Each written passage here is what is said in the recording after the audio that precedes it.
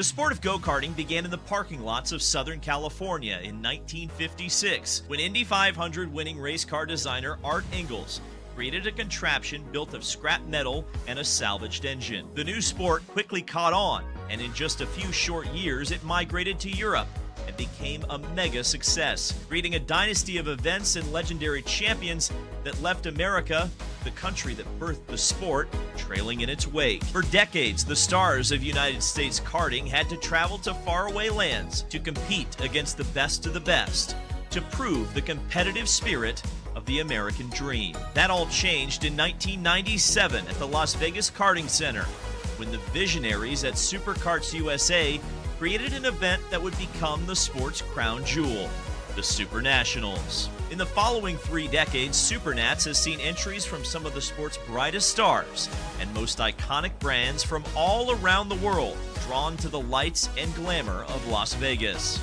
The SuperNationals has returned the sport of karting to a place of prominence in the United States. Not only will you see our country's best drivers this week, but you'll see the very best from around the globe. In the shadow of the Las Vegas Motor Speedway, more than 500 drivers have assembled, champions and legends from the UK, from Italy, Spain, Brazil, Australia, France, and many more nations have all answered the call. Every single one will have to brave the high speeds and unforgiving barriers of Vegas. To be the very best this week, they'll have to overcome the pressure of the moment, shut out the eyes of the world, and focus on what they've been put on this earth to do best. Those who stand on top of the podium at the end of this week will have realized a dream that only the elite can lay claim to. This week you'll see some of our youngest drivers begin their racing dynasty, some of our oldest recapture past glory one last time, and some of our professionals accomplish a dream a lifetime in the making. Thousands have tried, many have failed. Success here creates legends. Who can join the likes of DeCanto, Carlton, Speed, Musgrave, and Formal on the SuperNats Walk of Fame? Because this is Las Vegas. Despite the pressure, despite the risk, despite the legacy, to be a SuperNats champion, you have to go all in. Welcome to karting's greatest challenge. Welcome to a 27-year legacy of history and passion. Welcome to the 2024 edition of the SKUSA SuperNationals.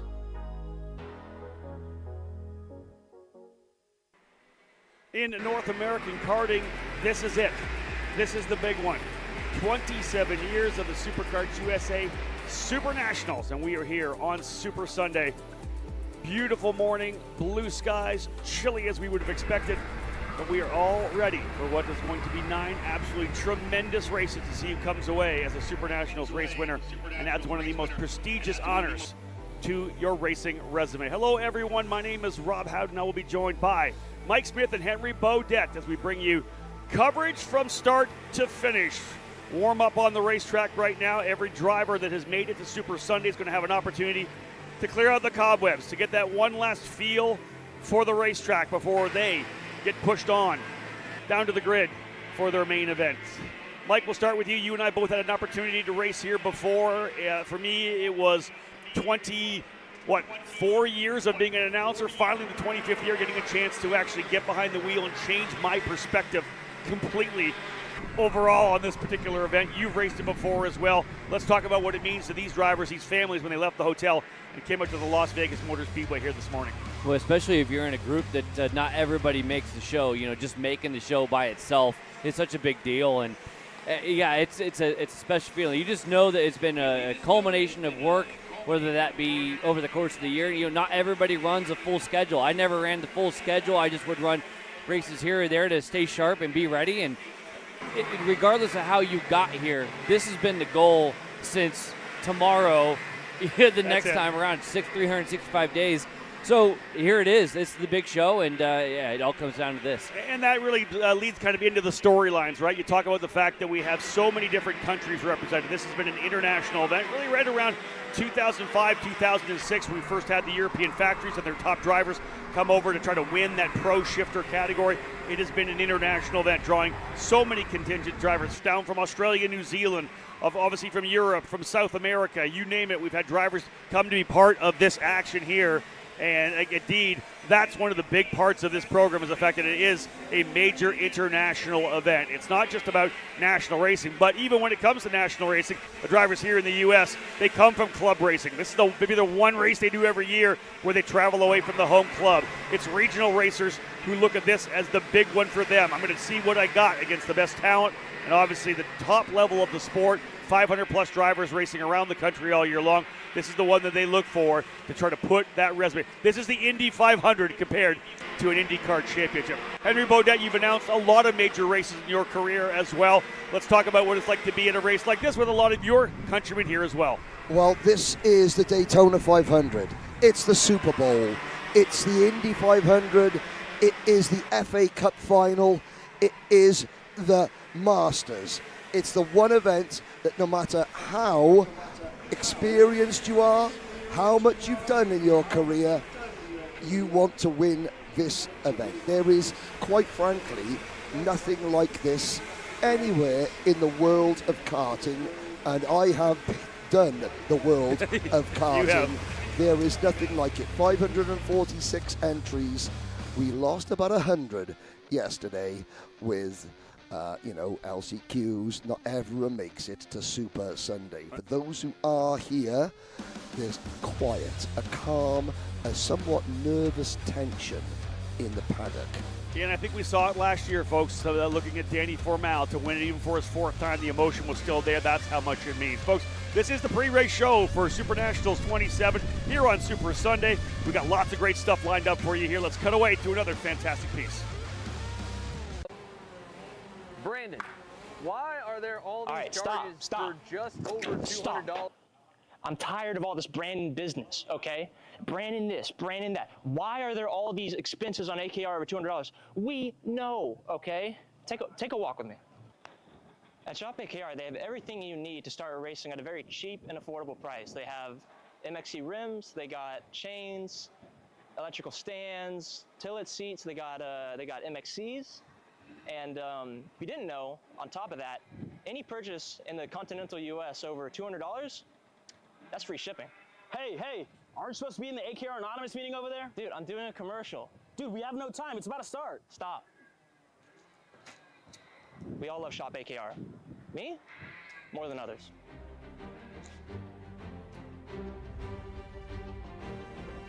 What do I get at Shop AKR? MXC rims.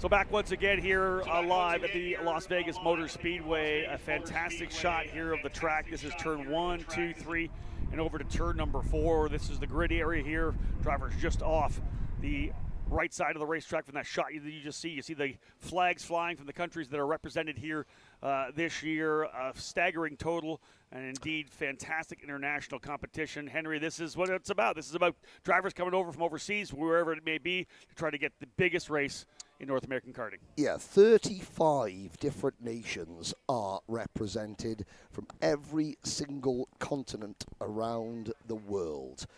And we're going to be bringing you SuperNats coverage here on Kart Chaser and the EKN Radio Network like never before. We have more camera guys, we have more angles, we have people down in the pits, we have all sorts of innovative ways to give you a taste, just a taste of what makes this event so special. You can see the paddock, the vast paddock area here.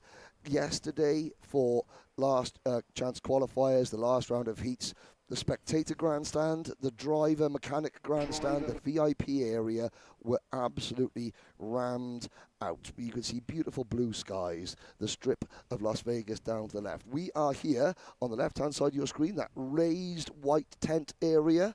That is Kart Chaser HQ, which is where we're going to be bringing you the action from.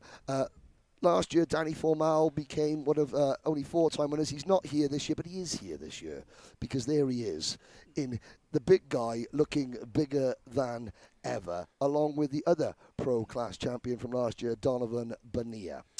Are we going to see a driver do 5 this year? Ours is that record held by Danny Formal, by Billy Musgrave, by Connor Di Filippi, and by Kip Foster. Is it going to be broken today? Well, it could be. Good possibility for sure, and we'll say hello to Danny Formal, whether he's watching or not. He probably will be over at the Lamborghini Super Trofeo World Finals. Got a win early in that event as well. So, again, looking for him to have a fantastic weekend over there. But, yes, he was one of the winners here last year. You talked about the LCQs. We packed that place.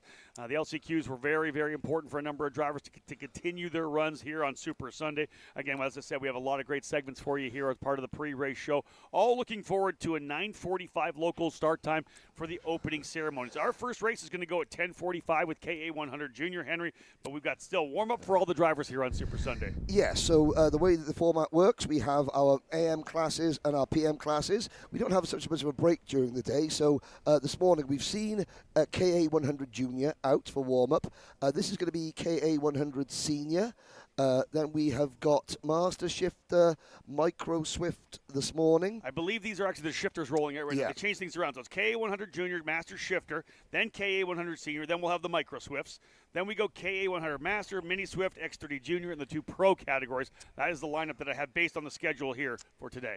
Now, the Pro categories, they're obviously our focus, the focus of a lot of American kart racing.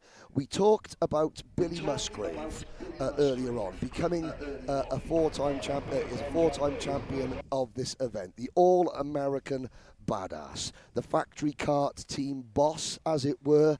And looking back at this year, for a couple of years, I think Billy Musgrave was sort of not went off the boil, but he was, overshadowed somewhat by the international stars. That all changed this year at SuperNationals.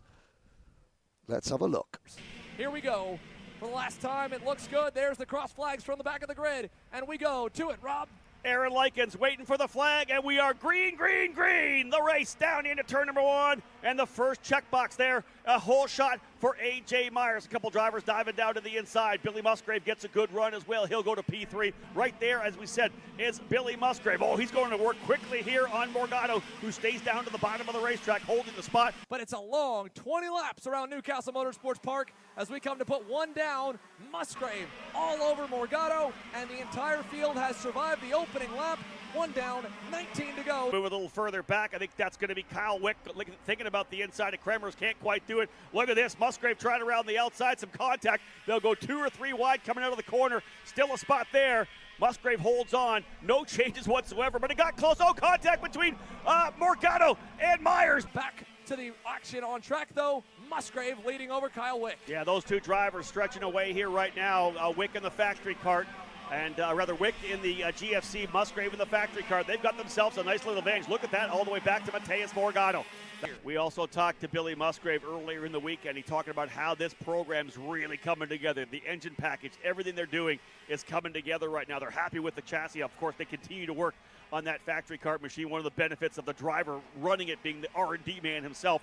So they continue to work on getting that the way he wants to be. What a huge victory this would be for Billy Musgrave if he can come home as a winner here at the Summer Nationals in the Pro Shifter category. They're pulling away. They got 1.5 seconds on Morgado. A good run here to the cell tower for Billy Musgrave. He's got 2 to 3 car lengths. Can he bring it home and put an American on the top of the podium through the turn 14 and 15 corners? He's got a good gap here. They'll work their way down the back straightaway. Musgrave's got a lot of room. He'll come to 16 and 17. He's going to get the job done. Final couple of corners, and the winner here in Pro Shifter, Billy Musgrave. For the first time in nearly 10 years, Billy Musgrave has entered a victory lane at Newcastle Motorsports Park. And Mateus Morgado, a provisional champ, but look at Billy there, victorious. His second Pro Tour win in just as many seasons. And the All-American movement has got 2 major U.S. wins in the month of July. Billy Musgrave, what a performance. It absolutely catapults him into the Circle of Champions to fund that ride for 2025. And look at the respect of the rest of the field coming by, Marin Kremers and the rest of the veterans paying homage to Billy Musgrave and the number 22 factory card entry. What a race. Oh, man. What a performance there, and he had to withstand a whole lot of pressure from the provisional champion, Mateus Morgado. And all the way back through the rest of the top 10, all results provisional. And as well, there is Tom Kutcher coming by to congratulate personally the race winner, 20 laps, and he had to withstand a massive, massive fight. And that is shifter kart racing at its finest. Number 1 driver on track today, Billy Musgrave. And sadly, I know he wanted to give us some donuts, but there you can see the broken clutch on the factory kart. But it hung on. He was able to still muscle that thing to the race win. And how about that, man? That is such a cool moment here. Well, if there was a performance that was indicative of the upward motion of a company, it was that one right there. Factory Karts, and a big win for them over all the, of course, European manufacturers. They are here this weekend. Unbelievably impressive how they have stepped up their game at Factory Karts, rolling with a brand new hauler here, making a statement in the paddock. They also rolled out their FC 65, 85, 125, and 250 spec shifter kart program. A lot going on with Factory Kart, and of course, their factory driver, Billy Musgrave, has been great here this weekend. We've been able to do a lot here this weekend, of course, and we've been, for a great deal of time, down on pit lane. We've got a couple of fantastic pit reporters joining us, of course, here this weekend. Let's say hello to 2 of them right now. Alexander Searle and David Land down on pit lane. Guys, good morning. Welcome to Super Sunday. Good morning, Rob. Thank you so much. And it is so electric down here. You know, the teams have been here for a week, but really it is a year of preparation that has led up to today. We had over 500 drivers entered, and we're going to reduce it down to just 8 winners today. Alex, tell me about the atmosphere here, because it is so exciting. Well, this is it, right? This is the pinnacle of American karting. I mean, they mentioned it up in the booth. This is the Indy 500. You said it best. Drivers that are here, teams that are here at the SuperNats 27 prepped for this the moment SuperNats 26 ended last year. This is the race of the year here at American Karting. I cannot wait. Like you said, 9 winners today here for the SuperNats. It's incredible. You know, this is my second SuperNats. You know, I have covered events like the Indianapolis 500, the 24 hours of Daytona, 12 hours of Sebring. This is up there. And what it comes down to is the people. It's all these big events. When everyone takes it seriously, it just raises the level. And I'll tell you what, we saw a little bit of give, less and less each day. I think we're going to see more take today than we may have ever seen. I think there's going to be some aggressive moves today. I think it's going to get super intense out there on the racetrack. What do you think, Alex? We saw in the heat races, right? It is normal to see the progression of aggression get better and as the weekend goes on, right? Heat 1, you play things safe if you're up front. If you had a bad qualifying, you're probably aggressive from the get-go. Heat 3 was probably the most aggressive. I saw a lot of drivers, but I don't think everyone showed their cards yet, and it's fitting, right? Playing their cards in Vegas, but nonetheless, feature racing action. This race, we saw the drivers talk about it before the weekend. Oh, it's too tight, not going to race well. This racetrack has raced phenomenally, especially in the pro classes, and I think there's still more up for grabs. You mentioned those pro classes, Alex. Of course, those are the 2 big prizes today. I think about X30. And there have been a couple of surprises up there, but my mind keeps going back to the armada that is RPG. Can anyone beat them today? Yeah, I mean, if you look at the pro classes, especially Pro X30, right, they look like they kind of have the field covered, but I think there's a couple of drivers that I'm looking at in X30. You look at Speed Concepts Racing and Austin Garrison. He's had an up and down week. If you speak to him, he doesn't feel amazing. He feels like the weekend hasn't gone his way. He rolls off P6. He joked around on Instagram on his story page saying if he wins this race, he's retiring. I don't really believe him, but I think we'd all love to see an Austin Garrison victory. How about the Brit, Joe Turney? He's been super quick all weekend long. Some of the heat races haven't gone his way. I think we're all hoping, though, for a Ryan Norberg versus Joe Turney rematch. And we've got a feature on that later today. Pro Shifter. It's really been the tale of the 2 Europeans, Senevan Wallstein as well as Marcus Kayak. They're the class of the field right now. Can anyone from the American contingent challenge them later on this afternoon? You got to feel for AJ Myers, right? Because that would be my answer. And I think he still is our best hope in terms of an American going after the guys from Europe. Having that Heat 1 DNF really puts him behind the 8 ball. But Heat 2 and Heat 3, he was driving with a chip on his shoulder, almost red mist level driving. And so for AJ Myers, I think he's the best chance for an American to win the shifter class. But for Senna Van Waalstein and Marcus Kayak, really Van Waalstein, because Heat 3, to me, was the biggest storyline of them all. We were looking forward to it all weekend long. What can Kayak do to take the challenge to Senna Van Waalstein? And in Heat number 3, it looked like nobody can challenge the Sody Kart driver. AJ Myers has a chip on his shoulder, eh? I would have never guessed. We'll be down here all day throughout this facility, bringing you guys all of the interviews with the winners and some of the bigger storylines throughout the day. We're really looking forward to it. Back up to you guys in the booth. Rob, take it away. David, Alex, thank you so much, guys. And indeed, we will be using you quite a bit throughout the day. Lots going on, as we know. Podiums coming after all of the categories. Big run there for Jordan Musser. He was the quickest driver in Master Shifter warm-up. He'll like that for sure. Taking that through to the main events this afternoon. Patrick Hajak ends up in the second spot. Davide Fore, third. Jonathan Vitolo up the fourth, and Vincent Cassard rounding out the Fast Five from that morning warm-up session. Again, part of the pre-race show here, myself, Rob Howden, Henry Beaudet, and Mike Smith. Let's have a look right now at the KA100 Junior category. They've been already on track for their morning warm-up. Turner Brown, super impressive. Henry is the driver. I think that everybody's got the target on right now. Yeah, Turner, he's had a fantastic season. It started down in Orlando in January, where he won a ticket to the Rotax Grand Finals to represent Team USA. Now, because he was then selected as USA's representative for the CIK FIA Karting Academy and competing in the CIK World Championships, he was unable to do that, but he is on song. He looks, I would say he looks like he's driving majestic. Now, he's going to have lots of competition, but you're right, Rob. He's the man with the target on his back. And remember, he won both races last year. If he wins both races this year, he'll be tied that four-time winning group. We'll see whether it happens or not. Turner Brown and KA100 Junior, very impressive. Sebastian Garzone will start alongside him after 3 solid heat races. Ty Fisher, definitely one of the revelations of the weekend, as he has stepped as well up in a big way. Diego Ardiles and Alexander Vanchev all in the middle of the fight that we'll have in KA100 Junior. That category brought to you by Burrell Art USA here this weekend, folks. We're going to go for a break in the action. Lots more to come. So many great segments for you as warm-up continues here in the Las Vegas Motor Speedway.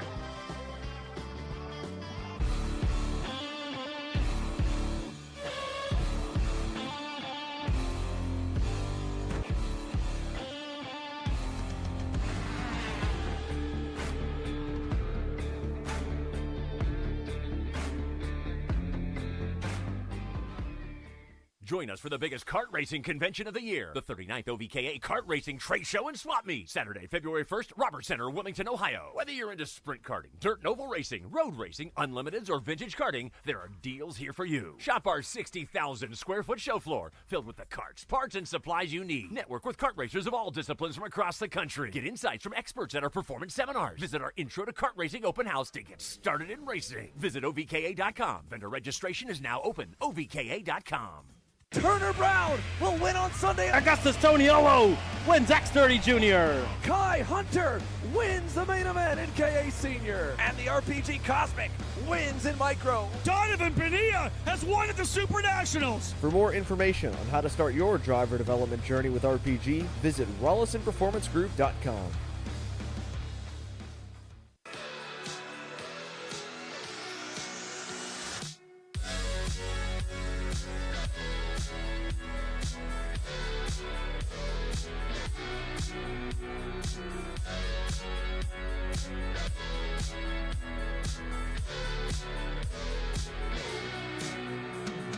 All the way up to the finish line. Who is it going to be? And it's Sean Perez who wins in Crescent. Ty Fisher wins $1,000 in KA100 Junior.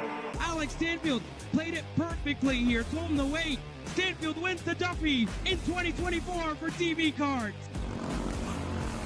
Amarillo Kart Complex is now the official distributor for TV Kart in the continental U.S. Become a dealer today. Are you stuck with your kart racing? Not sure of the ideal kart setup? Or going to a track for the first time? Well, Kart Class has the answers for you. Our online portal has a wealth of experience and knowledge to help your kart racing.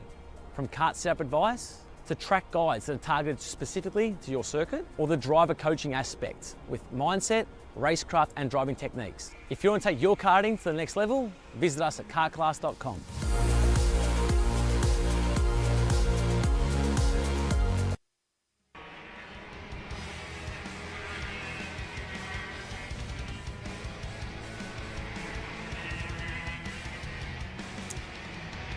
Check, check. So we're back here, ladies and gentlemen. Drivers here on the racetrack for KA100 Senior.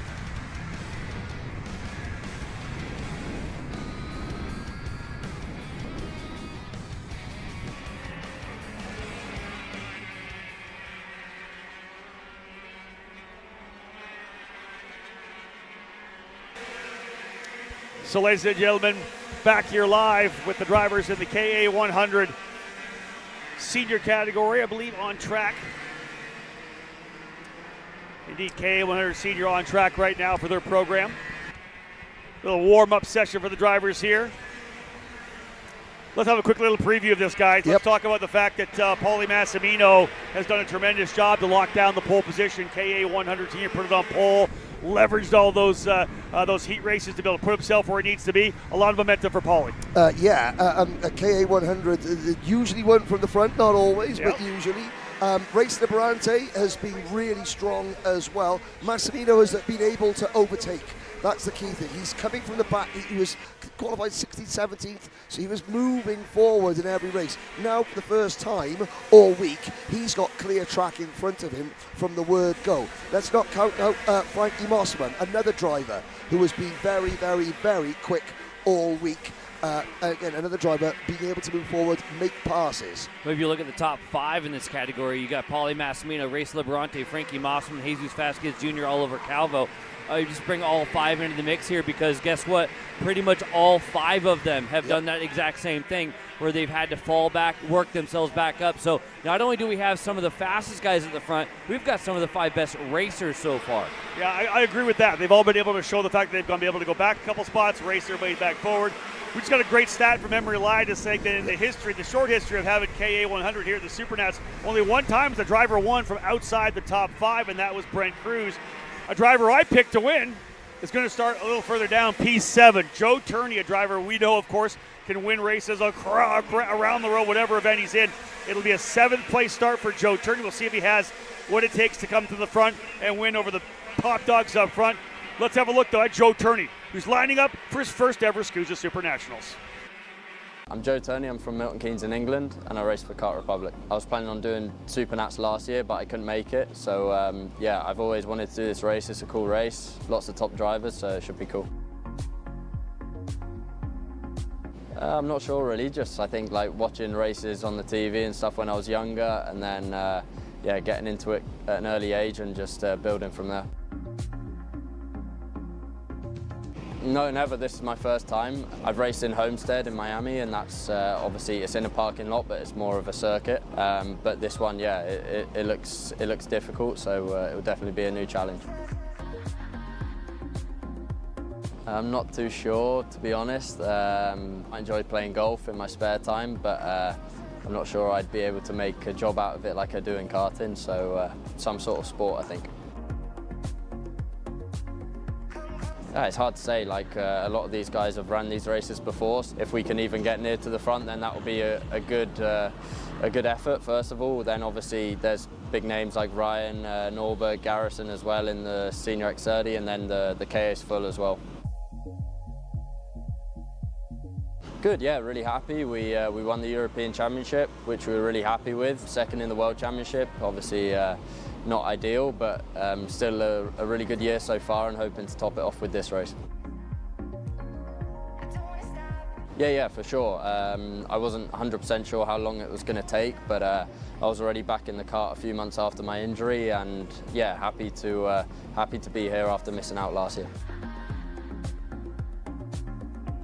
Just thanks for everything. Hopefully we can do the job this weekend. We're running 2 classes, X30 and KA, so we'll do our best and see what we can do. Yeah, indeed. Joe Turney, of course, a favorite to win both categories. I picked him to win in KA100 Junior, but I picked Ryan Norberg to win in X30, probably the KA100 Senior for Turney. I went Pro X30 with Ryan Norberg. I saw Joe for the first time in the hotel bar. He had a bone to pick with me. I didn't pick him to win both categories, which I love about of a champion, right? Hey, you picked me for one, but not both. We got to talk. So, again, this is a driver we know that's going to be able to come from 7th position. He's going to be in the lead group immediately. The awesome thing is we have so many drivers coming over from Europe, so many superstars. When we move to the Master Shifter category during our pre-race show, have a little look at that, a little talk about the drivers in Master Shifter. Driver starting on the pole position, no stranger to winning big races. He won Master Shifters last year. He's running with Italian Motors on the ITAL Kart, but not with Italian Motors, with Nash Motorsports. They're doing kind of working on their shifter program. They're going to be running the ITAL Kart chassis. So he's with Nash Motorsports for Masters, but Pro, he's with Italian Motors. Yes. But Davide Foray has been looking very good right now. I mean, Foray won the world title yes. back in 1998. You know, and yet he bounces round the paddock like a teenager. Agreed. Yep. The passion that he's got for this sport is incredible.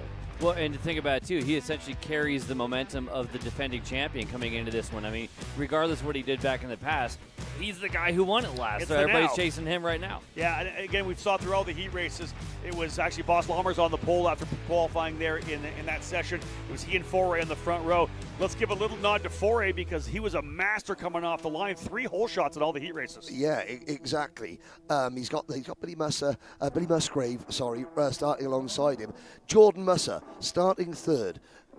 There's a real shot there for Jordan because he actually entered both classes. He had no intention of running the Pro Shifter. He just wanted the extra bit of track time to focus solely on Master Shifter. So when you put all your eggs in one basket, you put a little bit of pressure on yourself. However, there's a side of confidence there. I think Jordan's feeling really good about the way things are going with the PSL karting Bureau Art Machine, that number at 667. I'll say this one thing right now about Billy Musgrave. We talk about Foray getting off the line quickly. Musgrave got into karting a lot later into his career. Everything he did before that was motocross. So this guy knows how to come off the gates. He knows how to get the most out of the clutch to really slip that engine to get him rolling. So the front row is going to be exciting right now from Foray and Musgrave. Now, one thing, Foray took the hole shots from the outside of the front row, a cleaner line. The inside always a little bit more dirty, especially with the start line being deeper into the braking zone. So it may help Musgrave. He may be able to come out of the gate quickly. We talked about Musser. Thomas Misch looking very good. Patrick Hayek very, very good. But you got to go back to 8th for Boss Lammers. Mike, he's going to have to be a rocket out of the gate. Yeah, Lammers has been one of the drivers that we knew was going to be tough right out of the scenario because, again, he had the pole position, was up front looking to win Heat 1 before the contact with Musgrave, and he puts him off into the barriers. Nice rebound to still start inside the top 10, but he's obviously going to do some work right away to make sure the front runners don't get away. And, of course, Musgrave and Lammers, they're doing double duty, so they're going to go head-to-head, not only in Master Shifter, but in Pro Shifter as well. But Henry detailed the fact that they've also already had an altercation on the weekend. Yes, yeah. They're one of the developing storylines, that we've been following this weekend. Some of the other developing storylines that we've been following is the amount of technical innovation that the teams, the manufacturers bring to this event. Well, they're always pushing the envelope, right? That's the beauty about it. Changing things, learning things, trying to have a couple of new deals. We actually had a chance to stop by the PSL Karting Bureau Art team with another technical insight piece. So, Jordan, pretty radical arrow, I would say, we're seeing here at SuperNats. Kind of talk us through the body kit on this Burrell cart. And no, so clearly some updates on the visual perspective of the car. We've got the KG model number, I'm not too sure what it is, but this is the new KG bodywork, which is kind of universal for everybody, so I'm sure you'll see other branding running this one. But we've also done a huge update on our side fairing, which has been really designed and studied on in helping the rear tyres, in getting more airflow to the rear tyres, as our previous bodywork was in some ways penalising us a little bit. So that's a factor we've been working on quite a lot this year, and this is the final product. Everyone seems to like it so far. The main changes on the kart this year, ready for next year, are not going to be crazy different because obviously we've had a great year. We've been super competitive in America, in Europe, all around the world really. So Yeah, clearly the bodywork, we've got a new brake bias system, which is super user-friendly. It even allows us to go a little bit more towards the front bias, which is something we kind of needed over the years. And that's pretty much it. Like I said, we didn't want to go crazy and change too many things. So yeah, this is it. When you talk about directing airflow to the rear tire, explain to a layman what is that advantage? Is that a cooling a cooling thing for the rear tire, or is that more aerodynamic, keeping air off of it? Yeah, so over the years, I mean, I haven't been racing a lot myself recently, but the tires have been getting more and more kind of plasticky over the years. So temperature is a huge thing with tires now. Because it's really easy to burn them up, and you're going to lose performance, and especially over a long weekend, that will really penalize you and affect your end result. So this is just basically done to get more airflow to the rear tire, just in helping the surface temperature in staying a few degrees cooler. So when we're looking at the front end of the kart, and it is a universal piece here on the front, not in-house, it's pretty complicated, and you hear a lot of times the two words we hate in racing, right? Dirty air. Yeah. How much does dirty air really affect a go-kart at these kind of speeds? There's the famous saying that Nui always said, unless you're going more than 120k, you're not going to feel airflow. But if you tell that to a cyclist rider or something, they're definitely going to disagree with you. So this is been done, to help the kind of dirty air that you get when very close to someone. Again, we've done a lot of testing with it before committing ourselves to this model. It's also 200 grams heavier on the front, which actually helps us personally a little bit with the balance of the car. And visually it's quite a nice update, a little bit aggressive, I think, so I like it. Much like other racing series now, everybody is working within homologation windows. What is the process like for you guys? How far ahead are you looking to kind of get ahead on those homologations? Because I know there's a big chassis homologation coming up. Yeah, we're always, we're continuously developing. There are other aspects on the kart that we could have maybe put into next year's homologation, but we've decided to wait another year purely because, there's not too many things wrong with it right now. But no, it's a continuous fight and just, consistency in trying to move forward and develop. Obviously, we have the KZ1 category back home, which is open homologation. So, that way we're permitted to race out of homologation and, race with maybe the different fairing or the bias and different things like this. So that allows us to not only test things, but also race it. So it's a huge advantage for you guys, at least, to be racing in Europe and bring that technology already developed over here when some of your competitors are maybe having to debut stuff on the racetrack. Yeah, no, absolutely. It is an advantage. We try and take as much of that advantage as we can. So hopefully this week it will tell its story on what we've been trying to work on. Fantastic tech talk there with Jordan Lennox and David Lamb.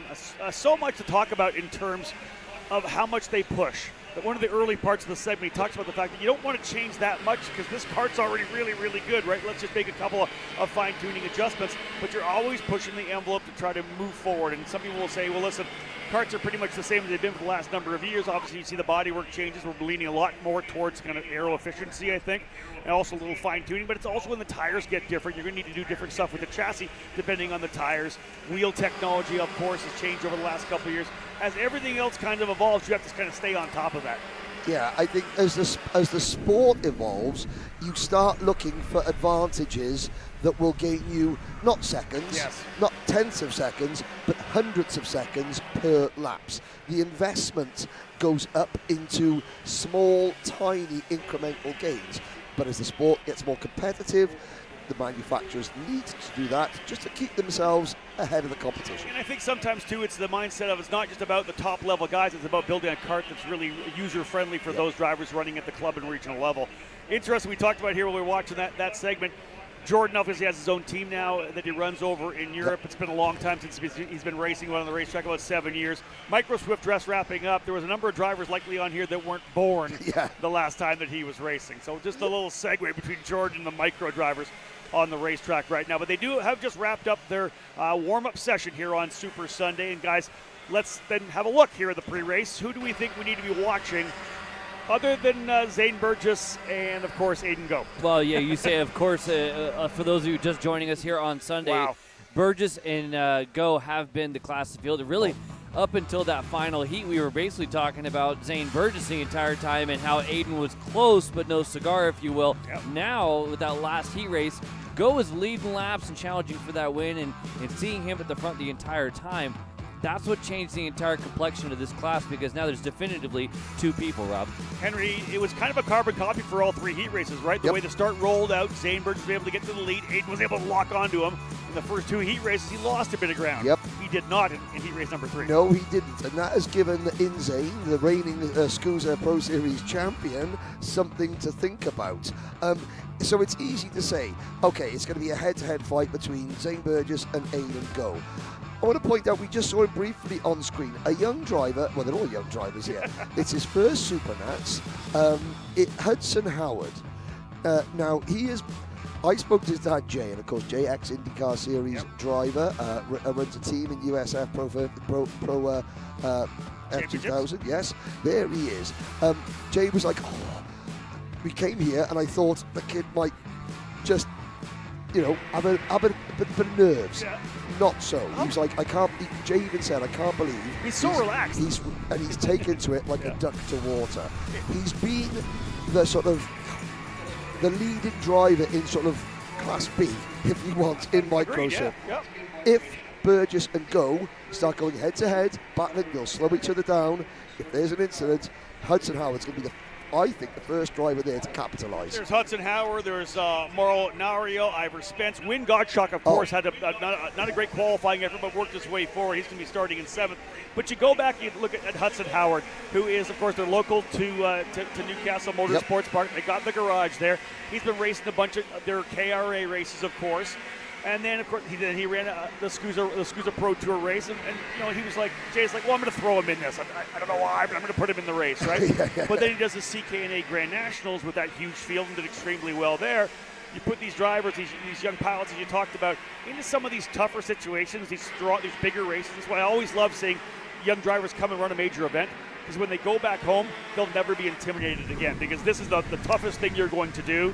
When you go back home, Mike, it's a lot easier. It's working for Hudson Howard right now. He's coming up the order, looking really good at the SuperNats. He's never going to be worried running again at Newcastle Motorsports Park. And we talked so many times about when you first come here, how it feels, what it means. Sometimes when you're young or when you're new, you don't know what you don't know.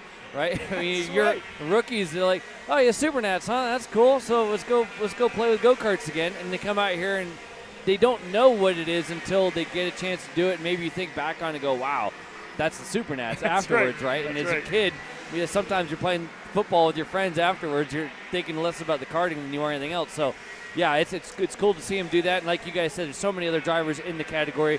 Leo Simone actually starting 3rd. And if you look at the numbers, Wynn Gottschalk, Alvaro Medeiros, Santiago Orioli, they're 7th, 8th, 9th, running 202, 204, 203 respectively in the number plates.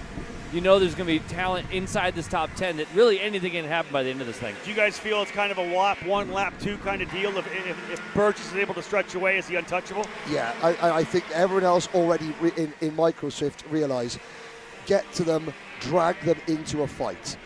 Normally you talk about in Microshift, tactics, slipstreaming, working with people around you to try and push away. That's not really the case here. If you're going to catch Burgess and Go, you've got to do it to start. You've got to drag them into a bun fight. Yeah. The only caveat to that, we haven't talked about it yet today, 20 laps for these main events, 25 for the pro category. So we have only seen 10 at a time so far. 20 laps could be the difference. Maybe someone's got some sneaky long-term speed. Let's have a look at the conditions here right now. Trackside, 46 degrees is what they're saying here right now. The sun makes it a bit warmer when you're out there, but if you're in the shade like we are here, it's pretty brisk right now still as well. Potential high of about 61 degrees, so they had at one point said 57 or 58, so I'm happy to see it go a little bit higher, and especially with the sun, I think it's going to be pretty comfortable for those around the racetrack right now. Our next segment that we'll jump into and look at here, the next preview, is going to be the category on the racetrack right now, KA100 Master. It's kind of been a Ben Cooper show, but things are stepping up here. Guys, I'm going to sit back and let you guys talk about this, because this class, these drivers, this is your wheelhouse. Yeah, this is definitely the category that Mike and I like to follow. This is kind of our program. I've had a chance to race it back in the 25th edition. Mike's been here racing as well.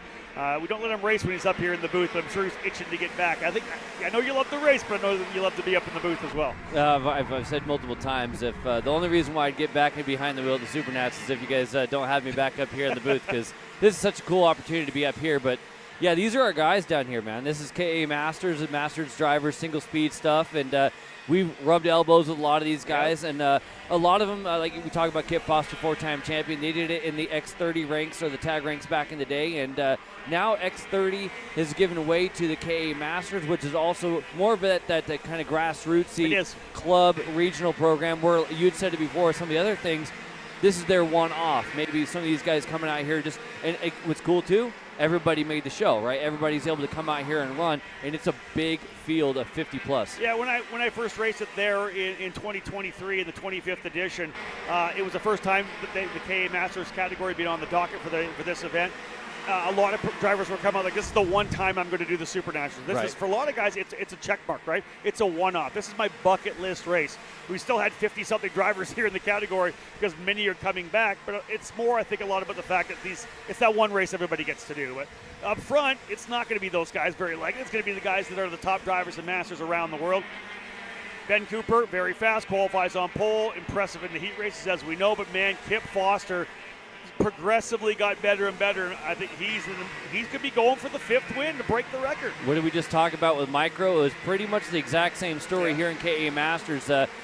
For the Burgess, it was Cooper, and for Go, it's Foster. Where Foster's been that one driver who's been able to bridge the gap from best of the rest to challenger, and actually took the lead and was able to put some more pressure on Cooper. Again, getting faster and faster and faster, better and better and better. And right now on course, you can see him with that bright red helmet, kind of almost an orange. And right there behind him, I believe, is Jodder David, who has not had, let me double check, I'm not saying the wrong number there. No, that's him. That's him, perfect, yeah. Yep. Who has had an up and down program thus far. I'm going to double check where they're actually starting. But he gets a really good opportunity right now to run behind Kip Foster. Jodder David's going to be farther down in the pack in the 17th position, Mike. Back in 17th, so lots of work to do to Renato Jodder David. But again, he's got pace. He'll be able to work his way there. Interesting for me, last year's winner, Matthew Waters. You've got the winner from the year before, Martin Stone.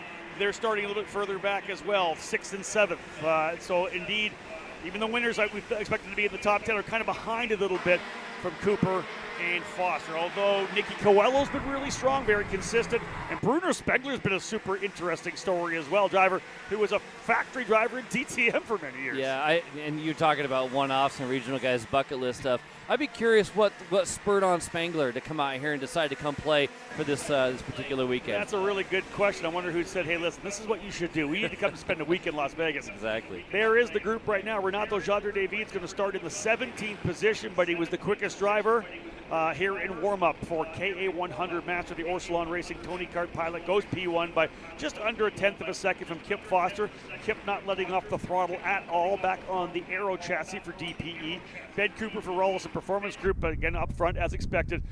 His teammate Martin Stone right behind him in the 4th spot. Spengler in 5th, as we said, and there is your top 15 from this morning warm-up as we continue to work our way through the warm-ups here before the 9:45 opening ceremonies. 10:45 first race of the weekend here on Super Sunday.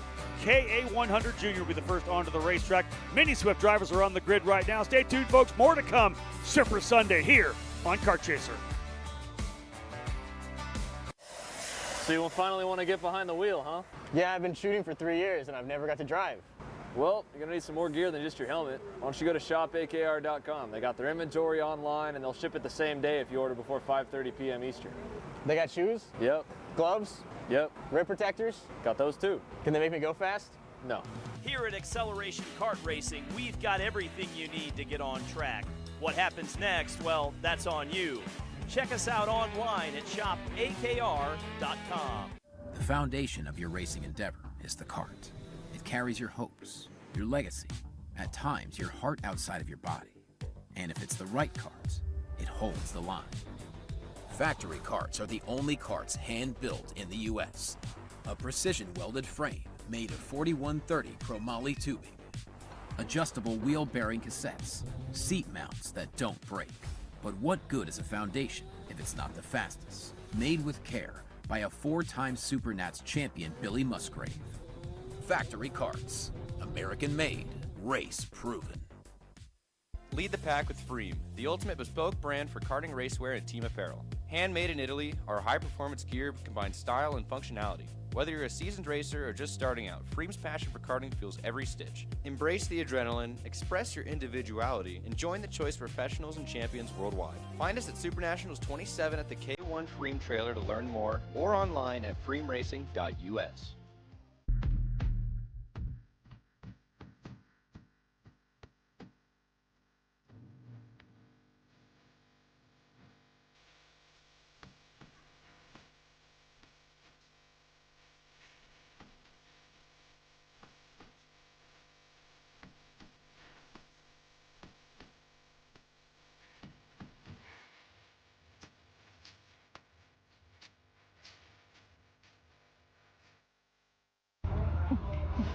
I'm Lisa Gazonsky.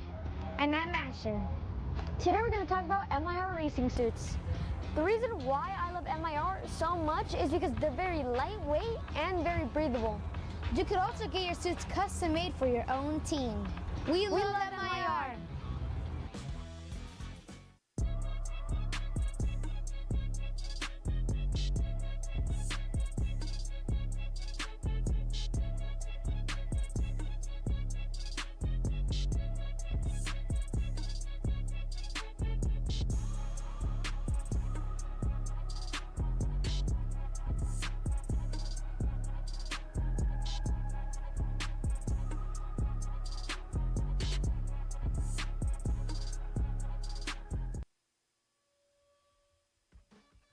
th SKUSA SuperNationals.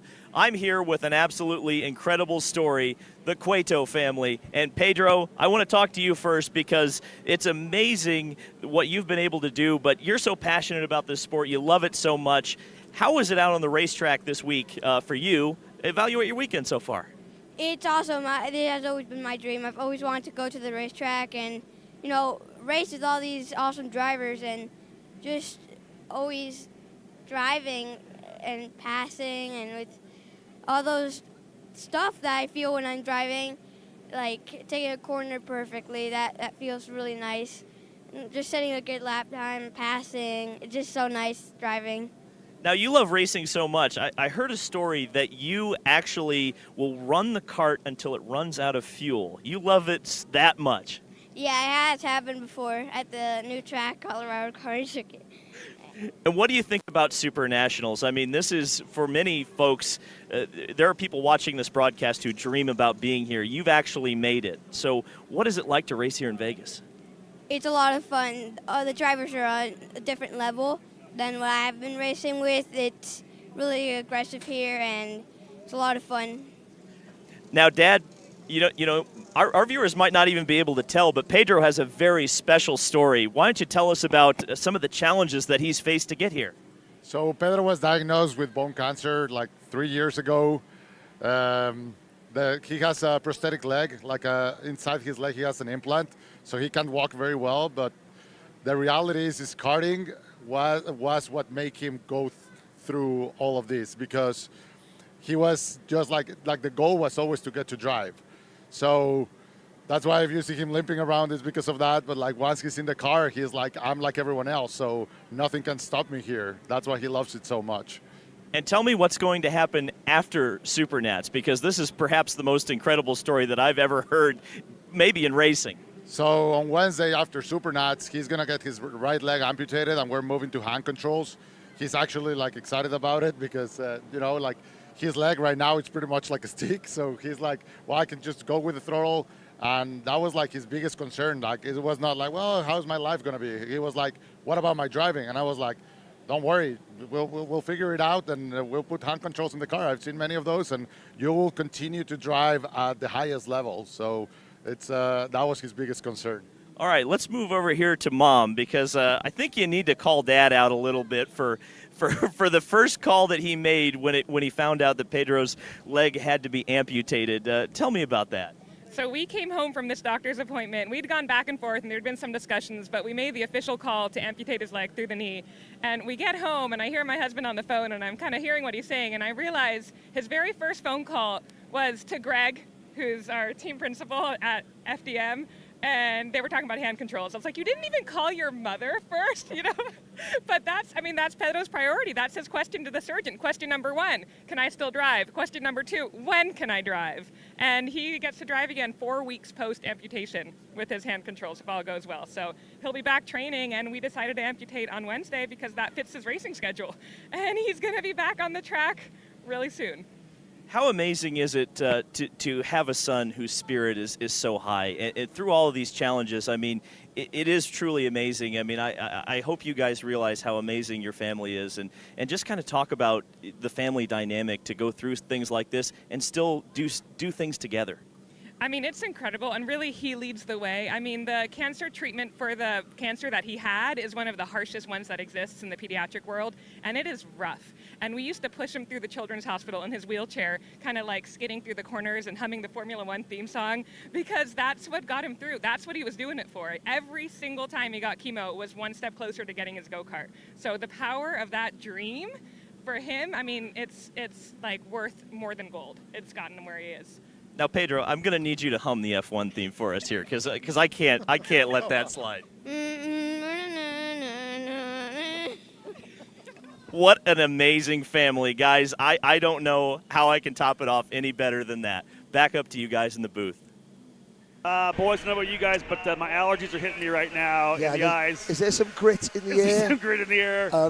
What an inspirational story. Are you kidding me? That is just unbelievable. You think about everybody out here, and personally us, with the chance to be able to drive, to be able to be here, but to have that be your motivation to go through one of the worst things you can go through in the world. Absolutely incredible, and I think that the entire kart chaser universe watching this have just found a new underdog favorite. Yeah, there's our hero right now, right? In Micro Swift, without a shadow of a doubt. I met Pedro earlier this year, spoke to his family.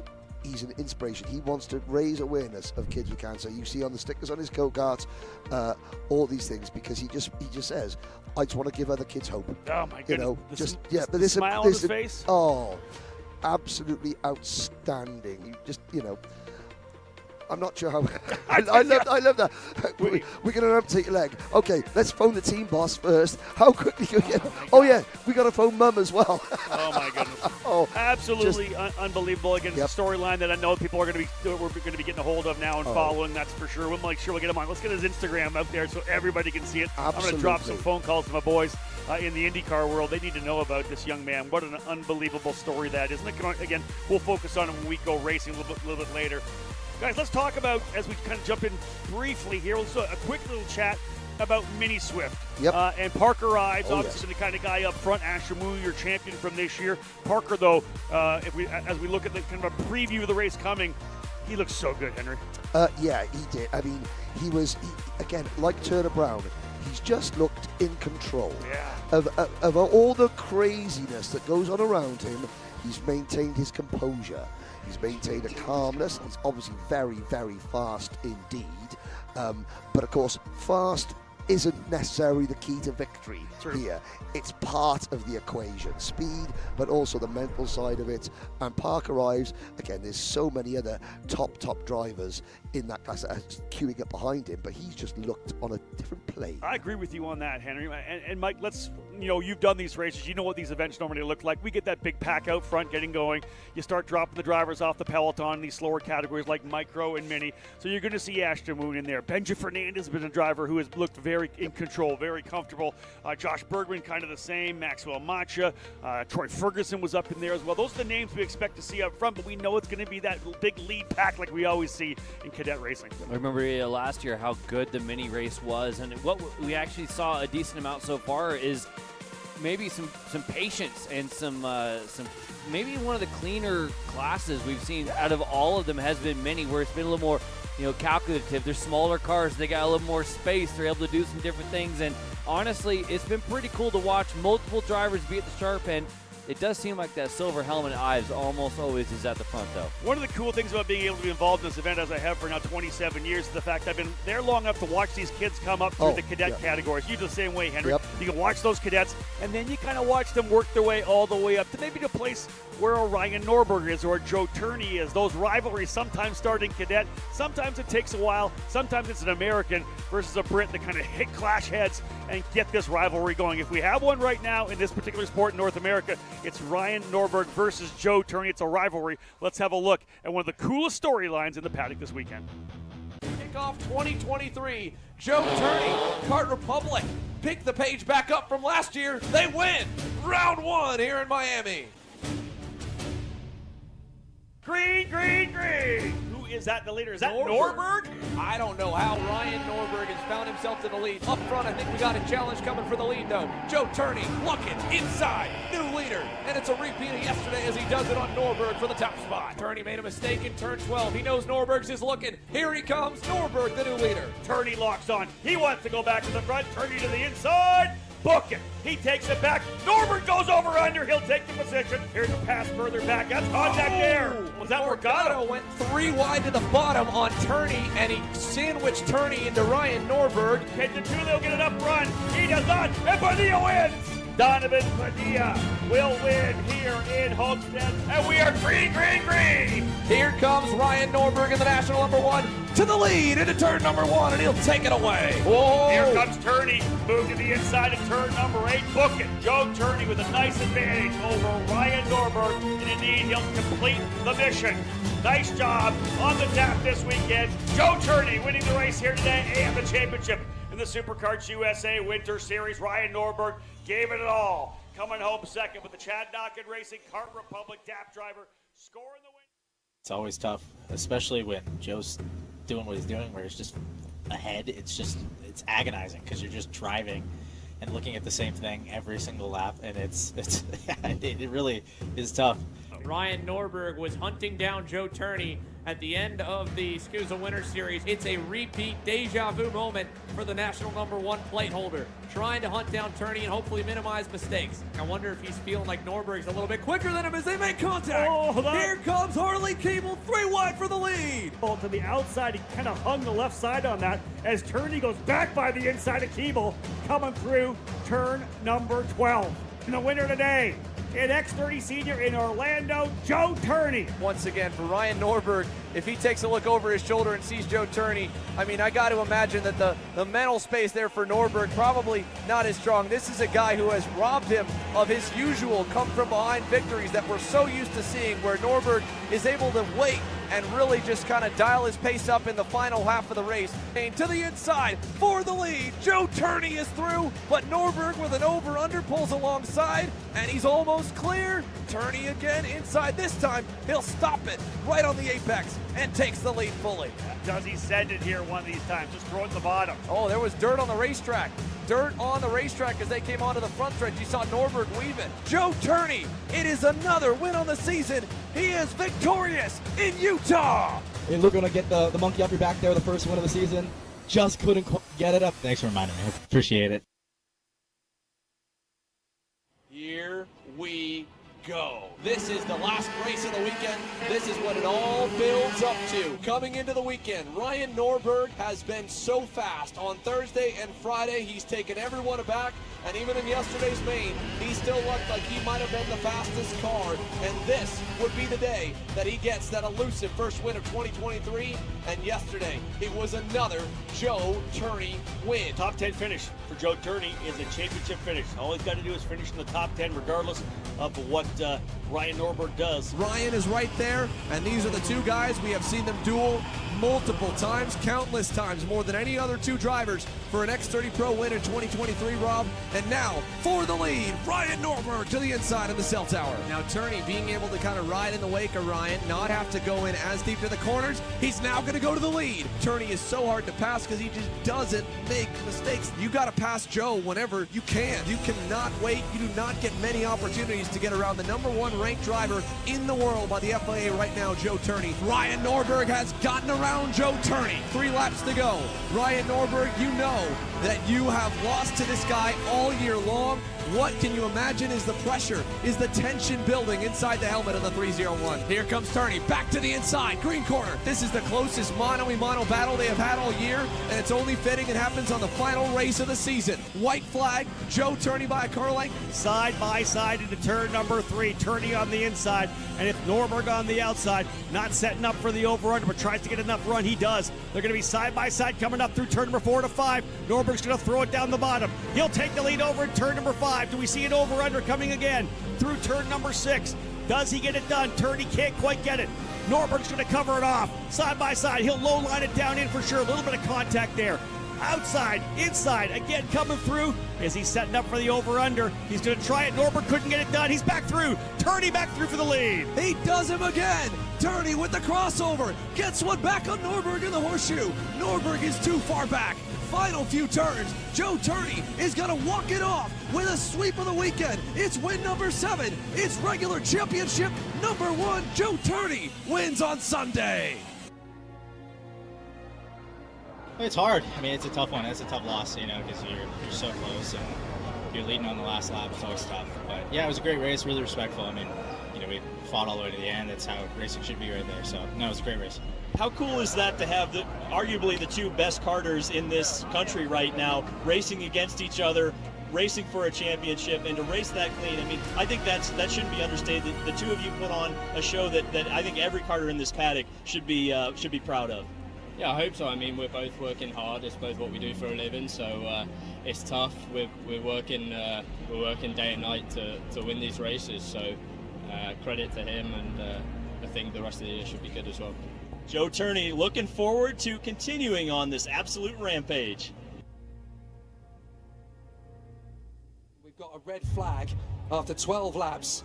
This is just to make sure, essentially, that Joe Turney is okay after the collision that saw him and Gabriel Gomez out of the World Championship. We got Dalton Haynes starting there. He's Joe Turney's replacement. I'm sure Joe's watching at home. I'm sure everybody in SKUSA in the US karting team wishes Joe a speedy recovery. We know he's on the mend, and I know Dalton Haynes is key to do very well on behalf of Joe here. Ryan Norberg in the number 2 plate. The winless streak is finally over. Ryan Norberg is going back to victory lane for the first time in a year and 3 months. He wins at Homestead. It feels great. I mean, obviously it's been a long time coming, so I'm super happy with it, but there's still one guy that needs to come back, and I gotta win against him, so.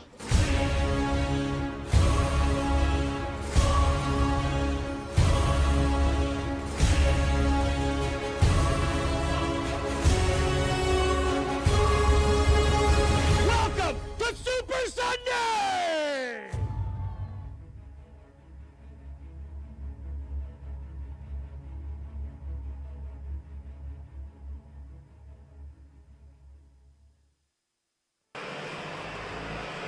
Well, guys, if you're a champion, you got to beat the best, right? You want to beat the best, and that's the shared respect between those two drivers is what pushes them to be better. That's the purity of sport, is getting pushed by the other people to never give up. And that Joe Turney versus Ryan Norberg battle, we're going to see one of them here today again, which I'm really, really thrilled about. I mean, this is karting's version of Senna versus Prost. It's karting's version of Damon Hill versus Michael Schumacher. With that added respect, I have to say, they both know your fiercest rival, is the man you want to beat more than ever. But there is a healthy respect between the two of them. I can't wait. There's so many other contenders, but Turney versus Norberg, that's box office. Yeah, 100%. And that's why so many people will be tuned in here on Kartchester throughout Super Sunday. As, again, we're fired up to get the main events rolling. On track right now, again, we are working our way through all of our warm-ups, giving these drivers that one last opportunity to get on track before we go race. I know for me, when I raced, it was so, for me, important to get back out there and get focused in the morning before I went racing. Mike, I'm sure you would say the same thing. But X30 Junior, this is the category right now that we're watching here that is going to put on a show as well. Oh. It's kind of, speaking of Turney versus Norberg, it's been kind of Brown versus Ardiles, right? All year long for supremacy in this category. Both those drivers have been very good. Turner Brown, again, remarkable in both categories. Yeah, absolutely. He did the double last year. Yep. Could potentially do the double again this year. That would be a record because no drive. Yep. It would put him on 4. Equaling with Musgrave and Foster and company, yeah. But nobody's ever done 2 in a year twice. Yeah. Well, we've only had 3 people that have done that, yeah. Right? Jeremy Fletcher, Connor De Felipe, and Turner Brown. Nobody's gone back-to-back. No one would have got the 4 wins in a shorter amount of time. No. So, indeed, Turner Brown's right there. Diego Ardiles, nobody can bet against that guy. He's been one of the dominant drivers over the season. I want to get to Ty Fisher. I was about to say. Let's get to Ty Fisher. Ty Fisher. It always seems that some of these Supernats, it's going to be a breakout for one driver, right? They've had that big run throughout the season. They've got better over a couple of years. To me, one of the breakout drivers here this weekend is 100% Ty Fisher. Absolutely. The Race Lab TB karting entry. Now, there he is, finishing 3rd behind, just there, a 10th behind. But, you know, the TB karts, the Race Lab team, they've been growing and growing and growing. But it was with everything, you need, when you grow something, you need that one player who's at the top of the game to bring the rest of the team up.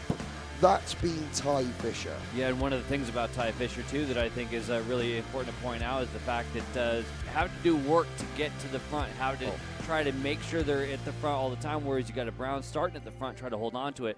Now on Super Sunday, all that goes by the wayside. These drivers are starting where, quote, they should be, and we should be able to see really a fight from the get-go. Yeah, behind those front 3 drivers we just talked about, with Ardiles going quickest in the morning warm-up here. Sebastian Garzon has been right in the middle of the fight as well. Alexander Vanchev, part of the Rawls Performance Group crew. Jackson Gibson, a former winner, has actually had a pretty good result. I've been able to put together 3 races to move himself to 6th. But I'm going to shout out for Lillian Scarborough. She's had a career weekend for her as well. Yep. Up there fighting, elbows up against some of the obviously the best juniors we have in North America. Yeah, absolutely. Just the final point on Ty Fisher. He knows he's doing it without any friends. He's surrounded by multi-kart teams, drivers that have got teammates that go back the ordering, that bounce data off each other. That, you know, he hasn't got that. He's doing it alone. He's turned a negative into a positive. He's got that mindset. Ain't nobody gonna help me but me. Yeah, do it myself. Hey. Right? Yep. So, again, working our way through the previews here now, the categories we're going to see coming up as we get ready to wrap up the warm-up session. For those of you who are with us watching live, 9:45 local, the scheduled start time for our opening ceremonies. 10:45, we'll go racing for the first time with KA100 Junior. We do the podiums right afterwards. I got to find exactly what we're going to do. I believe they may be weighing the karts in years past. All they've done is check for the pushback bumper, then set the drivers around. We'll find out exactly what the plan is in terms of tech before we roll in to the podium and get our top 5 drivers on there. But right now we're getting ready to roll with Pro X30 and Pro Shifter, guys. This is it gives us a short amount of time to kind of talk about them a little bit, because the Pro X30 category, brought to you by the Rawls Performance Group, it's not a Norberg up front. It's not a Joe Turney up front. It's not a Garrison. Nope. It's not a Massimino. Nope.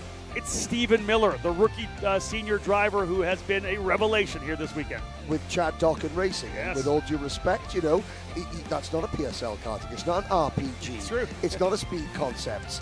It's not Orsolin Racing. It's Chad Docken Racing. You know, small team, focusing on their equipment, you know, focusing on the one driver, and Miller has been doing it.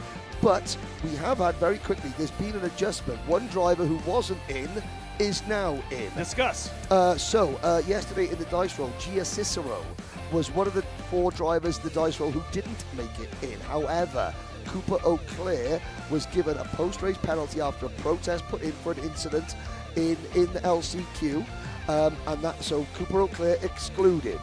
that brings Gia Cicero, who was the best placed non-qualified driver who didn't make it in through the dice roll, into the main event. But it doesn't stop there. 2 years ago, Gia Cicero herniated a disc in her back. It's gone again, so she has been driving in an immense amount of pain. She's driving with a herniated disc in her back. Yesterday was going to be her swan song because she has to go and get her body fixed. Yes. So this is redemption. One last throw of the dice. It didn't work last night. This morning, there's a throw of the dice. She's been starting at the back, but again, another story. Not every driver that we're going to see today has got different goals. You know, we've just seen that with Pedro Cueto. There are so many different stories. That's the one from Pro X30. Gia Cicero, young lady, you know, driving through the pain barrier, potentially for the last time before she goes and gets, you know, the herniated disc. Unbelievable. And again, we not say that a lot from the very get-go. Everybody that rolls in here has a different storyline. That story can take an abrupt change if you have trouble in qualifying or through the heat races, and need all the push to try to get to Super Sunday and check the box of being part of this amazing event. Drivers rolling out right now here in that Pro X30 category. We mentioned Miller. Of course, Ryan Norbergen starting the outside of the front row. Anytime you got a driver like Ryan Norbergen, his pedigree up front, he's going to be in the middle of the fight. Kai Hunter's been very good at it as well. But let's just touch on the guy who's going to start on the outside of row number 2 on the Pantano. Ruben Moya, qualified in the pole position. He's had essentially 4 days or 3 days to learn these people. Yep. These are drivers he's never raced against before, so learning as much as he possibly can on that Pantano. I still think he's going to be a factor before it's all said and done. Absolutely. I mean, as you say, we have pole position and not from the fast group either. That was another one of the kind of the big talking points during qualifying is how many drivers are making it happen, not from the quote fast group or the last group that goes out. Moya making things happening out of the forward direction deal with the Pantano chassis. And so with him being out front, we watched the very first heat immediately go defensive, but then in the middle of it, switch back over. And to your point about 4 days to learn these drivers, he learned a lot in a short period of time just by doing a little bit of everything out there and showing that he can go elbows up, that he can play it cool, that he can run with the best. I remember him and Massimino going back and forth, room given, room taken, and then at the end of the day, we had to deal with Massimino. He's going to try to deal back up, but Moya has shown he's going to be one of the strongest ones when we get the green flag. I agree. Out of the third row there, as we continue this preview of the Pro X30 category, Joe Turney, the driver who, as we said in that feature, battling it out with Ryan Norberg, of course, coming off that horrible injury that he had overseas to get him back over here for his first SuperNationals. He starts in the 5th position. Right alongside of him, one of those veteran drivers, always so calm, cool, collected, but an absolute fierce competitor. That's Austin Garrison. You can never count Austin out for a race win. Don't count the Floridian driver out. He's quiet, goes about his business, and Pro X30, never a repeat winner. Is that correct? Exactly that. Yep. We have not had a repeat winner in that X30 category. Can you believe it? And how many of the drivers up at the front have yet to win, a Pro X30 class? So the chances of that statistic being, continued is really, really strong indeed. And Henry, you look at the drivers essentially just inside and outside the top 10. Again, this is we talk about the depth of the field here right now. You got Hayden Jones in 10th spot, Diego Ramos in front of him in 9th. Further back, Matthew Higgins, 11th position. Donovan Bonilla, last year's race winner, in 12th. Frankie Mossman, who's been unbelievable. He's all the way back in 14th. Nicholas Terlecki, Massimino back in 16th. Mike's all over that one. Yep. There's 2 names that I was looking at further back, and it's Mossman and Massimino. Yeah. The amount of speed that we have seen from those 2 drivers, Mossman's had to come from the back every single time, and he's always made it to the front. And he's done it in fairly quick succession. 10 laps. When Massimino has been shuffled back, we saw him come back in quick succession. 25 laps for the pros. Plenty of time to get there, and 2 extremely fast and experienced drivers. And Massimino, as we know, on screen right there in the number 5, an absolute monster in the KA100. If it weren't for that penalty, Henry, that he got for getting to the inside of Ruben Moya under the yellow, would be a different situation in the start for Paulie Massimino.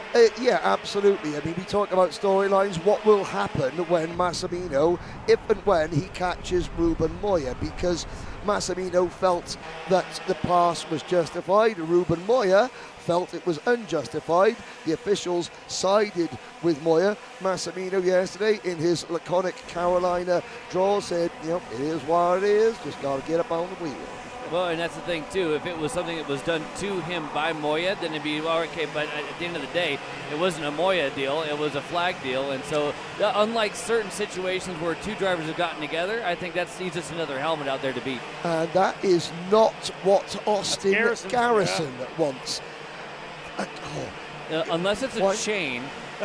Well, he's like, please be a chain. Exactly that. Yeah, I mean, this is the last time you're going to be on track before the main event. That is the absolute worst thing that can have happen because, you know, yeah, if it's a chain, it's a chain. If it's something else, there's always that, we think we fixed it. But when you can never be 100% sure if we fixed it. If it's the engine, you're bolting on the number 2 power plant, and you're not. It's the unknown. You're never quite sure what it's going to be. And again, talking a little bit about the guys we've seen that can work their way forward, really, we probably say top 16 looks kind of the where you got to be. And listen, you can be the fastest driver in the world back in 30th. You're still not getting to the front in 25 laps because he's driving. They'll run 25 laps in this category. The front drivers are going to be pulling away. Well, that's just it. We'll go skim through a few that have been able to get to the front. Jake Drew's been able to roll through there. Alessandro DiTullio, 22nd. Chase Hand's been quick. Had some bad luck. Jesus Vasquez has been phenomenal. However, 26. Exactly, 26. We're just starting to get back here. Harley Keeble's back here in 30th. He's been a little bit quiet. Chase Jones is trying to come back from 35th. But back here with our people coming through, Jaden Thiem, how good was he in the LCQ? True, yeah. But it was the LCQ, and the he has to LCQ. come all the way up through from 38th. Now, of course, everyone will be bolting on fresh and Vico tyres for the final, including Jaden Thiem, because he went up in LCQ on old tyres to still get through. We talked a lot about playing the needles. Now, that's the jetting and the various things like that. Dalton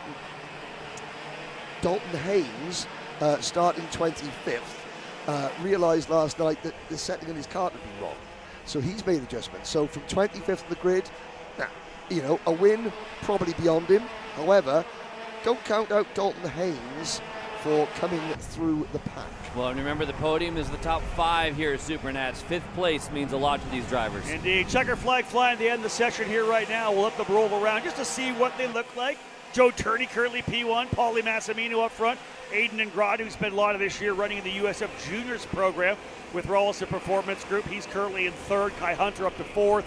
DiTullio 5th, even though he's going to be starting deep in the field. Hayden Jones, Nicholas Terlecki, and there you have the unofficial results of the morning warm-up session. Joe Turney, very impressive here at all. Where is, scrolling down the order, looking for Ryan Norberg, 15th, so probably just a cruise around for Ryan. And there's one name that we haven't mentioned in the entire this preview. The defending champion, Donovan Bonilla. Don't sleep on Dono. He's outside the top 10. That's the only issue for Donovan Bonilla. Again, that RPG driver, we'll see him outside the top 10. We're moving in, folks, now to Pro Shifter. They'll be next up on track for their warm-up session. One of the drivers most definitely to watch out for, super quick. And we'll start on the outside of the front row. Yesterday, we caught up with Marcus Kayak. Here we go. For the last time, it looks good. There's the cross flags from the back of the grid. And we go to it, Rob. Aaron Likens waiting for the flag, and we are green. The race down into turn number 1, and the first checkbox there, a whole shot for A.J. Myers. A couple drivers diving down to the inside. Billy Marcus, welcome back to SuperNats, buddy. Welcome to Vegas. First of all, I mean, how does it feel to be back here? Yeah, for sure, Vegas is one of the best races of the year for me. Like a different atmosphere as always, and yeah, fun to come here. Your past 2 trips to SuperNats, it's almost like you're close to getting that victory. The pace is there. What does it take this year to make it happen? Drive fast and hope for the best. But yeah, first year I came, finished 2nd, and then last year I was last in qualifying due to a technical issue. But hopefully this year we can make it happen. 3rd time's a charm. Exactly.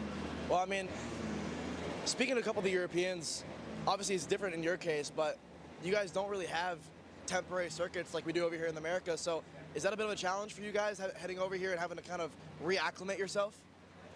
To be honest, not so much, because a track is a track in the end, and to find the limit at each track is quite similar. So for me, it's like a normal track. Okay, there's a bit less room for mistakes, but only that. Talk about this year. I mean, the pace was good whenever you came over to the States. You had a pole at Newcastle. So, you know, do you feel like you guys have some momentum heading into SuperNats this year? I hope so, but we'll see now. All right, thank you, Marcus. Thank you so much. Well, all the questions were answered in regards to Marcus Kayak throughout Friday and Situation Saturday as he stepped up impressively. That head-to-head battle between he and Van Wallstein in heat race number 3 could be a precursor of what we could see here this weekend on Super Sunday. But again, so many drivers to step up as these pilots are going to roll out onto the racetrack for one last shot to check anything out. 7-minute session for Pro Shifter, and we're just about 20 minutes away from the beginning of opening ceremonies. Once we get done with the shifter drivers, we'll have all of our pilots on the weekend here to get suited up. You don't need your helmet, but get the suit on and work your way out to the grid area. We'll start our opening ceremonies. We've got the marching band, as we always do here every year here at the SuperNationals.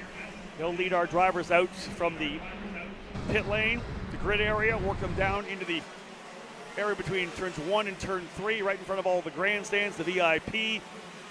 We'll have our opening ceremonies to get things underway. Of course, the singing of the national anthem. Terry Riggins will provide the invocation. Tom Kutcher will take the opportunity to speak to the many drivers and families that have made the trek here. Of course, the teams, team owners, mechanics, everybody that makes this circus what it is. That's set to go at about 9:45. Senator Van Wallstein, guys, is going to be the driver starting on the pole position. He had been over here before, came and ran the Spring Nationals, but we haven't seen him since. Van Wallstein on that Sodi kart, man, he really stepped to the forefront throughout the last couple of days. Yeah, absolutely. Him and Marcus Kayak have been pretty much the class of the field that we just saw that. Resident kart chaser statistician Emery Leider has provided us with one of the stats of the day so far, and it concerns Emilian Denner, a driver who was only drafted in to run this event when reigning KZ World Champion Giuseppe Palombo had visa issues, couldn't get into the country. So Emilian Denner, playing on his PlayStation back in France, got the phone call saying, hop on a plane, come to Vegas. We need you. We need you. We need you. And Emery Leider saying that this is Emilian's 3rd appearance at SuperNats. On all 3 occasions, he has started the main event from 4th. The first time, it went quite well. Yep. Last year, it didn't go well. So will it go very well this year? It's incredible. We've already talked about Christian Bertuca, who is suddenly popped up, and he's going to be starting 3rd. Yeah, a very impressive run throughout the week for Bertuca. 3rd position here behind Van Wallstein. And Marcus Kayak, who, of course, we just had the interview with, will start on the outside of the front row. Bertuca right there alongside Emilian Denner. And I think the Denner storyline is so interesting because a temporary circuit, everybody talks about it, Mike, all the time. The onus is on getting every lap in. You have to learn this racetrack. You can't miss a session or half a session. Emilian missed Wednesday, so you can't miss a half a session, let alone a day. For him to come in here, do what he did, one 7-minute session, the longer 12-minute session, right into qualifying, and it all sets up with him on the outside of road number 2. That's an amazing story.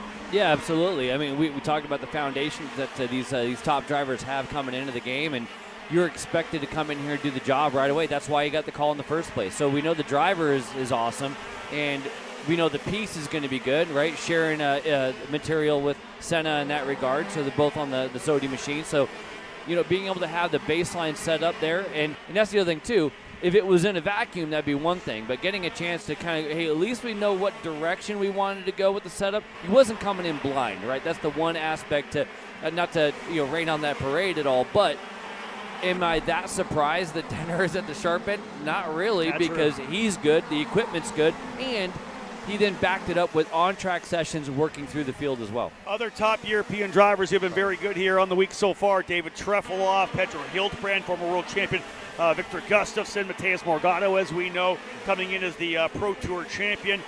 Billy Musgrave, guys, flexed the muscles a little bit yesterday, was right in the middle there, elbows up, and showed incredibly well. He's going to start on the outside of row number 3, P6. could be good for Billy for the podium or a race win as well. 100% could be good for him. What I was also wanting to look at too is the manufacturer differences all the way down. It's hard pressed to find something that doesn't say Burrell, Sodi, or Maranello on it at the front, right? That's very true. And the factory Kart number 8 is one of the drivers to watch for. Billy right now, second fastest in morning warm-up. Again, it is morning warm-up, but he's been one of the guys. So is one of the cool stories maybe potentially following AJ Myers starting back in 20th position. He kind of laid out what he thought a good race would be. 4 laps, red flag. 4 laps, red flag. Stack them back up. I think he'd be more a fan of the NASCAR stage racing right now, where you throw the checker, stack everybody up. He's starting 20th. It's a really long way back. He's going to need something to happen in front of him to get through, to get a bunch of spots. He's going to need the drivers up front to be battling from the absolute get-go. I don't think a podium's totally out of the question if he has a rocket. Yeah, and he'll need certain things to go his way. Yeah. But just looking at the nationalities, you know, the top 10, you've got the Netherlands from Estonia, Italy, France, Germany, the USA, Spain, Sweden, Brazil. That's 9 different nationalities in the top 9. And then you've got Germany with Lewis Beck starting 10th, Italy, Vigano, Romania, Daniel Vasile, then Sweden again, Jesper Sjöberg, Niels Troger from Canada. No, that's Germany, I believe. Germany is Niels Troger from Germany. Bas Lammers from the Netherlands. Then Nicholas Taylor, you know. Certainly an international field. Denmark. Yeah, Niels Troger from Denmark, sorry. You know, so it's, we talk about this being the Super Bowl and the crown jewel, the level of competition in this class, and we haven't even mentioned Marin Kremers. We haven't mentioned Jordan Lennox-Lamb. We haven't you haven't mentioned the Kiwi kid, Jay Irwin. You know, all these drivers, Talon Yockel, Jacob Gulick, you know, Kyle Wick. Drivers at the back there, you know, Andreas Akelja, Elkjar from Denmark. So let me come in with you, fill in the gaps. Kremer starting 30th. Yep. Big time for third. Jay Irwin starting in the 24th spot. Foray in 19th. Kyle Wick 18th. There's a lot of guys deep in the field here. You know, when you say that you could have, all right, the way that the week has panned out, you know, we're down to, you know, maybe half a dozen to 10 potential winners.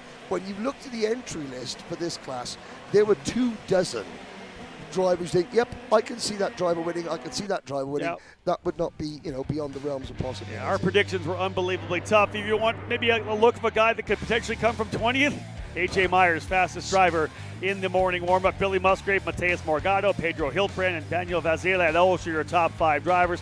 One of the drivers who we don't see as we scroll down, but is a favorite in the paddock. He's definitely a favorite to potentially win in the Master Shifter category. He's a former winner of this event for sure. That is Bas Lammers. As we get set to dial things in, we are about, I want to say, 13, 14 minutes away from our opening ceremonies. Let's have a closer look at a guy, again, one of the favorites in the paddock, Bas Lammers.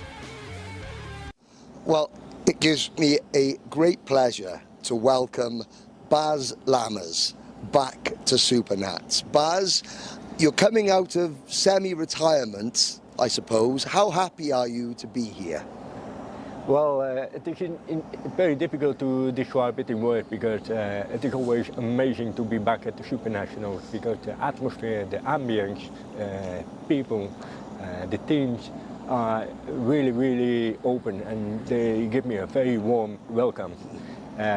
Also because, okay, at the SuperNationals we are racing at the parking lot and that is something different comparing with Europe. And it gives a lot more challenge because the barriers are more closer than we think. Yes. And everything looks twice more faster. So for us it is a very, very big challenge to race here. So we have to take more risks, but that is part of the game and that is why we are racing drivers. We have to take risks to win. Now, you are a 2-time world karting champion. Coming back to this sport, how difficult has it been for you to get yourself back up to speed, having taken a little bit of time away? Yeah, that is a good question. It is not so easy. I got for sure this week gonna be very tough because I'm racing in 2 classes. So of course there are positive points, some difficult points because it acts a lot more from your body. Because if you make some exercise, some training at the track, the normal track, you don't find a track bumpy like here in the SuperNationals. You don't find, let's say, racing mode. Because when you're driving in free practice, you're driving by yourself, and sometimes, of course, you find another driver, you want to try to beat them up. Of course, that gives you, how you say, a lot more confidence. But the thing is that when you're in the free practice, you don't use your body, your driving style when you are racing. Because when you are racing, you are much more focused, you are much more, forced to put yourself in trouble, And here at this track, for example, the track is very bumpy, gonna be bumpy, I expect, because we are here in a parking lot, hopefully it will be fine. But of course for the body it's gonna be super physical because, different position of driving, a lot more pressure on your body because you're changing your position in the seat because you're trying to attack. In terms of speed, I think we're gonna have the speed, but we have to see, about the race distance. Yes, because when you looked at the entry list for this, were you shocked, surprised at the standard, the level of drivers that are here? It's so high, the level of drivers. It's a huge test for you. Well, I always like it, I always say to the driver that I'm working with, and when I was driving by myself, to become a lion, you have to fight against the lion. To become a lion, you have to fight against the lions. Yes. And I'm always happy to see the top drivers on the entry list because like that, I know I'm gonna race against the best drivers of the world. And especially here in America, we have a lot of drivers from Europe which are really, really good. But we don't have to forget the Americans and the South Americans, the North Americans too, because they are really good. And they used to drive on parking lots. So, of course, some of them, they will have maybe a little advantage comparing me. But, of course, I will do my best, 100%, and try to give the best as I can. Now, for some of the American audience that aren't familiar with your career up to this point, can you tell us a little bit about the extra challenges that you face because you are partially deaf? Yeah, well, for me, deaf is one thing, but I'm born with it. For example, I have a hearing loss on my right side of 10%, and then on my left side, 15%. With hearing aids, I hear between 60 and 65%. So it is all about lip reading and people that have to be speak loud, speak with the lips very clearly, like this. I can read the lips proper. So for me, of course it is a challenge, and of course if I'm speaking with people, especially here in America, they are always super enthusiastic when they are speaking. So sometimes I have to ask them, 2-3 times what they say, because for me it's so difficult and so hard to hear what they say. But I don't have a problem with that because, there are also positive things. If I go to my bed and I take my hearing aids off, and there's a lot of rumor outside, like an airplane or whatever, I don't hear anything. So I have always a good sleep. Yeah, but as a driver, obviously as a shifter driver, most drivers, obviously they're changing up and down through the gears, they're listening for the engine tone. How do you compensate for that? Is it through the feel in your seat? How do you, as a driver, how do you cope with the hearing loss? Yeah, that's exactly what you say. A lot of drivers which don't have a hearing loss, but they are used to drive with their ears, like when they change the gear, they can listen to the engine, okay, at the moment when they have to change the revs, when they have to change the gears. And for me, I have to feel it. I feel everything by vibration of the go-kart, and I feel also, for example, if somebody behind me, I can feel that somebody behind me without looking in the back, because I feel like it is a tow. Is that because the other senses are heightened, you think? I don't know, honestly, but people are saying that, for example, my feelings are better, and also my eyes are better than the others. But I don't know, I used to race like this, and for me it is normal. Of course, sometimes I wish to hear like people of all of you, because I am really interested about, okay,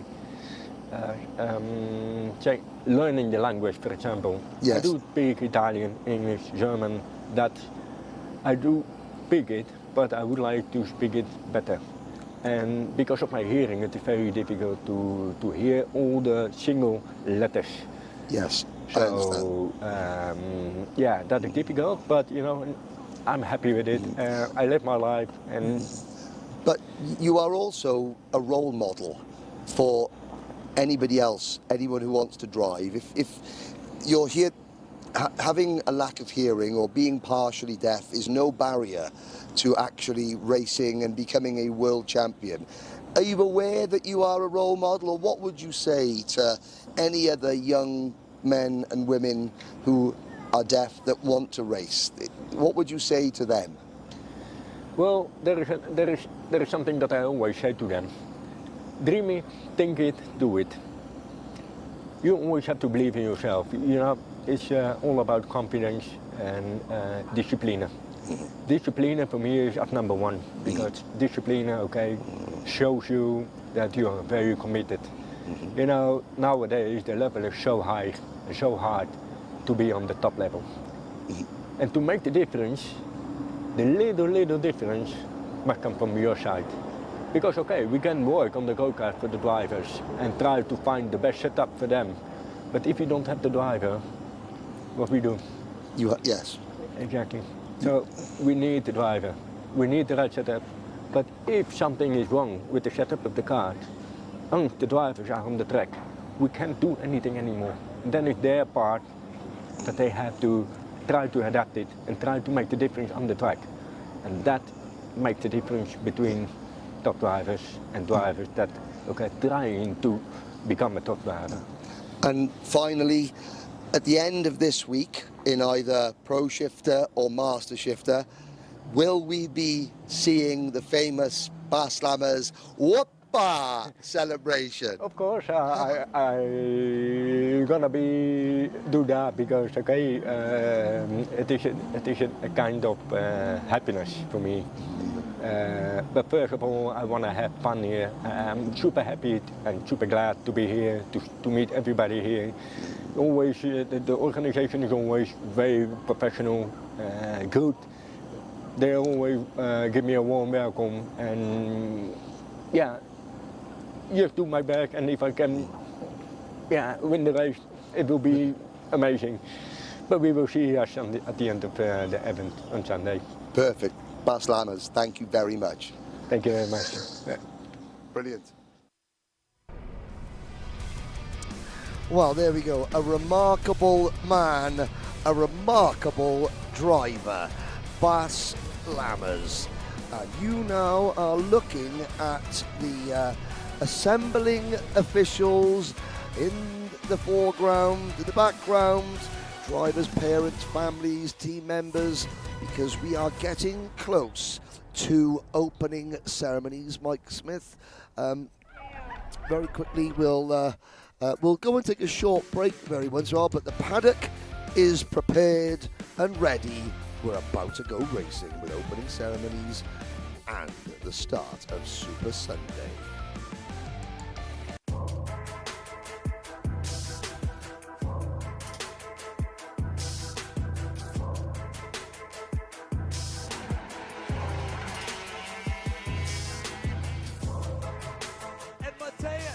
Wins the main with a stunner in Pro Shifter.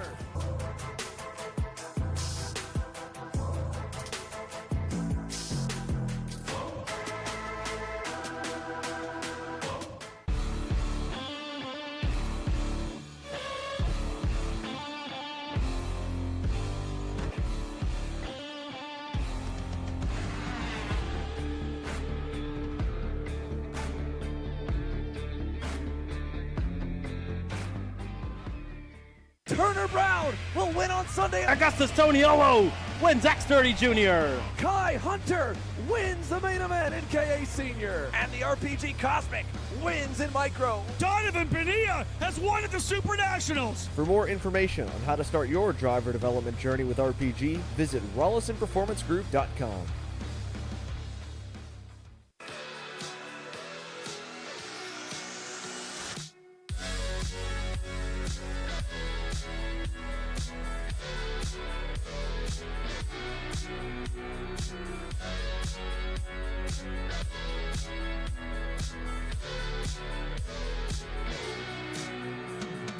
All the way up to the finish line. Who is it going to be? And it's Sean Perez who wins in Crescent. Ty Fisher wins $1,000 in KA100 Junior.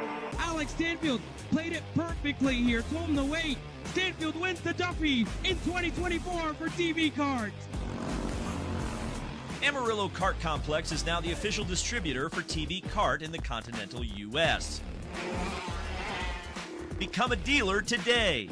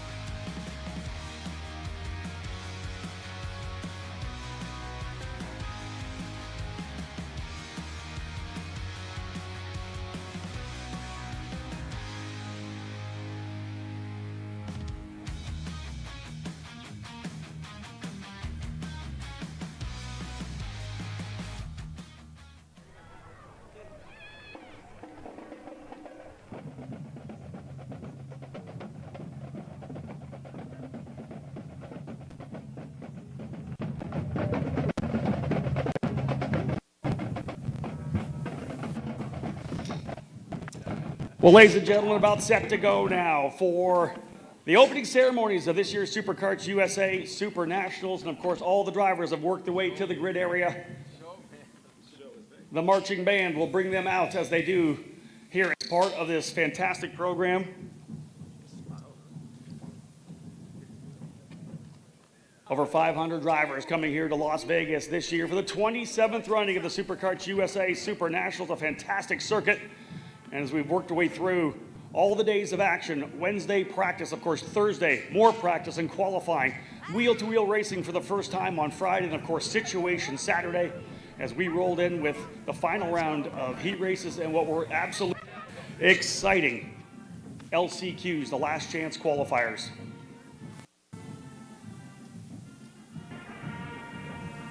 Marching band reeling them in all the way backwards through turns number 3. Go to 2. We'll bring all these drivers out here. It is going to be a packed area of this racetrack, bring them all through.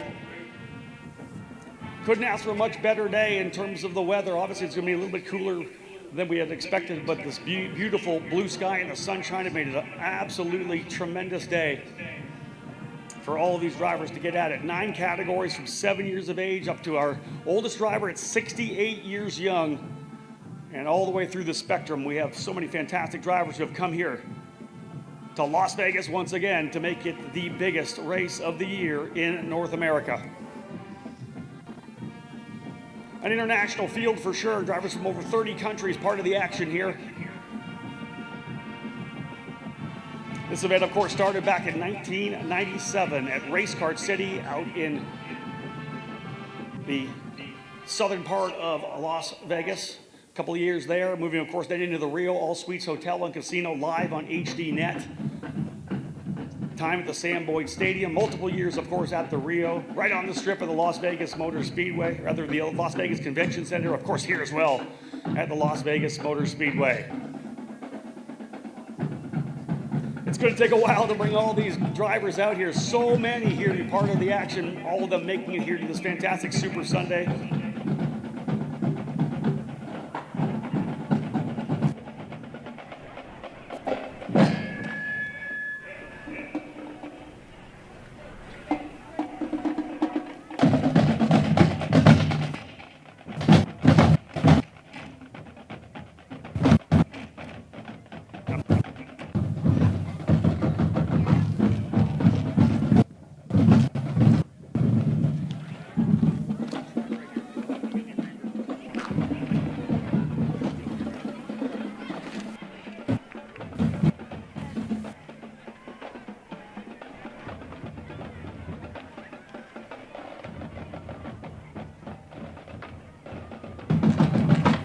So the marching band once again bringing us in here.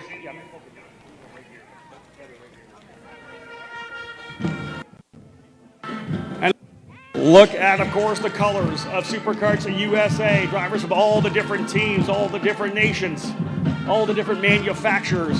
Amazing to have so many factory drivers here this weekend as well. Drivers in those cadet categories, micro and mini, just starting their racing careers.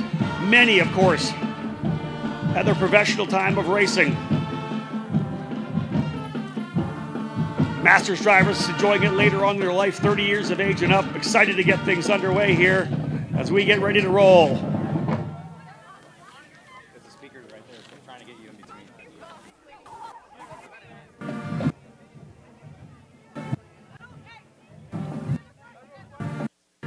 Doing the best I can to find where the mic works the perfect course. Trying to make sure we're dialed in on that.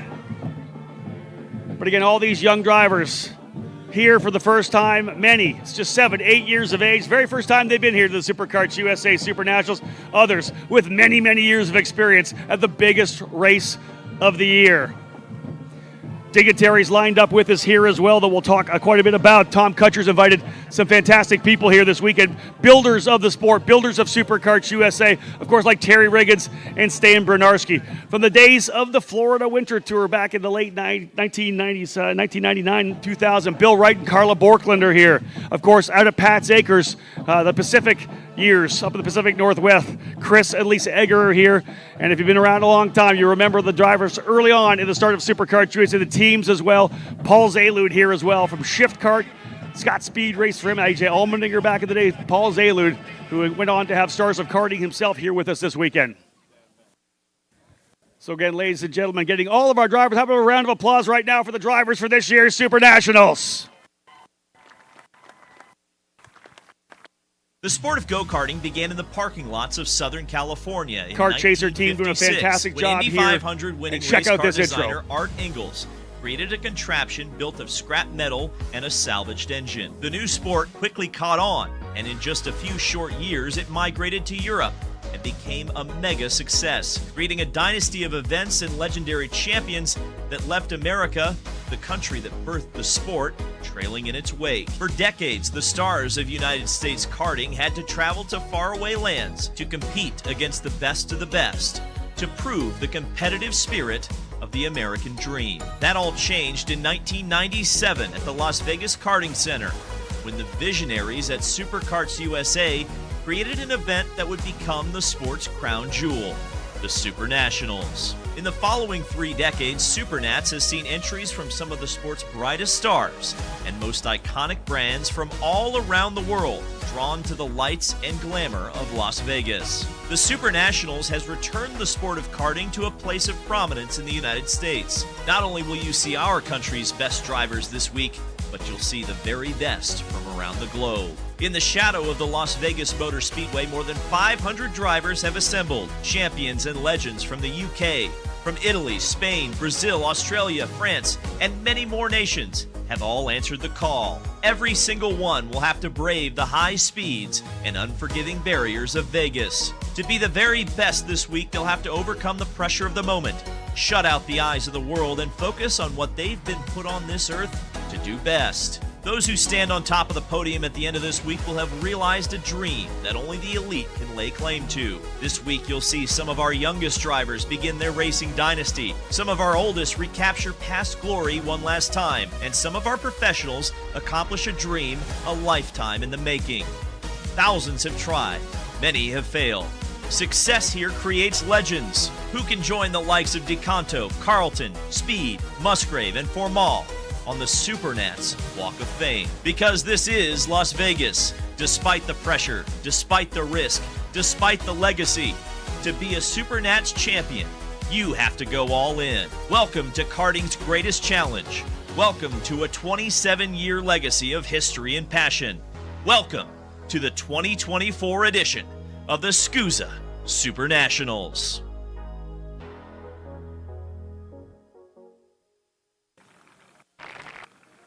Yes, ladies and gentlemen, talk about a fantastic intro for this event. I've got a big shout out to everyone from Kart Chaser who have done such a great job to put this program together, all the work that they have done over the last week and a half to get this place ready to broadcast this fantastic event. And of course, SuperKarts USA, the full staff as well. So much work that they did to put this together. They're the ones that are here at 6 o'clock in the morning, 5:30 in the morning. They're the ones that are here well into the evening where we're all back at the hotel having dinner and taking a time to relax a bit with the family. So much work gets done, months and months in advance to put this all together as well. So a shout out. How about a round of applause for everybody from Kart Chaser and SuperKarts USA?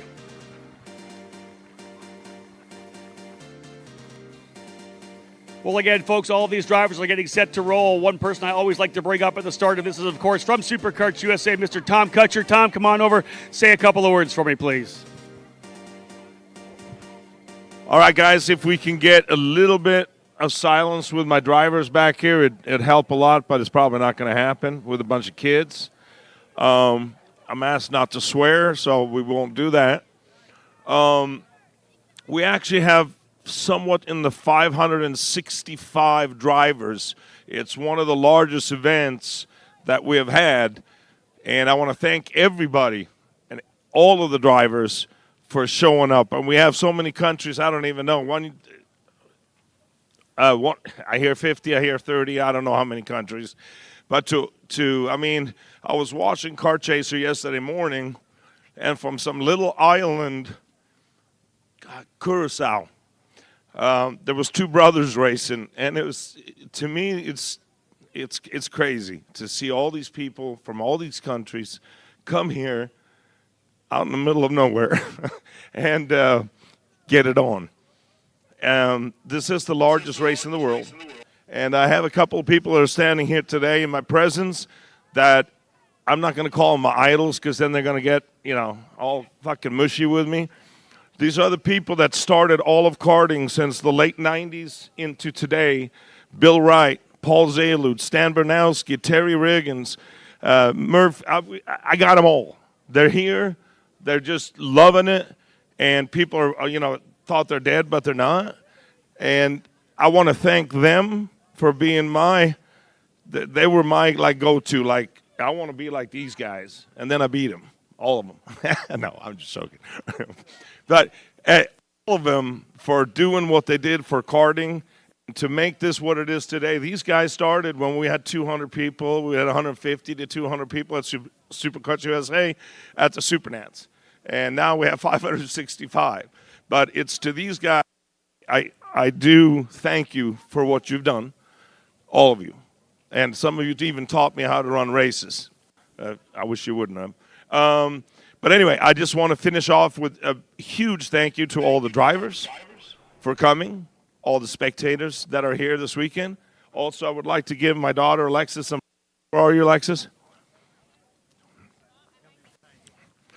We have a little tradition where we hand over roses. It used to be Patty, but Patty kind of.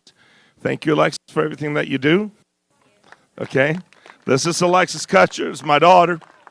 And she does a lot of stuff this weekend. Thank you very much, everybody, for being here. And let's have a kick-ass day today. What a beautiful day. Rob? Thank you so much, Tom. A big thank you, of course, to everybody from Westgate as well for being a fantastic hotel. Of course, everybody from the Las Vegas Motor Speedway for rolling out the red carpet for us to be here and to be part of the action as well. Again, that's what it takes to put something like this together. Things we've got here as well, as we always have a great partnership with BRM. We have those BRM watches that will go to the winners in the KA Senior and Master Shifter category. And a shout out as well to Brad Donoff from Donoff Design, who is donating a custom done Master Shifter helmet that, of course, is all SuperKarts USA and SuperNationals decked out. So, Brad, thank you so much for that. As we roll into it, folks, here, of course, time for the invocation. And we will bring in our own Terry Riggins for today's invocation.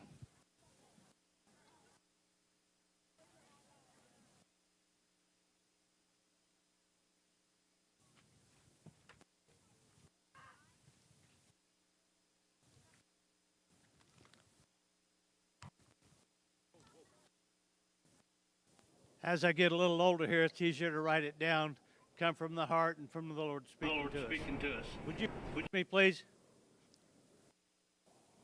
Our Heavenly Father, thank you for the joy of motorsports and competition. We ask your blessing for a safe event and for the challenge of becoming.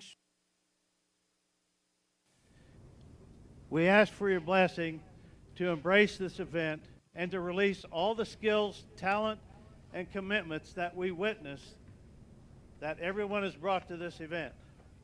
We ask that you touch everyone here with your Holy Spirit. Keep all our members, staff, everyone attending here today safe. Lord, several years ago we were reminded of the shortcomings of things can happen via the Las Vegas Strong with the former shooting years ago.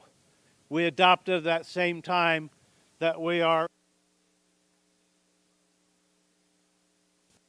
Lord, we especially thank the Kutcher family.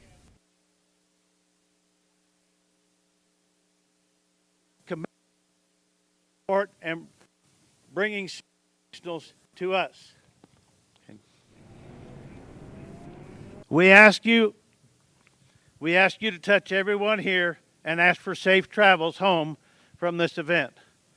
Lord, you are our inspiration and companion as we worship you. It is in your Son, Jesus' name, we pray. Amen. Terry, thank you so much. We appreciate that. And again, folks, now, of course, time for the singing of the national anthem. Joining us once again here this year, Miss Ashley Bloom.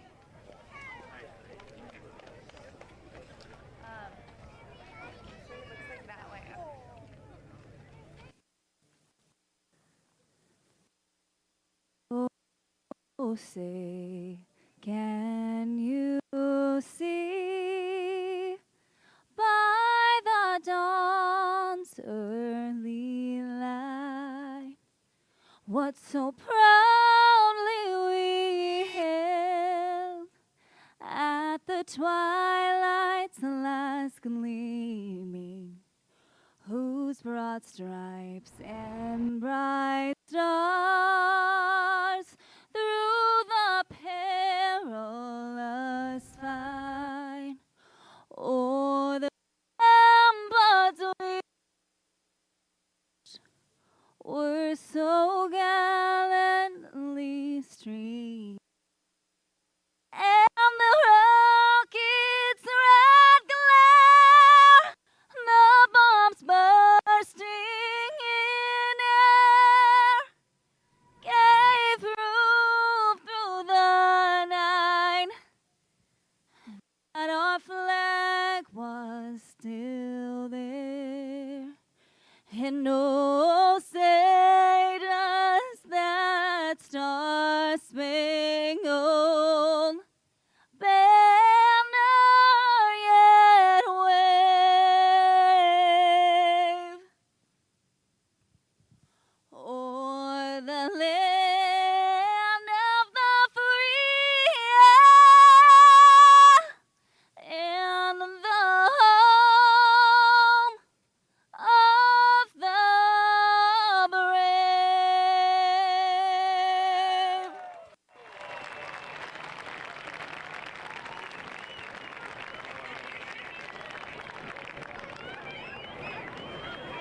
All right, ladies and gentlemen, there are a bunch of warriors going out there today. Some of them will have helmets. Some of them will have SuperKarts USA shirts on. Those are the corner workers that are going to take care of your drivers all day long. But one more time for the SKUSA workers and for the racers who are about to put on a show here in Las Vegas. Ladies and gentlemen, it has been 4 days. We're here on the 5th day. It's time to get things underway. Ladies and gentlemen, welcome to Super Sunday!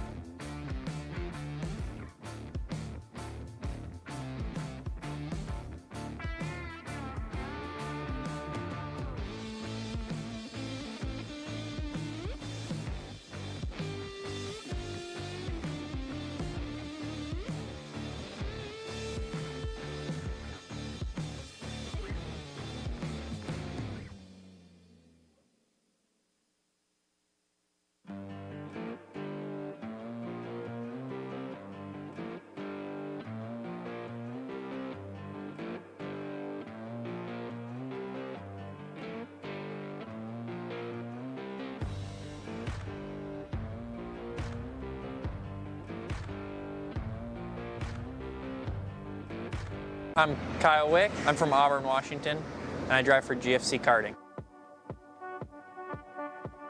I guess it's just the big one, right? It's a temporary circuit, so nobody has a home track advantage per se. Obviously, the people that haven't driven the barrier courses are at a disadvantage. Rock Vegas last week was a bit of a warm-up. Now this is the main show, and there's a lot of guys, and they're all really good. Last year we had really good pace all weekend throughout SuperNats. We had an issue in the first heat, which caused us to start in the middle of the pack for the final, so it made it hard to win from there. But we had the pace to do it last year, and now we just need to do it this year. My uncle raced go-karts in the early to late 90s, so my grandpa wanted me to race, so that's how it started. All I do is race and work on cars, so I guess I just work on cars more. I guess my favorite SuperNats moment would be, I did KZ in 2018, I think, and I'd never driven a KZ till I got here, and I went out and I qualified within half a tenth of Marin and Paulo de Conto, so that was cool for the first time, but the race didn't go that well, but it was cool to qualify up there with those guys. I think Daniel Vasil will be fast again. Morgado has been quick. I think the guys with more SuperNats experience will be good. Hildebrand, Vigano will be fast again. I think those are going to be the main rivals to start the week. A bit disappointing with the DNF in Orlando, and then just kind of lacked pace through the summer a bit. Obviously, we managed to stay on the podium, but we weren't fighting for the win like we want, so hopefully we're going to be back this weekend. It'd be really great. Obviously, it's something he's been wanting to win for, I mean, it's what everyone wants to win, but as a team owner, it's one of the big ones that we want to win, right? It'll mean a lot. It'll be really cool. We just got to keep up front and focus on doing the best we can. My name is Alessandro De Tullio. I'm from Miami, Florida, and I drive for Inter MS. My favorite SuperNats memory was probably starting on front row last year. We didn't have the best final outcome in the end, but starting front row was really good for the team. It was a brand new team at the time and really good showing for the team.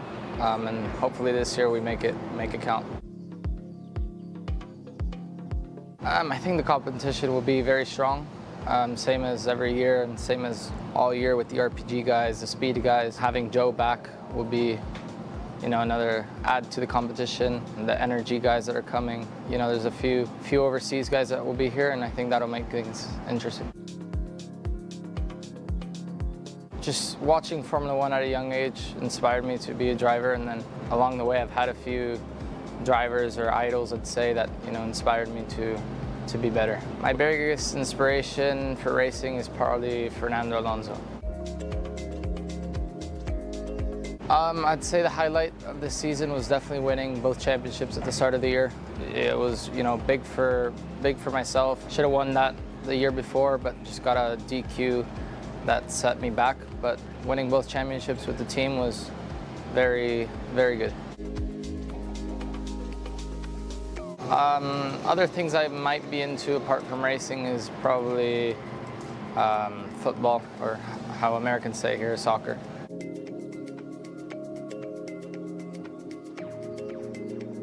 All the fun I've had, the karting communities, there's a lot of people, but at the same time it's very small.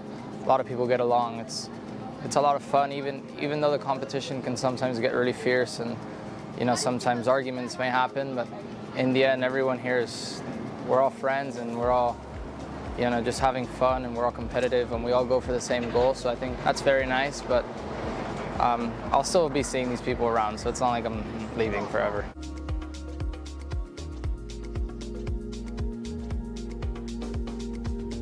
Yeah, the driver coaching plans for next year are, as long as no car races collide with the national karting stuff, I'll be hopefully at most of the races for the, for SKUSA, for USPKS, whatever I go to, just to do some coaching, and then hopefully I can race SuperNats at the end of the year. That's the only race I'm probably going to be able to do and want to do. I really like this event. Yeah, I've had a few drivers that, that I've coached or worked with and that I know are going to have a good future. Trudeau's one of them. The Ceremonies, both brothers, are Very young, very talented. Edward Kennedy now under Energy, another young talent that I think will have a bright future ahead of him. There's so many now. I mean, but yeah, the ones I've worked with, those are ones I can recall right now.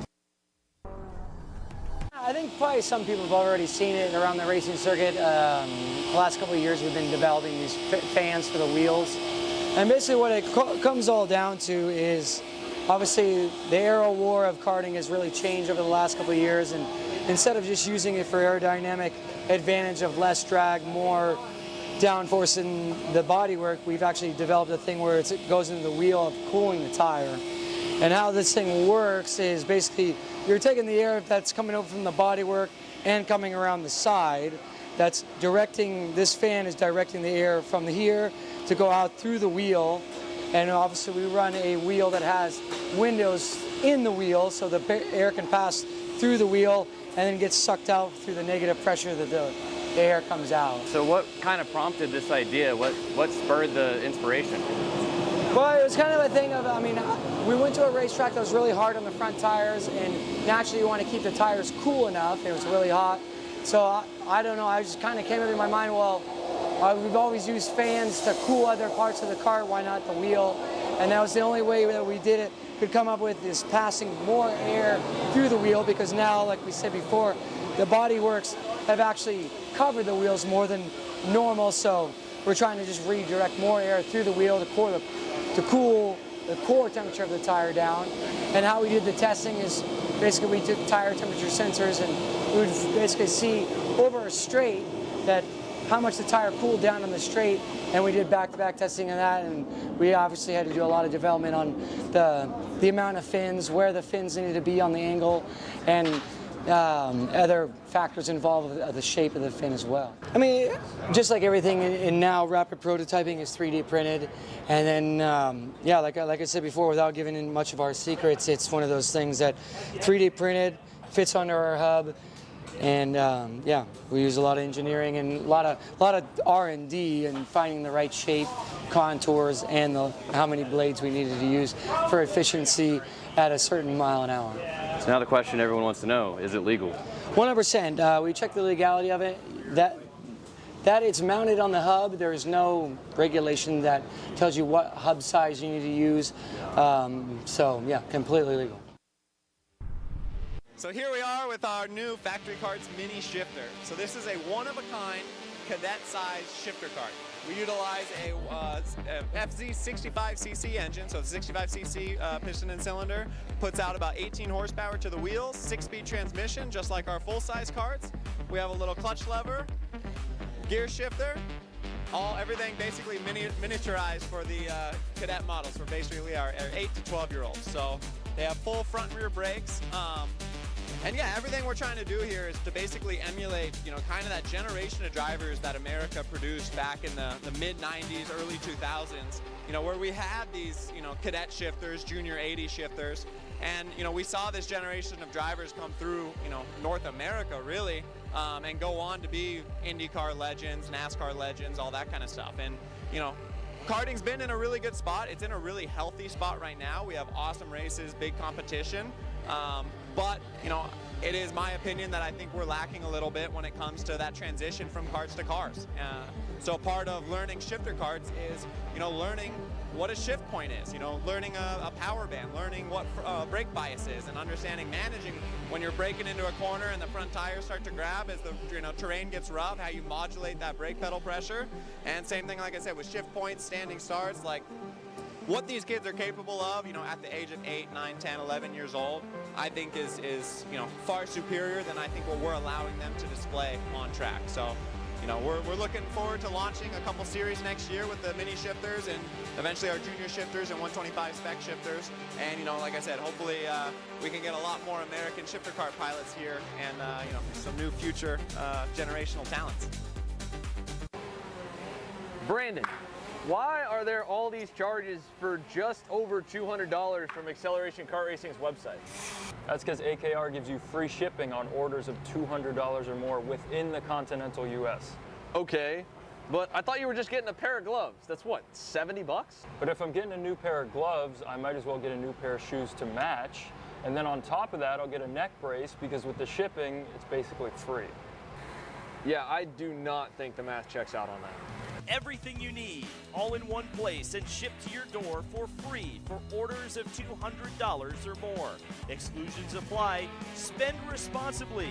Shop AKR.com.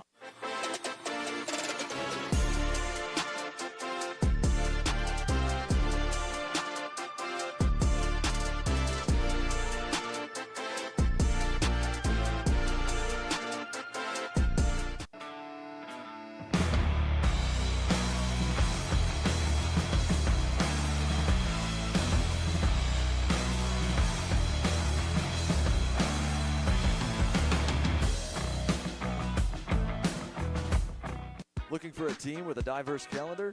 How about a team that offers both full support and teaches you and your kid how to do all the work yourself? For us at Drive Your Line Kart Sport, fostering growth on and off the track in a family environment is what we do. Well, that and bringing home some hardware. Contact us today online at dylkartsport.com. Are you stuck with your kart racing? Not sure the ideal kart setup? Or going to a track for the first time? Well, Kart Class has the answers for you. Our online portal has a wealth of experience and knowledge to help your kart racing. From kart setup advice to track guides that are targeted specifically to your circuit, or the driver coaching aspect with mindset, racecraft and driving techniques. If you want to take your karting to the next level, visit us at kartclass.com.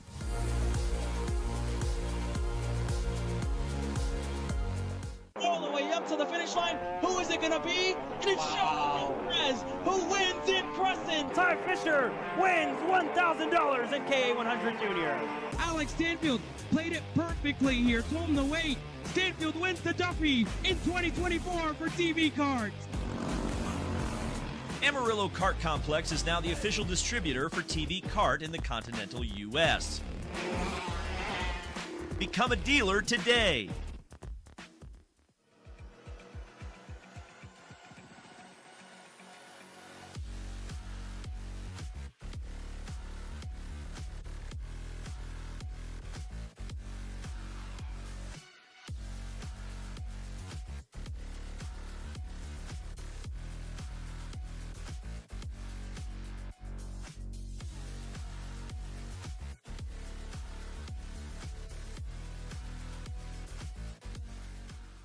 Lead the pack with Freem, the ultimate bespoke brand for karting racewear and team apparel. Handmade in Italy, our high-performance gear combines style and functionality. Whether you're a seasoned racer or just starting out, Freem's passion for karting fuels every stitch. Embrace the adrenaline, express your individuality, and join the choice of professionals and champions worldwide. Find us at SuperNationals 27 at the K1 Freem trailer to learn more, or online at freemracing.us.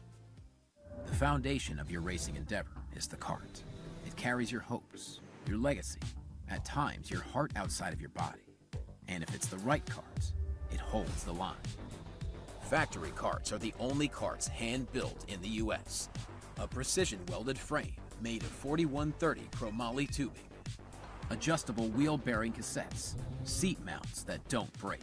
But what good is a foundation if it's not the fastest? Made with care by a 4-time SuperNats champion Billy Musgrave. Factory karts, American-made, race-proven.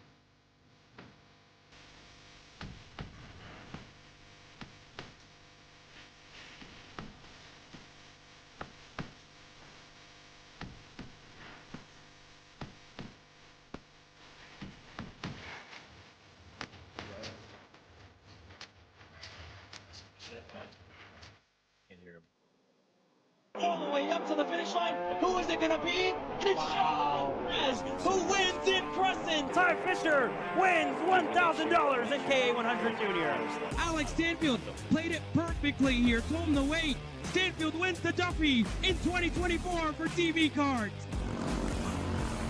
Amarillo Kart Complex is now the official distributor for TV Kart in the continental U.S. Become a dealer today. Colin, I need a new 219 chain. I need a 77 tooth sprocket. I need some more chain lube, and I need it probably as soon as like tomorrow. Dude, are you even listening? Like, we need this to run this weekend. Want anything else? What do you mean? I already got it in the Kart on Acceleration Kart Racing's online store, bro. All orders over $200 get free shipping. Oh, throw in a set of tires. Done. Everything you need, all in one place, and shipped to your door for free on orders of $200 or more. Exclusions apply. Shop AKR.com.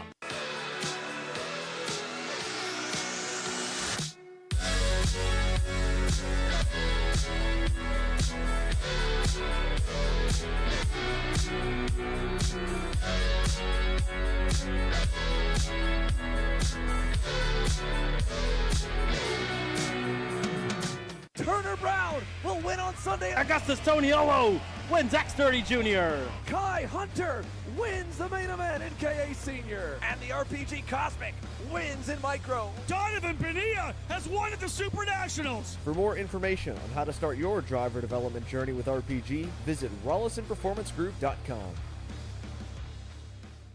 Join us for the biggest kart racing convention of the year, the 39th OVKA Kart Racing Trade Show and Swap Meet, Saturday, February 1st, Roberts Center, Wilmington, Ohio. Whether you're into sprint karting, dirt and oval racing, road racing, unlimiteds, or vintage karting, there are deals here for you. Shop our 60,000 square foot show floor, filled with the karts, parts, and supplies you need. Network with kart racers of all disciplines from across the country. Get insights from experts at our performance seminars. Visit our Intro to Kart Racing open house to get started in racing. Visit OVKA.com. Vendor registration is now open. OVKA.com.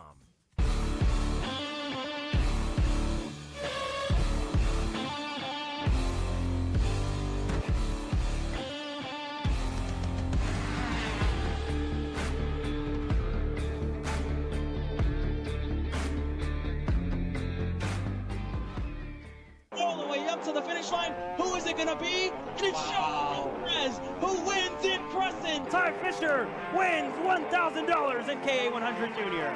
Alex Stanfield played it perfectly here, told him to wait. Stanfield wins the Duffy in 2024 for TV Karts. Amarillo Kart Complex is now the official distributor for TV Kart in the continental U.S.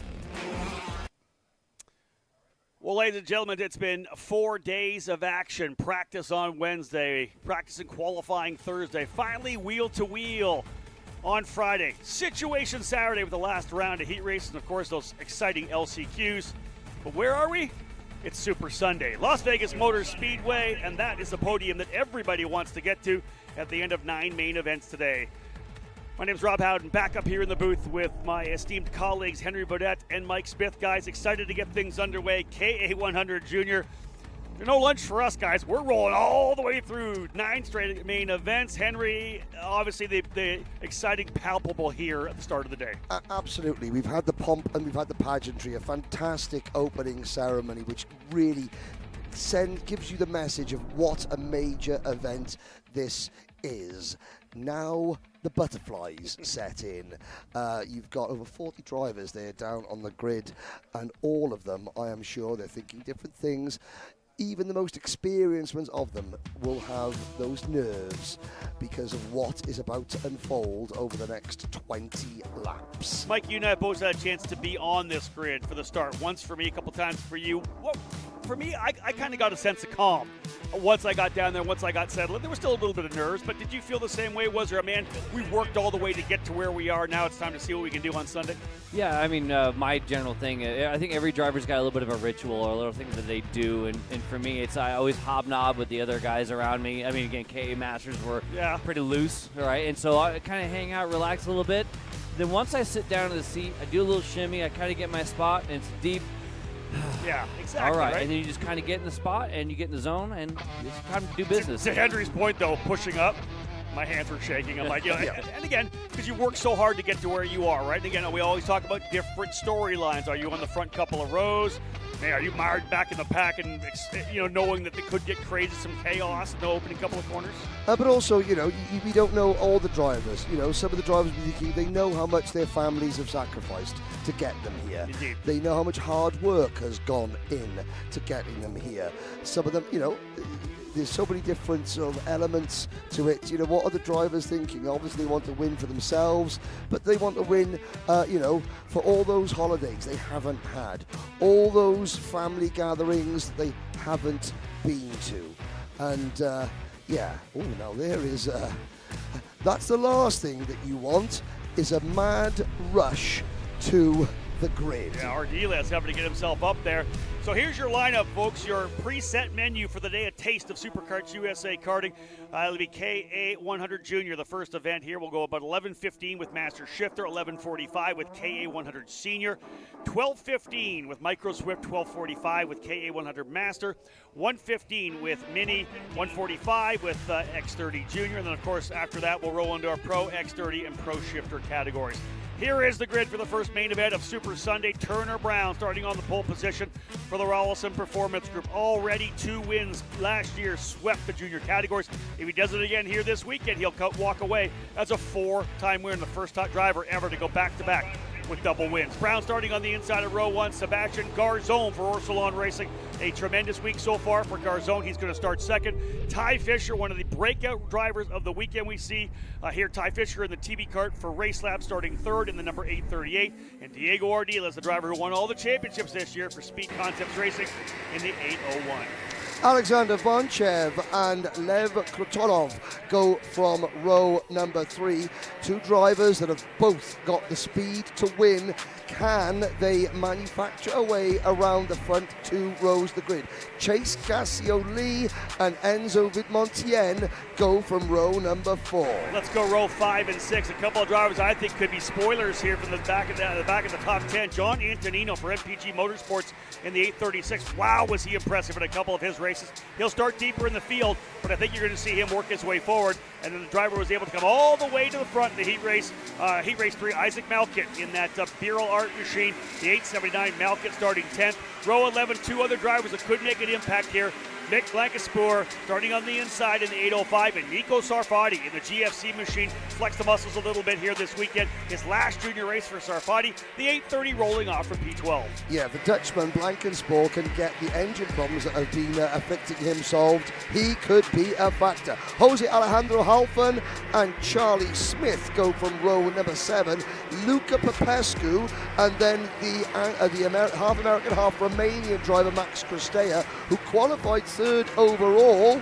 They go from row number 8. Let's cap off your top 20 here with Alexis Baergeron on the inside of that row 9. David Ybarra, Maverick McKinney, and Dean Peterson rounding out your top 20.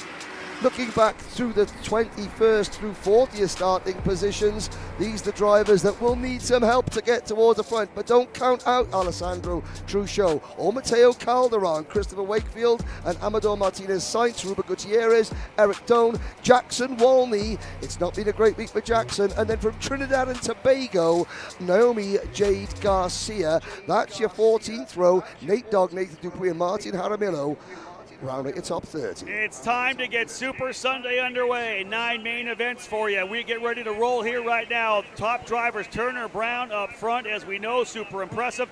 Can he go for a 3rd straight victory? Field set into the staging lanes. It's time for the first time to go green, green, green. And a race down into turn number 1. Brown trying to get out cleanly. Will keep that camera further back. Nicely done for the entire field. They'll come through 2 and 3. First time down into 4. Of course, a defensive run for Turner Brown. Let the chaos happen behind you. Fantastic start for Ty Fisher. Henry, he's gone into P2. Yeah, he has a good clean start. That's what you want to see. Fisher already on offense. Garzon actually made a very good start. And the back of in the middle of the pack, there were a couple of drivers get turned around. There's a couple of RPG carts in there and one PSL. The fight is on already though between Brown, between Fisher and between Garzon. Mike, let's set the stage once again. These are those 10-lap heat races. We're talking 20-lap main event for these categories. Garzon to the inside of Fisher. This is just getting things underway, feeling out period, a little bit of a breakaway. Mike, as a driver, you have to relax over those first couple of laps to let the field stretch out a bit. You immediately are just trying to get through the first lap. That is job done, and you saw immediately it was Garzon getting the pass done in the final corner, and both drivers going, let's go to the front. They want to get out front. This is the one little caveat to this, is a very close call there for Brown going back to fourth. You want to get past a guy like Brown early and set the tone. Well, listen, that's the key, right? If there's a driver that's been dominating the heat races, the best thing you can do is to get him as deep as possible in the field, hold him back so he doesn't have a chance to pull away. Henry, that's one of the things we talked about in the preview. If Brown can get out front, can he pull away and literally obliterate the field? They were super aggressive. Garzon made a pass by to get there, and now he's back into, I believe, P4 right now. So the battle continuing. Here comes Enzo Vidmontien. He'll make a move to the inside as well as Ty Fisher. And this is one of those starts where you want to be the disruptor. If you can start shaking things up, then you can potentially pull away. Well, Brown's about to lose another position because Levi Krutulov on the Energy Core chassis was making a move. Now, are we going to see these three work together? Maybe, because they all know we've got a chance. We finally got Brown down the order. Now let's try and work together if they can, because Brown, I think, will come back at them if he can. So different approaches, right? The front three says we've got him. Krtulov's like, hey, hold on. I got the rabbit in front of me. I got the guy that I can hook up with and go to the front. So he's not trying to make a move right now. It was three, as you can see right now, developing into a six-driver pack, and then a significant gap of about 4/10 of a second, back to 7th, 8th, and 9th. Vidmontien's been the driver I've been watching the opening couple of laps. He was in the middle, three wide, made things happen to get from 8th on the start back into the already leading here at this point. Vidmontien has dug. He wants to get to the front now. This is what needs to happen for Garzon. Patience. Garzon has already made a couple of looks at Vidmontien. If they switch right now, they could be in good shape, and it looks like he's going to do it. Yeah, look at these strange bedfellows right now, right? The two drivers have battled it out all year long. Brown and Ardiles now lined up to get themselves back to the front. They're going to have to rely essentially on each other. Ardiles relying on the pace of Brown to get back up there to the two leaders, Vidmontien and Garzon. 20-lap race. Remember, these are the lowest tire pressures probably we've seen all day, so Kart's still going to dance around a little bit. Now, that being said, Brown looking pretty good right through the center of the corner. You see that thing really suck up to the Kart in front because they aren't really bleeding any speed off. And so let's play off the point you just made, Mike, about the fact that the tire pressures are low. So for a guy like Turner Brown, who kind of got beat up a little bit, they attacked him, which they should have. He got pushed to the outside on cold tires off the racing line, Henry. He had to really pedal it over those first couple of corners. But he didn't lose his cool. And now you can see him moving back up into second place. We're side by side for third. The couple of just bring you up to date, it was Dean Peterson and Alexis Bayerjon, who were the two drivers that collided on the opening lap. They're still running down the order. Apparently, unfortunately, though, Sainz is already out of the race. 43 starters, and of course the champions provisional for Tyrone Kemper Jr. But we're looking at a great battle here. The visual, Henry, I'm picking up is the fact that this front group of 7 is literally just starting to check out. They're almost 2 seconds ahead right now of Krutulov and Sarfati. Yeah, 6 drivers. There's the move to the inside. That's going to be Ty Fisher getting the job done on Vidmontien. And yeah, these 6 drivers have a chance to break away. However, another move brewing here. That is going to be actually Ardiles back there in 6th. It's not going to take much for Krutulov and Sarfati to get back up there with Antonino and company. Yeah, indeed, corrected. Thanks for the correction. Top 6 there, Krutulov 7th, Sarfati 8th, John Antonino 9th, and Chase Gassio lead team 10th. So no movement yet for Antonino. We thought he may be able to work his way forward. He is still sitting there in the 9th position. +4, though, for Nico Sarfati. So Ardiles there make a move on Vanchev. These 6 with Krutulov and Sarfati chasing hard. Chase Gassio Lee rounds out the top 10. But what we're seeing, coming down the main straight last lap, Rob, Ardiles looked for a move on Vanchev, but then tucked back in because he thought, no, this will cost both of us time. He then made the move a little further round the lap, but it didn't cost them as much time. Smart from Ardiles. Very early running, as we said, just kind of shy of the 1/3 mark right now. Ty Fisher just turned the fastest lap, and not surprising, he's got two hot rods in front of him, and Sebastian Garzone and Turner Brown. So drivers lining things up right now through 4 and 5. This is the mid part of the race. Mike, where the tires are starting to come up to temperature, a little less frantic, I think, right now, that they can settle in, see where they are, especially the top 3 or 4 drivers. If you're at the tail of that group, maybe a little more concerned you can get dropped off the back of the peloton. The guys up front, more settling in right now. We're not seeing so much of the pass or be passed right now. I think you're going to see a pass coming from Ty Fisher, though. The way that car goes from turn in to apex, it's really working well in the front. I think there's the move right there. The way he was sucking up onto the drivers from turn in to apex showed me that he was actually going to need, they were in his way in the middle, and if the drivers in front of you are in your way, you have to get in front. And Enzo Vidmontien capitalizing on that as well. Mike calling that pass to the inside of turn number 16. Nice move there for Ty Fisher, who had fallen back to 4th for a time, but back into it again. Here comes Vidmontien. He'll go to the inside, book it through to the inside, and guess what? Turner Brown. A bunch of 2-for-1 deals here. One driver makes the move, the other driver wise enough not to pinch. Second driver comes through. It's pretty interesting right now, although Garzone out front, more than happy to let it happen behind him. Yeah, further back, Lillian Scarborough has had an issue. So has Mick Blankenspoor, the Dutch driver. They have dropped down towards the tail of the field. Nate Dupuis, Nate Dogg, Canadian driver as well, in having a few issues as Fisher makes the move on Brown as we come out of turn number 16 to start lap number 9. But here comes Brown back to the inside. No. Yeah, caught me to the curb there on the left front. Interesting thought for me here for Brown. Here's a guy that has not really been challenged that much throughout the week. The first time he's getting worked over a little bit. He's got his teammate right behind him as well, and Alexander Vanchev, but he has been having to work hard to even keep himself in the top 4 right now. The front drivers are definitely doing what they probably plan to do. Let's see if we can keep that guy back a little bit. But the reason why, if you look further back, remember that gap I talked about? It's almost gone. Look who just went purple. Kotolov went purple with Nico Sarfati right behind him. 7th and 8th. Starting to close up to the lead group. Yeah, I still don't think Ty Fisher wants to have anybody in front. You can see, especially in the twist stuff, like back and forth, the way that car's working through there, he needs to be able to have a little bit of space between himself and the apex. And when he's right on the back bumper, he's going to roll out of the throttle a little early to carry the speed through. Otherwise, he'll get into the back bumper of Vidmontien right now and not have the run he needs to make the pass. You got to give yourself enough room to let that extra pace, let that big dog eat, if you will. There's the move for Vidmontien to the inside. A lot of passing back and forth. Turner Brown all the way back now, I believe, into the 5th spot. I think he just got back by his teammate Vanchev. Kratolov and Sarfati are coming, as we said. But the action up front has been non-stop.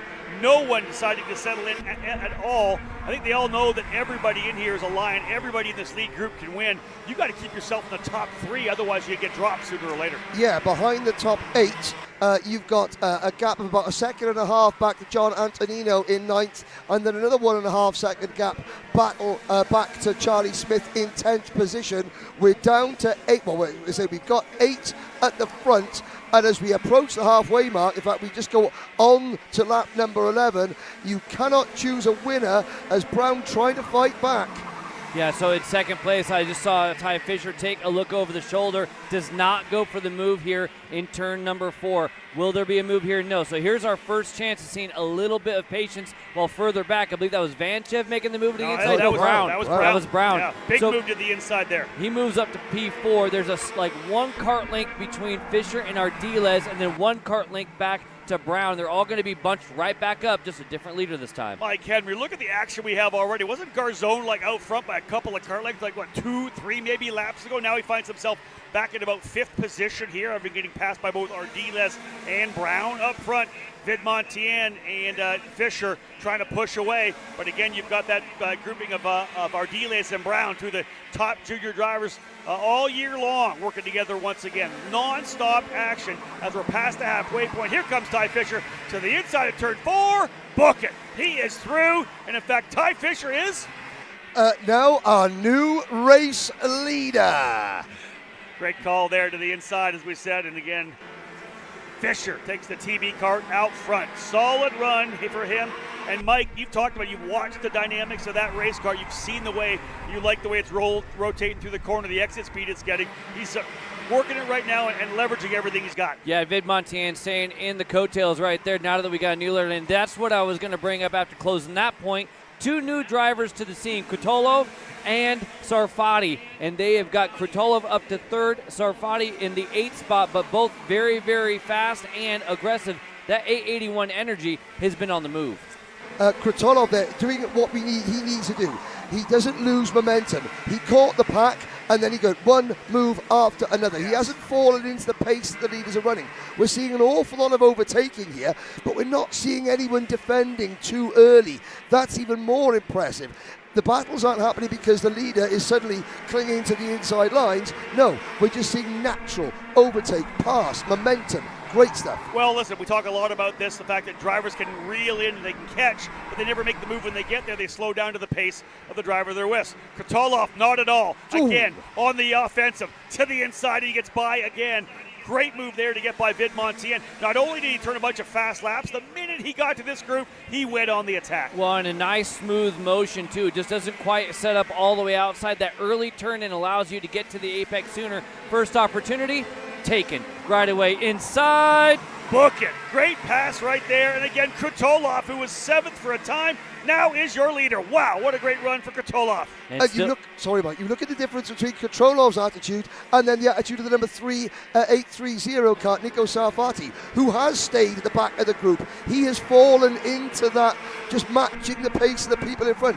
Krutolov going on offense, and he's made 6, count them, 6 incredible clean passes for the race lead. And we got 6 laps to go, but new leader, Enzo Vid Montaigne. For Krutolov and Sarfati, it seems to me like Sarfati was kind of holding on to Krutolov. He was turning the fast laps, those purple laps. Sarfati was trying to stay with him. We'll see whether or not Sarfati's kart keeps coming in, as right now looks to be like one of the drivers further. Who's in the back right now? Is that Ardiles? Vanchev looks like he's close to getting dropped off. Another move to the inside here, and look who finds himself back into 2nd. That is Turner Brown. Yep, and Vid Montaigne got squeezed a little bit wide there. Him and Ty Fisher were very, very close to the outside wall, but they both kept it out. Good, clean stuff. Vanchez back to the inside again of Sarfati. So a great 8-kart battle up front. 2.3 seconds back to Johnny Antonino in the 9th spot. Charlie Smith runs in 10th. Naomi Jade Garcia, just to throw this out here, up 14 positions. Started 28th up to 14th. Great job there for Naomi.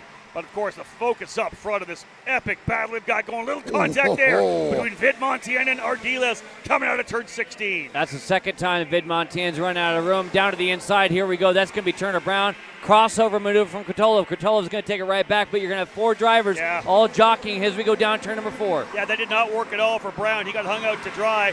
Ty Fisher came back through, as did Garzon. So a number of drivers getting through there. A lot of action in this one here. Brown is going to go back to P4.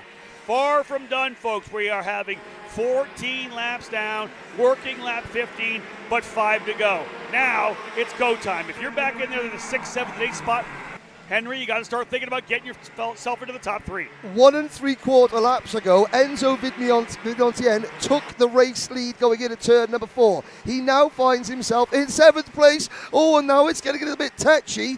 That was the number 8. That was Garzon. With Ardiles. Doing a little bit, you know what? Here comes Ardiles again to the inside. Going to return the favor quickly. Garzon got to the back of Ardiles, kind of right at the apex of turn number 16. They're lining up. This has allowed a little bit of a breakaway right now. We've got Krutolov leading the way. This is a big run here.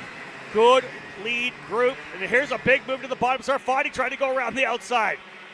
And John Antonino for the MPG Motorsports team finally catches the lead group. He's been driving very smart. Has he left it too late? Well, again, they're really starting to race further back there outside the top 4. Got a couple of 2 drivers running up front. Krutolov, 1-2. Then you got Ardiles and Garzon. And then Turner Brown trying to get that 3rd straight junior win back in P5. He's watching his chances slip away up front, looking for some help from behind from Enzo Vid Montaigne. The top 4 drivers paired off are trying to pull away. And help could actually just be not having him be passed. The help could just be, don't fight me, let's get to the front. We got enough speed, and have a couple things like that right there will play into it. The 850 of Garzon moves up past Ardiles into third. Will Ardiles attack back? Yes, he will. Ardiles right back, and guess what?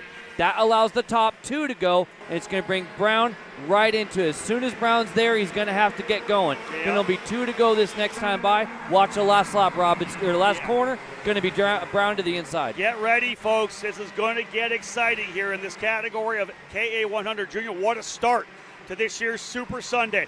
Garzone and Ardiles, gloves are off. They just keep throwing it at each other. And look at it, Turner Brown can't believe it. What are you guys doing? Push ahead. Right now it's come down to a mano battle. Lev Krutulov versus Ty Fisher. Who's going to come home as the race leader? Remember, if they start racing early, it could bring those other drivers back into the fight. That TB car looking pretty dang good. Again, still that turn into apex, but being very patient. I think you just nailed it, Rob, knowing this is the first opportunity to have it be a one-on-one. There it is, the inside. We're going to have a new leader right here, Henry, through the chicane. And now we're going to have the last part of this penultimate lap. Going to be 1.5 to go. Well, with 1.5 laps to go, who picked TB Kart leading Energy Course at the front of this field? These two young drivers, Fisher and Krutulov, have driven the wheels off those wagons, but the cavalry are lining up for one last go as the white flag is in the air. And here we go, folks. Final lap for KA 100 Junior. Krutulov right back there onto the rear bumper. Over, under, big run through over top of the curb for Garzone. You're going to see Ty Fisher run the bottom here. Trying to defend to the inside. Big move on the outside for Ardiles as well. Can he run the cushion? Fisher still has the spot. Ardiles almost into the wall, into the corner. Brown trying to get in there as well. Krutulov is looking at it. He's trying to hold on to third. It's Garzone now into second. He's your challenge driver, but it's Ty Fisher up front. The Canadian flag on the side of that car. Can he bring it home for race lap? A couple of corners still to go through this complex. Garzone's going to throw it down the inside. Fisher trying to hold on. Garzone goes to the lead. Krutulov with him as well. Garzone may have enough room. And the contact further back, he's going to throw it down the bottom. Fisher's going to go on the defensive, and the winner today in KA 100 Junior on Super Sunday is Sebastian Garzone. What a final lap. Garzone to the inside of turn number 12 and 13. Absolutely beautiful. Garzone coming home with a win.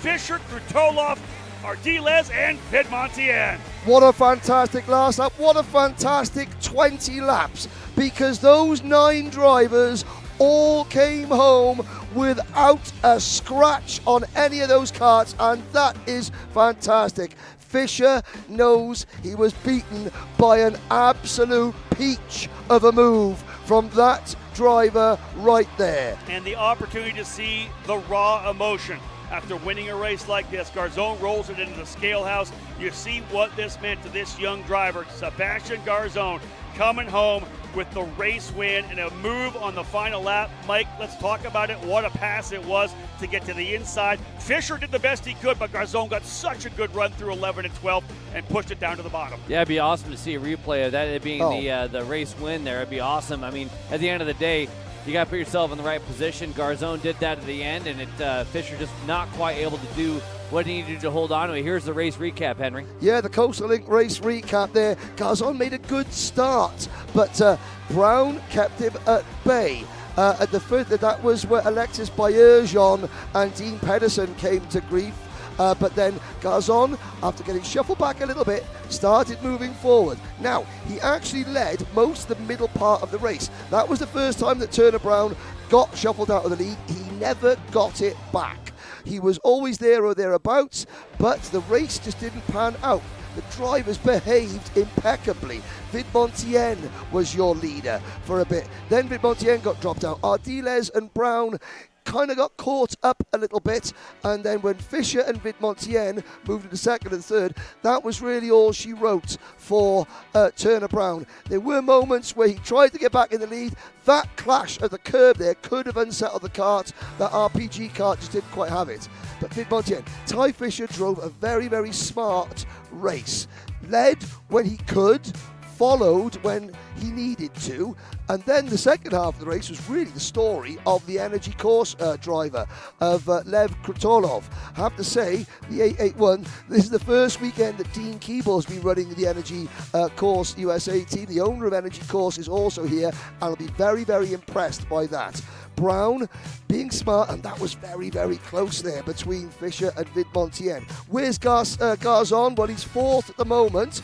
Now he tries to thread the needle, moves up ahead of Brown to third. Krutonov didn't see that, just brushing the tyre, the barriers there, but now Garzon. At one point, we looked as though Garzon and Ardiles were losing the race because they were battling, and it was allowing Krutonov and Fisher to get clear. That move through turn number 1 was key for Garzon. Now we move on to the last lap, and we come in. This move here into turn 12, nothing Fisher could do, and what a fantastic start to Super Sunday. And there's the Orsalon Racing pit. So Colombia, the Colombian flag there. That's Mateo Papis. I think Max Papis is in there as well.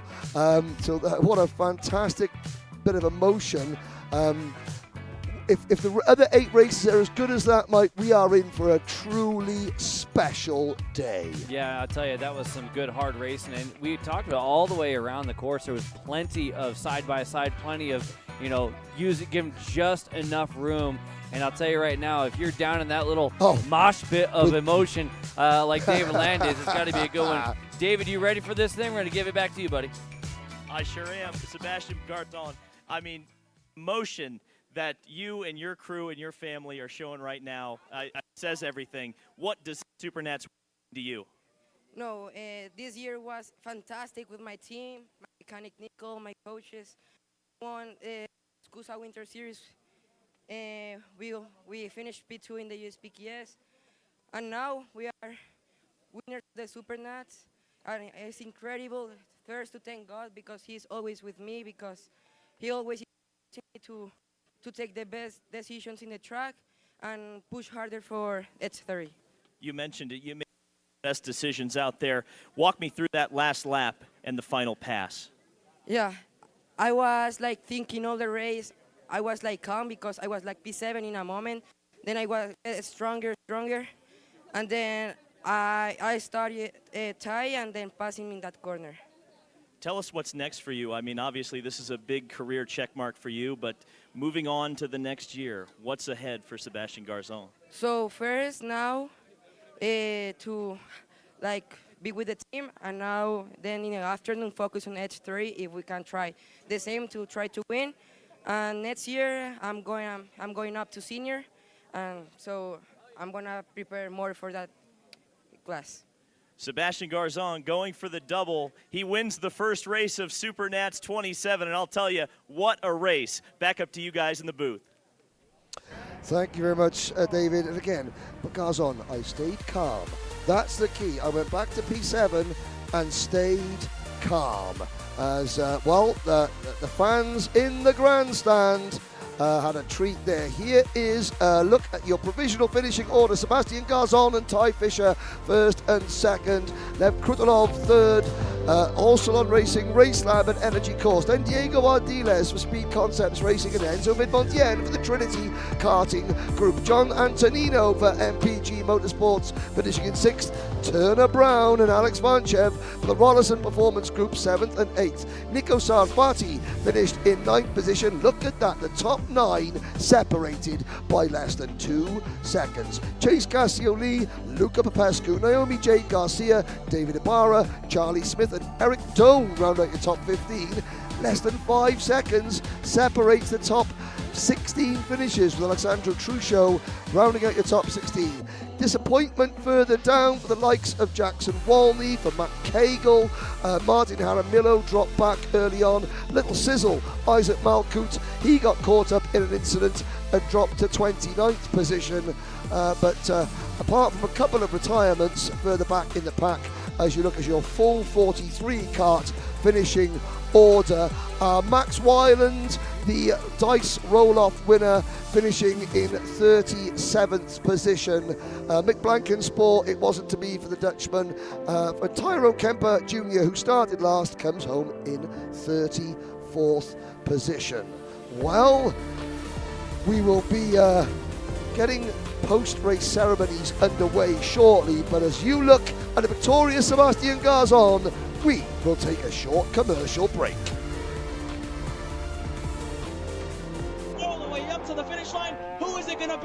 and it's Sean Perez who wins in Crescent. Ty Fisher wins $1,000 in KA100 Junior. Alex Stanfield played it perfectly here, told him to wait. Stanfield wins the Duffy in 2024 for TV Karts. Amarillo Kart Complex is now the official distributor for TV Kart in the continental U.S. Become a dealer today. Colin, I need a new 219 chain. I need a 77 tooth roof sprocket. I need some more chain lube, and I need it probably as soon as like tomorrow. Dude, are you even listening? Like, we need this to run this weekend. Want anything else? What do you mean? I already got it in the Kart on Acceleration Kart Racing's online store, bro. All orders over $200 get free shipping. Oh, throw in a set of tires. Done. Everything you need, all in one place and shipped to your door for free on orders of $200 or more. Exclusions apply. Shop AKR.com.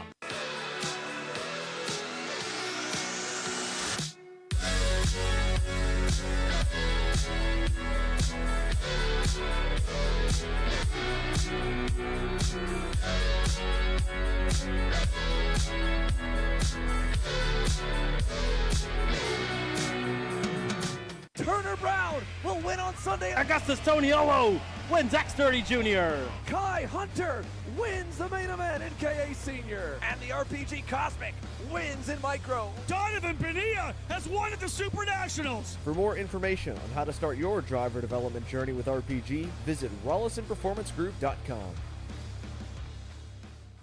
Join us for the biggest kart racing convention of the year, the 39th OVKA Kart Racing Trade Show and Swap Meet, Saturday, February 1st, Robert Center, Wilmington, Ohio. Whether you're into sprint karting, dirt and oval racing, road racing, unlimiteds, or vintage karting, there are deals here for you. Shop our 60,000 square foot show floor, filled with the karts, parts, and supplies you need. Network with kart racers of all disciplines from across the country. Get insights from experts at our performance seminars. Visit our Intro to Kart Racing open house to get started in racing. Visit OVKA.com. Vendor registration is now open. OVKA.com.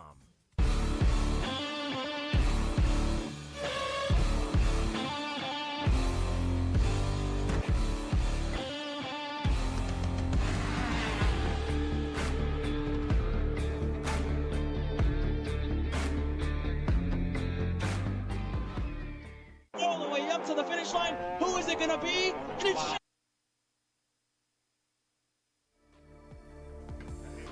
Well, welcome back, ladies and gentlemen. We are ready for post-race ceremonies with Rob Howden for our first podium of the day. Take it away, Rob. Henry, thank you so much. Indeed, down here right now in Victory Lane for the first time of 9 times on a Super Sunday here for this year's Super National. Let's start with KA100 Junior. The driver coming home today, P5 Enzo Vidmontien.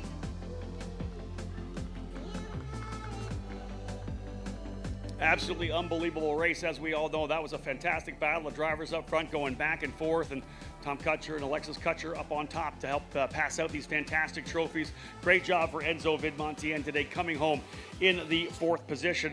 Battle up front, as I said, all race long, all 20 laps. Finishing in 4th today, Diego Ardiles.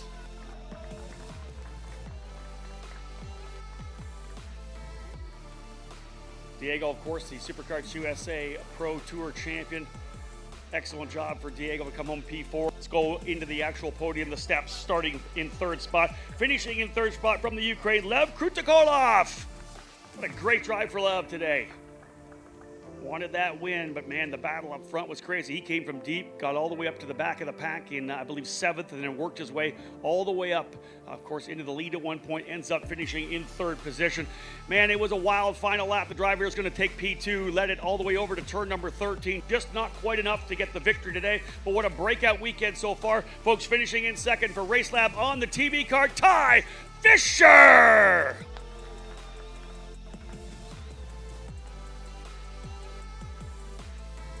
Great job for Ty, working his way up through the field, to back a bit, got himself back up to the lead.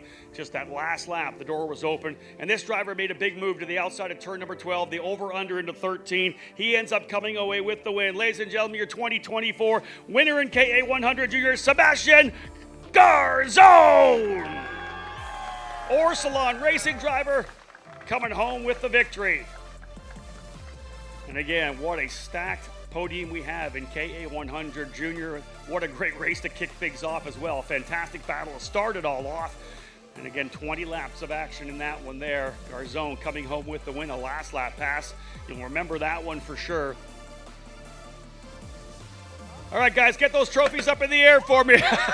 Got them off guard. Trophies up in the air. Garzone with the win. Ty Fisher in second.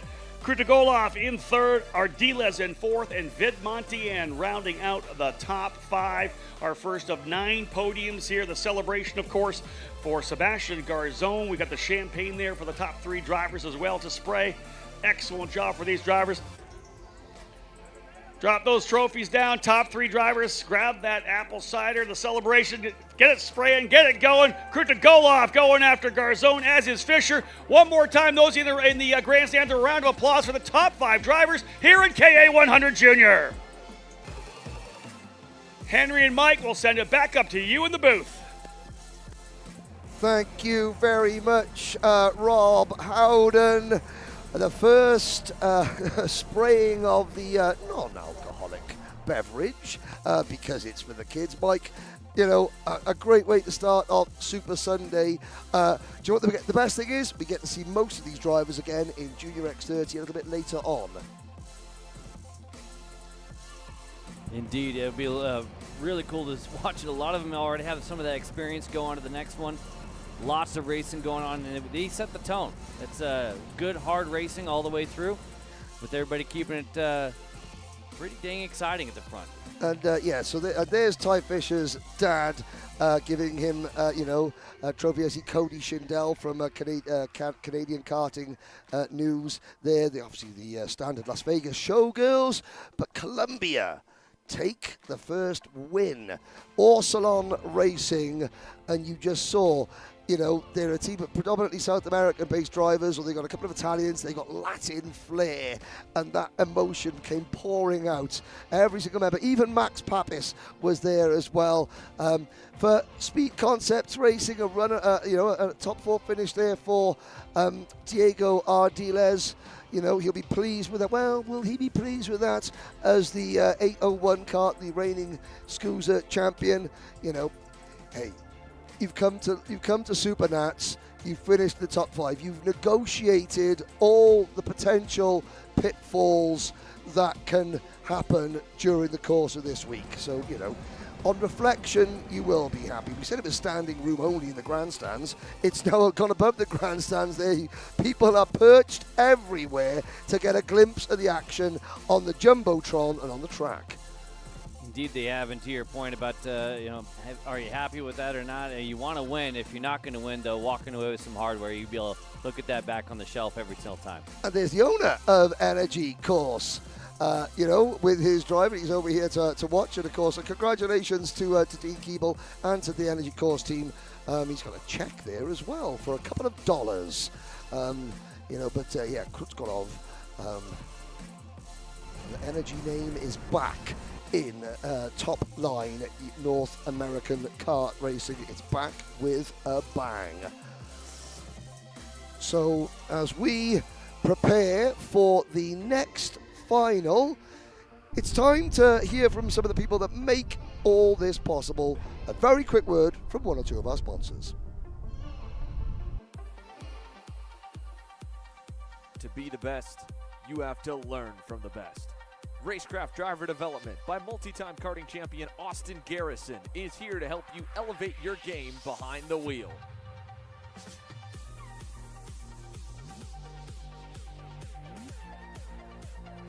Inquire now and go faster tomorrow. Are you stuck with your kart racing? Not sure the ideal kart setup? Well, going to a track for the first time? Well, Kart Class has the answers for you. Our online portal has a wealth of experience and knowledge to help your kart racing. From kart setup advice to track guides that are targeted specifically to your circuit, or the driver coaching aspect with mindset, racecraft and driving techniques. If you want to take your karting to the next level, visit us at kartclass.com.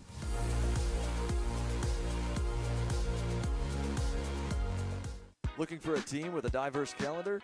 How about a team that offers both full support and teaches you and your kid how to do all the work yourself? For us at Drive Your Line Kart Sport, fostering growth on and off the track in a family environment is what we do. Well, that and bringing home some hardware. Contact us today online at dylkartsport.com.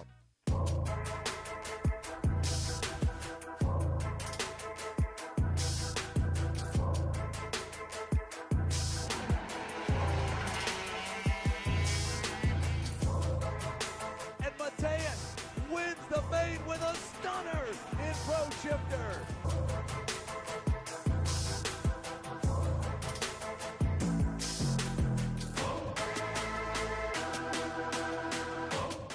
The foundation of your racing endeavor is the cart. It carries your hopes, your legacy, at times your heart outside of your body. And if it's the right cart, it holds the line. Factory carts are the only carts hand-built in the U.S. A precision-welded frame made of 4130 chromoly tubing, adjustable wheel bearing cassettes, seat mounts that don't break. But what good is a foundation if it's not the fastest? Made with care by a 4-time SuperNats champion Billy Musgrave. Factory carts, American-made, race-proven. Once again, folks, back out of here at the Las Vegas Motor Speedway. Hello to all those you tune in here on Kart Chaser. 1 down, 8 to go. It is Super Sunday. Rob Howden alongside, again, Mike Smith and Henry Beaudet. Master Shifter coming around. This is going to be a fantastic battle. Davide Foray going to start in the pole position alongside Billy Musgrave. What a scrap this is going to be. Jordan Musser once again looking to try to get that first big SuperNationals victory. Has not got that done yet. Multi-time U.S. champion in the category. Again, Jordan Musser starting on the inside of row number 2. Foray on the ITAL kart. Musgraves, of course, on the factory kart. Musser on the Birol Art. Thomas Mich on the outside of the number 611, another one of those drivers on the Birol Art chassis. Will we see Foray defend? Will we see Musgrave make history? Will we see a first for Musser Mich? Then Patrick Hayak in 5th and Jonathan Vitolo up into 6th position, the son of former IndyCar driver Dennis Vitolo, Alan Squito, and Bas Lammers, who a lot of you enjoyed the feature we did, the Dutchman going from row number 8. No love lost between Lammers and Musgrave. So much history, right? Bas Lammers, of course, a former winner in the Super Pro category. Alan Squito ran here back in the day in the 80cc junior class. He's been doing SKUSA racing for a couple of decades. Luca Bortone on the inside of the number 622, starting 9th inside of row 10.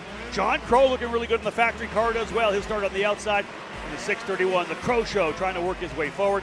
Victor Jimenez in the 607, starting in the 11th spot alongside Evan Batt. He returns to SuperKarts USA competition in the 604.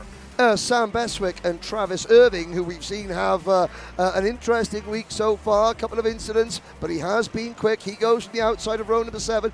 Joe Rook, 2nd in this year's SKUSA Pro Series alongside Louis Gauthier. What can Rook do?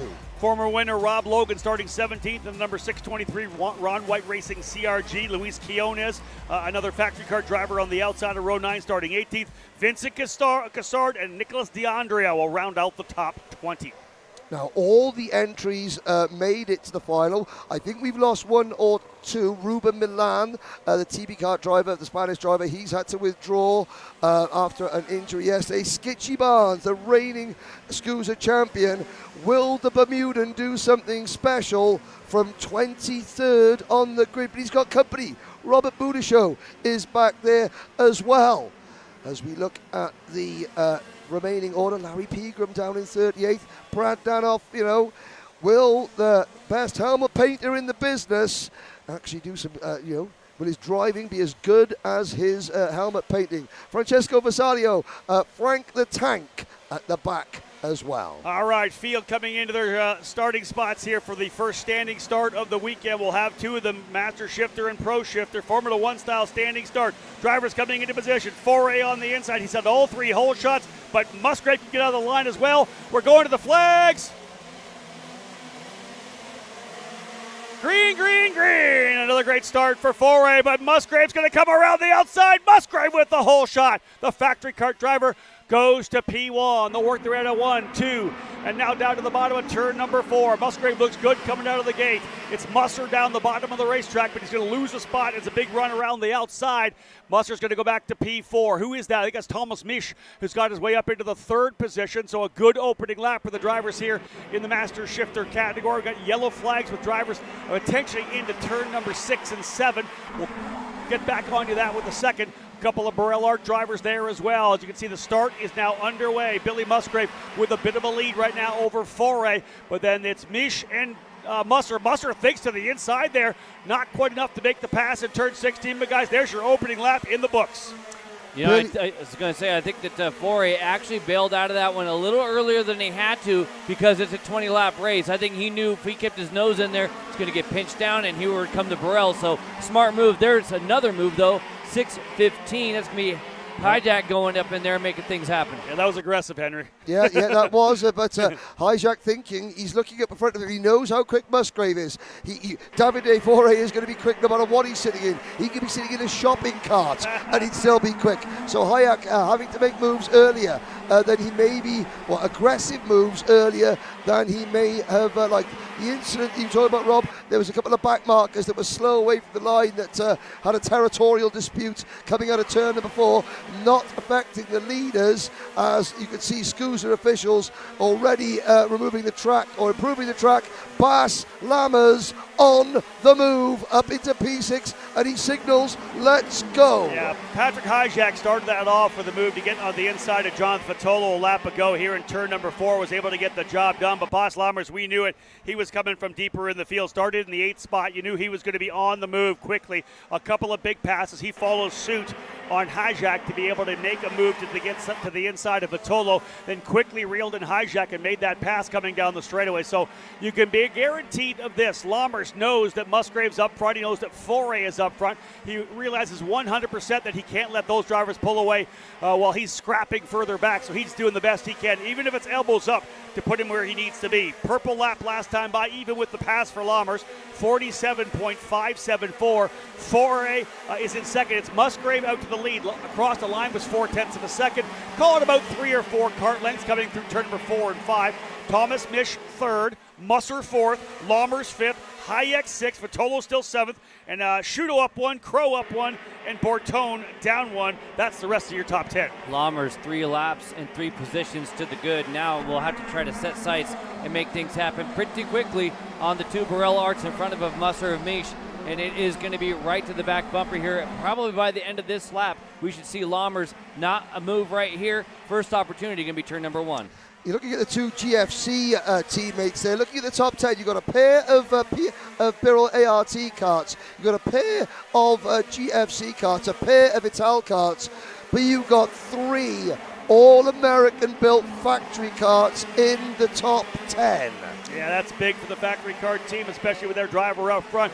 Remember, Billy Musgrave, part of a very elusive club, exclusive club, 4-time winners. Connor De Felipe. I talked about, of course, Kip Foster. We know that Danny Formal did it last year. And, of course, 4 winners for Billy Musgrave. Will this be the year where he puts number 5 in the books? He's out front now comfortably. Lammers has got work to do because it's not going to be super easy to pass Musgrave, but Lammers looks like he was ready to go in turn number 16 last time. Held back a bit there, Mike Smith. This time not able to get it done either. Yeah, this is the first time where there's been a bit of a hiccup on the program there where he hasn't been able to actually get right past the person he catches. Here he'll have a really good opportunity. There's enough space in front. Hard on the brakes. No, not doing. Remember, brand new rubber for everybody too. Yeah. So how these... Oh, there's a problem. That was a problem for Mish. Yep. Mish had a problem. Musser had nowhere to go, and luckily for Lammers, just barely gets to the left. Mish seized. That was a seize, and he was helping his competition out. That was an engine seizing. It just jacked the cart round. There was nothing he could do. Musser was so close behind. How quick was Bas Lammers' reactions? We talk about them being elite athletes. We just saw why they're elite athletes. Yeah, I'm telling you this right now. If he ends up coming up to be able to win this race and reels everything, it happened right there because there's no way that otherwise. Oh, another driver off. That's another driver off in turn number 1. So we've got a little bit of attrition here. A couple drivers off. We'll try to pick up who that is. Musgrave's lead 0.6 of a second last time by Bas Lammers. Back by now just 2 seconds. 1.9 seconds for Lammers. A fantastic reaction time to an engine stick likely for Thomas Mish. Nowhere to go for Jordan Musser. So the win for Musser will not come here in 2024. Musgrave out front, though. I think watching these drivers dig in here. There's the 632 of Alan Shuto right behind him. That's Jonathan Fatolo. Shuto now, Mike, up into the top 5. That's a nice run for Shuto. There are obviously a couple drivers that eliminated from the run there, but top 5, and you know what? Podium place for Shudo, and just behind him, Vitolo, just by a few tenths, Crow's right in there. Hey, the conversation for the final podium spot, it just got a little bit tighter than it was just 30 seconds ago. It was Hector Martinez who was the driver off at the outside of turn number 1. Will Lynn has also, I think, had to retire as we look at the number 6.7 there of Foray trying to close in on Musgrave. But Musgrave, you said he's part of an exclusive club, but Musgrave is exclusive. Now he's trying to be elusive up the road. Right. Musser, just a update on him, 23rd is where he fell to. There's the contact there. Let's see if we can get another. Let's see if we can get another look at that. Was the first one here for us. Didn't quite know what was coming. Watch for Mish rolling into the corner. Down to gear, and all of a sudden it just checks up on him. Indeed, Kart's already going around. Musser with nowhere to go, and again, kind of an over. The way the Lammers was approaching the corner to try to over-under him, was able to pull to the inside. Mike? And I'm not. There may have just been a little bit of contact there, possibly with the right front on Lammer's car. It looked like the thing shimmied. It could have just been him making the move. Not sure. He was still pretty dang quick, but now almost even in the lap times between Musgrave, Foray, and Lammers, all of them within thousandths of a second last time by. This is what's going to be key right now because we're midway through this race. We're closing up 8 laps down. They'll put 9 in the books when they come back around, so not quite yet to the halfway point, but we're going to be able to really look at splits, really look at lap times to see who steps it up. Last time by, 47.5 for Musgrave, Foray, and Lammers. All of them 47.5, now 47.4, 4, 6, and 4. So really, Musgrave and Lammers pretty much evenly matched right now, Mike. The problem for Lammers is that because he's basically maintaining the gap with Billy, he may actually catch Foray. How much time does he lose in that whole program? Whether or not he's got the long-term pace, to your point, only around halfway. We still got a ways to go, but these laps are going to click off really fast. I agree. Henry? I mean, we're a long way away. Musgrave is looking comfortable in terms of he's looking in control. He's not using all the track. He's not getting really close to the barriers, which means he may have something still in hand. We're looking further back at the pack there. But I mean, if Musgrave is going to make his own little bit of history here, he's going to have to beat Davide Foray and Bas Lammers to do it. Interesting to look at the other times of the drivers behind the top 5, Shudo on back. They're all essentially stepped up a tenth of a second each further back. So the fast drivers are to the front. I don't see right now, based on just the lap times, anybody else catching up. Shudo was a 48.1, Vitolo a 48.2, Crow a 48.3, Bartone a 48.3. So I don't see anything really from 5th on back to 10th, Mike, seeing any big moves. A big drop-off, though, for Foray. Lost 4 tenths to Lammers that time. Again, Lammers about matched Billy Musgrave. Now Lammers, you can see him on screen right to the back bumper. This needs to either be a turn 16 pass or down at the end of the straightaway for Lammers. He's going to be able to carry a little bit more. You see he's a little bit wider there down the straightaway. How defensive will Foray be? Here's a look over the shoulder. Nothing doing here, which means turn number 4. It's going to be up to you, Rob. Yeah, we don't get the big run down to the inside for Lammers. Does he dive to the bottom? We know how the corners go. Yeah, here it comes. Lammers to the inside. Book it. He is through, and Lammers goes to P2. Fantastic run there. The gap last time by was about 1.7 seconds up to Billy Musgrave. Now the question is, does Foray have any fight left in him? I don't know whether or not it's going to happen, Mike. Set the watch. This is how much time we have right now, and because Musgrave and Lammers have been identical to this point, it's going to be the unknown territory of these next 8 or so laps because nobody knows really what they've got during this period of time. Yeah, who has more in the tank? Well, Bas Lammers will see if their equipment is equal. The fact that it's Musgrave ahead of Lammers, that's worth an extra tenth or 2 for Bas Lammers. Let's not forget what happened when these two were battling for the lead in heat number 1. And with Lammers making that pass, he still gained just a few thousand, so didn't lose anything. Crucially for Lammers now, hey, guess what? Qualifying laps all the way to the end. Yeah, so let's set the stage. 12 laps in, 8 laps to go. It's a 1.7 second lead for Billy Musgrave over Bas Lammers. Foray 3rd, Hayek 4th, Shuto 5th. We're going to be looking at lap times. We're going to be looking at splits. Last time by both Musgrave and Lammers, 47.6 is about 0.04 of a second quicker for Lammers on that last lap while making the pass on Foray. We'll see how it plays out this time through. Musgrave actually a tenth of a second quicker. Billy Musgrave, if he keeps this up, could just extend that lead. It's now 1.8 seconds. We talked about comers and goers. Cast your minds back to Thursday and Robert Budashow. Well, if he didn't have bad luck, he'd have no luck at all. Budashow is up into P10, having started 26th. Hayek still runs 4th. Shuto is 5th. Vitolo 6th. Crow, Bertone, Cossard, and then the magic cart of Budashow. What a fantastic run for Budashow. Last time by, his fast lap about 4/10 off that of Lammers and Musgrave. So he's got good pace. I think he's going to be able to get a couple more spots before it's all said and done. Mike, the guys up front are not quite as quick, and he's got enough gap to close up to them. Yeah, just to keep an eye on it, as we will, 1/10 back to the Lammers camp. So now they're back to even, but that's from 2 laps ago. So far, no change in that gap. 1.7 seconds now with time running out. There's Budashow right there, having just got by, I believe, Cossard. Yeah, that's Cossard behind him. So Budashow's now up to 9th, Cossard to 10th. They've moved Evan back a couple spots. So Budashow up into 9th. How far back is he from potentially Shuto? 5-7 seconds maybe, or not even that. Hold on. Yeah, it's not that bad, about 5 seconds back. This will be really interesting if he can close up and make it happen. We'll keep an eye on Budashow here, who has had such a rough weekend. He needs a good result to come back on it here. Well, if, with only a half a second, Vitolo and Shuto start battling. Those are both on GFCs. Nobody else is in the conversation right with them, right? There's a bit of a gap to get to them. So if the GFCs play nice, then it may be pretty tough for him to get there. That's Luca Bortone in front of Robert Budashow right now. That would be for 8th position. Bortone having a great run as well on the factory kart machine. Still 3 factory karts, as Henry talked about, in the top 10 round. In fact, top 8 now. The leader is still Billy Musgrave. 1.9 seconds last time by. 5 laps remaining. When they come across the line, it'll be 4.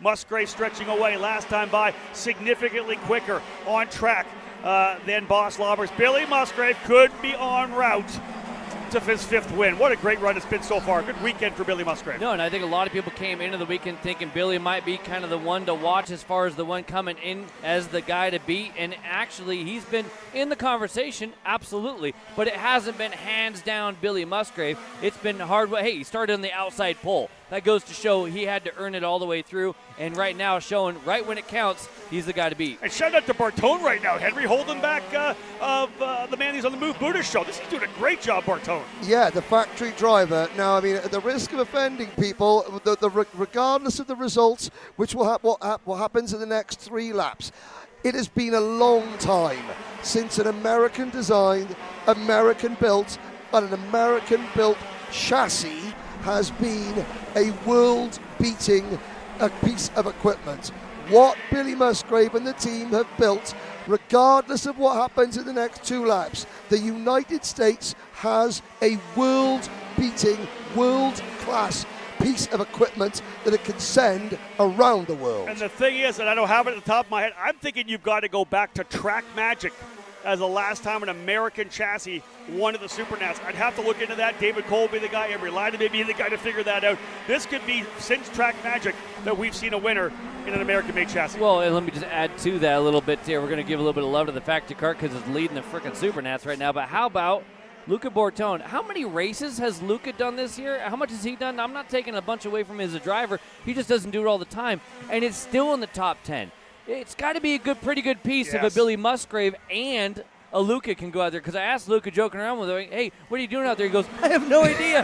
I'm just driving, baby. So at the different levels of experience and talent, you can still wheel that wagon and get it up into the top 10. Bartone having a great run right now. 7th for Bartone. We've dropped somebody. Figure that out, boys. John Crow. I think it's John Crow going the wrong way. Crow going down. Bortone up to 7th. Budashow rather at 8th. Cossard 9th. Joe Rook now up into the 10th position. Great job for Joe as he's come up a bunch of spots. Plus 18 for Budashow. But guys, we're lining things up for the final lap for Billy Musgrave. Yeah, I know, Rob, that you have been part of this event since its very inception.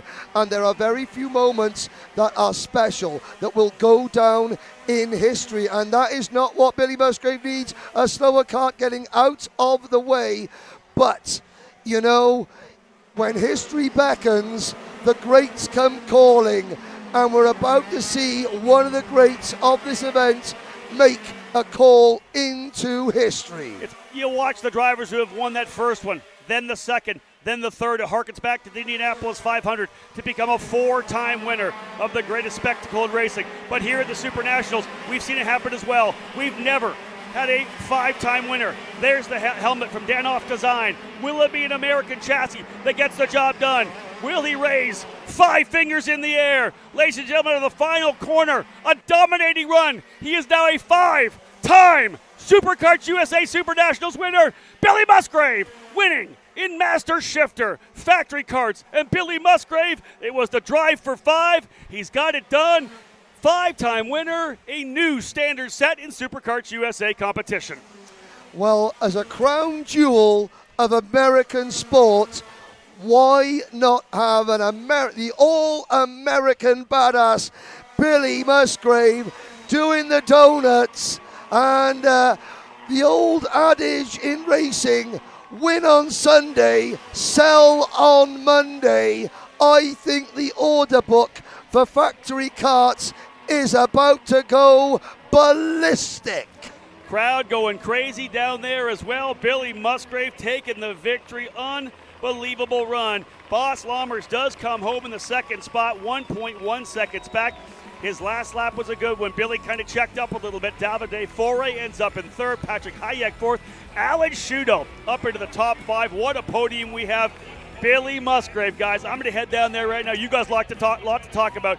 Billy Musgrave is a 5-time SuperNationals winner. A 5-time champion here at the SuperNationals. And look, it's all Factory Kart hanging out there with each other.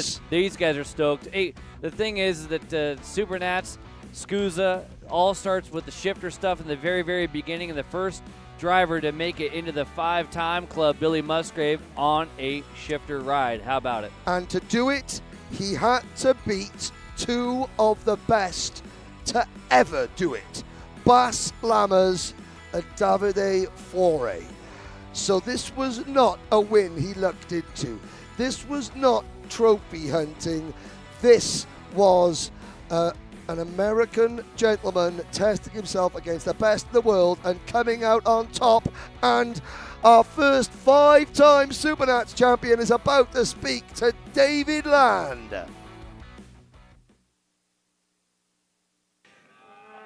Listen to this crowd. This crowd absolutely went wild for you, Billy Musgrave, a 5-time SuperNats champion. Put it into words. I don't even know if I can.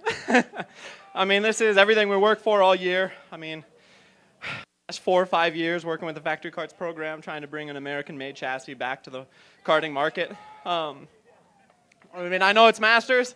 I know a lot of people are upset about that, but I mean, to be able to go up against Boss and Davide and Mitch and Patrick, my old teammate, I mean, it was, and honestly, some of my best friends I've ever had in my life being out on the track at the same time as them. I mean, Luca, Travis, Luis, Rob, John. Yeah, it was special, man. It was special. The emotion. How cool is that? Pretty cool. Now we got to hope for some luck and see if we can make it 6 today. Billy Musgrave, everybody. History at SuperNats. And I think a sign of the man was the amount of people that came to congratulate him, not just from his team, but from other teams as well. That says a lot about the man himself, not just as a driver, but as what he is trying to do for the sport. He was emotional yesterday when when Factory Karts debuted their cadet and junior shifter. There is a look at the provisional results. Billy Musgrave, he wanted to leave his mark on this sport, and the cadet and junior shifter program, he felt was the way he could leave his mark on the future of the sport. But he's going to leave his mark on the sport as currently the most successful driver in SuperNats history. He beats the Netherlands' Bas Lammers by 1.1 seconds. The reigning champion gives up his title. Davide Foray finishes on the podium, but it's not to be 2 in a row. Then the leading Rollison Performance Group kart, Patrick Hayek in 4th, Alan Sciutto and his GFC teammate Jonathan Vitolo in 6th, Luca Bortone 7th, Vincent Cossard 8th, and what a drive from Robert Budashow from 26th to 9th. Joe Rook rounds out the top 10 ahead of Evan Batt, Travis Irving, Jordan Musser after that incident earlier where Nish's kart seized right in front of Musser. He recovers to 13th, just ahead of the 2024 SKUSA Pro Series Masters champion Scott Skitchy Barnes. Victor Jimenez rounds out your top 15. As we look at the remaining runners, Mike Smith, you know, a chance to take in is always great when you witness and can be part of a piece of history in this sport. No, exactly, and for the factory kart whole team, you know, obviously getting the W, getting 5 for them and for Billy is awesome, but like we were talking about during the actual race itself, having that many factory karts towards the sharp end, and Luca Bortone getting in there, and was John Crow there for a while. But there's the truck. Exactly that. And as we are looking at the factory karts rig, as well as the continuation of the happiness that's going on down there, we are going to roll to a break as we see the 5-time Billy Musgrave.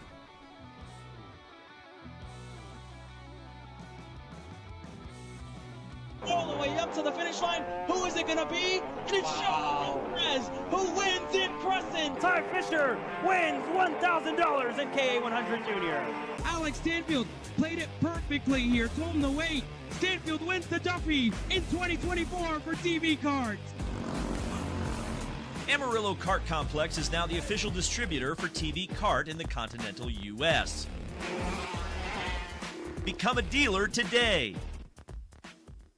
Colin, I need a new 219 chain. I need a 77 tooth sprocket. I need some more chain lube, and I need it probably as soon as like tomorrow. Dude, are you even listening? Like, we need this to run this weekend. Want anything else? What do you mean? I already got it in the Kart on Acceleration Kart Racing's online store, bro. All orders over $200 get free shipping. Oh, throw in a set of tires. Done.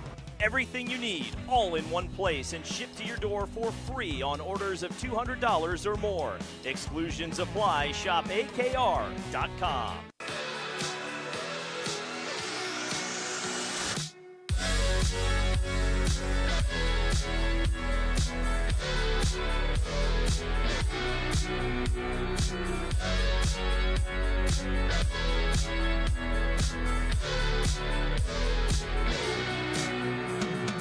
Turner Brown will win on Sunday. Augustus Toniolo wins X30 Junior. Kai Hunter wins the main event. Well, there is a look at the podium, which was set fair for Master Shifter. We'll hand it down to the Master of Ceremonies, Rob Howden. Take it away, Rob.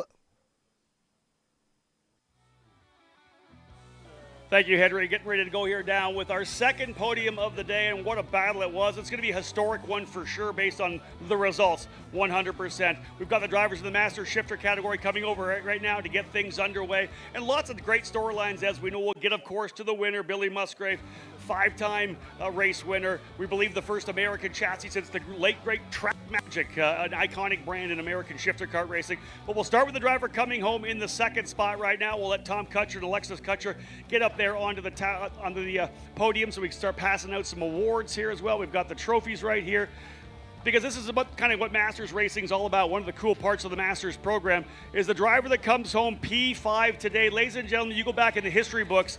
Back in 2002, when SuperKarts USA brought this event from the track out in the desert to the Rio All-Suite Hotel and Casino, the driver who finished 5th today was the winner, 2002 in 80cc Junior, 22-year career. Put your hands together for Alan Sciutto! The winner in 80cc Junior in 2002, and he is a podium finisher here today in Master Shifter. What a drive for Alan Sciutto. Tremendous work. Moving now to the 4th place position. This driver really put the hammer down throughout the weekend. A great drive today, finishing in 4th, number 632, or rather number 615, Patrick Hayek from Rollison Performance Group.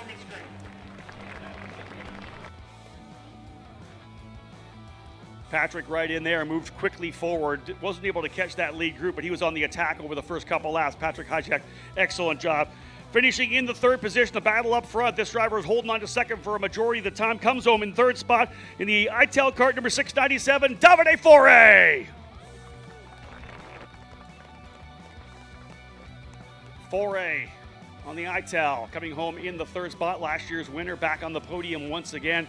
Of course, we saw the two front drivers battle it out throughout the heat races as well. The driver will have running up here in second spot did a tremendous job to get himself close, but not close enough. The gap was pretty much 1.7 throughout the entire race, but he comes home as second place. Runner-up this year, Bas Lammers.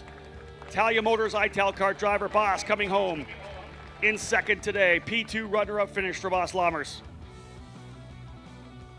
But again, always thinking about the history of this event. 27 years we've been doing this. We've watched the drivers win 4. Condor De Filippi, as we know, Kip Foster, Danny Formal last year. This driver had 4 a couple of years ago. He is now in uncharted territory, unrivaled as the all-time winner in SuperKarts USA SuperNationals. Ladies and gentlemen, 5-time winner, Billy Musgrave!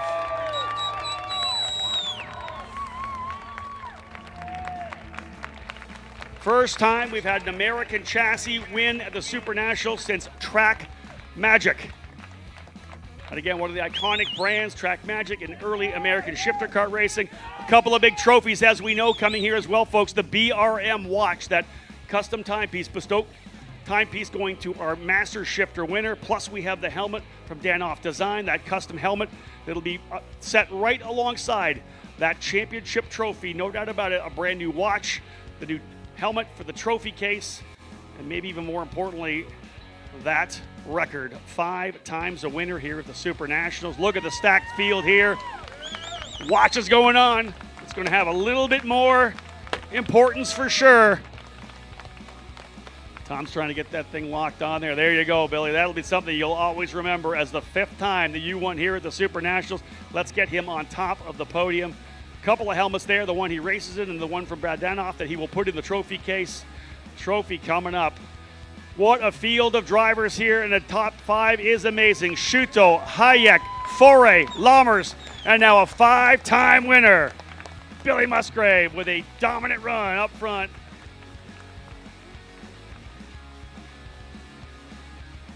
Don't think we're going to do the champagne here right now because these guys all have to drive again. These suits have to be clean, so they'll be able to give them a little clink if they want. Otherwise, we'll let them finish it off, guys. One more time, a new record. He's a 5-time winner. Billy Musgrave, victorious in Master Shifter. Guys, back up to you. Thank you very much, Rob. 5 fingers in the air. A famous 5 for Billy Musgrave. And if you want to know why Bas Lammers is so universally appreciated in karting, look at the celebrations from the Dutchman there, and look how warm he is. Because let's not forget, Musgrave and Lammers, they had that contentious incident earlier in the week, and yet, you know, they realised that, hey, on this day at this circuit, no matter what Bas could do, the better man won on the day. What a podium. Lammers, Foray, but they all stand just an inch below the All-American badass Mike Smith. You know what I love about that, too, is that you look at everybody on the podium, and they were as happy for him. Yeah. You know, it's the entire sport. We talk about it being a family, we talk about it being tight-knit, and everyone enjoy. We all go for the W. We all try to get there, but we at the same time, man, do we love to see people succeed and see history be made. A lot has been made about the death of sort of masters karting and karting for older drivers, and it's just not true. Masters karting is alive and well. Tell you what else is alive and well, our advertisers. We're going to hear from them very shortly.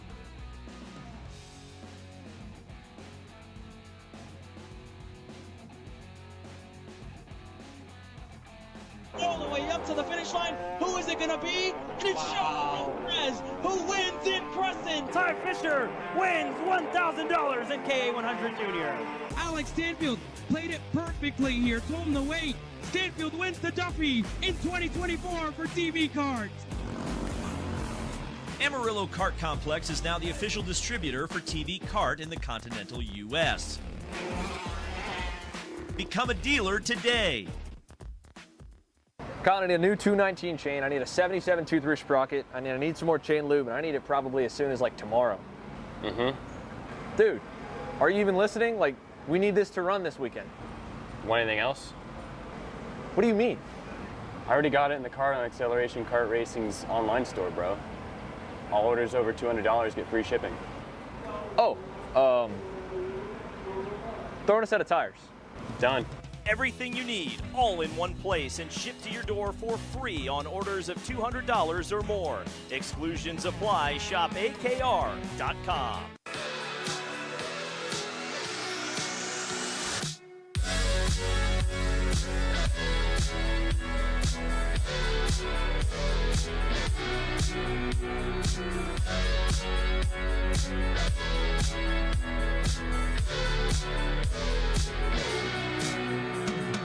Turner.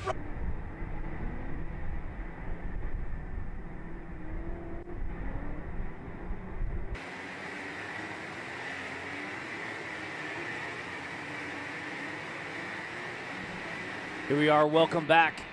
SuperNats 27 KA Senior, brought to you by Factory Karts, rolling out for their main event. I'm Mike Smith, soon to be joined by Rob Howden and Xander Clements. Take a look at our starting grid here. You got Paulie Massimino rolling off P number 1. Race Liberante outside of him. We've seen both those drivers really get after it here and be kind of the class of the field for several different heat races. Frankie Mossman, Jesus Vasquez Jr., your second row. Row number 3, Oliver Calvo and Peyton Phillips. Calvo, one of those drivers, working his way through the field on multiple occasions. Peyton Phillips has already had an interesting Sunday morning. Indeed. Joe Turney going to start on the outside, or inside rather, of row number 4. Turney looking to work his way to the front alongside Nicholas Terlecki. Alongside them, again, right behind him, Colin Lloyd starting the 992 on the inside of row number 5. P9, the shoe, Jake Drew launching from P10. Jose's Carlos Hernandez, number 11 on the grid. Mick Gabriel, who's had a lot of argy-bargy, had to work off everybody's attacks all the way through the day, starting off 12. Alan Isambard in 13th and Jaden Pope 14th. Yeah, I wouldn't sleep on Isambard or Pope, and either wouldn't I sleep on Stephen Miller, who's going to start on pole in Pro X30. 15th in this one, little argy-bargy up front. You're going to see Stephen Miller right in the middle of the fight. He'll start alongside Josh Campbell on row 8. The rest of the top 10, top 20, top 10 rows shows Matthew Higgins in 17th, Stephen Eisert 18th, James Overbeck and Alexander Kardashian rounding out the top 20. Mike, drivers are working their way out here again onto the front straightaway. How do you build? You beat the excitement of the last one. It wasn't a wheel-to-wheel battle. It was more of a monumental, historic run for Billy Musgrave, becoming a 5-time winner. But these guys here are going to put it on. I'll guarantee you that. This is going to be a battle for sure. Couple of veterans up front in Massimino and Liberante. We got a slow start coming. Aaron Likens out on the track. We'll see the Likens leap across the barriers when he throws that green. This one's going to be a 20-lap cage match. Field set, green, green, green, and a great shot of the run coming down to turn number 1. Liberante's going to get shuffled out a little bit, but he's able to get back in. Massimino fully pulls to driver's right, gets right across. Clean run for him. He'll try to run the bottom for the first time in. Everybody on the brakes. Massimino gets shuffled out. Massimino gets rooted into the braking zone of turn number 4. He's going to go back to 4th position. So the driver right behind him, I don't know if that was actually Liberante right behind him at that point. Mike, you think it might have been Frankie Mossman? I think it was Mossman from 3 carts back that was kind of making things happen. It was Liberante on the back bumper, and Mossman was the next one through. It's one thing to try to brake when you've got your 4 tires, but when you got 8 going against you, it makes it a little bit tough. And now this is the opportunity, not so much opportunity, but this is where we'll see Paulie Massimino and his strength. He's going to relax a little bit here, going to lose a spot to Joe Turney, but he'll get back in the game, get refocused. Over-under on Turney. There's a little chit-chatter back and forth. Hey, listen, I'll tuck back in, I'll drag it, and away we go. Watch for Turney and Massimino to work their way up to Liberante, Mossman, and Oliver Calvo, who's gone to P3. And the exact same thing was going behind him with Vasquez and Phillips. And a big moment right there. That was actually across it, but looked like into the braking zone for Mossman. Into the back of Liberante. Liberante catches it, holds on for second. we are already a little up on the chip, and we've only got second lap going. Yeah, indeed. The drivers up front, super aggressive. Mossman has used that chrome horn a little bit here already. We'll see whether or not the pushback is going to be in good shape. He's got into him a couple of times. Liberanti slotting back into the position as well. Calvo is right there. They've been working each other pretty hard up front. Look at this. More moves left and right. These guys are throwing it out here, coming back to 16. One thing I've already seen before with both those drivers is with Liberanti, if you rough me up, I'm definitely going to say it back, and that's what he just did. But Mossman is one of those guys, you do it to him, and he'll do it twice as bad.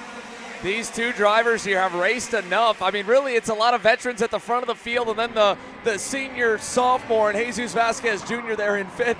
But Race Liberante, Frankie Mossman, both of them have had a lot of close calls. Race has won this race before. Frankie's probably come close more than any driver to not win it in single speed, and he wants to win it today there with another over-under. But like you said, Mike, not only have both of these drivers happily thrown a boulder at someone that's thrown a rock at their house, well, Race was wagging the finger a lap ago. You probably noticed that voice, folks. He hasn't been around a lot here this weekend, but he's making his debut on the weekend here on Super Sunday. Xander Clements back in the booth with us right now, and some action for sure.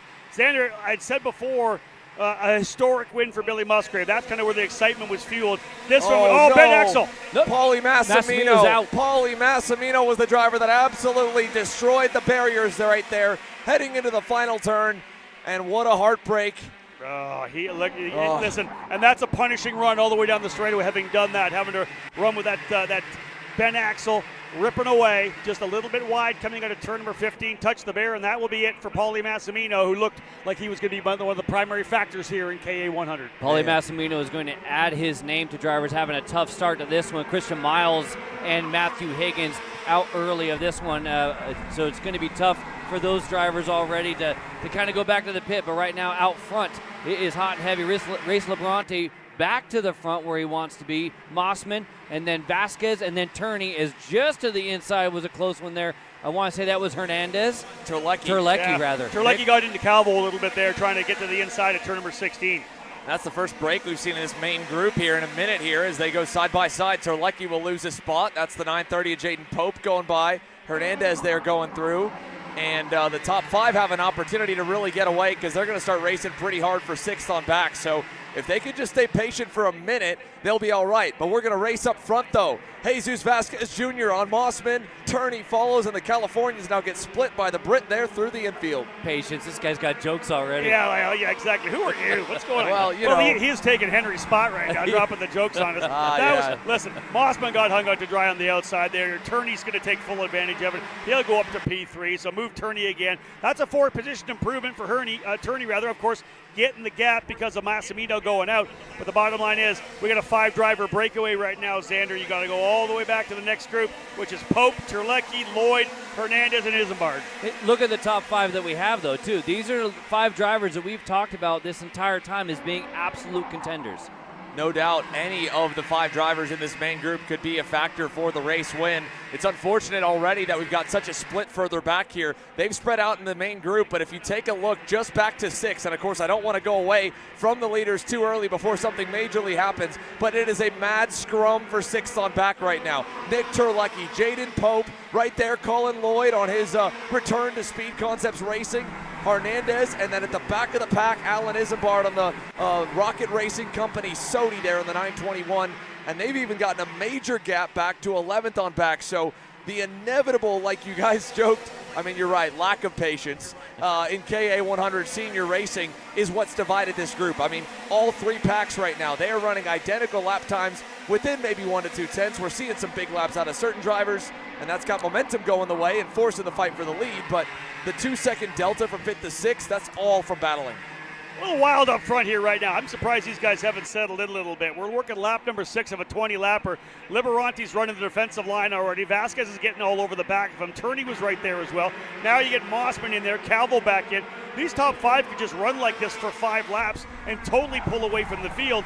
But Liberanti continues to run that low line as Vasquez is putting a lot of pressure on. Vasquez is going to lose this spot to Turney pretty soon. He's got to be, I think that's why they're racing so hard, because they know that the guy behind is going to go if they don't. Joe Turney now into second here as they go across the line.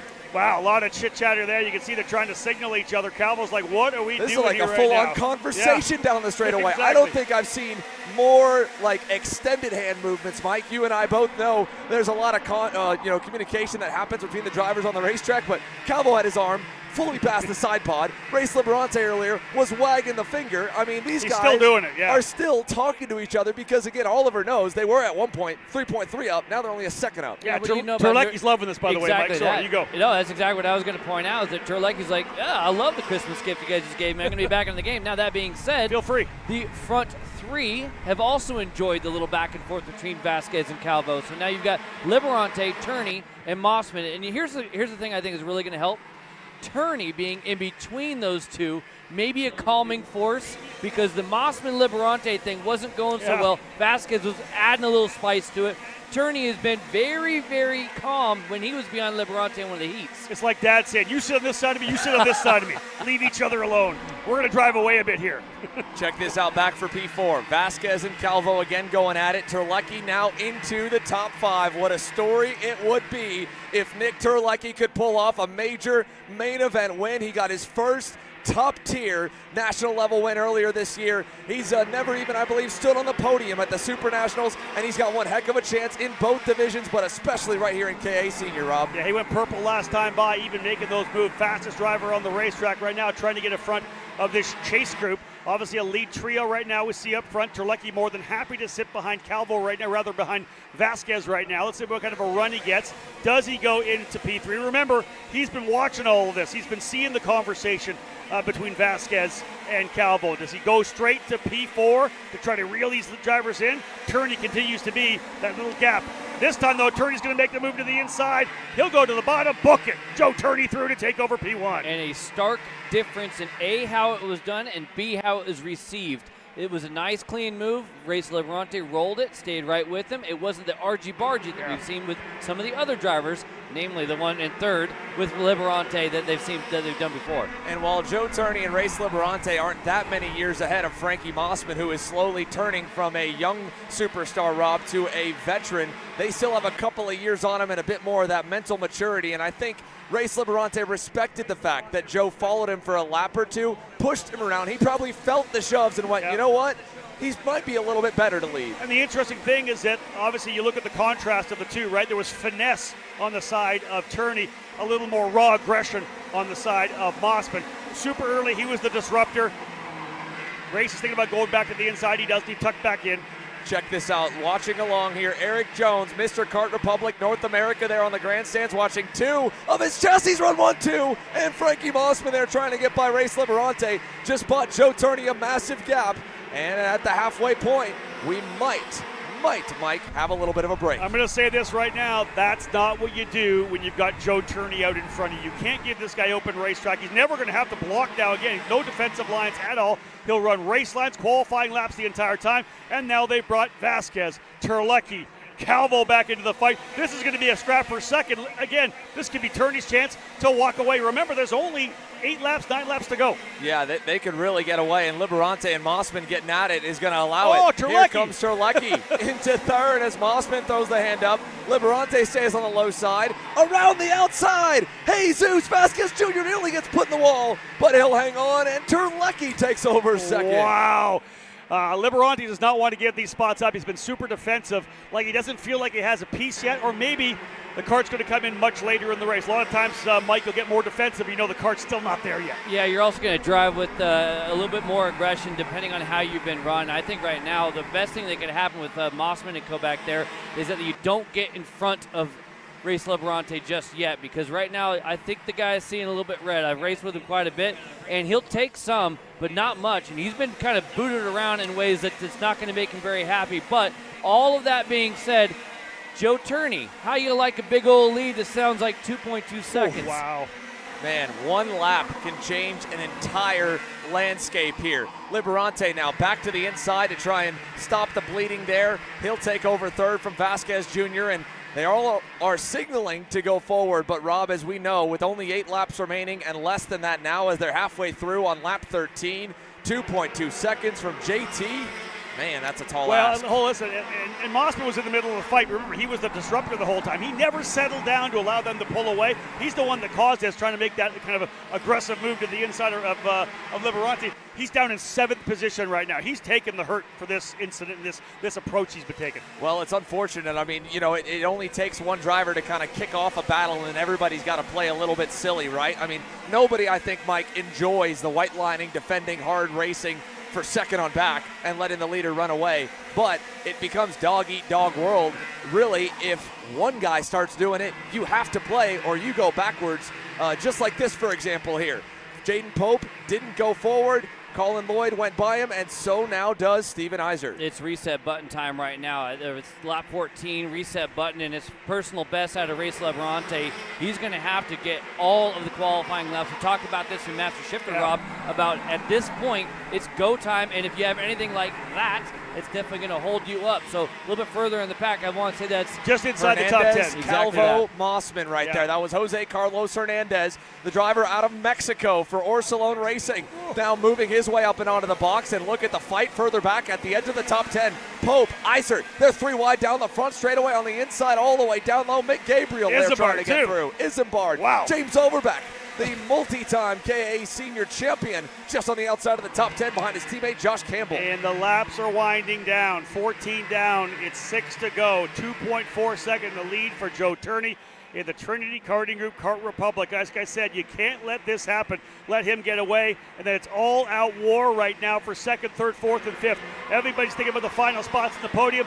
Nobody's thinking about running down Joe Turney. Talk about a flip of the script from last year. KA Senior was an awesome race start to finish, and X30 Pro allowed the leader to get away by fighting for second, and Donovan Bonilla stole the main event win. Granted, with an awesome performance, but with a lot of fighting behind. Now this year, Rob and Mike, we flipped the script. JT with a gift and a half. He's taken advantage of it, but it's a fight for P2. Absolutely that. Yeah, it's Joe Turney well out and gone, and actually they were a little bit quicker than him last time. It flipped again. Joe Turney, personal best, 51.585, and now on screen, it's going to be the fight for second. As you guys said, they have a little bit of an advantage, about 1 second back to 5th place, Carlos Hernandez, but these three, how much is there going to be a fight for third right here, or are they going to push a little bit? And Jose Carlos Hernandez starting to pull away a little bit from that group behind him. He had a couple of cart legs there, but this is the battle here. Race Liberanti remains elbows up. He led, of course, leading into turn number 1, got roughed up crazy coming through the corner. Indeed, not able to get what he wanted over the opening couple of laps. Maybe flustered a little bit, maybe just had enough with some of the over-aggressive racing. He is putting it head down, back on the needles a little bit, trying to see if he can't reel in Nicholas Terlecki. What a run for Terlecki. Started 8th, gets himself up to 2nd, and this is that battle a bit further back in the pack as these drivers hanging it all out there right now. Hernandez, Calvo, and I believe Mossman there as well. Eyeballs on the front bumper of Vasquez. It looked like it might have been a little bit loose as he went down the front straight. A little bit of a bump there, though. It could have just been that. Well, let's keep a tab on that while we look at this group. How about closing in for Colin Lloyd on the 992 as well? Maybe with an outside shot to challenge his teammates for the podium. And then this group here has been a lot of fun to watch. Yeah. Stephen Miller, who will start on the pole later this afternoon in that Pro X30 main event, having a solid run here in K100 Senior. Could the rookie close out his opening year in the senior divisions with a pair of top 10 finishes at the SuperNats, Rob? That'd be amazing. I'll tell you this right now. We could all watch a race like this anywhere. It's Miller, Isert, Isambard, Phillips, Overbeck, Kardashian, Drew. Very well could be the lead group. That's a main event. Some other racetrack they're at, right? And that's 10th on back. And I think as well, talking about loose bumpers right there, 3rd in the train, looks to be potentially maybe the 945 of Peyton Phillips on the Arcane Motorsports Tony Kart. I misspoke on the suit and apologize. As Peyton Phillips, he's sporting Josh Campbell's suit. He's switched over to the Arcane Motorsports sticker kit. James Overbeck there going by McGabriel behind him. So that's Phillips there in the middle. I think he's got a pushback bumper. Won't matter really, and no points, but it'll knock him out of the top 10. But look how loose that thing is as we head to 2 to go. Yeah, laps are winding down, as you said. Stephen Miller still digging his way inside the top 10 right now, but it's the leaders 2.3 seconds up for Joe Turney. JT's got the lead nicely here on the Kart Republic for Trinity. Trinity's won here before, as we know, with Evan Gilter in the Pro X30 category. They're looking for a KA100 win here as well. It won't be a run for the win, but right now Nicholas Terlecki would still have his best career SuperNats finish on the line no matter where he runs in this pack of 3 if he can stay in it. Race Liberante now into second there with a big slide as he goes by there in turn number 5. And Vasquez Jr. goes high, the defending begins, and well, it was going to be a lock for the podium, but now it could potentially be a major swing as there's contact. Terlecki, Liberante snags the ball. Here comes Hernandez, Calvo, Mossman. Liberante's got a problem. Well, that's going to be a pushback right there, that hammer there for Calvo in the back. We have not seen somebody clobber the curb in turn 11 that hard and not go into the barriers on the outside of that corner. That was a wow, and how they were able to hold on to it, I do not know, but here's what it's done. It's re-racked everybody. Turney, Vasquez Jr., Terlecki still holding on to third. Carlos Hernandez now up into the 4th spot. Liberante holding on to 5th, but it is going to be a dogfight for the final position on the 3 podium. wide for Speed Concepts Racing. Calvo, Lloyd, Mossman, what a battle. And someone's going to end up sending race, and Calvo's going to be the one to do it. He'll move him a little bit wide. 2 by 2. What a crazy fight here. All of it for the last spot on the stage. And the fighting continues as Joe Turney is headed for home towards the back sector. What an impressive return here to the United States, his second weekend here. He's got one more shot later today, but Rob, this has been unbelievable. What a run for Joe Turney. He wasn't up front much during the heat races, but he got the job done here in Super Sunday main event time. The winner in KA 100 Senior for Trinity Karting Group. On the Kart Republic, it's Joe Turney, and he celebrates a win in his debut event here at the SuperNationals. The Brit is the winner in the Kart Republic. Great drive for Jesus Vasquez Jr. He ends up coming home in second amidst all of that craziness. Nick Terlecki comes home third. A big one for Terlecki. We'll give a shout out to his dad, Tim, back home. Jose Carlos Hernandez in 4th. Race Liberante somehow holds on to P5, but it'll be a tale of what might have been for Race Liberante. Oh, man, for the second year in a row, it's heartbreak for the 954, and if this one probably bites maybe, I would say even a little bit more. And there you can see Liberante, Nick Terlecki, some choice words at the end.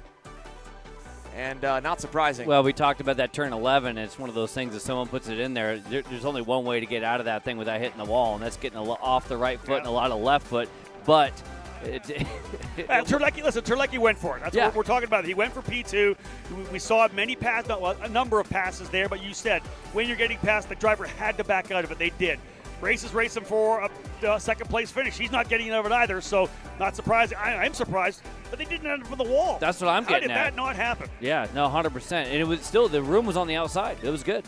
How about that? King Joe Turney, victorious here at the SuperKarts USA SuperNationals. 1 for 1 on debut. And, well, he is undefeated once again in U.S. competition. 2 for 2 on the year, Mike. He's got the opportunity to go for 3 later this afternoon at Pro X30 Main.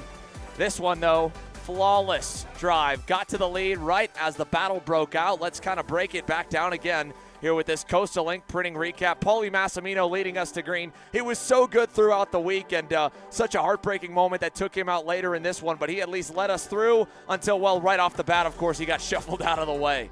Yeah, and actually it was Joe Turney there making that move early. He gets put into a position where he could go and run his race. You see the action happening in front of him. He's rolling around in 4th right there. And it was these 3 drivers up front just beating on each other and setting the tone that this was going to be elbows up as Race Liberante and Mossman have a difference of opinion. They were not happy right from the drop of the green, it felt like. And then right here, Paulie Massimino following Jesus Vasquez Jr. That's where he tagged the wall. And you could see the bent left rear section of the axle. Instantly, Paulie knew it, and that was it for the North Carolina native. But on the other end of the lead group here, the top 5, well, they slowly started to wean down here from the 5 at the front down to maybe 3 or 4. Initially, it was down to just 3 or 4 of them in that pack because Vasquez, Terlecki, and Calvo got caught battling.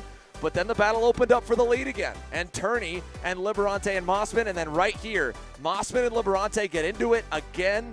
And that starts to really open that gap for JT. Exactly that. That was the turning point, wasn't it? Because he was able to get to the inside, and that contact during the pass is what basically lit the fire on this keg that had everybody start doing stuff like that. Little, again, contact, and I think it was 3rd driver in line. We saw a lot of that. So at the end of the day, it's all trying to go for a podium at SuperNats.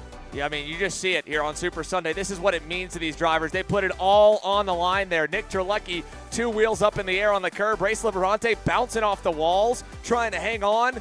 But the driver that was able to keep his nose clean, keep his head cool, and survive to win his first ever SuperNationals main was Joe Turney. And what a year, what a couple of seasons it has been here in the U.S. for JT. Let's go down to the scale area as we begin to get started with our post-race ceremonies with Alexander Searle. Thank you, Xander. Joe, in your first time of asking, you just won the Las Vegas SuperNationals. Describe the emotions when you crossed the stripe.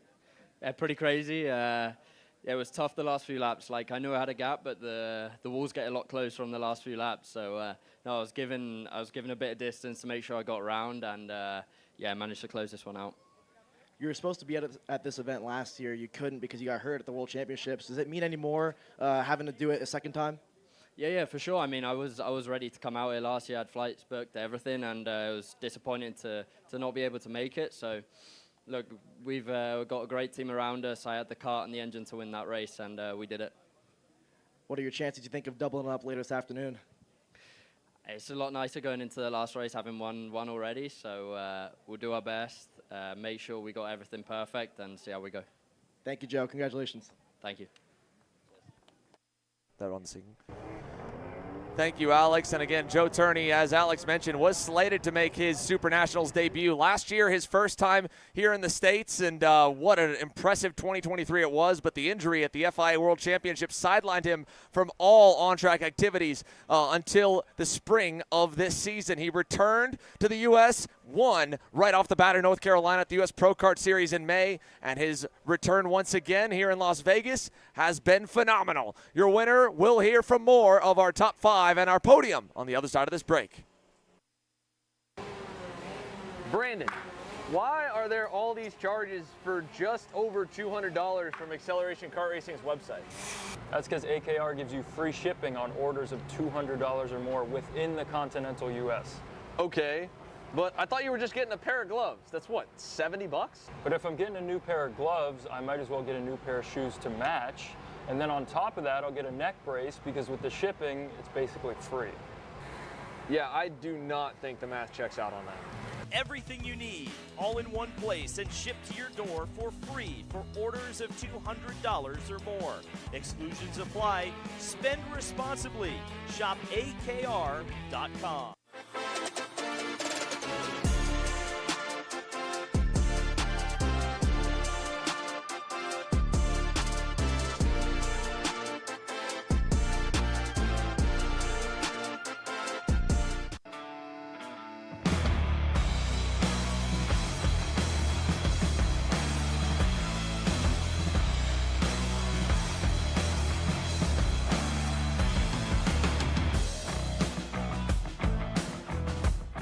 Looking for a team with a diverse calendar? How about a team that offers both full support and teaches you and your kid how to do all the work yourself? For us at Drive Your Line Kart Sport, fostering growth on and off the track in a family environment is what we do.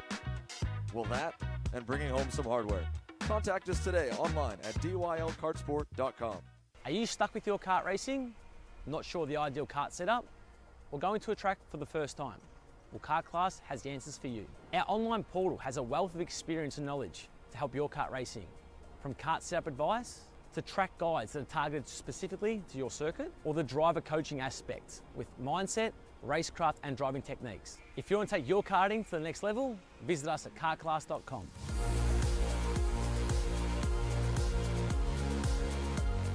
All the way up to the finish line. Who is it going to be? And it's Sean Perez who wins in Crescent. Ty Fisher wins $1,000 in KA100 Junior. Alex Stanfield played it perfectly here. Told him to wait. Stanfield wins the Duffy in 2024 for TV Karts.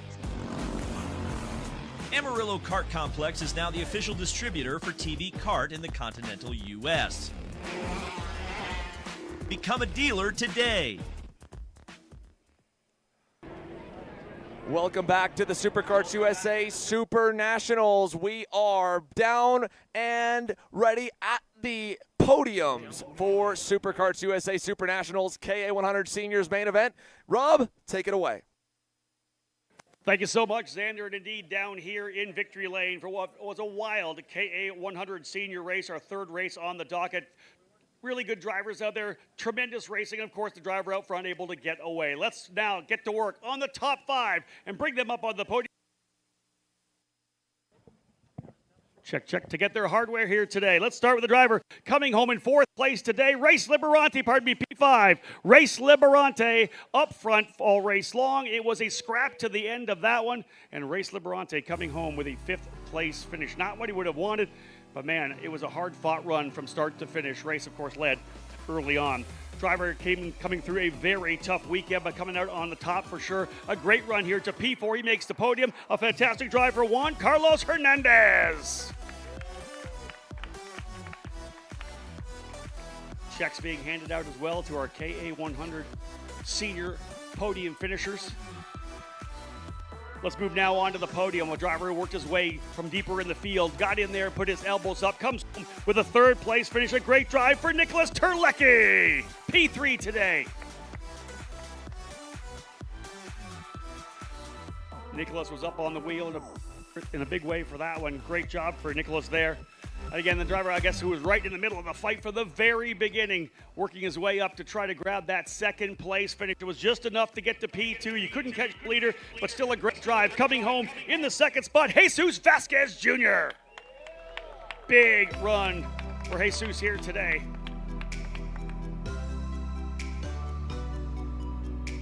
Take the opportunity to jump on top of the podium there, get that check as well. All part of a massive payout as part of this year's SuperNationals. Of course, $10,000 up for grabs later today in Pro Shifter. One more spot on the podium, his first time running here at the SuperNationals, and he comes through and gets these big maiden victory. Ladies and gentlemen, our winner today in KA 100 Senior, Joe Turney. JT, getting it done for TKG and Kart Republic. 2 categories we said. Racing for the BRM timepiece. The Master Shifter, of course, went to Billy Musgrave. A BRM timepiece here as well for Joe Turney. It'll be a piece that he'll be able to look at and remember his first ever trip to the SuperKarts USA SuperNationals, his first ever race, coming home with the victory. And again, for him, able to work his way forward. And once he got into the lead, you saw everybody else kind of battling behind him. They really scrapped it out amongst themselves. As soon as they started fighting for second, that allowed Joe Turney to stretch away. It was a pretty solid margin of victory when it was all said and done. The margin 3.3 seconds. The fight, of course, as we saw, for second on back, and eventually at the very end for 5th on back, as Race Liberante had to do everything he could to hold on to 5th after the contact between he and Nicholas Terlecki over in turn number 11. They'll get that watch dialed in there, and of course the big trophy for Joe Turney. He's won many races in his career, and this is a big one here as well. Huge victory as well for Trinity Karting Group and Kart Republic as they go on top of the podium in the KA 100 senior category. Trophies and checks up in the air.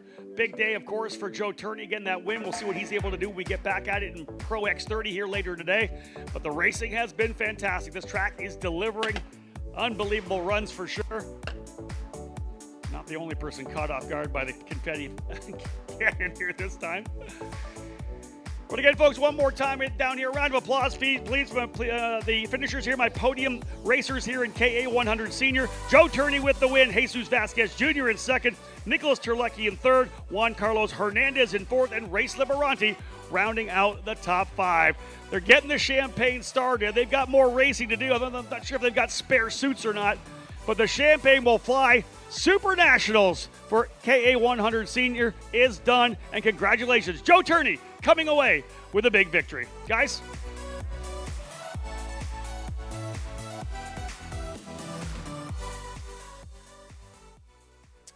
Thanks, Rob.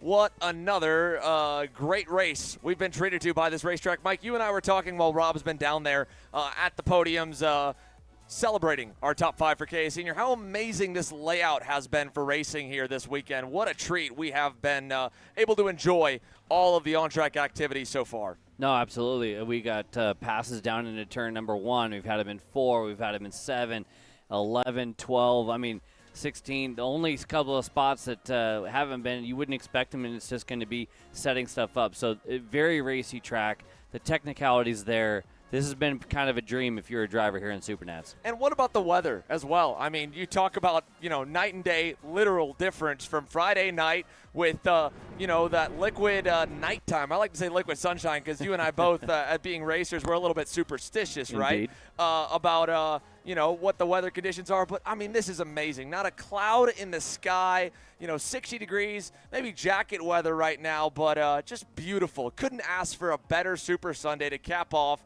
one of the biggest SuperNats in history. And, I've been saying it all week, and even though I haven't been able to say it on the mic as much as I would have liked, this one just feels a little bit bigger, a little more special, and it's just been producing amazing racing. Yeah, the racing's been phenomenal. As you say, the backdrop is awesome.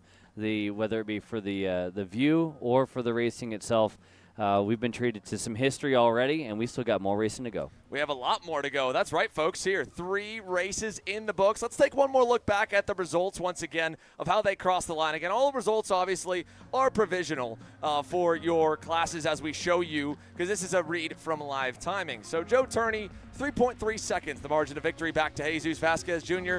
Great run for California's own GFC driver. Nick Terlecki matches his career best finish here with a 3rd place result and a heavy heart this week for Nick Terlecki. Once again, we want to send well wishes to his father, Tim, who is recovering. Nicholas Terlecki, his father, Tim, had a stroke earlier this week when he was slated to come with Nick to the racetrack. Nick has been managing the family business. He's been focused on racing 2 classes, and he's done an amazing job, and now he's got some hardware to stand for it. What an impressive performance by that young man, and I hope that he has a great support system and a lot of celebrations coming here this afternoon when he gets done with Pro X30, because he's going to lock in for another race. Jose Carlos Hernandez, of course, Race Liberante on the podium. Great run for Colin Lloyd back with Speed Concepts Racing. Whenever he has hooked up with that camp, he has been exceptional.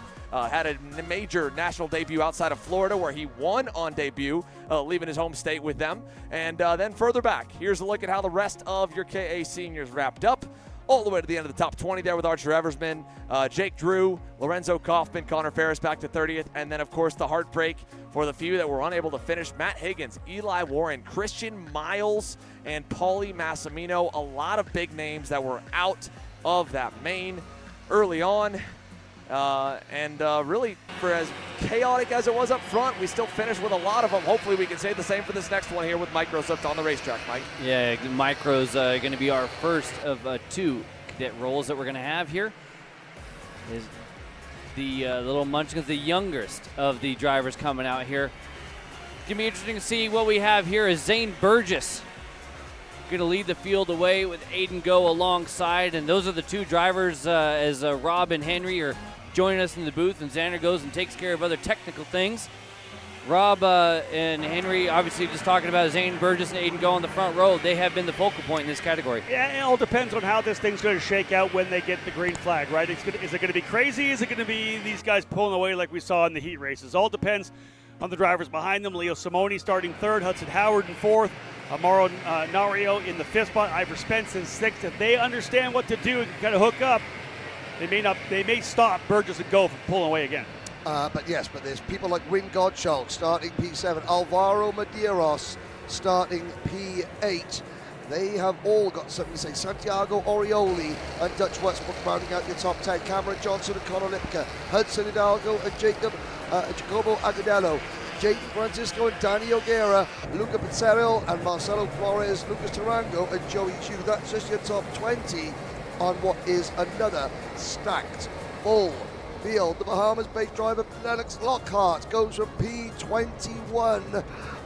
Dor Ehrlich, he qualified stone last. He starts 24th. And there's your man in 38th position. We heard from him this morning, Pedro Cueto. He will have his right leg amputated on Wednesday. So he, after recovering from cancer, there is a driver, a very special driver amongst a paddock of special. Yeah, he's getting amputated now and 100% getting ready to get those hand controls on his cart so he can get back out on the racetrack. What an inspirational story.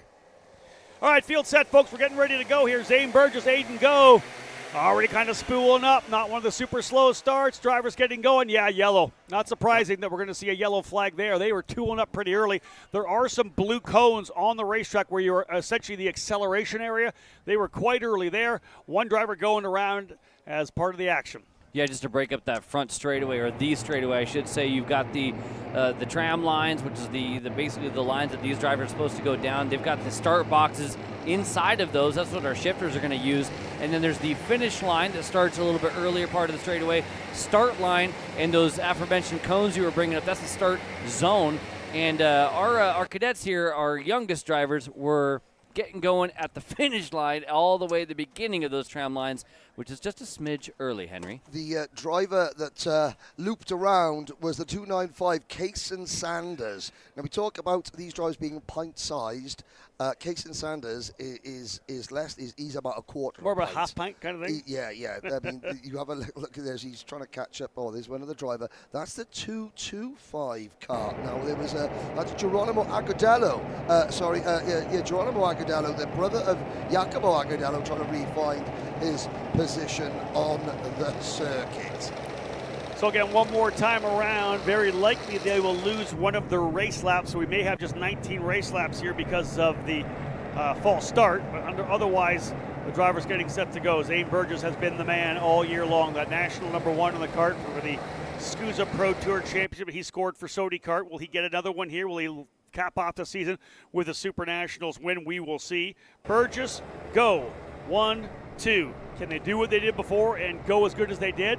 We'll have to see how it plays out. In all 3 heat races, guys, they were able to jump away. We'll see whether it happens again. Yeah, the rest of the group is hoping it's going to be a little bit more like the junior run we saw earlier, where the main driver that we were talking about the whole time is not the case towards the end.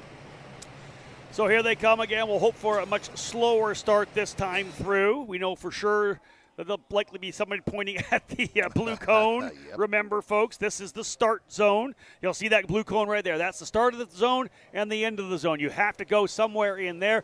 Aaron Likens could throw the green anywhere in there as well, but he's kind of counting on the leader to get into there and potentially roll. It'll be, of course, on Lake Elkins. Watch him there into the start zone. And there's the green flag. Likens, the leap over, and away we go. Burgess looks like he's positioned nicely. Go is as well. Go gets a good run around the outside. We're watching more of the start here to see what happened. Away we're underway. Big lead here for Burgess early. Go's going to have to hold the spot. Right behind him, though, he's got more challenges, ready to fight things out. Big run around the outside, but guys, look at that lead for Zane Burgess. Every single race so far, Burgess has, and into the barriers there. That's the 270. There's one of the barriers in the middle of the track. It's center punched by another driver, hand in the air, and we'll try and catch up. But I was about to say, every single race. Aiden Go. I think that's Aiden Go. It might have been Aiden Go, guys. Trying to pick up the number, the 278. We weren't able to get the last digit on the 3 numerals. It might have been Aiden Go who went off the racetrack. We'll do our best to pick it up. Mike's going to try to see if he can't do it on the racetrack here right now. Confirmed. Aiden Go, off pole starter, out of the race, contact over in turn number 7 and 8. And there's another confirmation. It is going to be a 19-lap race. Burgess has been able to pull a gap on the first lap over everyone apart from Aiden Go for the entire week. But now, one down, all these drivers are thinking, okay, there's one gone. Now we'll work together. Yeah, here's the thing, Henry. What we saw in the heat races, Zane Burgess doesn't need any help. They've given him this open racetrack. This kid has been absolutely perfect all weekend long. Even when Go was there to battle with him back and forth, he took care of everything. This is a massive lead, 1.2 seconds already. Simone, Nario, Gottschalk, Orioli, they all have to work together to get a chance to get back up there to the leader. We've seen pace out of some of these drivers, right? Simone's been towards the front. We saw fast laps coming out of Orioli, Gottschalk. There's speed there. They just need to stay patient. First time by, it was 1.2. Well, it's not going to get any better with the fastest lap of the race right now. 56.9 out of Burgess. The next quickest one I'm seeing is a 57.1, and that's Orioli. Still 0.2 better, 0.6 better than P2 Simone. And there's the move by number 233 a little bit further back in the back. Dutch Westbrook passing New Zealand's Ivor Spence as we look. Yeah, the ticker on the left-hand side of your screen says 1.2. Our timing monitor says 1.8. But the chrome, colored Kart Republic the Trinity Karting Group's Leo Simone has got Mauro Nario and then Win Godchok. In fact, Godchok for the Bennett team has moved into P3. Tom mentioned it at the start. Tom Kushner mentioned it at the start of the weekend.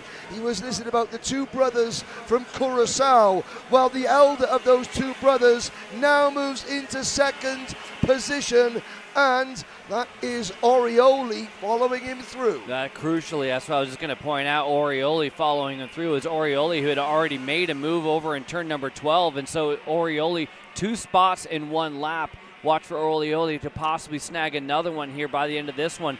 He could be on the move, but if he can link up, I just got done talking about how quick Godchuk and Orioli had been prior. We need less racing and more hanging tough and just pushing to try to eat up that gap. Well, they need the fastest drivers at the front if it's going to work, right? If you got a slower driver, everybody's trying to push that guy, and he's not quite the one that needs to be the locomotive in the train, you're not going to go anywhere. Burgess went purple last time by with a 56.358. The next fastest lap was Simone, an 8.30. A half a second off the pace. The gap now 2.5 seconds. Further back, Orioli with the quickest lap time, but he only gained 13 thousandths of a second. With the jostling for position there. So now let's see if these two, Godchuk at 56.2, only 1 thousandth different than Burgess. There's the inside move from Orioli. Again, he thinks he's fast. Timing sheet says he's fast. Now they need to just prove it by linking up and going. And this is going to be the telltale right here. Can Godchuk sit in third and be the pusher, thinking that Oriole is quicker?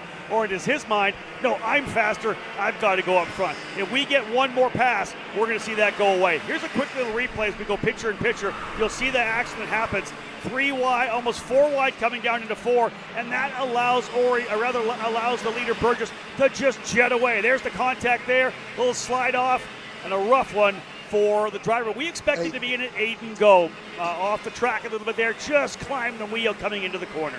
Yes, and in the middle of the pack there, everybody apart from that one driver avoiding the barriers very quickly. Go sadly out of the race. He's the only retirement. It was Samuel Chaveri, the other driver, that hit the barrier in the middle of the track. And in the midst of all that, Hudson Howard, we talked about a lot earlier on this morning in the pre-race show. He was delayed trying to get around Aiden Go and has dropped to 10th. Mike, you wonder whether or not Aiden was like, okay, hold on. I was able to jet out. I was able to stick with Go with Burgess at the start. And was kind of getting just a little frustrated. Opening lap was kind of hectic, as we know. He tried to stick it down the inside a little bit. All it takes, as you know, is just get a little too close. You climb the wheel, and at that point, you're along for the ride. Yeah, and it looked like he got a little bit of the curve, which we talked about earlier in the week, having kind of a ramp thing going on, and that ramp took him right on top of the rear bumper in front of him, and then he was along for the ride at that point. All right, so let's get on this right now, because anytime you get a big lead, really the only thing you can lean into are the splits and lap times. It's now 2.4 seconds. Orioli just went purple on lap number 6. It's early. These drivers are starting to try to line up if they can here.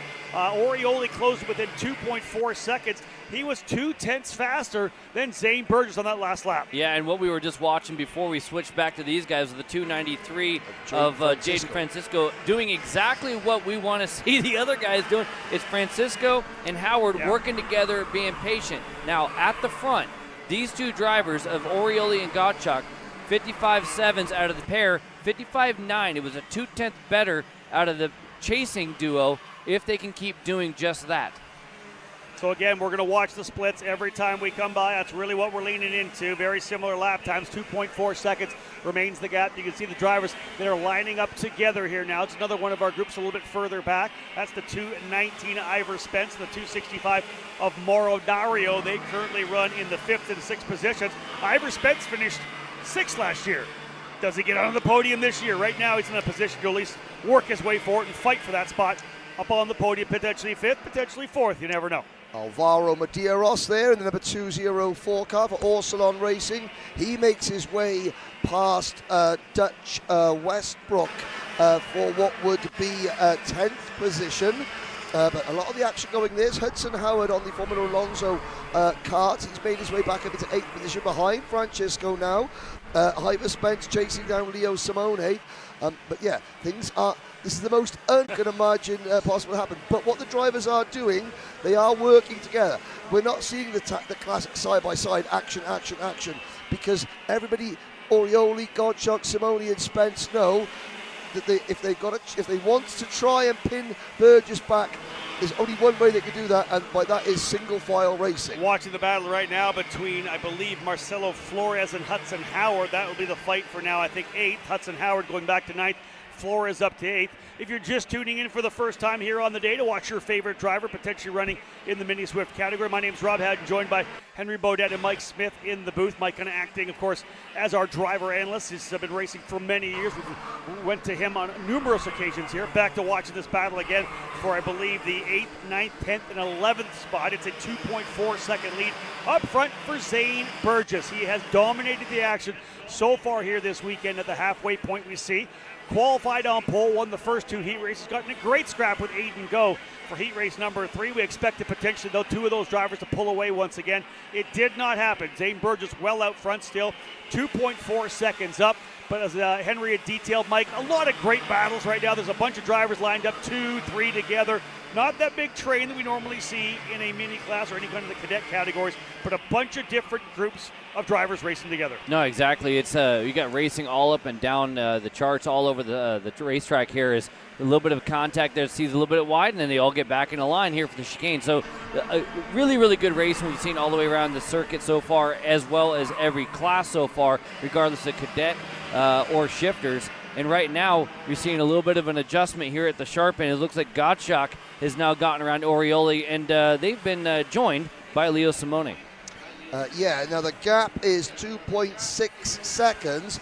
Gottschalk was a tick quicker than Burgess on that lap whilst he made a move. But Zane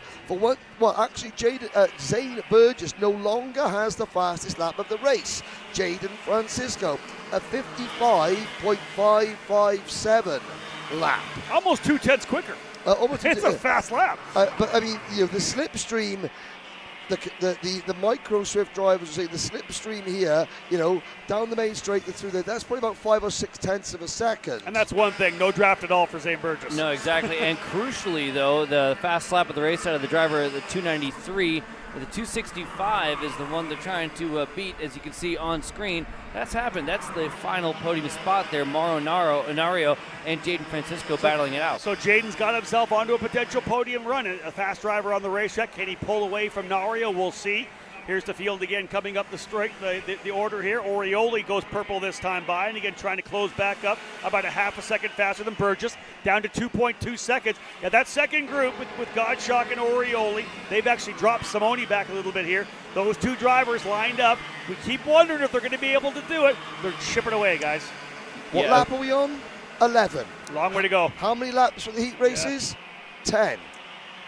How much? That was a big half a second impact there, Mike, wasn't it? It was, and that's what got my attention right away. I saw personal best out of Gottschalk and Orioli with the fastest. You would imagine the trailing driver going to be a little bit quicker as they're doing the shoving, but those 2 linked up. It might have been Orioli early that was the quicker of the 2, and vice versa. But now the question is, 1 time can be a fluke, little mistake. 2 times, that's a bit of a change. So let's see what happens this time around as they come by. Personal best out of Burgess, 55.7, and still a little bit quicker of the trailing 2. Yeah, obviously you guys are wondering, Henry's wondering, obviously Burgess was great for 10 laps, but then what's the setup? Everybody has to make the adjustment. You ran the setup you had in the heat races. You want to be good lap 9 or 10, but then you've got to make that change, right, to make sure it's good for the rest of the race. So you got to go lower in the tire pressure. What do you do setup-wise? That's what we're looking at now in the second half of the race, Mike, is who's falling off and who's picking up. And actually 2 drivers that are working together for a change, and they're doing it out of the youngest category, as Orioli is being very patient, playing the pusher with Gottschalk. Now, of course, Burgess's kart has been nigh on perfect all week. And when you've got that kart which is perfect, you're tentative, you're hesitant to touch anything. And maybe this is what the problem is, though, because Burgess' kart has been too good. They think, we don't want to make too many adjustments. But, of course, they don't know how much quicker the other drivers have made. The answer is, once again, it's another 2/10. Yes. And for the first time since lap 3, we are down to less than 2 seconds between first and second place. 7 laps remaining. They've got it down, as we said, to 1.8 seconds. If they're 3/10 faster a lap, they really only need 6 laps. They've got 7. If these drivers continue to work together, there's a possibility that they're going to be able to reel in Zane Burgess. At that point, we could have ourselves a last lap battle. And remember, once they get close enough, they're going to get a bit of draft off of Burgess as well. But they have to be perfect. They cannot make a mistake at all. They can't battle each other. They've got to continue to fight. Burgess, as we know, did his best lap a lap ago, not this last lap. And Gottschalk using all of the racetrack coming out of the corner. Let's have a look here, Mike, when they come across the line, a 55.8. He goes back to a 55.7. Purple lap for both Gottschalk and Orioli, 1.5 seconds. It needs to be 3/10 every lap. It was 3/10 that lap, 6 laps to go. Right now, the MVP of this thing is Orioli, and the reason why I say he's the MVP is because he has been patient and being the perfect pusher. Do you see it right there? Going towards the braking zone. Kind of rolls off of it just a little bit so you're not pushing the other driver into the corner. That's perfectly done. And Mike, you know what helps that for Orioli? Now they can see Burgess. Now they're, hey, we're working together. It's working. I'm going to stay right here. If you start losing him, then he's going to go by. And you're seeing the lap times on your dash timer get better and better and better. It's hammering down, exactly that. Both these drivers went purple for a time. This is a great setup. This is a fantastic race that we see sometimes when drivers really understand that they're working together. It is working. They're closing. They see Burgess up there, and they know it's happening. Both these drivers, look at them look right through the corner. This is absolutely fantastic. Hold on, guys. 1.4 seconds. Now, 1.4 with 5 to go. Again, quicker, but not by as much. And you can see the way that Orioli, he is allowing, he's easing off going into the corners. He takes a different line going into the corners to give him the drive off so he can get on Gottschalk's bumper. This is frenemies. They're communicating with each other without actually saying anything. They're aware of what they're doing. So, Mike, I want to come to you on this. That's one of the things for people that may be watching don't really know, moms, grandpas, whatever it may be. You're pushing as much as you can in the straightaway, but when you get to the corner, you have to release. You got to give some room so you're not pushing that driver through the corner, correct? Exactly that, yeah. So if you are the pusher, if there is front-to-back contact, the driver in front's not going to be able to steer. It's going to push through the corner. That's going to slow you both down. So what you have to do is either do it in a straight line or as you come off the corner in the last little bit. And just one more added piece. You don't hit him on the inside corner, you hit him on the outside corner to try to keep him rolling. Another 0.3 of a second. Visually, now they're in the same frame. As you can see, these two drivers closing up on Zane Burgess. I have not yet seen him look over the shoulder yet. He's staying focused. As you teach your drivers, do not look over your shoulder. Stay where you are. 1.2 seconds, 4 laps to go. It still needs to be 0.3 of a second a lap. Remember, this could come down to a final lap battle, but we haven't really leaned into the fact that once they get the draft, it's going to come right in there. That's it, and I think they're going to be really, really close to just sniffing a little bit of it this next time by, Rob. It is running out of time. However, they could be just close enough to sniff a little bit, and we're going to start seeing that time come down in chunks. A quick little look. Burgess, Gottschalk, Orioli, Simone, Francisco, your top 5. Spence runs 6th. Nario 7th. Westbrook 8th. Hudson 9th. And Danny O'Gara now up 6 spots. O'Gara into the top 10. This is a big lap. 0.4 of a second the gap came down by. Orioli is going to have to start thinking to himself, he's got to keep pushing and pushing and pushing. They are going to catch Burgess. That will happen as long as Orioli stays Hold on, put. remember guys, there's only 19 laps after the blown start, so they're going to lose a lap on this. 2 to go this time by. I didn't pick that up. None of us did. It's 2 to go. They'll see the white flag next time by. Gottschalk closing up. It's a couple of kart lengths. They are going to get there, ladies and gentlemen. This is going to be a last lap battle, even though they don't have that extra lap that we factored in. If the timing is right for the chasing two, they're going to be able to do this thing on the straightaway, carry that momentum, and possibly make the move down into turn number 1. The timing looks to be in their favor. Down onto the straightaway. Start the final lap right here, boys. It's going time. White flag flying the final lap here in Micro. They know what's going on. Orioli's not going to wait for it. He's going to look to the inside. Burgess finally over the shoulder. Orioli can't make it work. Through turn number 1. Hello, Win Gottschalk. He's arrived on the rear bumper of Zane Burgess. Burgess now going to have to run defensive. Everything came down to this. That 2.3 second lead went away. Burgess, wide for Gottschalk. Gets into the barriers a little bit. Touches it. This is going to give Burgess a little bit of breathing room. How about a lot of breathing room? He tried it. He pushed hard. Gottschalk a little wide coming into turn number 4, and that has opened the door. Orioli's gone to 2nd. Gottschalk back to 3rd. They did their work. They reeled him in. They got close enough, but just a minor little miscue at turn number 4 has put it back to Zane Burgess.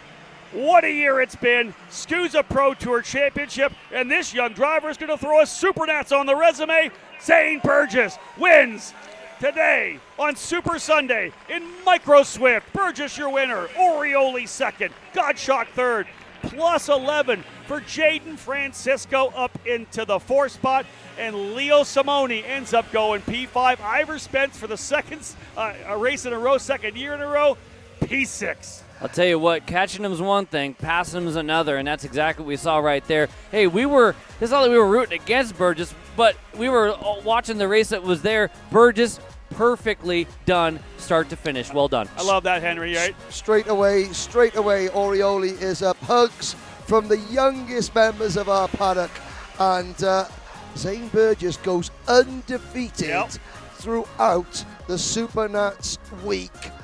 Insane indeed. Two things I want to say before I bail out. I think, we weren't cheering for it. The performance from Zane Burgess up front, running all by himself for 20 laps, banging it down, being ready for the final, and then those two drivers working together all that way to close back up. Amazing drives for Win Godshock and Santi Orioli. 100%. That's the kind of stuff that you see from veterans, not your youngest drivers right there. And it's that sets the tone for what we're going to see out of those young drivers moving forward, Henry. I mean, let's look at this, though. Sodi USA Velocity Racing, what a fantastic result for them. They called Zane Burgess the Jamaican sensation. So Jamaica have a SuperNats winner, and Curaçao have a SuperNats podium. When, if ever, did the island of Curaçao have an international sporting podium? Well done to Win Godshock, as there'll be a few tears, I'm sure, from the youngest members of our paddock, and Zane Burgess, they're just getting swamped by supporters. I think in Zane we trust. Is that his dad who's going to be watching, who's going to be giving him a hug? That's Mum Shani giving him a mum's kiss? Yes, there's the boss of Velocity Racing as well, Sodi Kart Velocity Racing. What a performance. And insane indeed. As you can see already, the merchandise, they're cottoning onto this. He's got a brand. There's his dad there with the sunglasses on. There'll be some tears there. Well, nobody parties like the Caribbean. I can attest to that. We all know where we're going for the biggest party in the paddock afterwards. Here's a look at the unofficial results. Zane Burgess for Velocity Racing Sodi USA is your provisional Micro Swift champion of 2024. Santiago Orioli for MPG Motorsports in P2. Win Godshock for Team Bennett third. RPM Ryan Perry Motorsports take fourth with Jaden Francisco.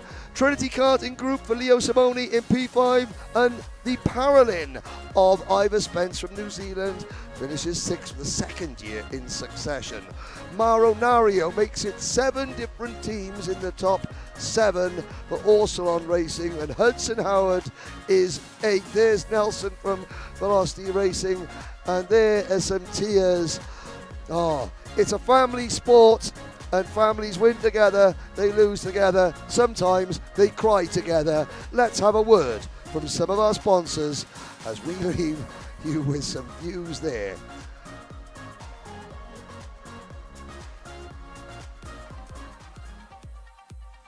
To be the best, you have to learn from the best. Racecraft Driver Development by multi-time karting champion Austin Garrison is here to help you elevate your game behind the wheel.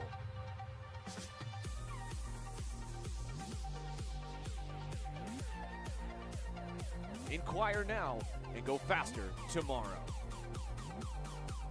Are you stuck with your kart racing? Not sure the ideal kart setup? Or going to a track for the first time? Well, Kart Class has the answers for you. Our online portal has a wealth of experience and knowledge to help your kart racing. From kart setup advice to track guides that are targeted specifically to your circuit, or the driver coaching aspect with mindset, racecraft and driving techniques. If you want to take your karting to the next level, visit us at kartclass.com.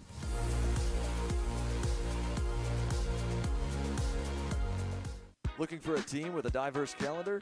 How about a team that offers both full support and teaches you and your kid how to do all the work yourself? For us at Drive Your Line Kart Sport, fostering growth on and off the track in a family environment is what we do. Well, that and bringing home some hardware.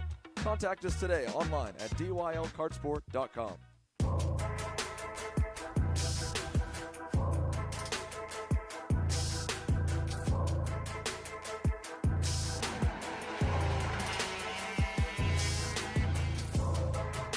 And Mateus wins the main with a stunner in Pro Shifter.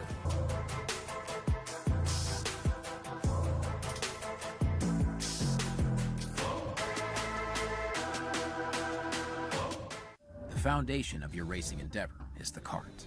It carries your hopes, your legacy, at times your heart outside of your body. And if it's the right cart, it holds the line. Factory carts are the only carts hand-built in the U.S. A precision-welded frame made of 4130 chromoly tubing, adjustable wheel bearing cassettes, seat mounts that don't break. But what good is a foundation if it's not the fastest? Made with care by a 4-time SuperNats champion Billy Musgrave. Factory carts, American-made, race-proven. Join us for the biggest kart racing convention of the year, the 39th OVKA Kart Racing Trade Show and Swap Meet, Saturday, February 1st, Robert Center, Wilmington, Ohio. Whether you're into sprint karting, dirt and oval racing, road racing, unlimiteds, or vintage karting, there are deals here for you. Shop our 60,000 square foot show floor, filled with the karts, parts, and supplies you need. Network with kart racers of all disciplines from across the country. Get insights from experts at our performance seminars. Visit our Intro to Kart Racing open house to get started in racing. Visit OVKA.com. Vendor registration is now open. OVKA.com. The SKUSA SuperNationals, and I'm sitting here with the Micro Swift race winner, Zane Burgess. Zane, you just won the SKUSA SuperNationals. How good does this feel? Really good. It's really my last race I got to win, and then I go to Mini. Describe to me, what were you feeling when you crossed the line at first? Just happy and excitement. And you got the whole Sodi Kart team right here watching you, as well as your parents. Who do you want to thank? I'd like to thank Uncle Terry, the manager of the team, and Uncle Carlos, my coach, and the whole entire team, and my mechanic, and Woolger. Mom and Dad? Mom and Dad. There you go, Zane. Congratulations, buddy. Thanks. I'm going to bring in Kevin, actually the dad of Zane Burgess. Where's Kevin? Kevin, get over here, bud. Congratulations, first of all. Thank you. Tears were streaming down your face when you crossed the line. I mean, describe to me, as a parent, how much this means to you. I'm speechless. This is the biggest race he has ever done. We've had a great year, and we're just grateful. Humbled and grateful. Thank you. What work has gone into this moment? It's been a teamwork. We have Sodi officials, Sodi USA, Thierry, Carlos Lacanelli. You know, it goes as far back as Leo Coleman, who was his first coach. You know, we thank everybody who has been a part of this. You know, all the fans, you know, all his friends that push him so hard on the track. It's, you know, Velocity, you know, Chris from Velocity, and definitely Woolger. We couldn't do it without everybody. It's a big puzzle, and he's just one small piece in the big picture. Congratulations, Kevin. Thank you. Back to you. Thank you, Alex, and thank you to Kevin Burgess as well for, you know, shining a light on what it means to the families of these drivers. You know, Zane taking everything in his stride. He just gets in, he does his job, but it's the people around this. Shani, his mum, more tears than ever from his dad, and you know, and that's the thing. That's what the families go through, and it's an absolute pleasure that we're able to bring you this kind of emotion. But it's, of course, it's not just any race. It's SuperNats. It's in Zane, indeed, and on Zane's crash helmet you see the logos of all the championships he has won this year. USPKS, the Florida Winter Tour, the SKUSA Pro Series, and now SuperNats. And they will be partying in Kingston Town tonight, Mike Smith. Indeed. Good to see the Burgess family there. Like, really, it's reveling in that entire scenario. You work so hard, you have a good year, and then to cap it off like that, not a year they're going to soon forget, that's for sure. Oh, no, unforgettable. Seasons like this, well, I mean, obviously, Zane will be hoping every season's like this. But the family know that they're not. You know, the family know that there's tough times ahead for every driver as they graduate through the ranks. But, you know, this sport, it does breed tough young men and women. Any person that gets behind the wheel of a competitive go-kart, they soon realize life's not fair and you lose more often than you win, but it does make good, strong individuals out of us all. As we look at the assembled spectators, we're 4 races down of our 9-race slate, and the podium presentation is going to be getting underway very shortly. In fact, we can hand down right now to the Master of Ceremonies, Rob Howden. Take it away, Rob. Thank you so much. Henry again down here once again to be a part of the celebration, and it was a great one here for the drivers in the Micro Swift category. As you saw, a lot of tears, a lot of excitement for sure. 5 deserving drivers set to go up on the podium right now. Let's get started with the driver finishing in the 5th position today. That is Leo Simone. Leo Simone was right in the middle of the fight, kept working his way forward, and a great drive for Leo to get on the podium here in the Micro Swift category.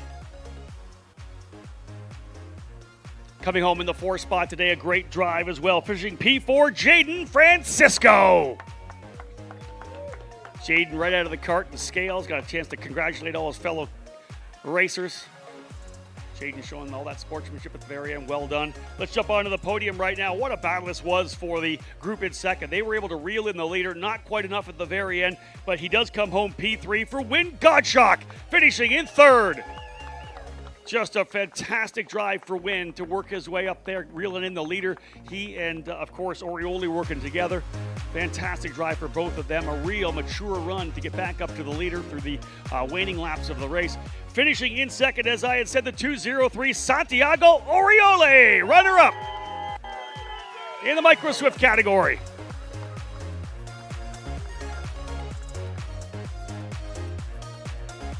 It made it exciting. These two drivers did that duo, that working together, made it super exciting on the final lap. But the driver who did, of course, get away early, laid down all the laps, and was able to make it happen, held back the Lions when they were coming. He is now the winner of the SuperNationals in Micro Swift, Zane Burgess! Pro Tour champion, SuperNationals champion. What a drive with this Audi kart for velocity. We'll get him up on top of the podium for sure here. Let's help him climb up. The trophy, of course, pretty heavy for the drivers here in Micro. We'll make sure we try to help him.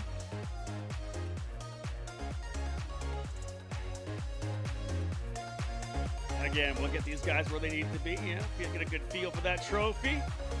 All right, folks, here it is. Raise those trophies in the air, ladies and gentlemen. Micro Swift with Zane Burgess, Santiago Orioli, Win Godshock, Jaden Francisco, and Leo Simone.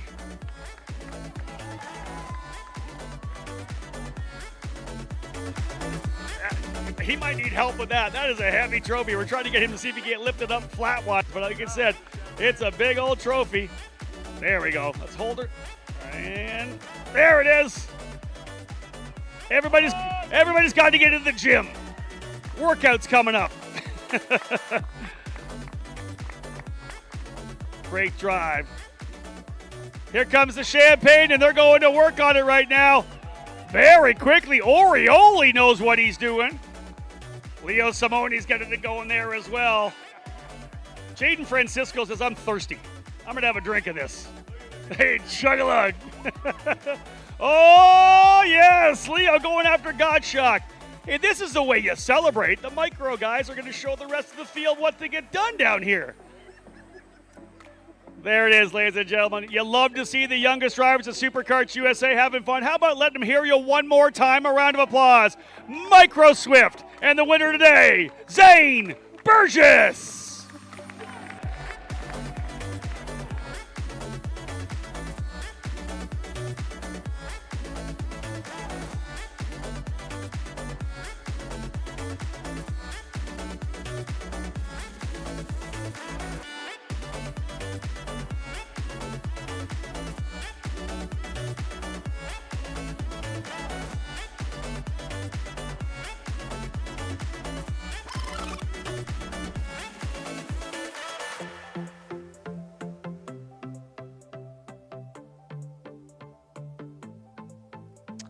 Well, what a great moment there on the podium.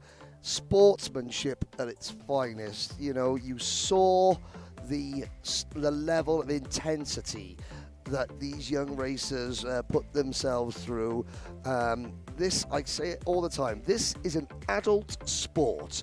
It just so happens that the majority of the competitors are children. And you watch that race, you look at the tactics involved, the thought process involved, and then you realize these drivers are 7, 8, 9, and 10 years of age. They're going to go back to school on Monday and they're going to do colouring. Or, like, you know, out tie your shoelaces, you know, and say, what did you do this weekend? Well, I won a global sporting event in front of tens of thousands of people watching in person and around the world. What did you do? I went to jumping jacks and played in the soft play. It's incredible. What is incredible as well is that, you know, the United States, Curacao, you know, I don't know many sportsmen and women from Curacao, I'm ashamed to say. I know two.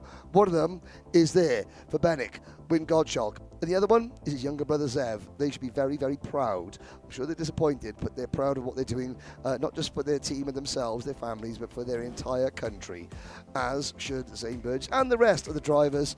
You know, Leo Simone going through there, you know, he's got his older brother, Rocco, to sort of, you know, look up to and what have you. There's Jaden Francisco going through. Jaden, who was instantly, he wanted to touch things. They look at their heroes in Formula One and other forms of motorsport, and they just want to copy what they see from their heroes. We're 4 races down, we're 5 races to go, and we'll be back after this next break.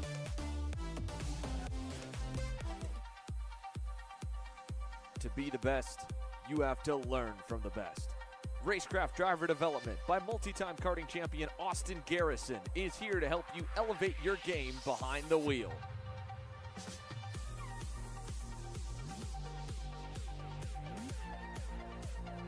Inquire now and go faster tomorrow. Are you stuck with your kart racing? Not sure the ideal kart setup? Or going to a track for the first time? Well, Kart Class has the answers for you. Our online portal has a wealth of experience and knowledge to help your kart racing. From kart setup advice to track guides that are targeted specifically to your circuit, or the driver coaching aspect with mindset, racecraft and driving techniques. If you want to take your karting to the next level, visit us at kartclass.com.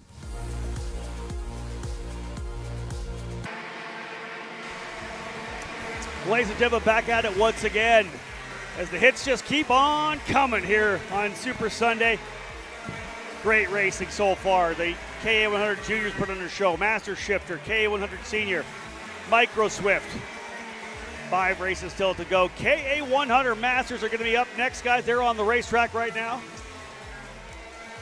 And we'll have a look at the grid once it pops up, so we'll dial things in for you. This is going to be a really heck of a race, Mike. I think we know the guys that are going to be up front. We'll give you the full grid once it comes up on the screen. But otherwise, Ben Cooper's the guy to beat, but there's lots of guys with a lot of pace right now. Yeah, no, absolutely. It's Ben Cooper's race to lose. That's not quite sure. We've got Cooper starting on pole position. Kip Foster Now, the drive for 5 continues. Billy Musgrave has been the only member of the 5-time club for about an hour and a half. Will his reign last any longer than that? That's so true, right? Kip Foster can get it done. He's been very, very strong throughout the entire week. Back on the DPE Aero chassis.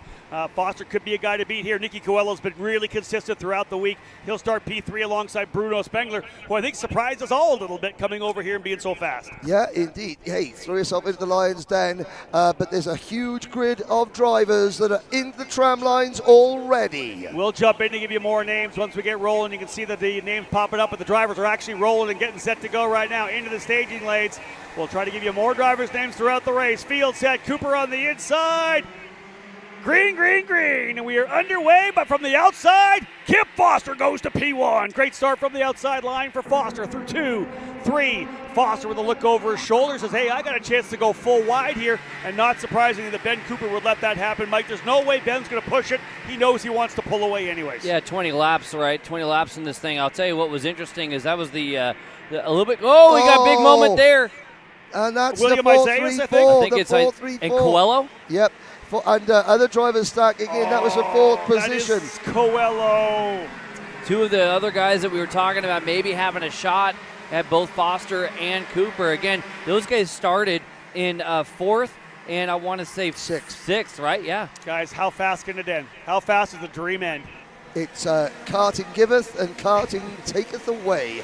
But very lucky driver there was Bruno Spengler, because Spengler was wheel to wheel with Coelho and just cleared Coelho before Isaias arrived on the scene. So Kip Foster already with a little defense down to the inside. You wonder whether or not he thinks that Cooper's going to try to get away by. That was very close as they almost clipped each other coming across. Foster went to the inside and came back out a little bit. We'll see if Cooper decides to go right at him here. This will be interesting because we know that Foster had great pace in that final heat race. Continues to look over his shoulder. He's not at all comfortable that Ben Cooper's going to want to pull away with him. No, exactly that. I want to say that if I'm Ben Cooper, I don't have any sense of urgency here at all. It sounds like, or it looks like, if you have this scenario where the driver in front of you is already defensive, already looking over the shoulder, and you know you got a good piece, you can take your time a little bit. You want to make sure if you do make the pass, it is a for sure move, not a half move that might result in contact. It's further back.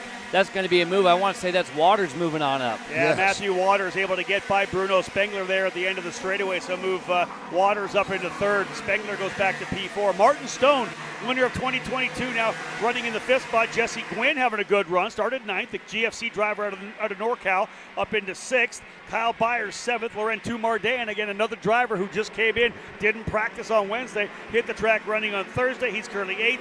Dennis Holler in 9th, and Renato Jador-David, Mike, up 7 to 10th. That's what I was just going to point out. 2 drivers making moves early. You can add a few more just outside the top 10, but my buddy out there from Northwest, Kyle Byers, making things happen, up 5 to P7, and Renato Jador-David already up 7 to 10th. I was going to say, we've seen 4-time SuperNationals champion, but we got to move for the race lead. Ben Cooper is your new race leader down at turn number 1. I was about to say that we've just seen 4-time SuperNationals champion Kip Foster look over his shoulder more times in 3 laps than micro-circuit winner Zane Burgess looked over his shoulder in 19 laps, and that says to me that Kip Foster isn't as comfortable up at the front. Cooper makes the move because Waters is now in 3rd place and pulling away from Spengler and Stone. Of course, flick your mind back to last year, Waters was the driver that denied Cooper after Cooper had been dominant up until Super Sunday. I'll tell you, I was going to mention to see how Foster's car acts, because as he went into the corner, it didn't look like it carved through the corner quite as good there. Maybe a little bit too deep on the brakes to stay with Cooper, but he lost about 2 kart lengths in that corner alone, and that wasn't being passed. That was just following him through. Check this out. Let's go 3 wide down into turn number 1. Oh. Why not? Is it going to happen or not? I think that was Renato Jador-David. Potentially, yeah. Jador able to work his way up a couple of spots. hectic racing further back. Little contact there, deep. Everybody up on it. Dennis Haller's in there, of course, with the TP car. Oh, there's contact there. That's the 469 into the barriers outside of that corner. Morgan LeBaron, game over. Yeah, sadly. He really was on the outside. It wasn't his fault. Everybody was kind of rolling through. He was way to the outside of the corner, but they tried to put 3 or 4 karts into where maybe 2 were supposed to be. Well, they went 3 wide through turn number 1. They thought, well, if it works through turn number 1, it's going to work through turn number 4. Oh, no, it doesn't. Yeah, big shake up there. But Dennis Holler, a really good performance from the driver of the TB kart there. Don't forget, he got a prize for racing in SuperNats last year for winning the TB kart rental World Championship. Fast forward 12 months, and he's here running inside the top 10 at SuperNats. You can see the battle further back, big time. There's Laurent Mardin and Jesse Gwynn, all these drivers up on the wheel. Mardin digging his way forward as well. Some hectic action just outside the top 10. You've seen a lot of these drivers going at it. Ben Cooper out front cleanly by himself. We'll see whether or not Kip Foster's got anything for him. He actually went purple last time by. The gap only about 0.05 of a second, so they're really pretty close together up front. Cooper has not been able to pull away from Kip Foster. Kip, as we said, was kind of defensive, looking through everything in the early couple of laps, settling back in now. That's not what's happening back here, because right now it's very heated here. Dennis Haller's got a bunch of guys all over the back of him right now. Great racing further back in the pack. Yeah, this is 9th, 10th, 11th, 12th on back. But they're dropping further and further away from these 2 drivers. Foster, I think, is more comfortable following than leading, just from what I'm seeing, because he's sticking to the rear bumper of the the Rollerson Performance Group number 431 of Ben Cooper. He's sticking to him like glue at the moment, has to be said. Yeah, Renato Jador-David, couple of movers. Let's have a look at the guys moving up. Here's a replay of the accident there. Yeah, the 405 got wide coming through there. Jacob Nairi. Yeah, and literally Morgan LeBaron said, okay, I see the craziness happening here. I'm going to go way wide around the outside to steer clear of it. And the contact came deep. Nairi moved over. Got shoveled over after contact. Morgan LeBaron with nowhere to go. And, of course, at that point, Mike, you're along for the ride and clearing out the barriers. Yeah, unfortunately, you'd think you got a good thing going. It's a lot of times going to the outside, though, is risky maneuver because everything kind of clears out to the outside typically, and how about that? There's a move to the inside. I'll say this too, if you're going to make a move, making it where you might be the, quote, weakest is usually a good idea. So the fact that it looked like Foster would lose a little bit of time in 4, if you take that away from your competitor by making that move, then it ends up evening back out. But that being said, eyes on the trailing RPGs of Waters and Stone because they seem to be making some inroads. I feel that move for Kip Foster is kind of a statement. It's like, listen, I led early, you went by, but you're not going to pull away. I'm going to lead a couple of laps here. I know you're going to make a move by me again later on, but I'm going to show you what I've got. I don't know if I've got enough to pull away. We'll see whether it happens or not, but Cooper looking over his shoulder to see how much room he's got. These guys are going to battle it out for a while, but I think you're right. We got to watch the pace of Matthew Waters. Last time by about 1/10 of a second off that of Kip Foster. A little bit quicker, though, than Ben Cooper, but Ben gave a lot up in that pass. We're going to keep a look in the back. Every time we see this shot, if we get a little bit more RPG colors coming through there to see if they're going to close up. Waters can close up in that group. So, yeah, right there. Just a little bit in the back. We'll keep giving the splits, though, folks, to let you know how close he is. And if Stone plays nice and Stone and Waters can actually link up, and just behind them, look at this. Is that Spangler who's going to be staying right with him as well? So it's actually Waters with a little bit of an advantage over Stone, and then Spangler. If the 3 of them can link up somehow, that could be good. Top 5, Henry looks pretty good here right now with Foster, Cooper, Waters, Stone, and Spangler. However they finish in the end. Right now it's a 3-second gap back to Laurent Mardin and Renato Jador-David. Both drivers used to being on the podium. We'll see whether or not they can reel in Spangler. Well, we're looking at last minute Larry on our screens now. A Romanian-born, Chicago-based Technokart USA distributor, and he is being chased by the driver, who's just set the fastest lap of the race so far, Renato Jada David, and David now moves into P6. Mardan 7th, behind them John Quinn. Dennis Holler still hanging on to 9th in front of Kyle Byers. It's been an up and down week so far for RJD. Jesse Quinn, sorry. Renato Jador-David, who has again dug himself a bit of a hole, starting all the way back at 17th, but he has fought his way up to 6th, sent the purple lap as Henry had mentioned. So here we are coming to the halfway points. right now, and Jadar David, fastest driver on the racetrack. He won't back it up here with the pass, but the pace is there. He is now 6th, 3.3 behind Bruno Spengler, a long way away, and they both set exactly the same lap times. The gap that the Spengler has right now, likely insurmountable unless he starts falling off big time. More about the fight battling now as Cooper all over Kip Foster. Yeah, but that number 420 is getting better and better. I'm wondering if some of the danciness I saw earlier might have been a little bit lower air pressure, setting up for the very long run. Remember, we are now into the second half of this thing, which we haven't seen before. Henry, this is where you and I kind of stand back a little bit and let the driver analyst come in. Yeah. That Kart looks like, I think he's probably going to, boom, there's the pass he was going to think of. So, yeah, obviously you're seeing something you like about the way that Kart is tracking through the corner, Mike? Yeah, well, it was turn 4. Turn 4, it was a little dancy before, and the fact that he's not losing out of some of the corners, it just didn't look like it would carve through the center as well as the OTK behind him of Ben Cooper. There, you can see it. The exit of Cooper is good, but it's not insurmountable for him to stay out front. So now, again, through turn number 4, again, Cooper is good, but it was great. Like, he was losing a couple of kart lengths before as the leader. Now they look very, very even. So shout out to everybody back in Australia. I think we should Kip today. Foster, obviously on the Drew Price engineering machine, back on an Aero, which he won 4 SuperNationals wins, which at one point put him in a very, as we said, exclusive company. Well, now it's kind of a second-tier program now that Billy Musgrave has won 5, but hey, Kip Foster could join him here this weekend. But what better motivation? You know, you've been dining out on the fact that you've won, you know, you're the equal all-time champion. Yeah. Suddenly you're not. I don't want to cast any dispersions, however, but these two drivers, the last 2 KA Masters SuperNats champions, Matthew Waters and Martin Stone, both for the RPG group, but there we go. New leader, Ben Cooper. That happened on lap number 13, Mike. Oh, but I love the way the 420 leapt off the corner there.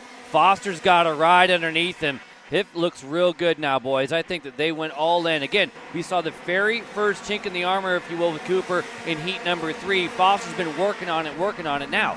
Was Cooper just chilling, hanging out, kind of cooling those tires down a little bit and figuring out what he needed to do different? It's so interesting to see the Aero chassis back here because it was a big part of American karting for a number of years through Kart Sport North America. A lot of people were on the Aero chassis for many years. Big part of the Rotax program, Yes, of course, in the early years as well. We had a lot of drivers running in Rotax competition here in the USA. So good to have it back here, as we said, with Kip Foster. What a debut it would be to come back again and get a race win, but lots of work to be done here. That's Spengler trying to think if he can go with the 413 of Matthews. I don't think Matthews was real happy with the fact that he got contact coming through there, as again, it's Waters in the 413, Martin Stone in the 441, and Spengler in the 427. Waters back to P3. And that has allowed Cooper and Foster to pull out another couple of tenths, because the 2 RPG teammates, Stone and Waters, they were beginning to inch towards the top 2. And I was going to say that, you know, you've got 3 RPG bullets and 1 person on an arrow,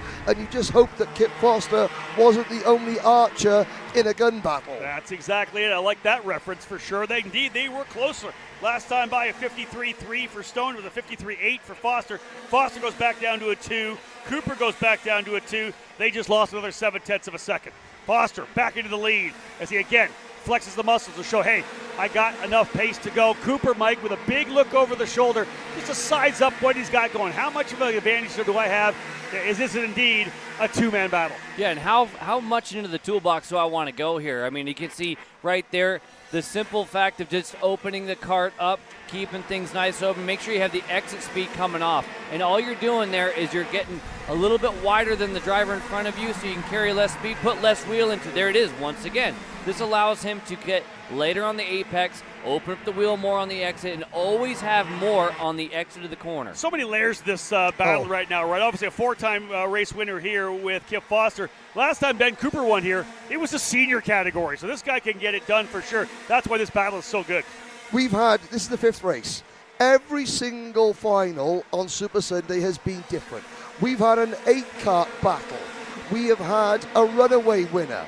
We have had the tactics of Micro Swift. We've had the chaos of K100 seniors. Now we've got a one-on-one, mano-a-mano battle between 2 of the greats. I've said this before, put 2 karts on a racetrack and make sure they battle each other. That's all I need to watch right now. Ben Cooper, another look over his shoulder. He wants to know how much he's losing. by doing what they're doing right now. The gap 2.6 seconds back. He's tried a couple of moves. A little bit of contact there. The entry to turn number 3 is, again, Cooper just doing a little experimenting. Where am I better? Where can I move? Almost a move here, but not fully committed to it. Again, he'll keep looking over the shoulder to see what he's got, rather. The gap, I think, has shrunk down a bit, guys. 2 seconds now, only 2 seconds from Cooper back to Waters. As that battle, those guys turned 53.8s. Well, the guys behind were turning 53.2s. Yeah, and the guys behind him, though, are going to make it a little bit easier on him if they're not losing time, with the exception of Waters, who's kind of gotten out in front. You see, here it is side by side down at turn number 7. That was a very, very nice over-under by Foster. We're going to see more of this. Renato Jodar-David caught that pack. Yep. He's in 6th place. Remember, he was 2 seconds back almost. He is at the tail of the next group right now. Renato Jodar-David trying to put it on the podium. Yeah, I was going to say, you've got 2 different fights here. We've got the fight for the win, which is on your screen right now between Foster and Cooper. The fight for the rest of the podium is what you're talking about, Rob, there further back. And I'll say this, watching Cooper, these moves, and actually, you're not going to rattle anybody, right? That part of the conversation's out. Nope. These 2 guys can't be rattled. All it is test and tune in where I can put the cart, how it's being affected, and both of them are putting on a show. 3 laps to go. 3 to go. Foster now leading. Cooper, who was the monster in qualifying and the monster in the heat races, going to work. Trying to figure out how to get by this cagey veteran, a 4-time SuperNationals race winner. They are locked and loaded. This is great racing right now. Look There's at that. the move to the inside. The double apex 7-8. And he's gone back to lead. Cooper goes to P1. Did Foster give him that thumbs up as they went down at turn number 4? I love that. That's brilliant. I think we've seen moves in turn 1. We've seen moves in turn 4. We've seen moves here at turn 12. And now Cooper puts one in at turn number 8. There is not a corner on this track where these 2 drivers cannot race head to head. But the gap is beginning to shrink with 2 to go. Oh! Here's the thing we're going to look at right now. Now they're racing. Here comes Waters, Stone, Spengler, Jodar-David if they keep racing hard. Oh, they're going to go side by side, almost touching through 3. They're side by side at turn number 4. Again, laps winding down. 2 to go this time by. Again, way wide on the exit, but Cooper knows he's going to have the inside line coming through. Foster tucks back in, guys. This is going to be good. Look at him swing back to the outside. Even if you don't make a move, you're going to be able to carry more speed on the outside, carry all the way through. These guys, they only need a cart width. That's how awesome this stuff is right now. They're running defensive, they're making moves, and they're making it fit exactly where it needs to be. But things change when you add a third party to the game, and we're going to see it. Whoa, that's the biggest moment we've had so far. Now it's a 3-4 cart fight. Here comes the cavalry as the white flag goes in the air. I love this sport. It's great. That may have been it. We'll see whether or not they can reel him in. Foster tried to make a move to the inside of turn number 15 and got a bit of contact. He had to check up. This brings Waters, Stone back into the fight. Waters is going to go down the bottom. Does he think of taking a move in Foster? He can't do it. Can we get an over-under as well from Martin Stone? We don't. Ben Cooper has been trying to get back to the top of the podium, and again, it did it in the X30 Senior class a couple years ago. He's got enough breathing room to be able to run the race line. Foster tried to dig back in. He was so close to potentially getting race win number 5, the American debut for the new Aero. I don't think it's going to happen today. Through 13, Rollison Performance Group looking for the victory out of their driver coach, Ben Cooper, out of 15. Through turn 16, put another Super Nats on the mantle. Ben Cooper will win in KA100 Master. He salutes Kip Foster coming across the line. And this is why we love Masters racing so much. The sportsmanship, the camaraderie, a big win for Cooper. Foster second, Waters, Stone. Jodar-David goes to P5 plus 12. Renato Jodar-David to the top 5. That might be the most star-studded top 5. Man, oh man, and absolutely one for the books. The type of racing we just saw there doesn't get any better than that. I don't have it in front of me right now. I believe all 5 of those are now SuperNationals winners. Cooper, Foster, Waters, Stone, and Jodar-David. I'm sure he's won as well. Yep. Everybody in the top 5 has been a winner here before. 2 times here for Ben Cooper. What a run. Great drive. RPG getting another race win. And look at the way that they're all congratulating one another straight away. I'm going to say Ben Cooper, he's got, your dad now, and I'm sure that the boys at home are, enjoying watching Dad do what Dad does best, and that's win go-kart races. And there's the conversation. They look as though they were having far too much fun as we look at the Coastal Ink Printing recap. I lost count, Mike Smith, of how many times the lead swapped. Well, This right, is not there's two. This is not. This is not a replay of a replay. That's two. There's three. 4. The amount of back and forth, and again, the gamesmanship that was literally, this is how you go racing. This is what kart racing's all about. Driving hard, giving the space, rolling the outside. It doesn't matter what you want to try to look at how to do. These guys did it right here. They put on a class act show. And then we were getting down to the business end. Cooper did defend there, but then he gave Foster room. That was so close. You couldn't fit a piece of paper between them.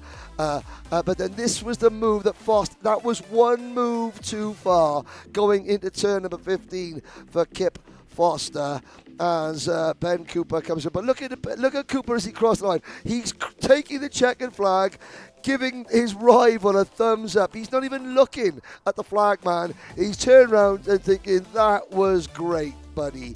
And Kip Foster agrees. And this does mean that Billy Musgrave remains the only member of the 5-time club. And there's a Dodge is there as well. I didn't see Dodge all weekend. The mechanic there for RPG with the glasses on. There's Kip Foster. Well, we talked about an America-built chassis, the factory cars. The Aussies are back. That Arrow, very, very potent indeed for Kip Foster. As more congratulations. Matt Johnson coming through there, right there with the RPG shirt on. Yeah, another phenomenal Masters driver. And a shout out as well to Laurent Chumardan Techno Kart in the top 6 as well. See that Marin Kramers is down there amongst it all. The congratulations continue, and that's the beautiful thing. A lot of these drivers, their wives, they've got wives, children here. We haven't got any female Masters drivers because otherwise you could say their husbands and their kids are here as well. But there's a lot of all these drivers. Some of them are professionals, like Ben Cooper. He works in the industry as a professional. He's got his own karting academy and what have you. There's Laurent Chumardan, last minute Larry, who was the latest entry on when was it? Thursday morning. But as we look at some of the celebrations, David Land is about ready to speak to the driver, celebrating more than ever. Ben Cooper. Yeah, Ben Cooper adds to his SuperNats legacy, but I want you to tell the audience what you told Kip Foster when you got out of the kart. That was one of the best races I had in my life. I think that my top 2 races in my life have been here at SuperNats. One was with him there in that race, and then probably a close equal at the top was 2013 DD2 with Baz Lammers and Paolo De Conto. But for me, I said it the other week, the previous event here a couple of weeks ago, but I say it again now. For me, that's how racing should be. We were running each other hard. We were squeezing each other within millimeters of the barrier, but always giving each other enough room. And he was so smart. He realized that I was probably a couple of teeth smaller than him, and he was just parking it on the apexes, and I couldn't get off the corner because of that, because I couldn't take my speed into the corner. And that psychological game, I absolutely loved it, and I think that's what made it one of the best races of my life, because it's just trying to outwit him. I saw my guys behind me, Matthew and Stone, and when I first went back with about maybe 7 or 8 laps to go, I thought I'm going to go and start defending and bring them back up. Maybe a bit of a team player as well. But when I look back, they started fighting themselves. Like, oh no, that's really down to me and Kip, But then luckily, in the last couple of laps when we restarted fighting, that those guys came back, and it meant that Kip had to close the door a little bit, and I just got that break in the last couple of laps. And yeah, that was awesome. Such a fun race. Quite often people don't watch Masters racing because it can get a bit boring. I didn't help that at some points this weekend. But for me, that was, like I said, an amazing race and lots of fun. Up there in one of the best races of my life. To not only have one of the best races of your life, but to win SuperNats. Talk about that. Yeah, well, it should be named the World Championships of Street Racing, because it is that level of event. Everyone from all over the world, from Australia, from Europe, they all come here to race this event. It's an amazing event. There's hype around it that there isn't other events. And I've been to most of those big events out there. You know, they're all up there, and this is up there with them. So yeah, for me, it's the World Championship of Street Racing, of car park racing. Yeah, it's great to add another one. Maybe I'll come back next year if Mike Rollison lets me and do senior. So that'd be the plan. I think he should absolutely bring you back. Congratulations, Ben Cooper. Let's bring in Kip Foster if he's around here. Oh, there he is. All right, so this is a very difficult question to ask a man who's finished second. Yeah. But do you agree with Ben Cooper's assessment that that's one of the best races you've ever had? Well, it's certainly it's pretty memorable. I mean, obviously, if you win it, it's going to be one of the best races. But I tell you, to beat a guy like Ben Cooper, you got to do everything right. And I made a couple of little errors in that race and cost myself a little bit of time. And just basically that second last lap, I thought I'll have a crack at it because I knew he'll run super tight in that last lap. Maybe I can surprise at that, you know, a little bit early, go for it, you know. And but to beat one of the best in the world and to try and, you know, take him on is going to be a huge ask. And so I'm just blessed to be second and very close to him, you know. So you're one of the legends here at SuperNats, a 4-time winner. You brought one of the legends back, the Aero chassis. Talk about that a little bit. Well, I just love the event. You know, I keep coming because I love the race, and I like the street circuit. I feel at home on a street circuit track that people get very minimal testing on. So that's what I love, and it's why it's one of the few places in the world that offer that nowadays. So, you know, I'll keep while I can sort of be competitive, and you know, give him a bit of a run. I'll be here. I'll be here again. I hope they both come back. That was an absolutely amazing race, gentlemen. Yes, it was indeed. It's like I said, I love this sport, and you know, as a driver, Mike, you know, in this class, you know, what would you make of the two main? Well, as a fellow Masters driver, I look up to both of those guys, and I've gotten a chance to go wheel to wheel with Cooper a little bit. Unfortunately, front bumper to rear bumper a little bit too much one time, but it's awesome just to see the display that you can and should race that hard, that well, that close, and it be clean. And it looks to me like we may be ready to go here down for our podium ceremony. So without further ado, let's hear it, Rob Howden.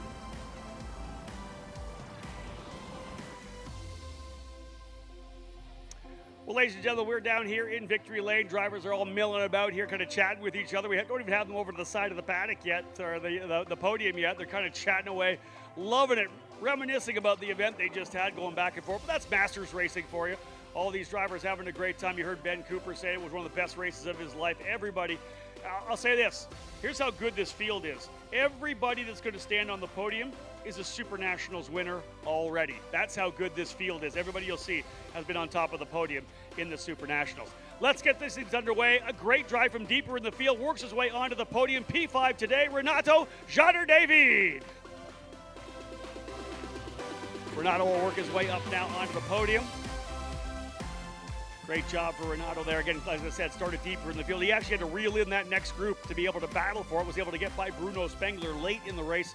And again, Renato, as I've said, a former winner already here at the SuperNationals. Finishing in the 4th spot, the winner of 2022, that is Martin Stone for RPG.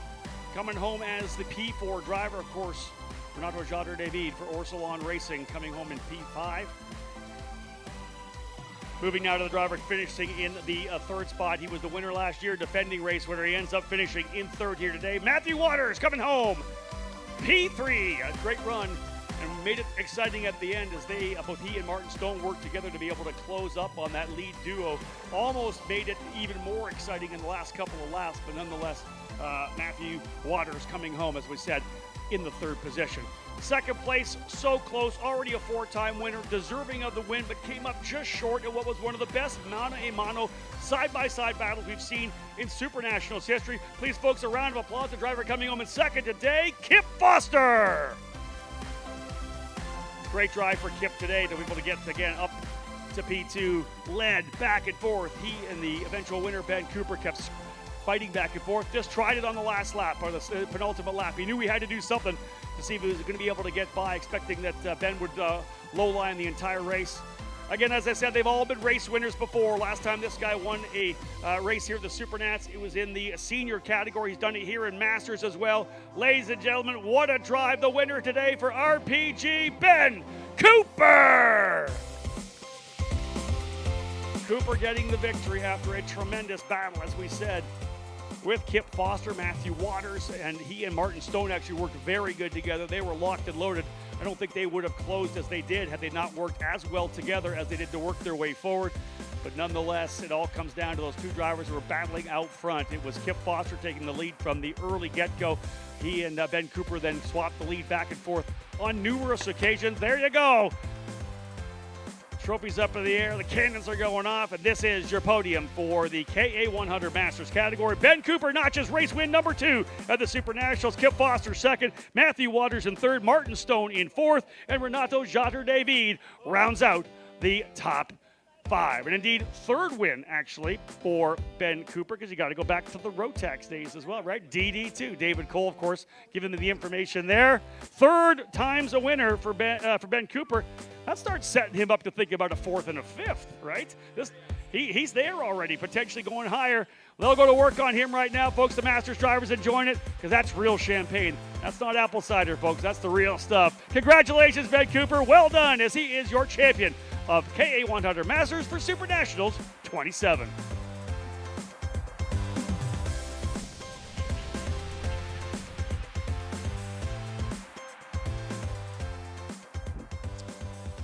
Well, there we go. No sooner do the KA100 Masters drivers vacate the podium. Mini Swift is lighting up. We'll be back with the next race after this short break. So you finally want to get behind the wheel, huh? Yeah, I've been shooting for 3 years and I've never got to drive. Well, you're gonna need some more gear than just your helmet. Why don't you go to shopakr.com? They got their inventory online and they'll ship it the same day if you order before 5:30 p.m. Eastern. They got shoes? Yep. Gloves? Yep. Rip protectors? Got those too. Can they make me go fast? No. Here at Acceleration Kart Racing, we've got everything you need to get on track. What happens next? Well, that's on you. Check us out online at shopakr.com. The foundation of your racing endeavor is the kart. It carries your hopes, your legacy, at times your heart outside of your body. And if it's the right kart, it holds the line. Factory karts are the only karts hand-built in the U.S. A precision-welded frame made of 4130 chromoly tubing, adjustable wheel bearing cassettes, seat mounts that don't break. But what good is a foundation if it's not the fastest? Made with care by a 4-time SuperNats champion Billy Musgrave. Factory Karts, American made, race proven.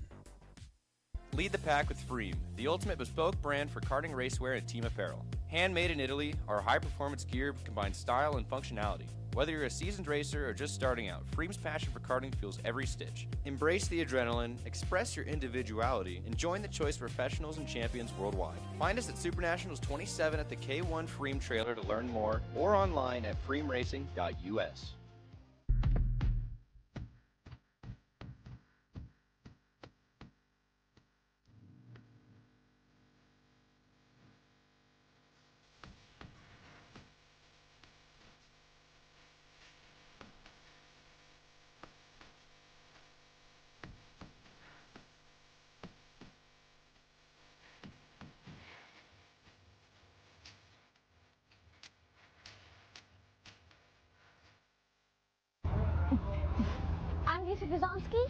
And I'm Asher. Today we're going to talk about MIR racing suits. The reason why I love MIR so much is because they're very lightweight and very breathable. You could also get your suits custom made for your own team. We love MIR.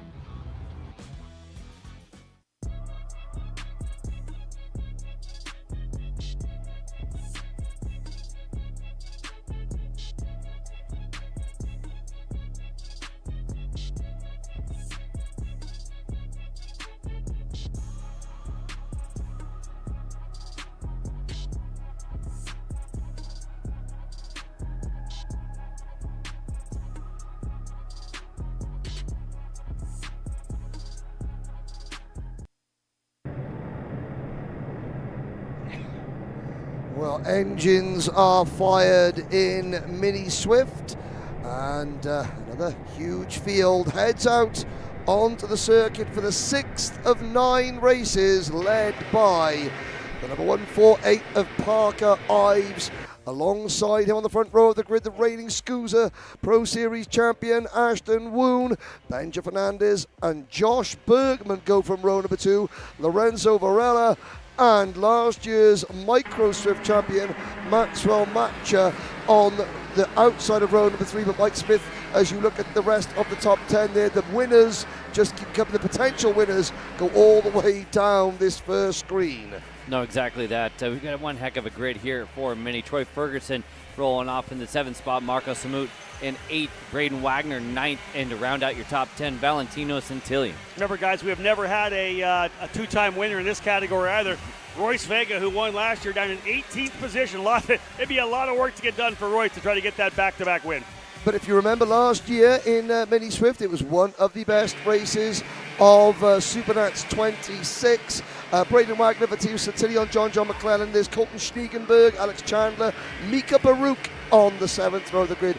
Brandon Eng, Nico Katowski, Jeremy Sincere, all starting in front of Vega with Liam Natchawati and Australia's Jay Kostecki next in line. Again, another 40-plus starting grid as we look back. William Vita there in 26th and Enzo Di Janeiro, Jackson Porter. They were Team USA's 3 representatives in the Rotax Grand Finals in Sano this year. Vita, Di Janeiro and Porter all starting together on the in the middle of the field. This is going to be a good one for sure. Of course, we saw the battle early on in Micro that put on a fantastic battle for it. Let's see if we get the same as well here. I would love to see it. 4 more races to go. Mini Swift, X30 Junior, and then Pro X30 and Pro Shifter to cap off the 27th running of this year's SuperNationals. Olivier Chassé is out there. He didn't race yesterday. He had a tumble earlier on, but he did go back out this morning in warm-up, so I'm assuming he is out today. Again, here we go. Big week for Mini Swift. These drivers have dug in. We know that Parker Ives and Ashton Woon have been in the middle of the fight the whole time. Parker Ives is going to lead him here. They're going to come down, waiting to get into the lanes. Do we get a green flag? We do. We are racing. It's a quick run down into turn number 1. How much room do they give each other? Pretty good so far coming through. Hoping everybody clean and green to the opening corners. We'll go 3 wide coming down into turn number 4. Parker Ives is going to take that lead. Ashton Woon more than happy to tuck back into second. First 4 drivers looking good. The rest coming through 2, potentially 3 wide through turn number 5. Let's see if Woon goes quickly on the offense to try to get a past Ives, or does he settle in? They got to go single file sooner or later here, and there they are coming out of turn number 9 and 10 through the quick turn 11 into the back part of the racetrack, guys. There's a move to the inside already. Woon, I wondered if he'd go early. He does. He'll bring Benja Fernandez with him. Shaking and baking. Woon goes to the lead.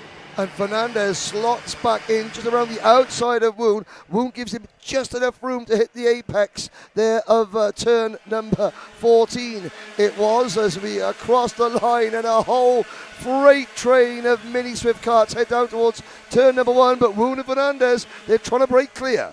It did look like there might have been a little bit of contact on the outside of the wall there from turn 16. But I got to tell you, I was a little surprised at how calm and collected it was there at the beginning. And then Ashton Woon had a surprise attack. But how about Ives back to 6th? He's only back to 6th position. Did not go well for Ives getting hung out to dry on the outside.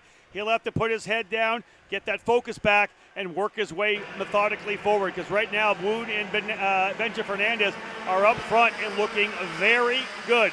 Lining up together. Can they pull away? We've seen it happen in a couple of categories, but again, this is a class that really lines up a lot when you get things going draft-wise, Henry. It's tougher to pull away, especially if you start battling each other. Yeah, and looking at the driver currently in 3rd position, Josh Bergman. He's been the driver that's been getting better and better as the races went on later in the race. He was the master of laps 9 and 10. Now he's got 20 and he's already up to 3rd. All right, we're settling in here for the first couple of laps. Again, a long 20-lapper here now. Ives Right there behind Ives is, I believe, Marco Samet in the number 175. And there's another driver further back here we're watching again. That's the 111 of Antino Santian. So we're kind of picking and choosing some drivers throughout the field here for you. Everybody's settling in, as we know. Now we're kind of, it's the opening laps. Mike, get a couple laps in. Okay, this is where I slotted out. I got aggressive a little bit early. Finally, we're into single file. I got a guy in front of me. I know who's around me right now. Let me see what I got. Let me see what we can do here. Do I need to pass, or can this guy in front of me help me get to the front? Well, the answer a little bit further back was pass, indeed. And I couldn't quite tell was that we have the back shot going into that corner with the sun kind of in its face. So it's a little bit tough to tell what the numbers are as they go in there. But up front, I can tell you it's Fernandez with Woon in tow. Bergman a little bit by themselves. And then you do have Ferguson and Macha all linked up there too. Easier to see now. Bergman bridging the gap. Yeah. He's trying to get a little bit closer. That's the key right now. Josh Bergman's doing pretty well by himself. Troy Ferguson behind him actually went purple last time by. But Bergman really coming out of the gate here now strongly to try to reel in that front-running duo. They have not been able to pull away. Fernandez and Woon. Bergman ready to put that TKG Kart Republic right on the rear bumper of Ashton Woon. Parker Ives has made some moves right there, guys, because it looks like Ives, if my eyes aren't deceiving me, has moved up back to 6th and starting to set sail now to try to catch back up to would be Macha and Ferguson. Yeah, he's gone past Lorenzo Varela, and Marco Samet has also gone with him as well. Ives, all things point towards pressures being off at the start, and he's going for the long game, is Parker Ives. He doesn't want to let too many drivers get in front of him, and he doesn't want to let that gap between the top 5 and him in 6th get too much bigger. Because if these drivers that we're watching now, the front 5, if they decide, okay, we're all going to play the long game and just sit in single file, it becomes harder for Ives to drag himself and the chasing pack up. Ives needs to drop a couple of purple laps here. I'm by myself, drop a couple of purple laps, get close enough that I can finally sniff on that draft at the end from Maxwell Macha, or whoever may be at the tail of that group. He wants him to battle a little bit, a little wide right there. You saw that, right? Bergman almost got into the wall. He did. He might even just tickled it a little bit coming out of that corner, but nonetheless, you look at Ives, looks over his shoulder, got some room to work with, and he can try to dig in here now from P6. Last time by Ferguson again, guys. Back-to-back fast laps for Troy Ferguson in the 103. And Ferguson now makes the move to the inside, bringing Maxwell Macha with him. So Bergman maybe just a little tiny bit unsettled, but like you said, you just give the little peck on the cheek, just a kiss, But be careful, because those walls, they don't kiss, they bite.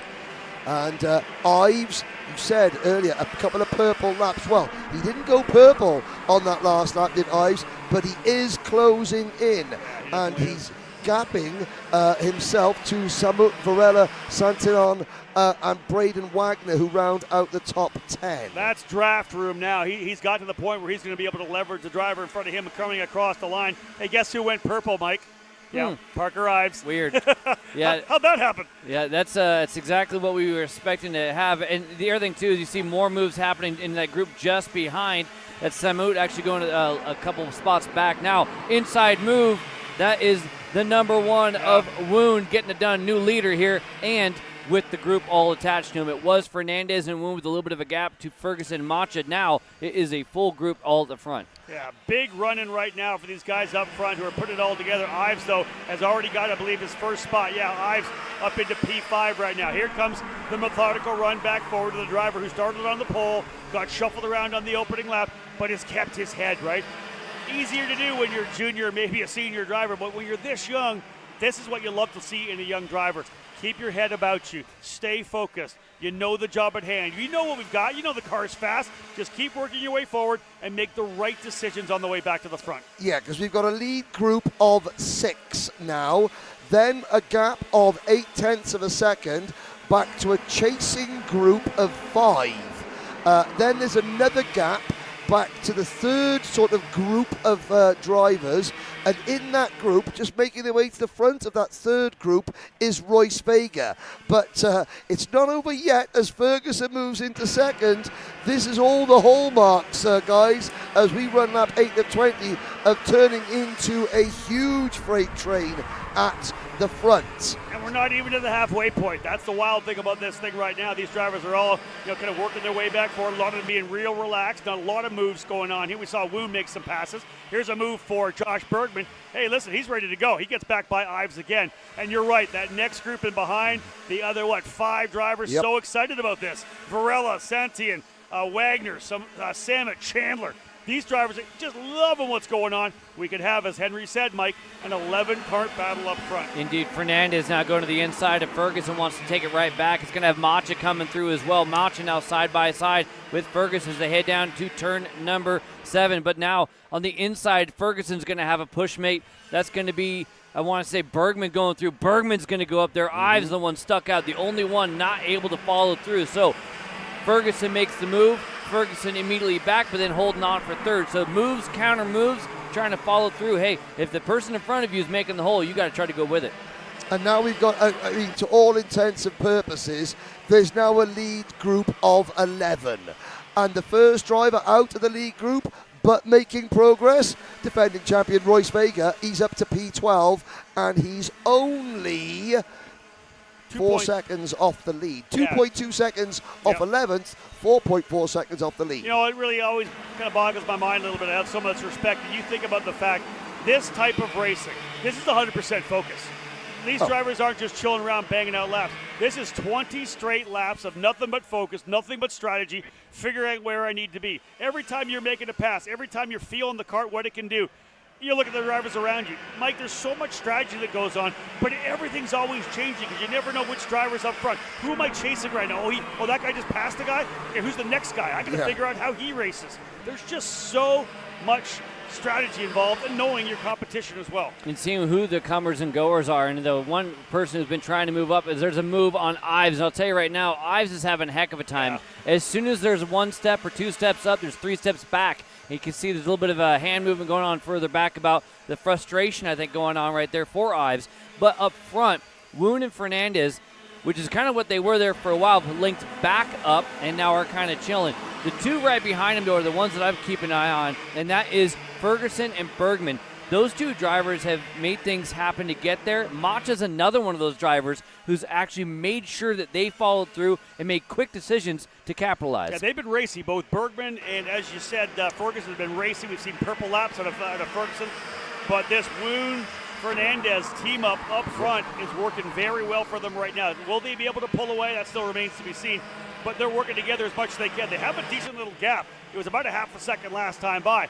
As long as the guys in the back don't get too racy, if Bergman trusts Ferguson to take him forward, this may be okay. Here's the draft again down the straightaway. The leaders not quite as close together, Mike, as they were last time by. Well, and you can keep an eye on P3 Ferguson. The way his car goes through the corner versus the way Bergman's goes through, there's a little bit more slip angle for Ferguson. He's able to kind of back it in a little bit, while versely Bergman's kind of going in there early, and the 2 are linking up really well. More fighting going on behind him. And Henry Maxwell Macha just cut up to the tail of that chase group. It's 3 drivers right now, 3rd, 4th, and 5th. They could all 3 push together to get closer. Yeah, and I honestly think that Bergman's experience racing for Team USA in the FIA Motorsport Games is showing here, because he recognized the 2 leaders, Woon and Fernandez, working together. He saw the gap starting to grow. He may think he's quicker than Troy Ferguson, but he thinks, I'm not that much quicker, and if I try and pass him, I'm going to get into a battle. So he is sat behind, and there is Parker Ives losing another spot, and that is going down behind Braden Wagner for the GFC team. So really, I've got to say, very impressive from Josh Bergman, using his head, and the gap is, well, it's still 0.4 of a second between the top 2. But if Bergman wasn't playing the game, the 2 leaders would have gone by now. But he has a look. But no, he's still got to push, and Macha there in 5th position. Looking back there with Liam Nachawati now 12th. So the gap between the top 11 and 12 is about 2.5 seconds still. Nobody helping Parker Ives at all. Every time someone gets up to him, he gets freight trained, he gets moved inside. He started P1, he's been moved all the way back, I believe, into the 10th position right now. This has not had the help of the drivers at all.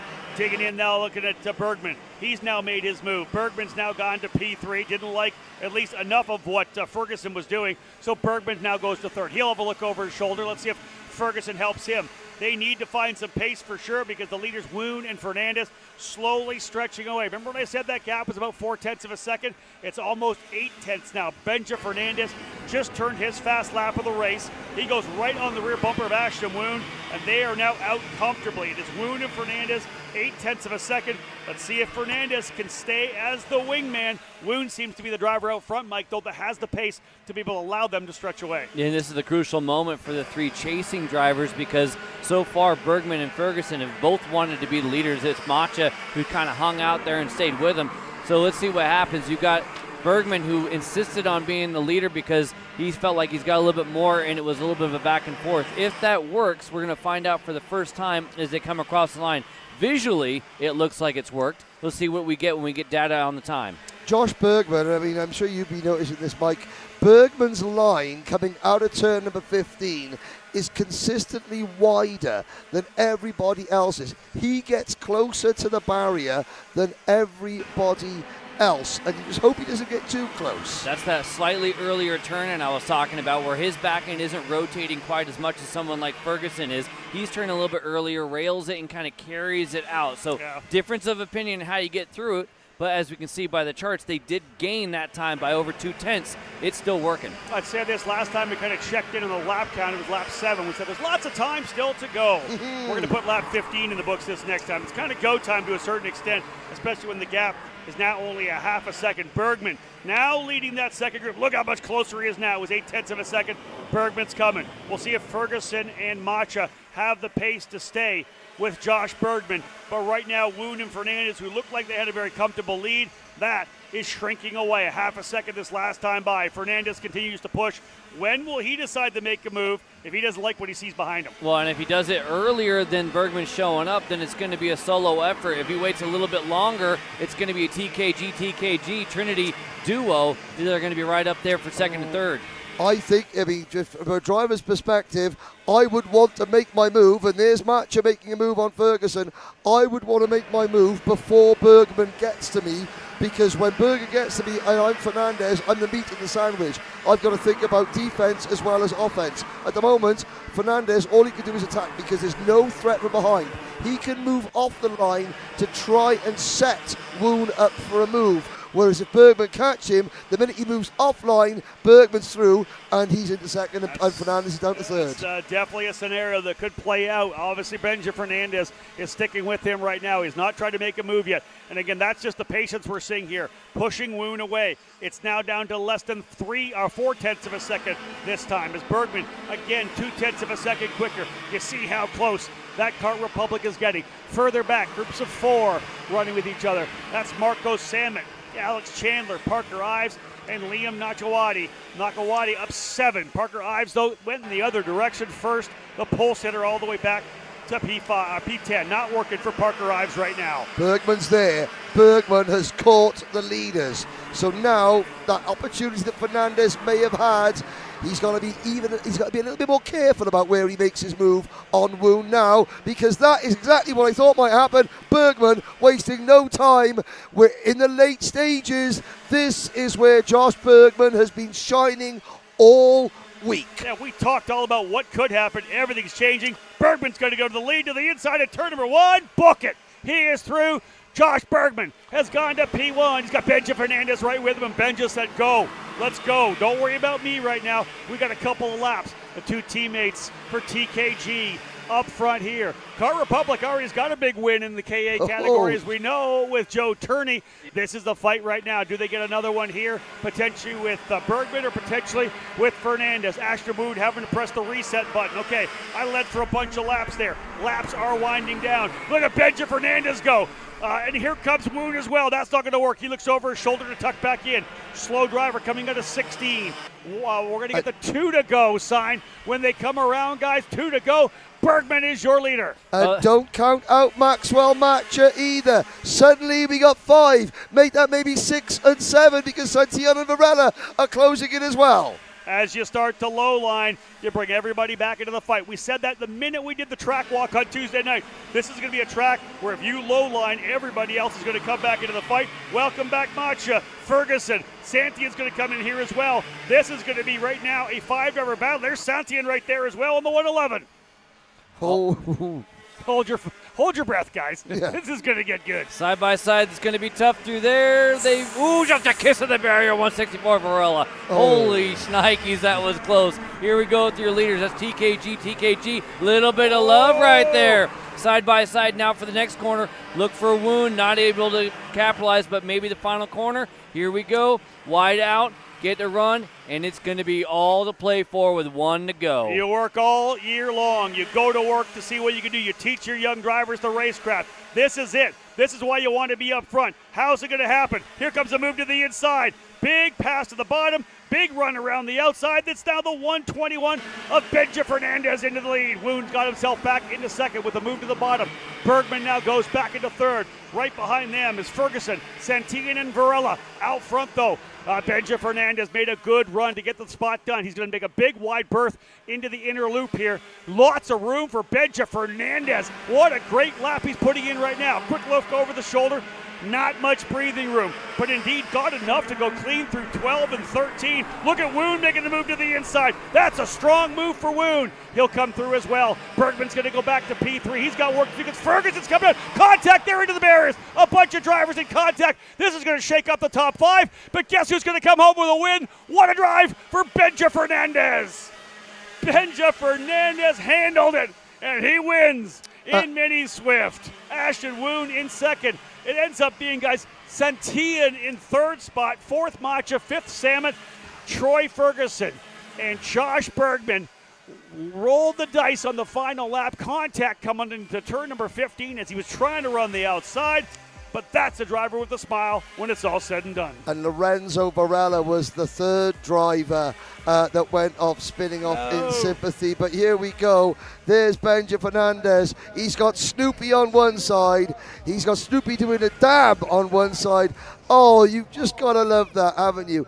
And even Parker Ives, how devastated must that young man be? And yet he's got the minerals, he's got the personality and the spirit about him to come and congratulate the race winner. Mike, I'll head out of here soon to get down to obviously Victory Lane, but Benja Fernandez, how well did he play that race? He was the wingman for Ashton Woon for the longest time, and of course they came fighting, but he was able to get himself in the right spot. What a beautiful pass that was to take over the lead and eventually the win over the final course of the lap. Exactly. We had Bergman catch him right there at the end and immediately go for the fight, and then it was right back and forth. Fernandez didn't just rest on his laurels, went fighting back immediately, and yeah, exactly like you said, Rob. And as he starts heading down for the podium, Henry, it's one of those things where if you're going to just play the wingman, you got to wait and play it at the right time to switch over to the attack mode. It couldn't have gotten any better. No, it couldn't have, and he timed it perfectly. There's Peter Matcher. There's Maxwell Matcher's Dan giving the winner out. There's the SLA karting team. Oh, you've dropped a driver. You can't drop the winner. Oh, my word. Hopefully he's okay. Lucky his rib protector works. But there's your unofficial race result. Benja Fernandez and Ashton Woon. So it's SLA karting. Valentino Santillan comes through to finish third for Parolin. Maxwell Matcher takes fourth. And in amongst all that, what a drive onto the podium for the Brandon Jarza crack Mike Doty Racing entry of Marco Samu. Braden Wagner, Parker Ives 7th. Liam Nachawati, Alex Chandler, and the defending champion Royce Vega comes home in 10th place. 3 seconds, covers the top 10. Jeremy Sincere, 11th. Lorenzo Varela, he was the driver that spun, trying to avoid Ferguson and Bergman on 2 corners from home. He comes home in 12th. John McClellan, Brandon Eng, and then Mika Baruch in 15th position. We have to look all the way back to 28th and 29th for Troy Ferguson and Josh Bergman. A year ago, Bergman left it late to get on to the podium, and him and his family experienced the highs of SuperNats. This year, he was within sight of a podium, and it went away. They experienced the lows of SuperNats, but such is karting. And as you look at the remaining finishers, let's go and take a quick commercial break. So you finally want to get behind the wheel, huh? Yeah, I've been shooting for 3 years and I've never got to drive. Well, you're gonna need some more gear than just your helmet. Why don't you go to shopakr.com? They got their inventory online and they'll ship it the same day if you order before 5:30 p.m. Eastern. They got shoes? Yep. Gloves? Yep. Rip protectors? Got those too. Can they make me go fast? No. Here at Acceleration Kart Racing, we've got everything you need to get on track. What happens next, well, that's on you. Check us out online at shopakr.com. The foundation of your racing endeavor is the kart. It carries your hopes, your legacy, at times your heart outside of your body. And if it's the right kart, it holds the line. Factory karts are the only karts hand-built in the U.S. A precision-welded frame made of 4130 chromoly tubing, adjustable wheel bearing cassettes, seat mounts that don't break. But what good is a foundation if it's not the fastest? Made with care by a 4-time SuperNats champion Billy Musgrave. Factory karts, American-made, race-proven. Lead the pack with Freem, the ultimate bespoke brand for karting racewear and team apparel. Handmade in Italy, our high-performance gear combines style and functionality. Whether you're a seasoned racer or just starting out, Freem's passion for karting fuels every stitch. Embrace the adrenaline, express your individuality, and join the choice of professionals and champions worldwide. Find us at SuperNationals 27 at the K1 Freem trailer to learn more, or online at freemracing.us.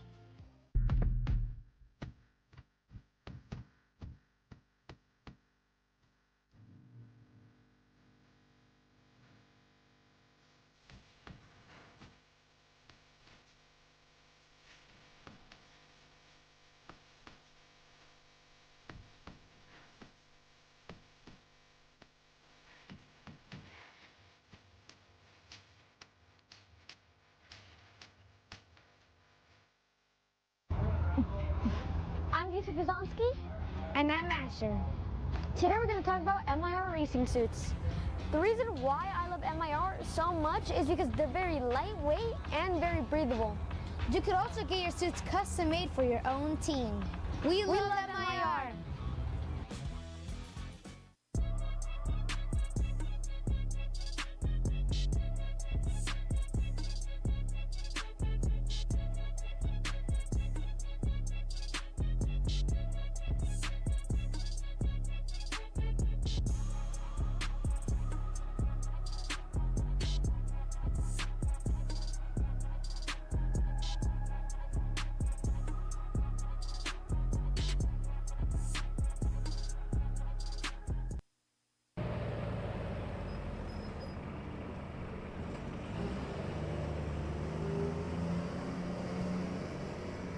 So we'll just look there as the assembled spectators and try to recover after yet another breathtaking SuperNats final.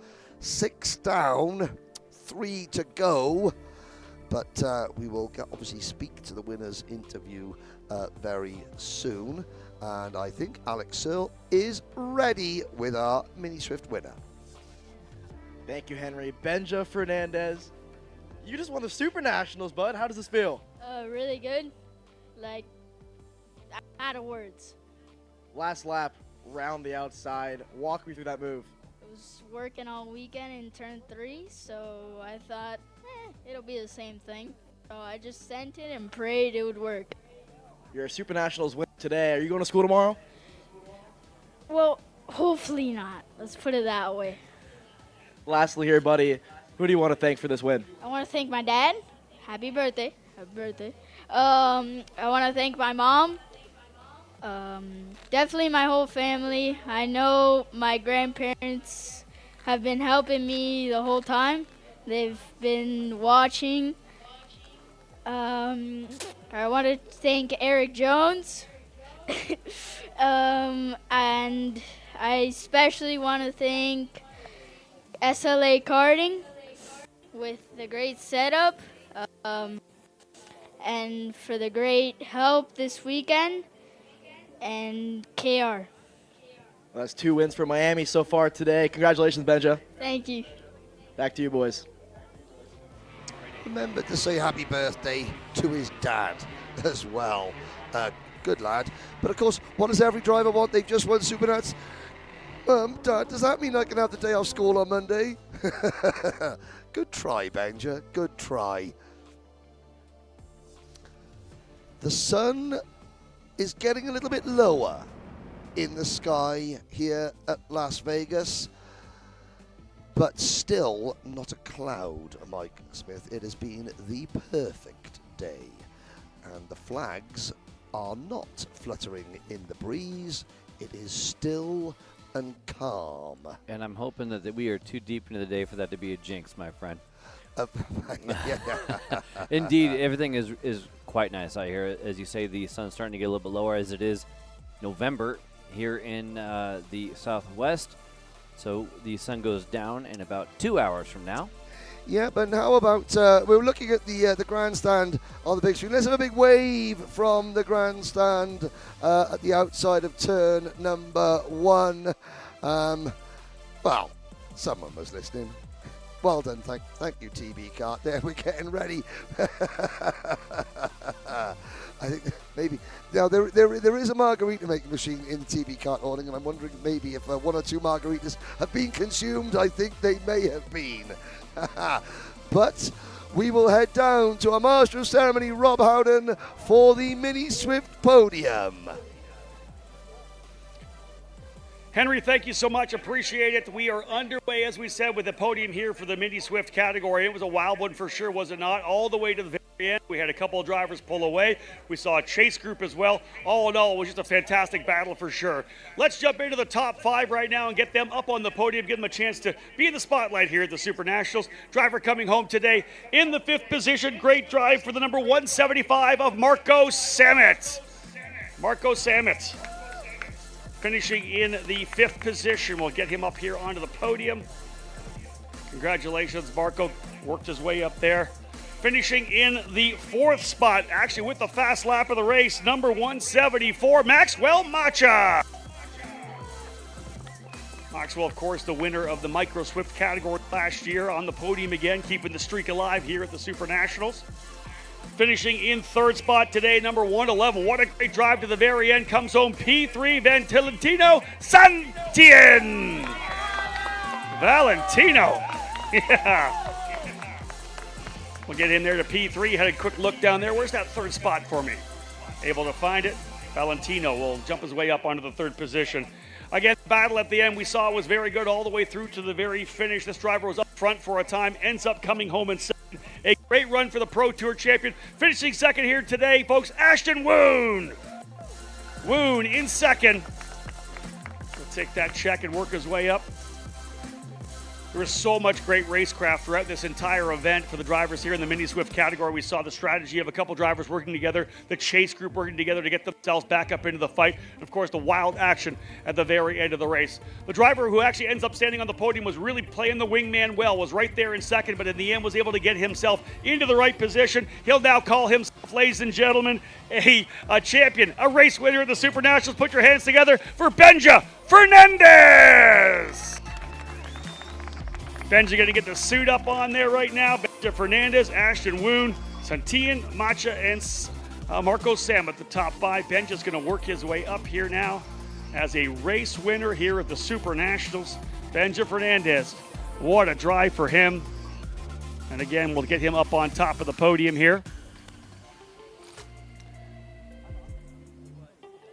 Tom and Alexis Kutcher there to hook him up with his trophy and his Evenko hat, the winner's hat with a big first on the side. Great to see these young drivers get an opportunity to race at this level in this spotlight. All right, guys, let's get those trophies up in the air. I'll tell you, the confetti canyon, surprising more than just me. So it's jolting for sure. But guys, congratulations. Well done. Hey, how about a round of applause one more time for the drivers in the Mini Swift category. Benja Fernandez, your winner here of Super Nationals 27. Ashton Woon in 2nd. Valentino Santillan in 3rd. Maxwell Macha in 4th. And Marco Samet rounding out the top 5. They're immediately going to work. Helmets going to the side. The champagne's ready to fly. Dads are coming in to get the helmets as well. There you go, folks. Champagne flying. They're going after Fernandez in a big way down here. The celebration continuing for Mini Swift drivers. Guys, we'll send it back up to you. Benji Fernandez, now a race winner at the SuperNationals. Oh, thank you very much, Rob. More smiling faces. I make that 6 great races out of 6. There's Maxwell Matcher at the side there. They're all trying to think, is it alcohol? Is it alcohol? No, it's not. But what it does do, it does make our eyes very, very sticky when someone sprays the bottle into our face. Oh, there's Benji Fernandez just having a little look at that trophy, having a look at the check, having a look at what he's achieved. As a driver, Mike, you have that moment. Every time you win a race, there's that quiet, you have the celebrations or having the emotions, but then there's a very quiet moment of reflection afterwards. We have to take a deep breath and think, oh, what have I just done? Exactly that. No, I mean, a lot of times it'll last. You'll be on a high the entire day, and then you're back in the hotel room or back at the house or whatever, and you're hanging out there, and you're like, wow, I just did that. Yeah, it's pretty cool. It sinks in. I got a feeling it's going to take a while for it to sink in for some of our younger drivers, but you can see the smoke down on the dummy grid. That signals that we are not far away from race number 7, our final junior race of SuperNats 27. It's time for Junior X30. And can this be redemption for Turner Brown, for Ty Fisher, for Diego R. Diaz? Or will it be a second SuperNats win of the day for Sebastian Garzon? Brown and Fisher start from row number 1. Ardiles and Garzon start from row number 2. Vanchev goes from row number 3 alongside Jackson Gibson. 5 of the first 6 helped put on a superb race this morning. Can they do it again? Rolling off 7th, Lillian Scarborough already having a pretty good roll on this program. How about Max Weiland in 8th? Max has had a long road to get here to try to dig themselves up, so Weiland's pretty stoked with a P8 start, you got to think. Charlie Smith, we've seen some speed out of him. Starting 9th, Jose Alejandro Halpin. Going to round out your top 10, Henry. Sebastian Rist has been there or thereabouts. It's been a solid weekend for Sebastian. And Pedro Alves de Lima qualified 2nd overall. Bit of a surprise, he's hanging on into the top 12. Enzo Vidmontien and Naomi J. Garcia from Trinidad and Tobago on row number 7. Javier Chaparro, Dean Peterson, Tristan Murphy, and I have to say, Peyton Fain and Sarah Brantley. That's 4 young ladies in the top 10 rows of the grid, which always bodes well. Star of the show earlier on, Lev Krutonov, he starts 21st. You can still pick potential winners. Chase Cassioli, Alessandro Truscio, there outside the top 20. Strength in depth all the way down the field. Yeah, indeed, there's a lot of great drivers here right now. I got a chance to talk to Lev Krutogorlov. He went with the G. I actually looked at the suit. I asked him how to say it. Krutogorlov. There's an actual G there, just to get that, because I wanted to make sure we were right. Krutogorlov. Youngest driver in the field, Indigo Irwin from New Zealand. I talked to Indy this morning. 11 years old in her first big kart race out of Mini. There we go, ladies and gentlemen. It's time to get things underway. One of the big races here on the weekend, of course. If you're a junior driver, this is it. Lighting things up. Time to go racing, and there it is. Green, green, green. And we will race our way down into turn number 1. Everybody clean and green so far, coming through. Good start for Turner Brown. Everybody into position here at X30 Junior, brought to you by Speed Concepts Racing. Oh, one driver having trouble. Oh, we're going to stack things up. Nowhere to go. A bunch of drivers looking to try to find a way by. The traffic jam and the incident that collects so many extra drivers, the collateral damage. One driver with contact further back. Mike, what do you got? It was Lima, exactly that. That was the one who went across to the driver's right and ended up hitting the barrier. And if you look at the left front, it was broke. He had no control, and that's why the other people got collected. And so from the highs of qualifying we saw on Thursday evening in watching and waiting to the lows of the final, that's SuperNats for you. We will catch up with the other drivers who got caught up in that. The leaders got through cleanly. Alves Lima was starting 12th, but there was a lot of damage further back. Yeah, Brown, Ardiles, Fisher, Vanchev, Garzone. That's your top 5 as they came across the line. Of course, now they'll go to work. Early going right now, just getting things underway. Look at this move to the inside. Ardiles makes the move to the bottom. Brown kind of opened the door a little bit coming through there. Surprised by his late turn in, but maybe he just figured that Ardiles was coming, or maybe he was opening the door to let him go through for a bit. Let's see whether or not they're able to pull away. Ardiles is the leader. Brown goes to second. Well, where's Fisher? Right there, P3? No, P4. Vanchev is in there as well. Fisher, no. P3. He was listening to you, Rob. He was listening to you, Rob. It's P3. Along with Pedro Alves de Lima, Fianchy is out of the race. Dean Pedersen, I think that's twice in 2 races Pedersen has been caught up on the opening lap. He was doing both classes, and he hasn't seen the end of lap number 1 on either one, I don't think. That is terrible luck. Truchot was also one of the driver caught up, still running, but a long way back. And listen, Mike, we've all been through this. If you're a driver, you're in there, somebody makes a mistake in front of you, you see the chaos start to happen. But a lot of times, if you're on a racetrack that may have some grass on both sides, you can take evasive maneuvers and get around.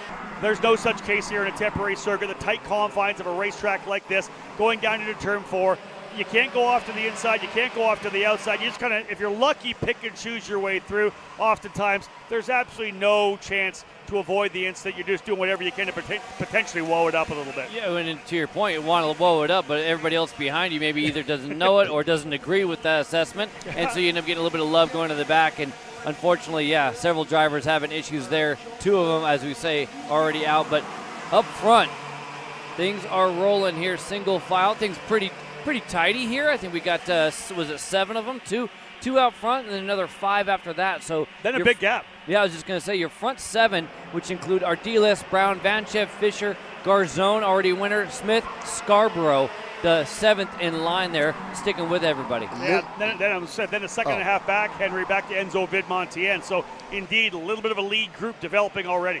Can't praise Lillian Scarborough highly enough. Put Lillian up into P6, and she passes Charlie Smith, and of course Charlie Smith being coached by Callum Bradshaw, former world karting champion.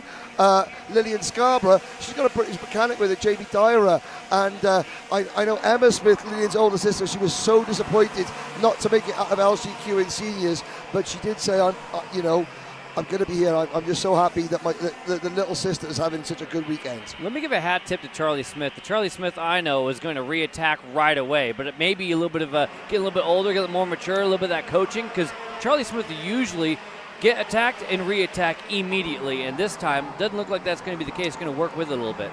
Let's see how it settles in here for the first couple of laps. Just 4 laps in. Of course, Diego Ardiles, we know, out front, not surprisingly turning the fastest lap of the race so far. There's the 7:02 a little bit further back in the order, trying to dig his way forward.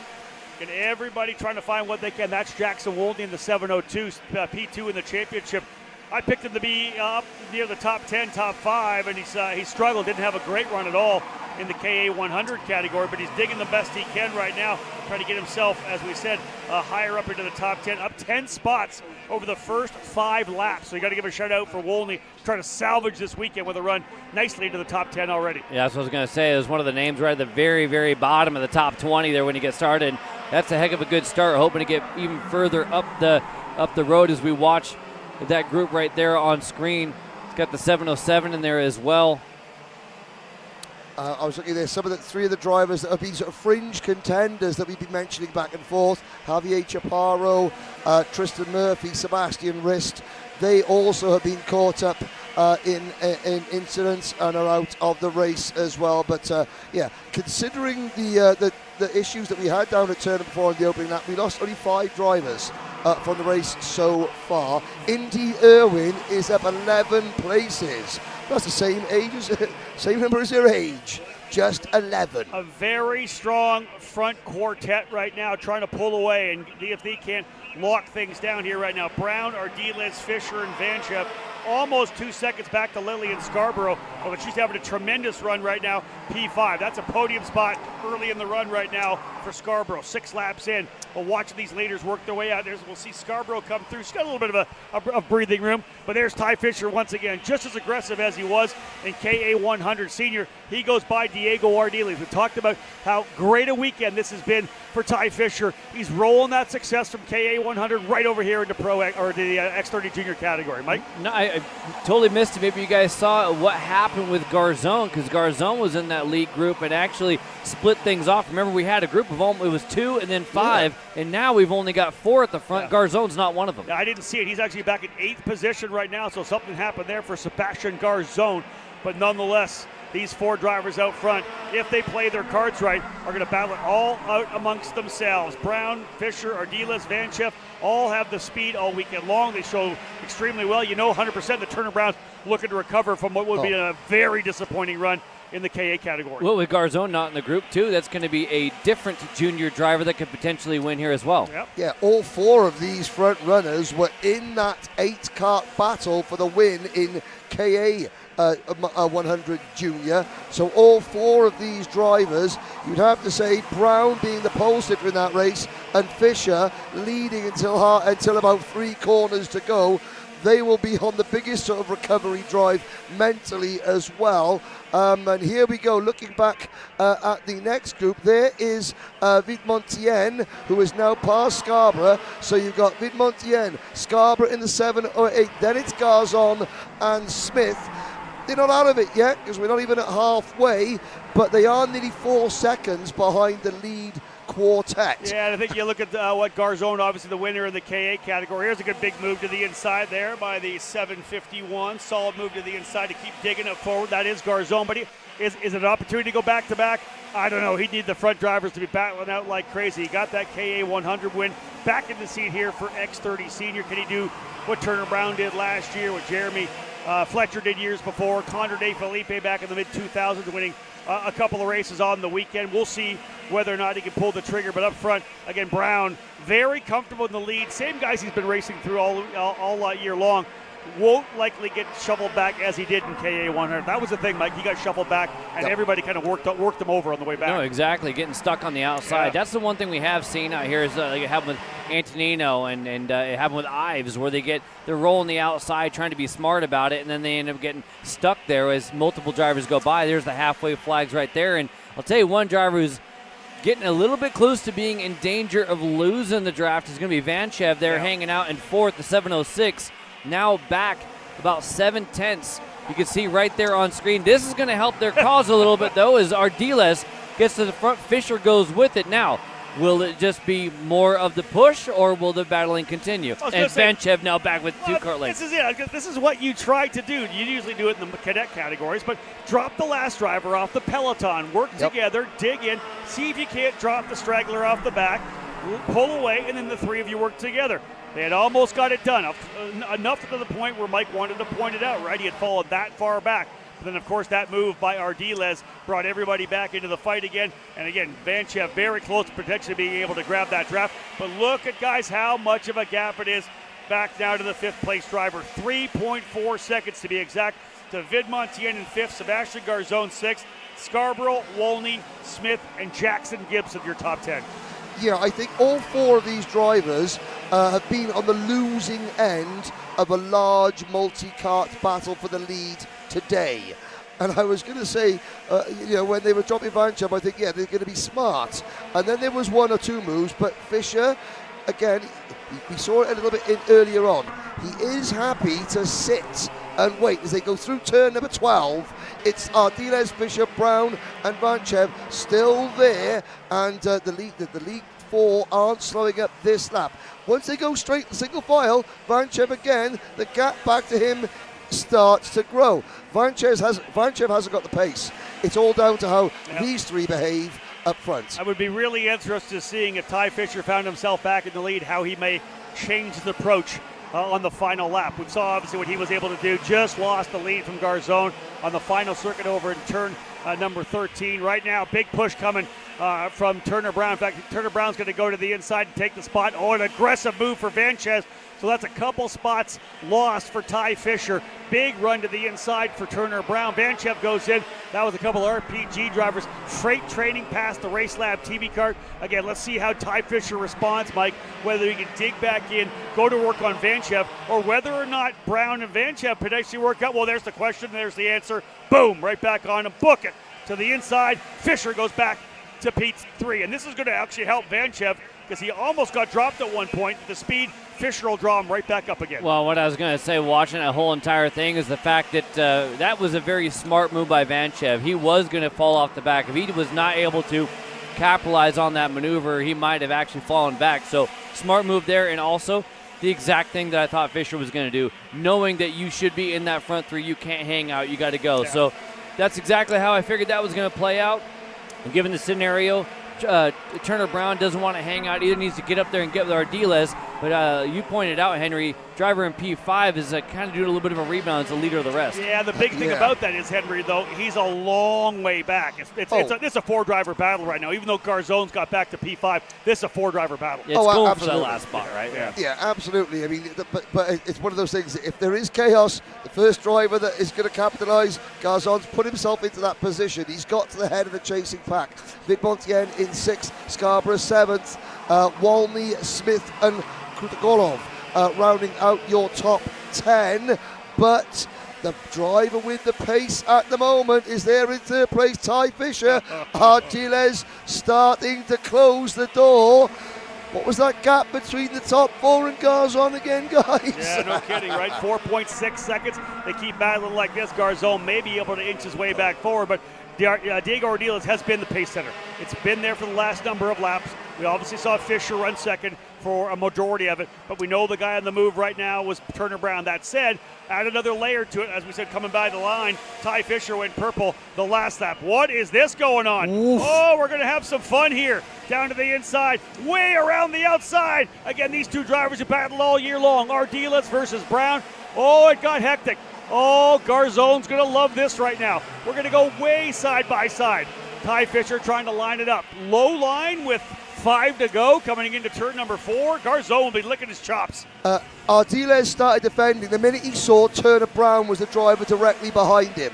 I think that Ardiles suddenly, maybe he feels as though he's not as strong as Brown, that he's got to keep him behind him. I don't know. Now, there is Fisher. Fisher doing to Vanchev what Garzon did to him at the last lap of the KA Junior race. But Ardiles having that defense there, it didn't cost them too much. It cost them a bit, but not a huge amount. 4 laps to go. These 4 drivers going to dice it out to see who's going to come away with a race win at the SuperNationals and X30 Junior. We've got the essential head-to-head battle of the year with Brown dicing it up here with Ardiles. Oh, big move to the inside there, and a bit of curbing for Fisher. He looked to the bottom as Brown was trying to give himself a little bit more room on the outside. More curbing, more contact. How about 3.2 seconds now for Garzone? He just made up a full second on that last lap. It's still a lot, but you can see them coming in the back, and we're starting to fight.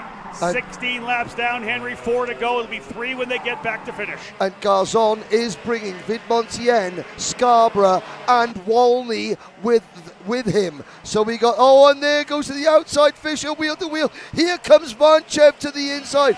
Ardiles is backing them up, and the cavalry are on their way. This is unbelievable right now. Ty Fisher trying to get the job done. Look at these guys going back at it. They could have made it 4 if they did this with 2 to go. No, they did it with 4 to go. And Garzone is coming back into the fight here right now. Again, laps are winding down. 3 laps still remaining here in X30 Junior right now. Mike, this is looking good. Did you see Vanchev? Vanchev is pointing to his teammate Turner Brown going, we got to go that way, buddy.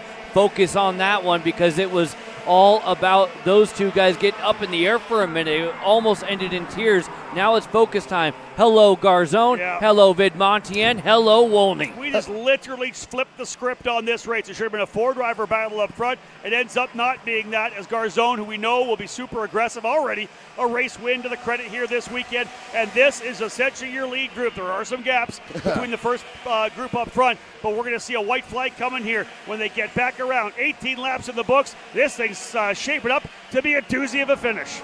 2 laps to go. How many drivers were in the lead battle in KA Junior? 8. Who won that battle? Garzon. How many drivers we got in the lead battle now? 8. Who's just arrived on the scene? Garzon. I wonder. Yeah, Let's see. He's a little bit far back, as we know, but again, hey, anything can happen here. It's Ardiles up front. Great run for Diego Ardiles. He is led, but no, here comes the low line. Ty Fisher knows all about this. He tried it as well. They'll work their way out of the final corners here, guys. This will be the final lap right now. Everybody at the bottom of the racetrack. Fisher goes to the lead. Fisher goes to the bottom. 3 wide coming out of turn number 16. Mike, quickly. Was it too early? Was it too early? Well, 100% was it too early. Here they go. Remember this, though, like I said before. Oh, he's trying to hold him back side by side with Ardiles. He had led before. Let's see how it happens when they come in. Ardiles trying to throw. Contact. Who's coming out with the lead? You got to be kidding me. Sebastian Garzone goes back to the lead. You have got to be kidding me. The contact. Ardiles and Fisher and Brown. I can't believe this. Garzone able to go over-under. Driver out of the race already. That's the 0-3 at Turner Brown. Nothing to show for a couple of races. Here they go again. This is the battle for second. Ardiles holding second. Sebastian Garzone is going to come out of the final corner. We've got another driver who's won 2 races, ladies and gentlemen. Back-to-back jacks coming across the line. Sebastian Garzone wins an X30 Junior. Who'd have thunk it? He didn't think it. He didn't think it. Henry did. Listen. 4 seconds. That's okay. Unbelievable. Unreal. Garzone earned the first one. He was given that one. Yes, he's a double winner, but there are 7 other drivers who gave that one away. Wow. Listen. Unreal. And we got Lillian Scarborough on the podium. Remember the last time we had a girl on the podium in SuperNats? It's just before I take off, a quick unpack of that one. Obviously, Ty Fisher went early. Mike, you wondered if he went early or not. He almost got through turn 1. Had he been able to clear, I think, our deals, that would have changed things. They were side by side, pinching each other down into turn number 4. And really, Fisher's not giving it up. Ardiles isn't giving it up. Brown's thinking about the outside. But Garzone sees it all happen. They push past the apex, and literally the sea parted. Garzone must have been, I cannot believe what's happening right now. I'm going to walk away to a second win. Back-to-back years, we've had 2 winners in a row. Guys, two drivers doing the double in junior. I'll take off. You guys keep talking. This is fun. I've got to say, you said, Mike, did Ty Fisher go too early? I don't think he did. I think he's led into the last lap of 2 classes in SuperNats. He thinks, right, I'm going to learn from this. I'm going to get to the lead, and this time they shall not pass. And you saw him squeezing Ardiles. There was tyre smoke coming off the 2 rear tyres of the Ardiles kart and the Fisher kart. And because Fisher think, right, okay, I was too soft on my defense in the first race, so I'm going to be harder on my defense here. But of course, as he was harder on his defense, Ardiles harder on offense. And then, unfortunately, Turner Brown was the driver that was the odd man out there getting shuffled around. You've got to feel for Turner Brown. At the start of the day, we were talking about him winning 2 classes, and he comes away not winning one all. But look, Orsalon Racing are in absolute raptures, Mike. Well, when things go your way, things go your way. We talk about things need to go your way in Vegas. It doesn't get much better than that for Sebastian Garzone. I mean, it was a heck of a good race in the KA ranks and whatnot, and then this one right here, phenomenal. Symmetry. It seems as though with a flat rear tire, you have got to be kidding me. Wow. He did it with a flat tire. I'm sure he did it right after that last corner, because I'll tell you right now, there is no way he would have made the second to last corner with a flat left rear. But that just goes to show the luck like it went down after it needed to. Wow, craziness. You know, let's check out our recap here, Henry. sometimes you got to be good, sometimes you got to be lucky. This is the last lap. Fisher makes the move. Look at Ardiles squeezing. There was smoking between the two of them, and then Ardiles just a little tap there. Garzon takes 1, 2, 3 in a row. Now what happened to Fisher? Oh, it was Ardiles bouncing over the curb that turned Turner Brown into the barriers. Oh, it was Jackson Walney. I apologize. No, it was in the 702 who just hit that curb. Oh, heartbreak, heartache. And then the opposite side of the spectrum was Garzon. He cannot believe it. And if you have a little look at that left rear tire, do you know something? It doesn't look quite pumped up there. Thank goodness that there wasn't a right-hander following that left-hander. That's just awesome. What a story. Adds to the whole mix there. And again, you know, from Bogota, Colombia, that is an incredible, incredible achievement. And he does not come from much, I will say as well, fellas. He was able to win a regular season national title this year with the final race of the season, rolling up on scuffs for the whole practice day. Sebastian Garzon is a wheelman. And, well, there he is, through the scales, through the celebrations, at least the beginning of them, with Alex. Thanks, Xander. Sebastian Garzon, 2 for 2 on the day. How does that feel? No, I'm super happy because we didn't have the speed in the final, but I didn't give up. I worked really good with Enzo. We catch the group, the top 4 that start fighting, and just be calm. I did the crossover for the top 4 there, and I'm super happy. Thanks to God, my mechanic, Breen, all my team, all my family, all my friends. I'm super happy. What was going through your mind there on the last lap when you did the crossover move? No, I just was so happy there because I didn't give up in all the final, but now to work harder. Thanks. You came into the pits and we put our camera on your rear tire and it came in flat. At what point did you realize it was flat, or did you feel it at all? No, I didn't feel that. So I just go fast to try to win it. Unbelievable there. And one more thing, Sebastian, obviously, you're already 1 for 1 on the day. You're wearing Orsalon on the shirt. Who would you like to thank? Well, God, my team Orsalon, my family, my engine builder Breen, that gave me 2 very good engines in KA and X30. And now we finished the job, and now to prepare to senior. Congratulations, Sebastian. Thank you. What an amazing run for Sebastian Garzon as he closes the chapter on his junior career and gets set to advance up into the category that'll be lining the grid here shortly. The Pro X30 drivers obviously will be on deck here in a little bit. We'll begin with driver introductions for them. But before that, we've got to celebrate our entire top 5 from X30 Junior. Rob Howden is down there, and we're going to take a quick commercial break on the other side. We'll send it down to Rob.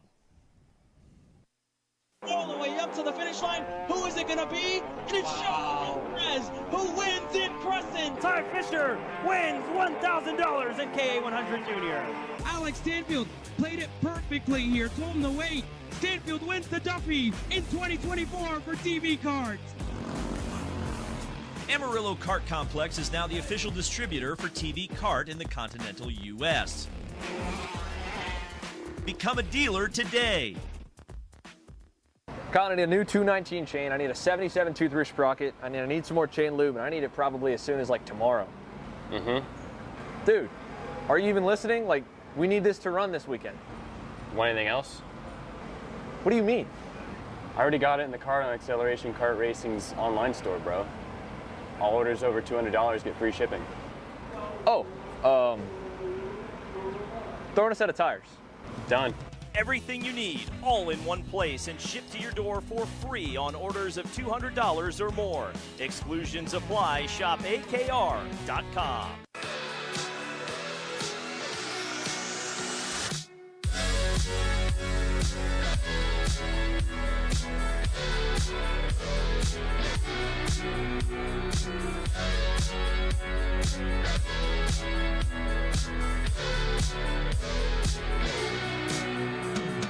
Turner Brown will win on Sunday. Augustus Toniolo wins X30 Junior. Kai Hunter wins the main event in KA Senior. And the RPG Cosmic wins in Micro. Donovan Bonilla has won at the SuperNationals. For more information on how to start your driver development journey with RPG, visit RollisonPerformanceGroup.com. Join us for the biggest kart racing convention of the year, the 39th OVKA Kart Racing Trade Show and Swap Meet, Saturday, February 1st, Roberts Center, Wilmington, Ohio. Whether you're into sprint karting, dirt and oval racing, road racing, unlimiteds, or vintage karting, there are deals here for you. Shop our 60,000 square foot show floor, filled with the karts, parts, and supplies you need. Network with kart racers of all disciplines from across the country. Get insights from experts at our performance seminars. Visit our Intro to Kart Racing open house to get started in racing. Visit OVKA.com. Vendor registration is now open. OVKA.com.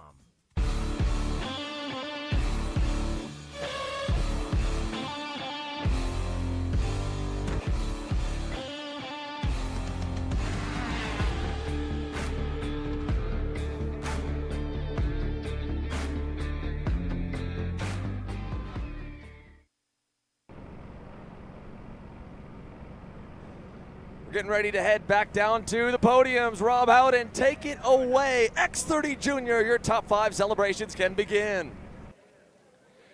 Xander, thank you so much indeed. That was a heck of a battle in that one. Not the finish we would have expected, but the chase group ended up being right in the middle of the fight. The X30 Junior drivers put on a show for us for sure. We have all 5 of the top drivers down here right now. Let's get things underway by starting with the driver who comes home finishing in 5th. A great drive for Enzo Vidmontian finishing in the 5th position. He'll get that trophy from Alexis and Tom Kutcher, and they get a great drive for Enzo to work his way back forward. Wasn't in that lead group, but man, they came charging once the front drivers, the front quartet started to battle. How about this one here? This young driver here was right in the middle of the fight, kept fighting, kept working her way forward. She makes her way to the podium. Ladies and gentlemen, how about a round of applause? P4 and X30 Junior, Lillian Scarborough! What a great drive for Lillian. Right in the fight, coming through with Vanchev, getting her way back up there, and she gets rewarded with a 4th place finish. Finishing in the 3rd place today in the number 706, Alexander Vanchev.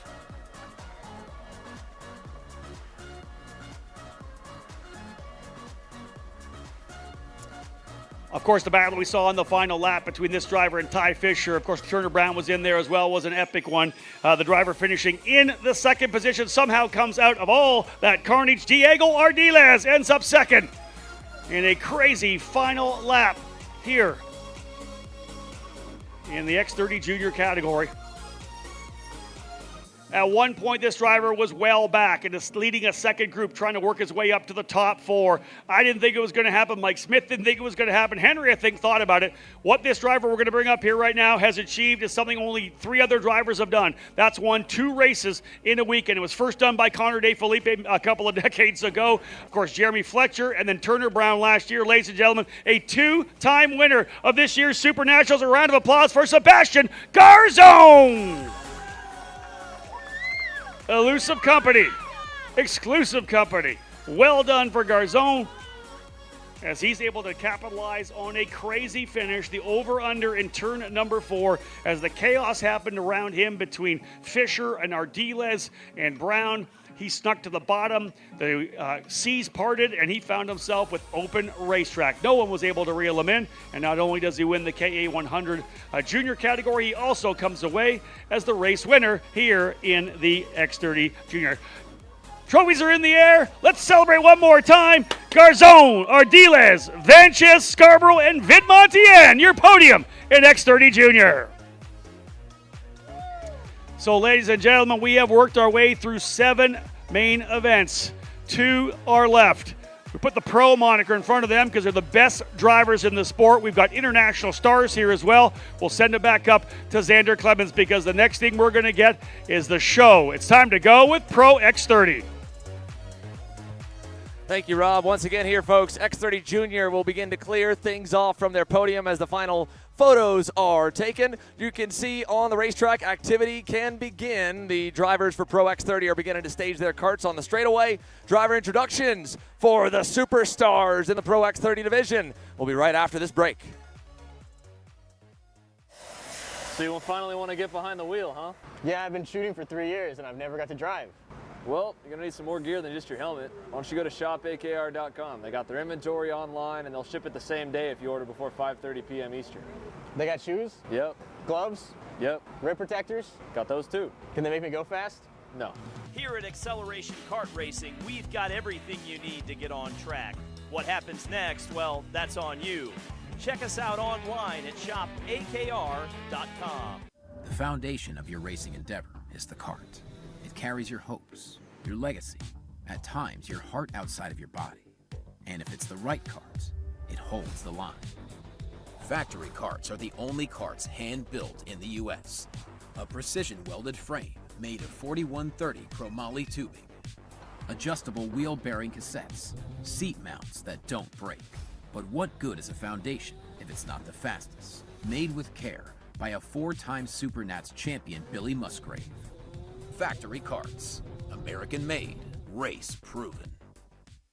Lead the pack with Freem, the ultimate bespoke brand for karting racewear and team apparel. Handmade in Italy, our high-performance gear combines style and functionality. Whether you're a seasoned racer or just starting out, Freem's passion for karting fuels every stitch. Embrace the adrenaline, express your individuality, and join the choice of professionals and champions worldwide. Find us at SuperNationals 27 at the K1 Freem trailer to learn more, or online at freemracing.us.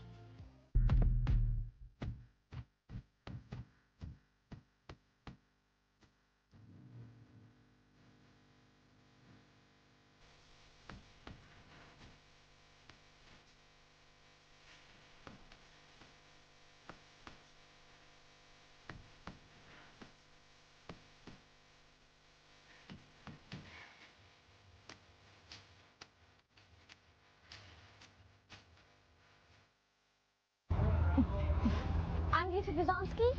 And I'm Asher. Today we're going to talk about MIR racing suits. The reason why I love MIR so much is because they're very lightweight and very breathable. You could also get your suits custom made for your own team. We love MIR.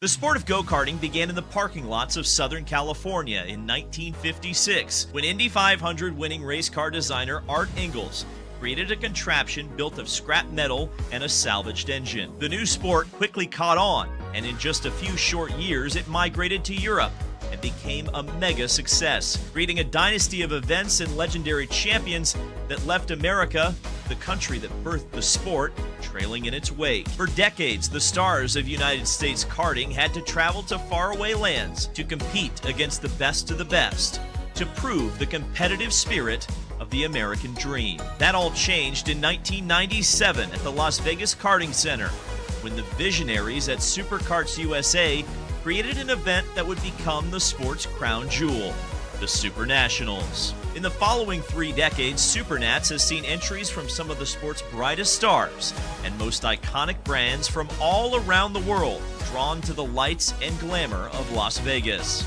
The SuperNationals has returned the sport of karting to a place of prominence in the United States. Not only will you see our country's best drivers this week, but you'll see the very best from around the globe. In the shadow of the Las Vegas Motor Speedway, more than 500 drivers have assembled. Champions and legends from the UK, from Italy, Spain, Brazil, Australia, France, and many more nations have all answered the call. Every single one will have to brave the high speeds and unforgiving barriers of Vegas. To be the very best this week, they'll have to overcome the pressure of the moment, shut out the eyes of the world, and focus on what they've been put on this earth to do best. Those who stand on top of the podium at the end of this week will have realized a dream that only the elite can lay claim to. This week you'll see some of our youngest drivers begin their racing dynasty, some of our oldest recapture past glory one last time, and some of our professionals accomplish a dream a lifetime in the making. Thousands have tried, many have failed. Success here creates legends. Who can join the likes of DeCanto, Carlton, Speed, Musgrave, and Formal? on the SuperNats Walk of Fame. Because this is Las Vegas. Despite the pressure, despite the risk, despite the legacy, to be a SuperNats champion, you have to go all in. Welcome to karting's greatest challenge. Welcome to a 27-year legacy of history and passion. Welcome to the 2024 edition of the SKUSA SuperNationals.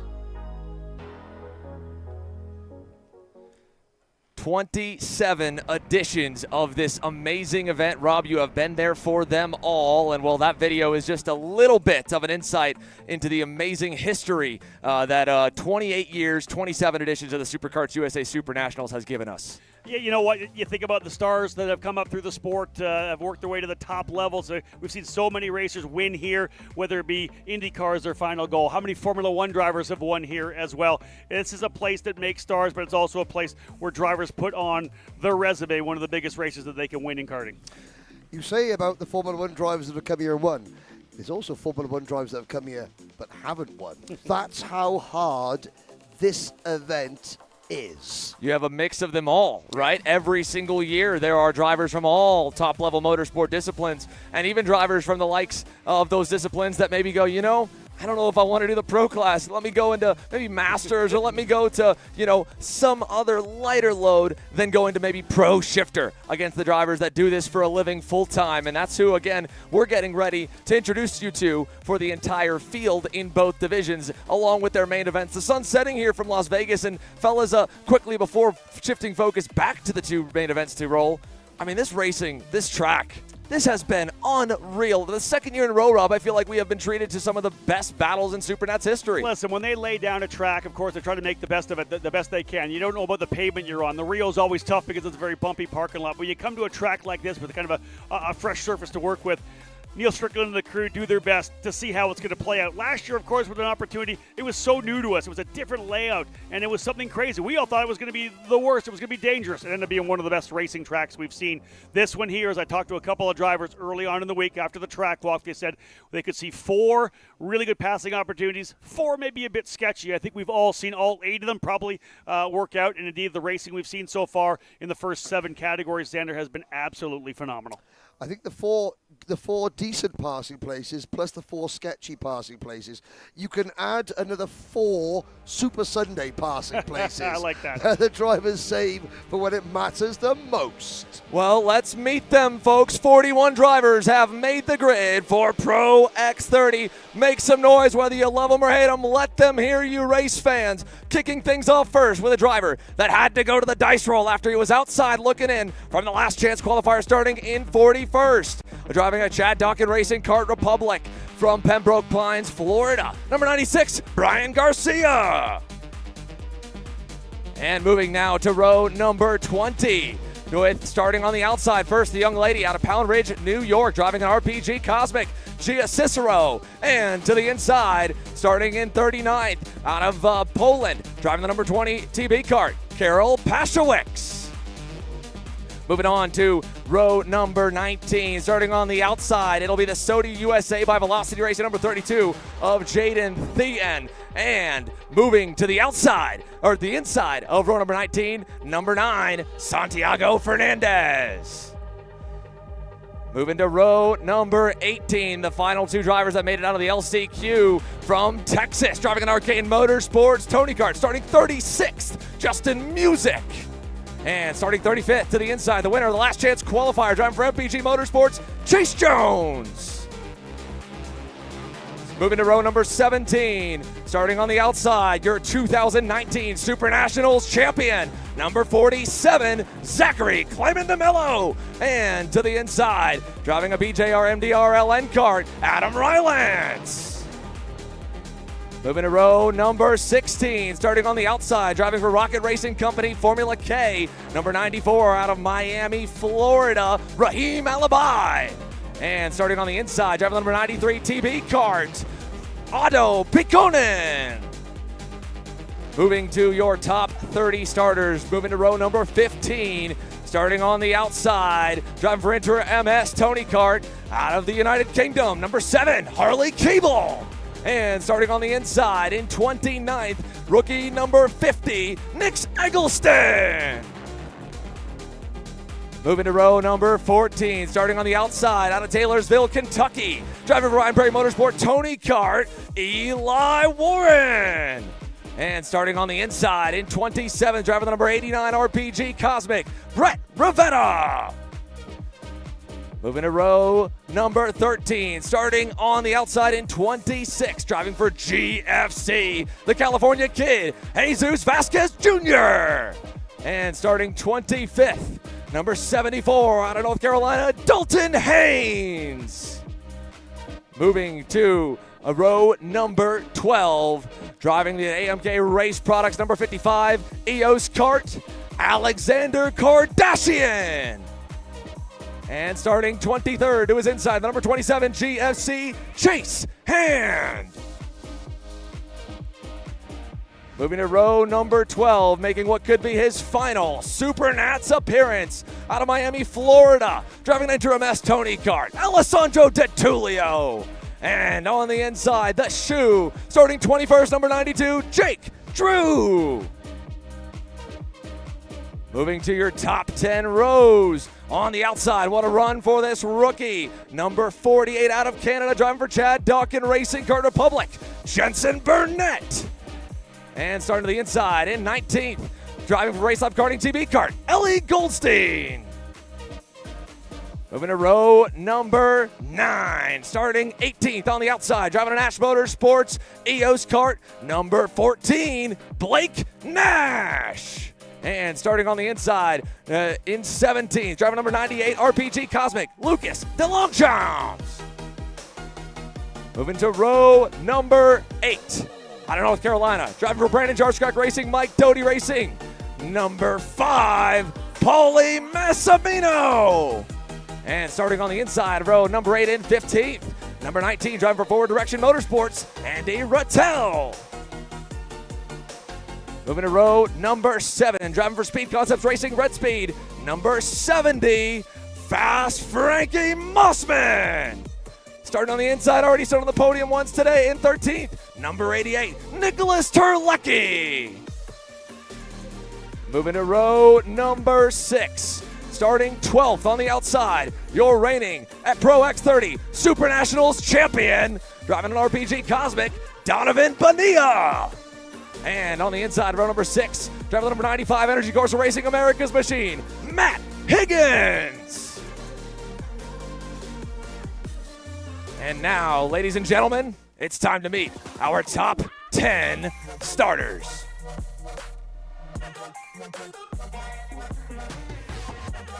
Starting 10th out of Matthews, North Carolina, driving a Rollison Performance Group Cosmic. Number 2, Hayden Jones.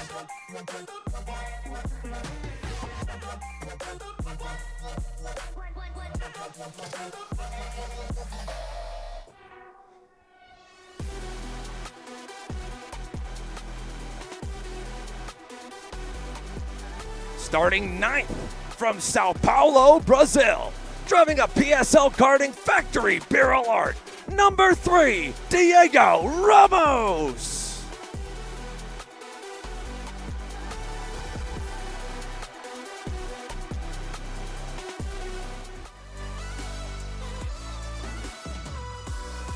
Starting 8th from Valencia, Spain, driving a DPK America's Alonso Kart. Number 54, Aaron Garcia Lopez.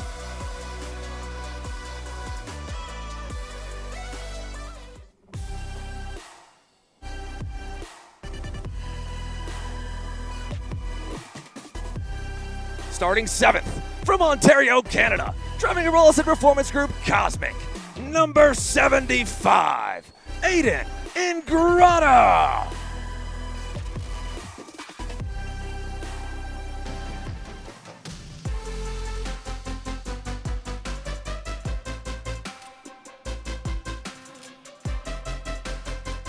Starting 6th from Davie, Florida, driving a Speed Concepts Racing Red Speed. Number 6, Austin Garrison.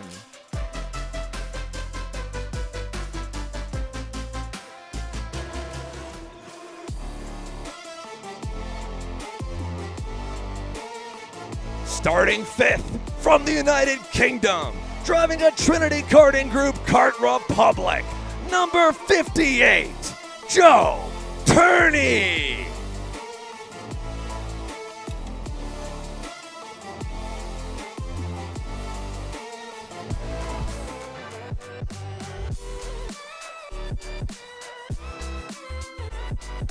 Starting 4th from France, driving a Forward Direction Motorsports Pantano, number 52, Ruben Moya.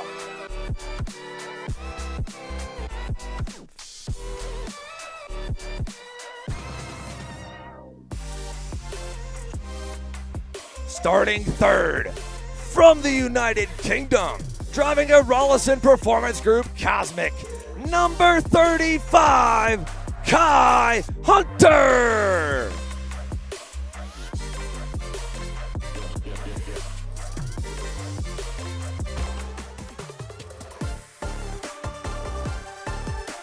Starting on your front row in 2nd from Orlando, Florida, driving a Rollison Performance Group Cosmic, your 2024 SKUSA Pro Tour champion, number 1, Ryan Norberg.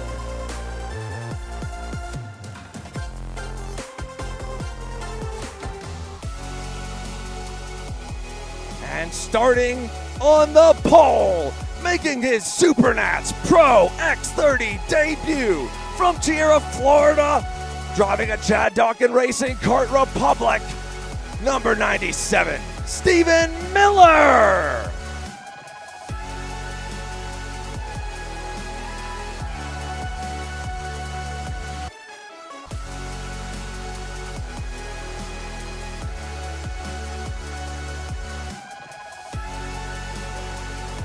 And just like that, ladies and gentlemen, it's time to make some noise. Wave to the big screen, wave to the thousands upon thousands watching along at home. It's time to get ready to go racing here for the Pro X30 main event. We have met all 41 of our starters, and it took us 4 days, practices, qualifying, heat races, last chance qualifiers to narrow down this star-studded grid to the lineup that they will be taking to the racetrack today. And once again, we've touched on it so many times. The racing has been spectacular. The sun has treated us to a beautifully warm enough Super Sunday here, Rob. And it's almost time for that on-track action to really heat up. Well, I'll say warm enough, if not only for the fact that I think most of us have been peeling some layers off. We came in here, it was a lot colder this morning. You're out in the sun right now. It's actually nice and warm. The sun is beautiful. I love the fact that this entire race is heating up. The amount of action that we saw over the first 7 races, passing everywhere on the racetrack. Henry, you and I have been on top of it because there's been so much passing. You know these guys are going to use every opportunity, and another one that we haven't talked about yet. That's how good these drivers are. This is going to be some great stuff as we get set to go with Pro X30. You know something, you guys call this Super Sunday, quite rightly so.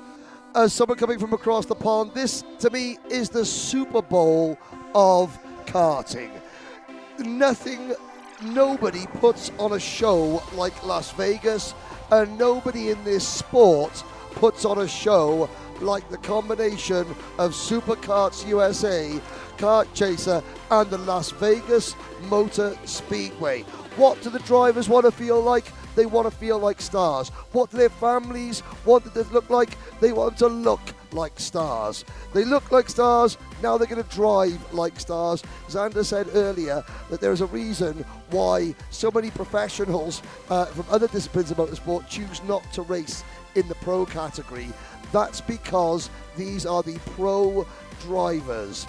You could slot anyone into this field from any discipline in motorsport, and they would not be up at the front straight away because these are the very best in this particular discipline. Xander, any thoughts on what we're going to see come out of the gate? Man, I can't wait to see what this is going to look like. First and foremost, correction, of course, as shown on screen properly, Ruben Moya from Spain, the Forward Direction Motorsports Pantano driver on your screen, was probably an upset to some, but maybe not to those who knew him. His introduction here to the U.S. put him on the pole in qualifying on Thursday night, and he stayed up front, starting in the first few rows. On the other end, of course, he had that big moment here with Paulie Massimino, who's on screen now. He's got his work cut out for him. Henry, you talk about Moya a little bit, because obviously when he came in, we was kind of a virtual unknown to us. You, of course, have covered some races that he's been in, so you know a little more about him when we started off the action earlier in the week. Met Ruben Moya back in 2017 at the Miami X30 Winter Trophy in his home city of Valencia in Spain when he was a mini X30 driver. He put it on the pole there, and it's just gone on from there. He has used the fact that he is not well known amongst the American fraternity to his advantage. Sneak attack. Yes. We talk a lot about how aggressive European racing is. That's where Ruben Moya cut his teeth. And he's got his hands full here, though, as we roll off. I'd say when it comes to aggressive racing and impressing from Europe as well, you got to give a lot of love to another new name to the U.S., Aaron Garcia, the DPK America's Alonso Kart. He came to life in the tricky conditions there. Yes, he did indeed. And who is that that's not starting? Oh, no. Diego Ramos, a late getaway. And the number 3 plate is going to have to hustle, fellas. Indeed, a couple of warm-up laps like we did for all the other categories. He'll have to get on it hard to get up there forward. You can see drivers doing their best to get the heat built into their tires. It is 60 degrees trackside right now. Xander, let's have a look at the grid here right now. Stephen Miller, as you guys had said, fantastic start. Great introduction, by the way. Courtesy of the good folks at Kart Chaser. Electric. Amazing. Stephen Miller alongside Ryan Norberg. I like the fact you had a rookie senior and one of the most decorated veterans we've ever had in single-speed karting. He is the most synonymous name, the most well-known American karting driver name you could probably argue across all categories from around the world. Ryan Norberg starting alongside the rookie there. A couple Floridians as well in all Florida front row. How about that? And then an all-international row 2. Kai Hunter, his second U.S. appearance here. Third, actually. First at the Supernats, just like Joe Turney, starts on the inside of Moya, who's making his U.S. debut, as we've mentioned. Yeah, speaking of Turney, man, my goodness, that row 3 is Henry ridiculously good. Joe Turney alongside Austin Garrison, both these guys with trophies upon trophies upon trophies. Saw Garrison have a problem in warm-up. It wasn't an engine, it was a starter motor, so that was a relief. But Kai Hunter from the People's Republic of Taiwan, very, very aggressive and has swept all before him so far in his U.S. career. We're going to toggle through the final few starters as the outlap is completed here to give you one last look at the rows, and we'll keep an eye here as well while those cycle through the screen as to where Diego Ramos will be lining up. It looks like he was able to hustle his way forward to get just about where he needs to be, but not quite, I don't believe. So all 41 drivers back to Brian Garcia. We'll have to keep our eyes on the Brazilian and how well he can navigate this field. A year ago and the first time we did the intros, and 2 years ago as well, the track was a bit colder with about a 5-minute intermission. So let's see this time, can they survive turn 1 or will they be caught off guard by the lower temperatures? Drivers working their way into the lanes. I think Ramos was able to get back into his spot. Mike Smith giving us a heads up there. Again, folks, Miller on the inside, Norberg on the outside. 25 laps of pro X30 action for you here. SuperNationals 27. Will it be the young gun or the veteran who leads the opening lap? They're spooling things up. Aaron Likens will go green, and indeed, green, green, green. Norberg coming across. He may lose one spot, maybe two. He'll go to the outside. How good are they coming through here so far? 3, 4, almost 5 wide coming through turn number 3. Xander, they'll work their way to turn number 4. Miller's going to try to hold, but Moya tries to go around the outside. And Austin Garrison ripped the high side as well. He cut right up to Moya at the end of turns 4 and 5. A few drivers back down the ways were kind of wound up, but a great power move from Garrison's got him around Turney. He's into 4th. So it is Miller back to Kai Hunter, Ruben Moya, and into the wall. First lap, carnage further back. Nick Turlecki has pounded the outside barriers. We'll catch up with that later, though, because anything could happen in the final few turns of lap number 1, Henry. Kai Hunter taking full advantage of the issue going into turn number 4 with Moya running a little bit wide there to slot into second position. Garrison making good progress as well. The big loser on lap number 1 was Ryan Norberg, but it's Turney and Norberg running 5 and 6. Ryan said he wanted to battle Joe Turney. I'm not sure he thought he meant he was going to be battling for the last place on the podium early stages yet. We had mentioned Nick Turlecki getting into the wall. He didn't get caught into the wall. He was able to continue in the roll. We'll try to get an update on where he is, what kind of damage there may be to that car, but he was able to continue on. He did not get into the barriers like we've seen so much of already this weekend. Moya making a move to the inside of Kai Hunter now, so move Ruben Moya up into the second. The Pantano chassis driver is really on the move move early, gets himself to P2. All good, though, for Stephen Miller up front, rookie senior. And I can say, are you still a rookie senior by the time you get to the end of your first year? But into the SuperNats here as we watch Garrison make a move as well. A lot of drivers starting to work their way forward. No one settling, a pass or beat pass kind of situation. There's Ryan Norberg all the way back to 6th from the outside of the front row, Xander. He and Joe Turney, though, play the long game. We've seen it plenty of times over that they will slowly work their way up the boards, not right off the bat. They don't mind letting other drivers lead the way early, and that's what we've got right now. A young gun out front trying to make a name for himself, and Ruben Moya trying to introduce his name here to the United States. They lead the way back to Garrison, Hunter, and Joe Turney, as mentioned. And again, though, that pack goes beyond Norberg as well. Ingrata, Ramos, Lopez, and a little gap back to Blake Nash and Matthew Higgins, who are on the outside of the top 10. They just got around Dono. Andy Rattel, Ruben Moya's teammate, right at the back of the field as Kai Hunter loses another place, this time to Ryan Norberg. And you can almost see Hunter slapping the steering wheel there. Oh, no, that was Norberg, I think. Well, that was Hunter to the side of Ingrata, Yeah, those are the 3 RPG teammates. I don't think Hunter was happy with that at all, getting roughed up a little bit by Aiden Ingrata. Now to the lead here goes Ruben Moya. Early move, first move for the top spot. And the top 3 have a little bit of a gap back to JT and Norberg. So Turney went through on his fellow countryman there, Henry. Norberg able to go, and Ingrata wanted to follow, but it looked like trouble in paradise down that front straightaway. And I noticed that Joe Turney sort of jinxed the inside. When Ryan Norberg pulled up behind him, Turney, going in a turn number 4, just gave a little bit of a jink to the inside as though to say, look, if you make a move, I'm going to defend. Turney does not want Norberg in front of him. He says, I'll work with you, but I'm going to be the leader, not you, Ryan. So early in the race right now, only 4 laps down. Remember, we add 5 more on for the pros. So all the races you've watched so far today, 20 lap distances, 25 for both Pro X30 and Pro Shifter. So we're really in the early going right now, not even 20% of the way through the race. So everybody kind of settling in. But that said, you still get that stretch, Xander, where it eventually starts to pull away. We're seeing some of the guys right now that are in the top 10. We're looking for a couple of the gaps through. This is what we've got going on right now, is that these drivers really just trying to settling in. And if they think they have enough Kart, they're going to move themselves forward to make sure they're not getting attacked from behind. Yeah, what an incredible start for Diego Ramos. You talk about settling in. How about getting your bell rung, or at least brain rattled, by watching the field drive away and worrying that you might not be able to be a part of it at the last second, then having to hustle to get into the spot and still pull off a good start. The PSL Barrel Art is 8th comfortably, was working on Ingrata the last lap and might be able to get around him here shortly, as he was only a 10th away from the Canadian. Rattel collided with Harley Keeble at the back of the field. So Taliki, Keeble and Rattel at the back. A driver going in the other direction. Don't sleep on Jaden Tian. Out of the last chance qualifier, he's already up into 18th position. 8 seconds behind the leaders with 19 laps to go. Xander, the front group is about 9 right now. Last time by, there was 1.3 seconds between Aaron Garcia Lopez and Matthew Higgins, 9th and 10th. We're seeing a lot of good racing here right now. There's the 54 of Garcia Lopez making a move. Fast lap just goes in by Joe Turney at the front of this lead quartet. But that gap stretching down a little bit now. Higgins actually was able to put his best lap in, and Ingrata goes back a spot, making 0.8 of a second now. So that lead group we thought we may be seeing, at least that big pack up front, has shrunk down a little bit. The bigger news right now is obviously what we're seeing, a front-running 4 starting to pull away, and the guy in the back is actually Ryan Norberg. Yeah, he's losing touch with them. But again, Ryan Norberg, Kai Hunter, I mean, those 2 drivers have been very good on the long run throughout this weekend. So don't be surprised that they might even be a little bit lower on air pressure here to start this 25-lapper, or to be taking care of their equipment, because they're smart. They're wily veterans, just like Joe Turney and Austin Garrison. With Turney going through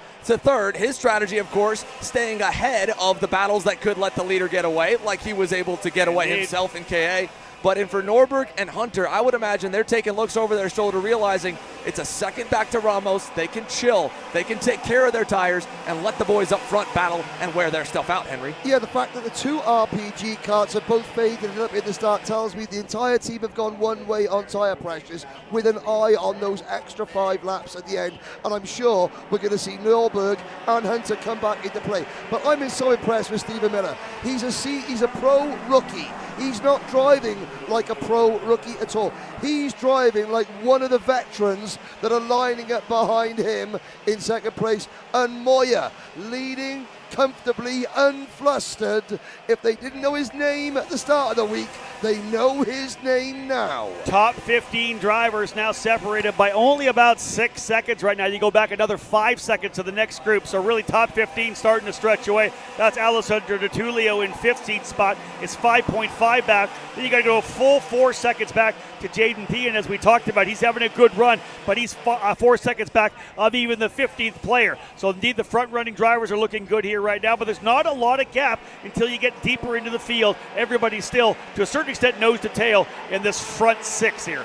Yeah, and they're all about evenly gap nose to tail, but I will say it does look like they tighten up at certain points to that yellow and gray Pantano up front, and if anything, it might be getting even closer. Here's Turney getting up to second. He's made that move now multiple times, Rob, just slowly chipping away. It's been a march forward for Joe Turney, just methodical, patient, and he loves that corner turn number 16, the left-hand hairpin. He gets to the inside, rolls a lot of speed coming out, and every driver he's gone by, or veterans, they're not going to try to pinch him down. They'll tuck back in. Miller tucked back in. Garrison tucked back in. So Turney now up into the second spot, but also Ryan Norberg now 100% on the scene. He was a couple of kart lengths away a while ago. You even said maybe he was dropping back, but instead he's found himself right on the tail of that front-running 5. I mean, we haven't got Mike Smith up here in the booth who's been our driver analyst, but just look at the different way that Turney is rotating his kart through the corner. He's using much less tarmac than Ruben Moya, and yet he is not bogging down. He's still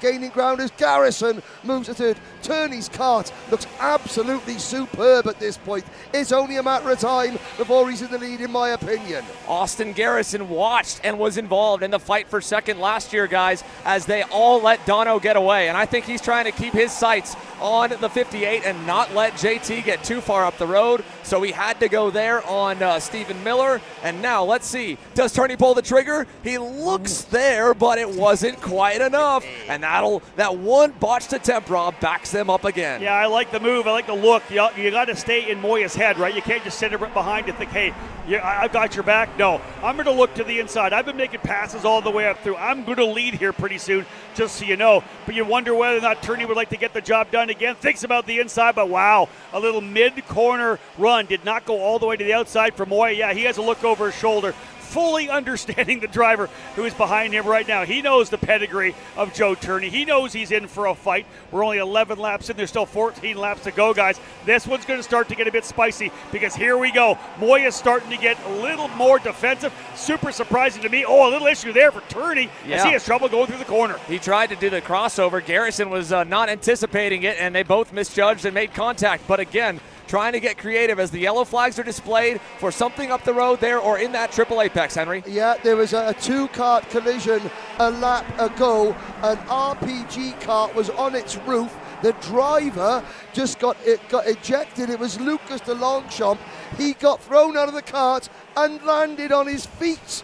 And that's the second time he's been out of his kart, but he's up and out of the way. The other driver, I couldn't quite see, but we go back to the front. Moya is defending, and it's not even halfway. Oh, Kai Hunter got a little bit scary there in turn 1. Big lock up nearly into the side of Norberg, who bailed out quickly. Now, Stephen Miller trying to be a hero to the high side. Not going to happen. Gets a little wheel there from Turney. Garrison, once again, nowhere to go for the number 6. He'll lose more spots. Yeah, look who's coming back into the fight. You're going to have Lopez back in here. We got Higgins. That might even be Bonilla on the back as everything got caught up again. So surprised that Moya went on the complete defense. Now that's giving him a bit of room because he's really disrupted everybody else behind him. But I guarantee you, when Turney gets up to him this time, it's going to be more aggressive, more focused, and he's going to want to take that spot away. He does not want this to happen again. Norberg pick it up and put him into P3, and look at the 54 of Garcia Lopez. Moya deliberately backed them up. This is exactly what Ruben Moya wanted to have happen. He wanted to slow everybody down, and then as they tripped over each other, he's gone, and he's got the biggest lead anyone's had all race. Austin Garrison again trapped in a terrible spot. Matt Higgins now trying to take advantage. He'll throw a little hip check there to the number 6. Not going to get by, though. Garrison holds it out. Higgins has to bail into line before Dono gets through. And again, it just, that battle almost kind of works its way through the pack. And so the guys in the front get away. You see the gap to Miller and Norberg, and then the gap up to JT. But again, the only downside for Ruben Moya, Joe Turney did not get too tripped up by the defending, and as we are just past halfway, he's still well within shouting distance of the race leader and tracking him down again. We've had some pretty good fires going on throughout the day, but we are stoking into big time now. The pro guys are getting at it. Pro shifters are going to have to see what they can do to keep the fire going, because this is wild right now. You saw Norberg look over his shoulder at Stephen Miller a lap ago and say, come on, let's work together. Let's you and I stay together here right now. Too much battling. That's what you have right now. Look at the gap they've been able to build in the back. Norberg runs third. Miller in second. The two of these drivers, but that's the front row starters right there. They run third and fourth as they're trying to reel in Moya and Turney again. We could see a 4-driver breakaway here. They have 0.7 of a second back to Garcia, who's low-lining almost everywhere right now, trying to hold Kai Hunter and Austin Garrison at bay. I will say, though, he did open up a little bit at certain areas, and that's allowed them to kind of start to spread back out as well from Higgins and company. I don't know how much the drivers watch game tape from the broadcast footage, but I've heard it's quite a bit, and I can only imagine a bunch of them, especially for the likes of Moya and Turney, studied last year's tape and said, you know what, the last thing we can do is let the leader get away. I was just going to say, you think about Turney right now. He's looked over his shoulder. He knows the gap he's got. He knows exactly the guy who's coming after him. We had a fantastic feature on the battle between Turney and Norberg earlier today. Turney could be more aggressive right now, but he's staying with Moya. Could this be a play to say, you know what, I think I got the speed. He obviously has the speed. Maybe we can pull away and make it a 2-driver fight. Who knows what is in store for the two up front, but again, any moment, any pass that's made, I think we're going to get right back to 4, because Norberg and Miller are holding station at that 1.2, 1.3 second gap.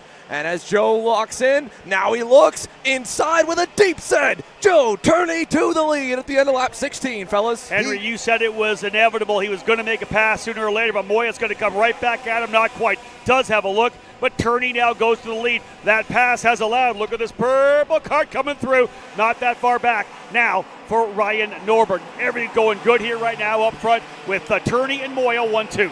Yeah, Turney had one botch attempt earlier on. He made sure it wasn't going to be second botch attempt by running Moya nice and wide coming out of the final corner. But now Norberg is within 0.8 of a second. Miller is right there as well.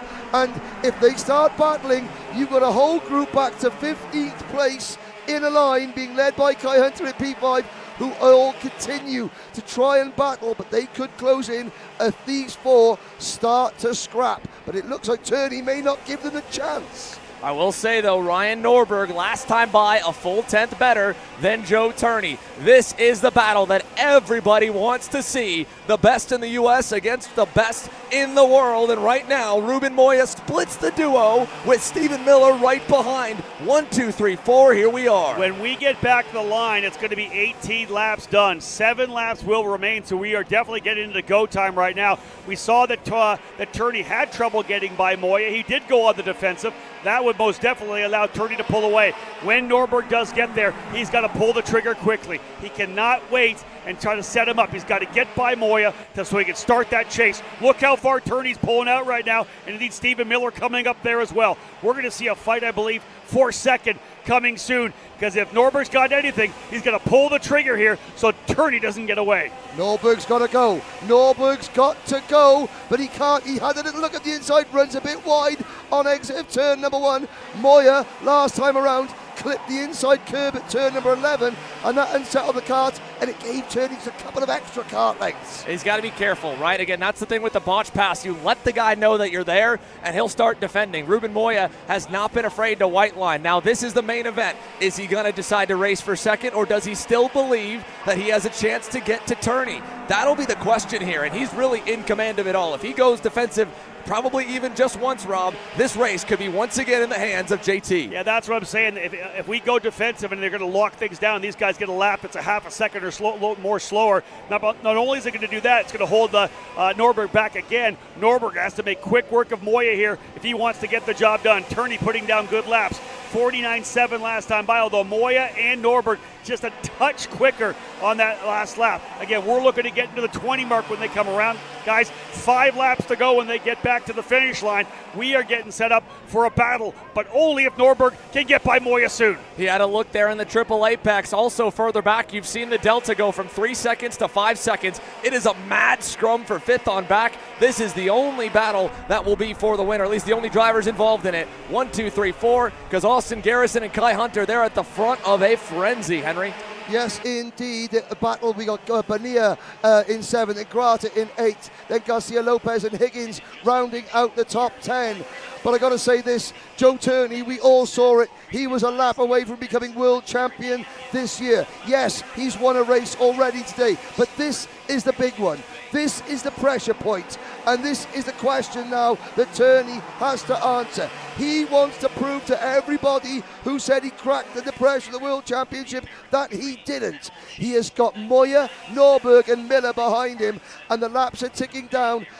Turney has to now hold his nerve. The entire top 4 tightening up just a little bit more. Moya dropped back a little bit from Turney, but he seems to have a little bit more. They've been consistently a 10th quicker, as I said, closing back up on Joe Turney as again we go to the end of this race. 21 laps in the books. Xander Clements, there'll be 4 to go this time by. Norberg just hasn't been able to mount any kind of challenge. Stephen Miller's been patient back there as well, but Norberg has not been able to make that move. Not even a really good aggressive look on Moya.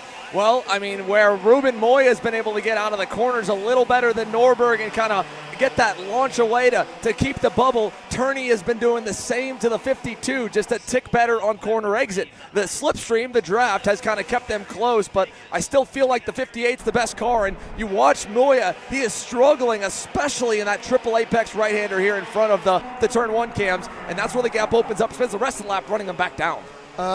Garrison has passed Hunter for P5, the last place on the podium. But that is now happening 6 seconds behind this gap. And there is Mossman. fast Frankie Mossman out of the race. And I think that Turney is further ahead than he's ever been now. Yeah, he was quicker by over a 10th, Sander. Again, 22 laps in the books, 3 laps remaining. Look at the gap continuing. Norberg doing everything he can, like Buddy said. He just doesn't seem like he has what he needs. Because, Sander, you know as well as I do, if he had it, he'd have already made the move. He'd be into second and be trying to line up Turney. These laps are winding down. Norberg could be just missing that last little bit. He needs to take a run at JT. I will say, though, that was the best time I've seen in the last 5 to 7 laps that the Pantano has gone through that infield triple right. He's close again. Ruben Moya has not been afraid to get aggressive, but again, the right-hander there before the last turn. He still is struggling. I wonder if there was any contact that bent him. It looked like he's been good from our cameras, but regardless, 2 to go, and again, the fight for the top 4 remains as Austin Garrison has gone well away from Kai Hunter, and what he thought might have been one of his final starts here in a pro category, still looking like he's got it on the podium. The fortunes in this race have ebbed and flowed. The Kart Republic looked strong early on. Then the Pantano chassis came back. Then the Kart Republic in the middle of the race was strong. Now at the end of the race is the Pantano chassis even stronger. Yeah, we thought that maybe Norberg was the one that was going to put the challenge in. Maybe it's going to be Ruben Moya. He is starting to step things up. Look at the pressure he's putting on Joe Turney right now. This isn't a shot with Turney going away, Xander. This is 100% Moya going after him as well. We may see the drivers like Norberg and Miller pick up the pieces. Joe Turney now having to white line just a little bit, although Moya made a mistake. Norberg is there. Ryan Norberg getting driven down to the wall down the front straightaway. Moya opens back up. That could draw a penalty as well. And through turn 1, Joe Turney with a huge lead now over to turn number 4. That's what it needed right there for Turney. He needed them to battle. Miller says enough's enough. He's going to go around the outside. Norberg can't get it done. This thing's going to go to Joe Turney, the fighting for second, and he walks away by himself. They're going to get super aggressive. Miller almost walls it, trying to go to the inside. Through 9 and 10, Joe Turney ready to go back-to-back here at SuperNationals 27. He'll work his way out of turn number 13.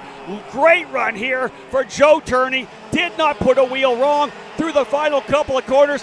Moya tried to give everything he had. Norberg tried to give everything he had. In the end, nobody had anything for this guy here. Back-to-back jacks. Joe Turney wins Pro X30 at SuperNationals 27. Unbelievable. Joe Turney, undefeated in U.S. competition for the last year and a half, and now he can officially begin the celebrations. No more racing left for the 58, and he has doubled up in Vegas. He's won it all, and you can see how much it means and the elation for the Brit Henry.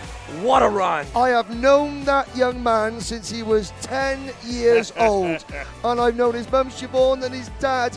They have been through so much in the last 18 months since that horrific accident at the 2023 World Championships. Questions were asked after this year's World Championship, and that young man there from Ampthill near Milton Keynes in the United Kingdom has just answered all those questions emphatically. He may not be official world champion, but it's he is official here. without a doubt, he is one of, if not the best in the world. We saw, of course, a show of respect. Ryan Norbert coming up to give him his congratulations. Daniel Tate, the mechanic there. Here comes Bryn Nuttall as well. Obviously the emotion of winning this particular category. 2 wins for Kart Republic as well, Xander, to win back-to-back here in this level of competition. You know how hard that is. Joe Turney just put on an absolute clinic, a tremendous run. The celebration will continue. Trinity Karting Group right there as well. Sean Bailiff, amazing for these guys here. I'm going to head to victory lane. You guys got lots of work to do here. We're going to get a chance, of course, the boys will, to talk to JT. As we take a look now with Joe Turney beginning to talk to all of the stars that are going to come and shake his hand. Let's go back through the recap. Starting things off with Stephen Miller on the inside there, leading us through turn 1. Couple drivers got kind of shuffled to the wayside as they bottled up, but a slow start kept things clean enough for the front. Unfortunately, further back, there was the incident that sidelined Harley Keeble and Andy Rattel on the opening circuit. And then up front here, we talked about it through the race. We monitored the pair as they slowly climbed up the leaderboard. Both Norberg and Turney were waiting, and watching as these battles up front began to really take shape. I mean, the way that Turney just precisely, he had that one failed attempt at Ruben Moy, but there it is. Every other single pass that Turney attempted paid off. Almost disaster there for the Englishman. But I said earlier, when Norberg first got behind him, Xander, Turney sort of jigged to the inside and said, I want you behind me. That proved to be absolutely critical. That, and as well, the right level of defending that didn't cause him too much time. Unlike what we saw further back, that really began right there with Aaron Garcia Lopez kicking things off for 5th, and it allowed the top 4 to get a massive gap, and it only grew from there. Turney and Moya, after trading the lead the final time, Moya began to look like he was starting to fade. But I got to give a lot of credit to the Spaniard because he kept the pressure on all the way to the very end. But one mistake in that last turn coming to the white flag allowed Norberg to show the nose. And from that point on, Moya knew it was over. He was not going to be able to get there. He was going to have to fight for 2nd. And a great save by Stephen Miller on his shot to try to get to 3rd. But it was to no avail. And for everyone, for the 2nd time today, they had to follow and look on from behind as Joe Turney celebrated across the line, and he's standing by with Alexander Searle. Or David Land, one of the two. Joe Turney, this race was taken away from you last year. This is a race that you've probably thought about all year long. You've raced for a world championship, but you've won this race. Describe the feeling. I can't believe it, honestly. Obviously, I was super happy to win the KA, but I really wanted to win this one. And yeah, I mean, amazing. This is the coolest race in the world. So many drivers, and the level's so high, but to win both, so happy. You were able to control the pace of this race once you got into the lead, but describe, first of all, that pass on Ruben Moya. You were setting it up for a couple of laps. Did you know where you could get him? Yeah, kind of. He was strong in the back section. I think I was strong through the middle and the chicane. And then in the straight, we were pretty even. Apart from going down to 2, I could get him with the wind. But yeah, it was tough. I saw that after I passed him for about 2 laps, I got a bit of a gap, and but then I couldn't maintain that pace, and he started to come back. So it was pushing all the way to the end. I had to close a bit on the 2nd to last lap, and yeah, something happened behind. I managed to get a break. This is, of course, Las Vegas. This is a great place to win a race because the party's usually pretty good. What are the plans tonight, Joe Turney? I think we'll start off with dinner first, and then yeah, maybe have a beer or two. I got a flight tomorrow evening, but yeah, I'm sure that can wait.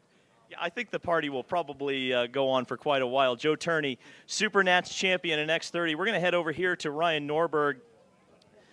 Ryan, you didn't quite get there, and it was a super difficult race to get up to the front, especially with Ruben Moya.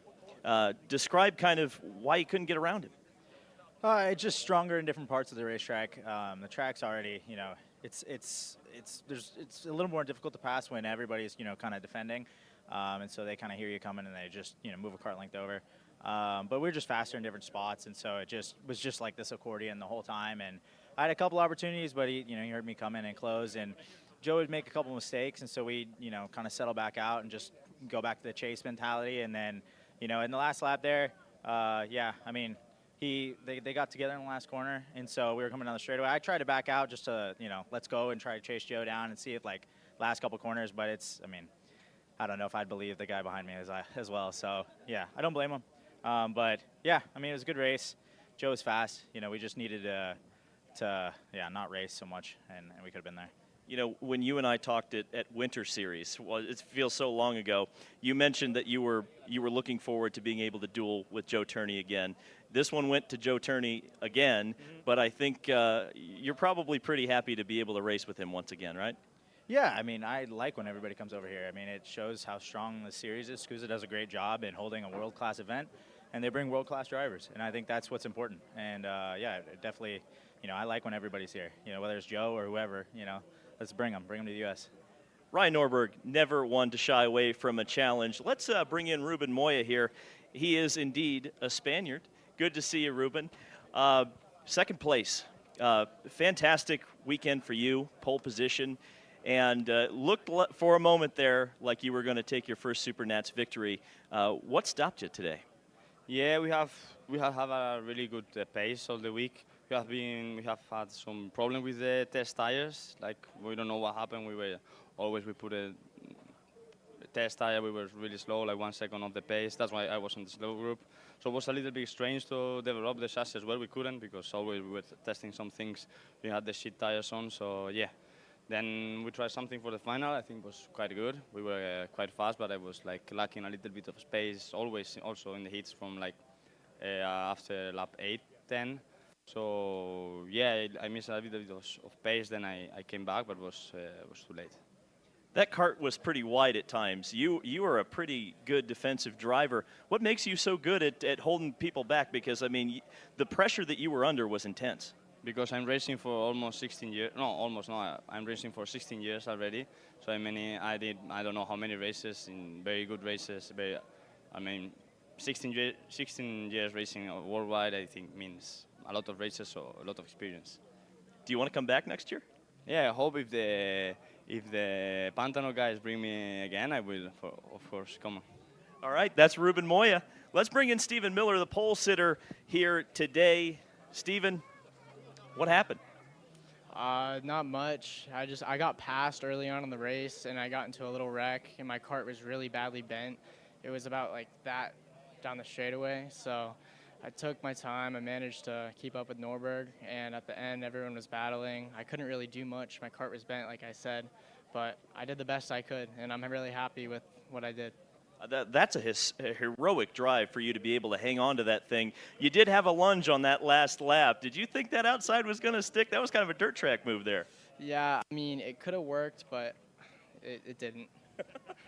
Well, that's very matter-of-fact. Stephen Miller, thank you very much. Let's bring in Austin Garrison here, the fifth-place finisher. Didn't quite get into that lead pack, Austin, but evaluate your weekend, your week here at SuperNats. I'm sure it's a little bit disappointing, but still a great result when you consider how strong this field is. Yeah, no, this field is really strong for sure. It's a lot more competitive this year than what it was last year. Definitely, you know, at the beginning of the week, we had really strong pace. We were showing that we were top 5 every single session. And then, obviously, during the week, we had some dips where we didn't qualify where we really wanted to. But for the main event, I think we ended up being in third at one point in time. Tires weren't quite in yet, and you know I wasn't the fastest on the racetrack. But you know I just kept my head down and kept on pushing, and after that, you just had a couple of people who were starting to go on block really early on during the event. And I kind of got hit out the way and got shuffled back a little bit. And then after that, you just had a couple of drivers that were just running the bottom of the racetrack on like lap 13 or 14 or whatever it was. And, that kind of ruins everything to go and have a shot, at the top 3 or even the win. But, once I got around them, it was already too late. I pulled away and, then the checkered flag came. Austin Garrison, the 5th place finisher here in X30 Pro at SuperNats. A pretty solid podium, I would say, here. We're about to hear from Rob Howden, but let's send it quickly up to Xander in the booth. Before we send it back down to Rob, let's pull the results up for you so you can see very quickly how everyone ranked out in the Pro X30 Main. Again, all results provisional. Still got to go through post-race tech inspection and the protest window and penalties. But again, as David mentioned, that was your top 5. The drivers standing on the box, concluding with Austin Garrison for the 2nd year in a row. He ends up with some hardware and a payday. From SuperNats, Hayden Jones, Bonilla, DeTulio into the top 10 on his final planned appearance for the time being. We'll hopefully see ADT back in the near future. As Aaron Garcia Lopez and Aiden Ingrata concluded your top 10. Ramos looked good early, got into 8th, and unfortunately ends up 11th at the stripe over Haynes. Massimino rebounds from a 16th place starting spot, a little bit forward. Would have liked some more ahead of Vasquez Jr. and Alexander Kardashian. That's your top 15. Here's the rest of the field very quickly for the remainder of the Pro X30 drivers, all the way down to Adam Rylance there and further back through down to the drivers that sadly had their SuperNats day end a little bit early, including the Brits Kai Hunter and Matt Higgins. We missed that moment between the pair of them. They were obviously fighting just behind the top 5 late, and both of them end up 34th and 35th. Let's go down to Rob. Podium ceremony is about to get underway. Thank you, Xander. Obviously, time to celebrate those who were able to get to the podium here in this Pro X30 category. What a race it was. We had such a battle up front. In the end, of course, one driver prevailing and coming out and getting that race money as well. Let's now move, though, to the driver coming home in 5th place today. Great drive for Austin Garrison, finishing in the 5th position. Garrison for Speed Concepts Racing. P5 as he will work his way now up onto the podium. Garrison was in the middle of a fight further back and continued to scrap throughout the race to come away with a strong podium finish. Finishing in the 4th spot, started up front, led for a time, but had a great run, a great weekend all told for this driver, no doubt about it, as a rookie senior. No longer, ladies and gentlemen, this is a guy who can win at the SuperNationals. We'll see that happen again soon. Ladies and gentlemen, 4th plot today, Stephen Miller coming home for P4 for Chad Dockett Racing. Not happy, of course, with the result now. I think he wanted a bit more, but man, it was a great kart, and he was very fast throughout the entire weekend. Many expected this driver to be in the middle of the hunt. Not surprising, he was. Came up just a bit short. Wasn't able to get by to be into the fight, but the driver coming home in 3rd spot today, Ryan Norberg for RPG on the Cosmic, P3 for the former winner here. Ryan Norberg coming home in 3rd. Talk about making an introduction to yourself here on the international stage, especially here in North America as well. What a great job for this guy. Started on the pole position, ends up in 2nd. Ruben Moya, 2nd place in Pro X30. What a drive for the driver on the Pontano chassis.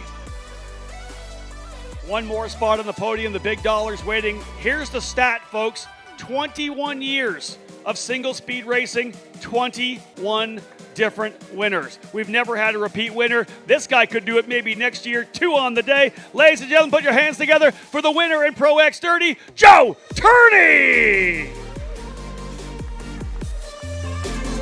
Joe Turney getting the victory there. What an amazing run for him. He'll get the check here for sure. Let Joe get up on top of the podium. We'll get a couple of photos going here. It's a big trophy, Joe. It's a heavy one. Joe will work his way up on top of the podium. We'll get things underway. Guys, if you can, grab a hold of those trophies for me. Get them up in the air. This is your podium, ladies and gentlemen, today for the Pro X30 category. Joe Turney with the win. Ruben Moya 2nd, Ryan Norberg 3rd, Stephen Miller 4th, and Austin Garrison rounding out the top 5. It's back-to-back jacks for Joe Turney as he wins both KA100 Senior and the Pro X30 category. Ladies and gentlemen, 8 down, 1 more to go. A barn burner of a race there in the Pro X30 category. As the champagne flying here behind us in victory lane. But Xander Clements, as you know, one more big race to come. They'll continue to celebrate down here, but the drivers in Pro Shifter have worked their way onto the racetrack.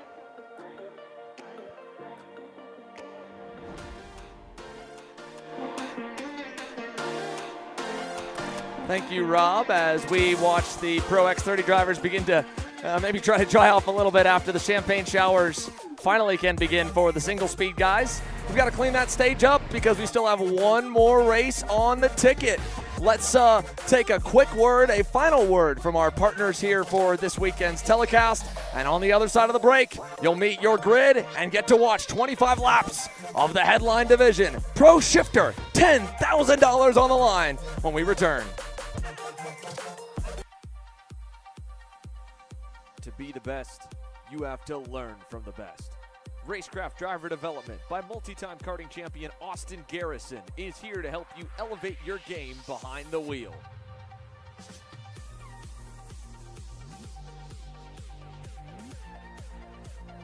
Inquire now and go faster tomorrow. Are you stuck with your kart racing? Not sure the ideal kart setup? Or going to a track for the first time? Well, Kart Class has the answers for you. Our online portal has a wealth of experience and knowledge to help your kart racing. From kart setup advice to track guides that are targeted specifically to your circuit, or the driver coaching aspects with mindset, racecraft and driving techniques. If you want to take your karting to the next level, visit us at kartclass.com.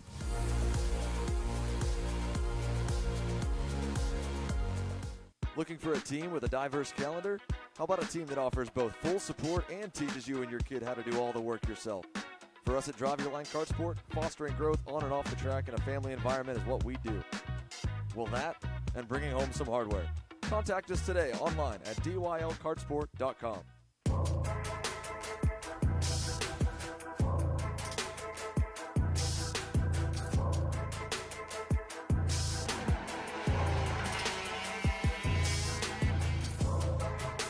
And Mateus wins the main with a stunner in Pro Shifter.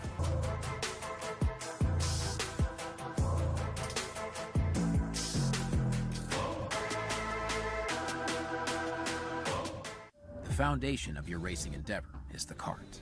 It carries your hopes, your legacy, at times your heart outside of your body. And if it's the right kart, it holds the line. Factory karts are the only karts hand-built in the U.S. A precision-welded frame made of 4130 chromoly tubing, adjustable wheel bearing cassettes, seat mounts that don't break. But what good is a foundation if it's not the fastest? Made with care by a 4-time SuperNats champion Billy Musgrave. Factory Karts, American-made, race-proven. Join us for the biggest kart racing convention of the year, the 39th OVKA Kart Racing Trade Show and Swap Meet, Saturday, February 1st, Roberts Center, Wilmington, Ohio. Whether you're into sprint karting, dirt and oval racing, road racing, unlimiteds, or vintage karting, there are deals here for you. Shop our 60,000 square foot show floor, filled with the karts, parts, and supplies you need. Network with kart racers of all disciplines from across the country. Get insights from experts at our performance seminars. Visit our Intro to Kart Racing open house to get started in racing. Visit OVKA.com. Vendor registration is now open. OVKA.com. Karts on the racetrack as we get set for the SuperKarts USA SuperNationals main event.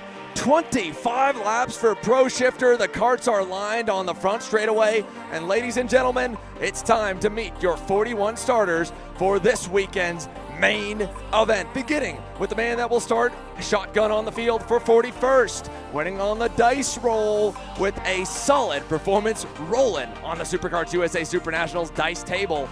A great run for the number 83 of Anders Elkjaer.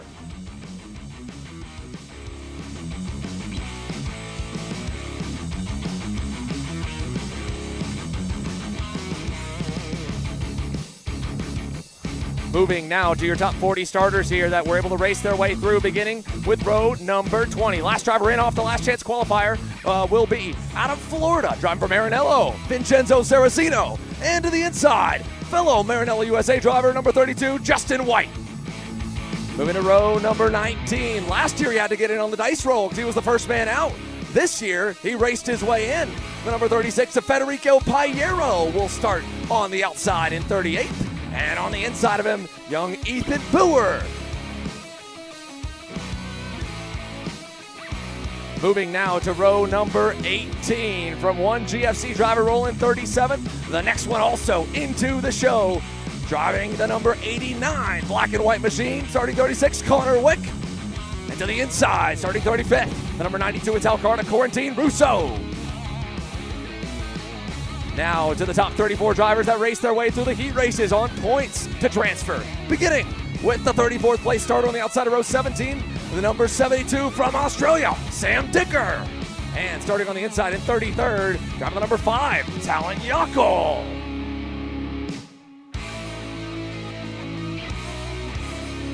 Moving along now to the row number 16, starting in 32nd. Driving the Factory Fury GP Kart Motorsport, number 88, Charlie Steins. And to the inside, starting in 31st, the number 42 of Paul Villeton. Now to your top 30 starters. A two-time SuperKarts USA Pro Tour champion, starting 30th on the outside of row 15, number 25, Martin Kremers. And to the inside of him, starting in 29th, Gavin Bailiff. Moving along to row number 14, the number 2 plate, your 2024 vice champion on the outside, rolling from 28th, Jacob Gulick. Starting on the inside in 27th, driving the number 62 Sodi Kart, Diego Polanco. Moving along now to the next row in 26th, driving for Rollison Performance Group Cosmic, number 19 on the outside, Cooper Becklin. Starting on the inside, driving for Ron White Racing CRG, Michael Avancino. Moving to row number 12.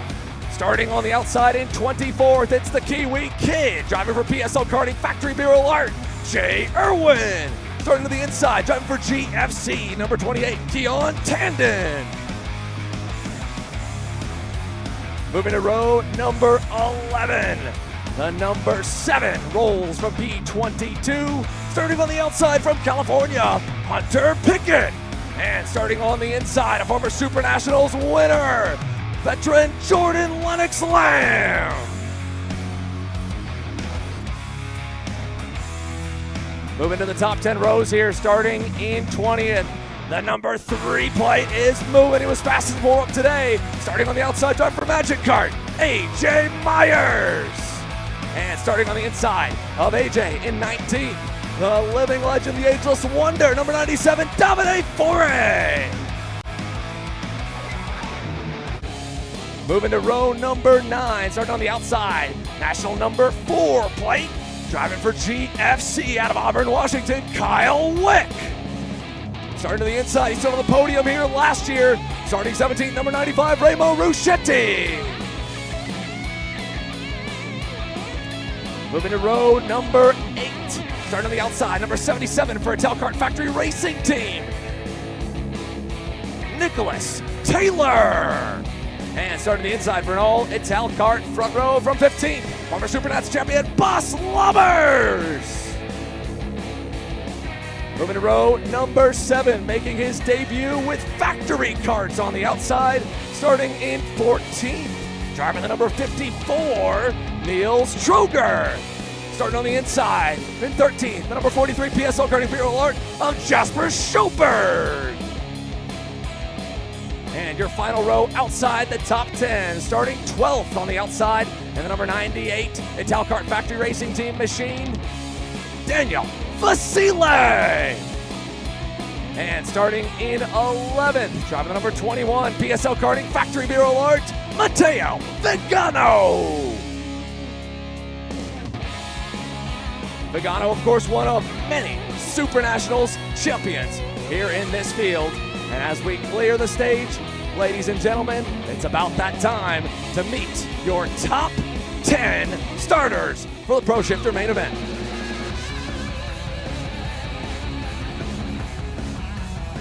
Starting 10th from Germany, driving a Race Lab Karting Factory TB kart, number 70, Luis Speck.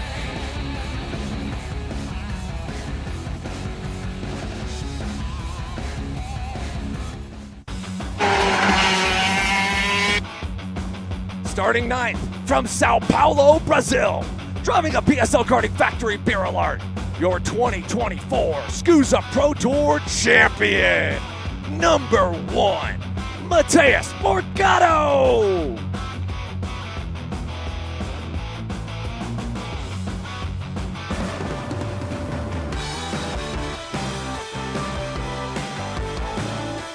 Starting 8th from Sweden, driving for CRG Nordam Racing Team, number 45, Victor Gustafsson.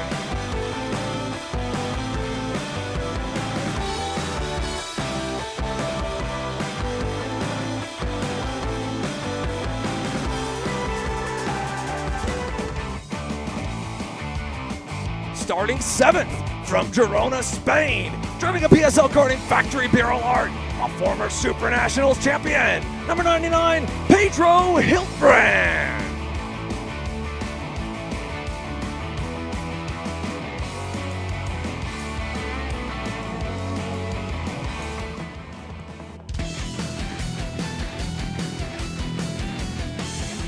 Starting 6th from Riverside, California, driving for Factory Karts, number 6, Billy Musgrave.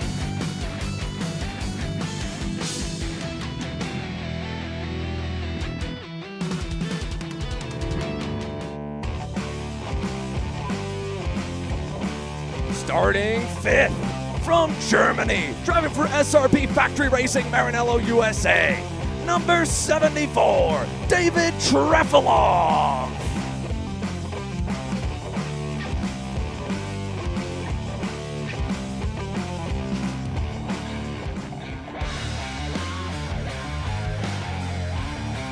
Starting 4th from France, driving for Sony Racing USA by Velocity Racing Factory Team, number 55, Emilian Denner.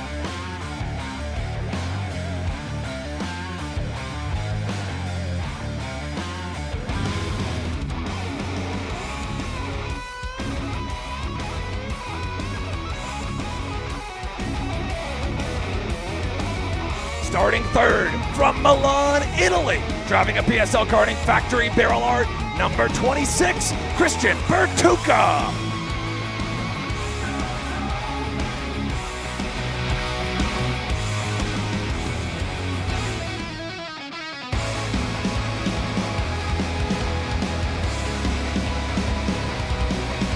Starting 2nd on the front row from Estonia, driving for SRP Factory Racing Maranello, USA, number 75, Marcus Kayak.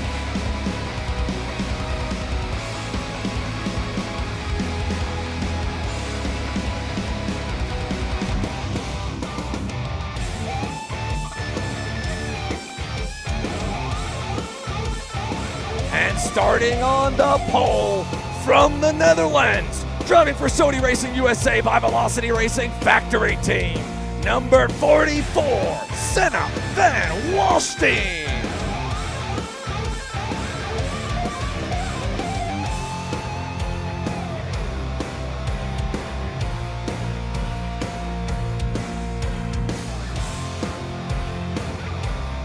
And just like that, ladies and gentlemen, the grid is set. As the sun begins to set just a little bit, the temperature is starting to cool down, but the track is about to heat right back up.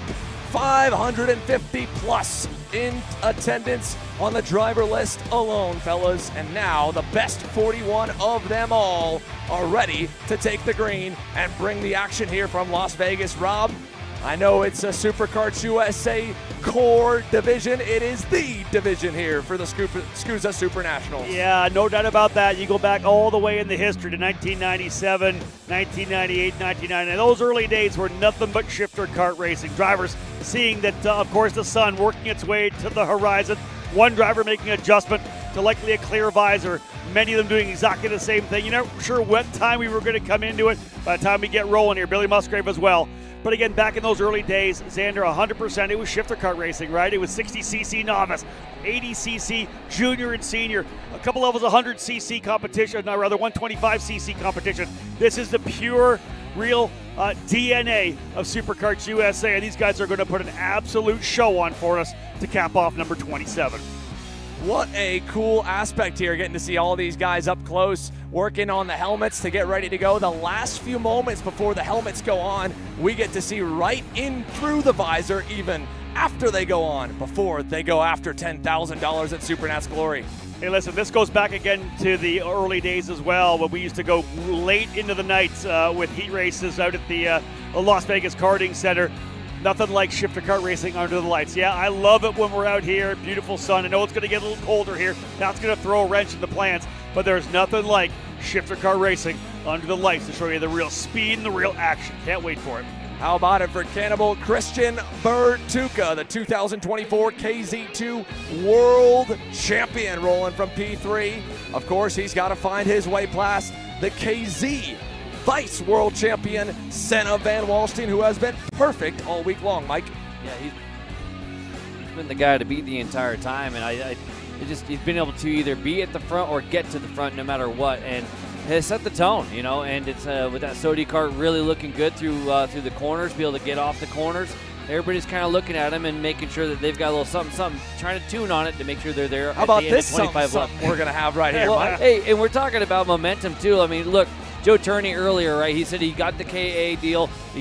That felt good, but it's nice when you got one in the books to go get the next one. Yeah. How about Billy Musgrave? Kind of the same scenario. 5-time, could be 6. Well, talking about Senna Van Walstein, you can keep it going here with Billy Musgrave. I was going to say, when you have confidence at a racetrack like this, you just feel like you can put the kart anywhere. Senna's obviously done that, right? Unbelievably good throughout the heat races. He even won that head-to-head battle against Martin Kayak, which you expected would have been that big battle. So, yeah, he's confident where he is right now. Billy Musgrave's rolling right now. He's already got the 5-hand up, the open hand, for the times he's won here. He is super pumped.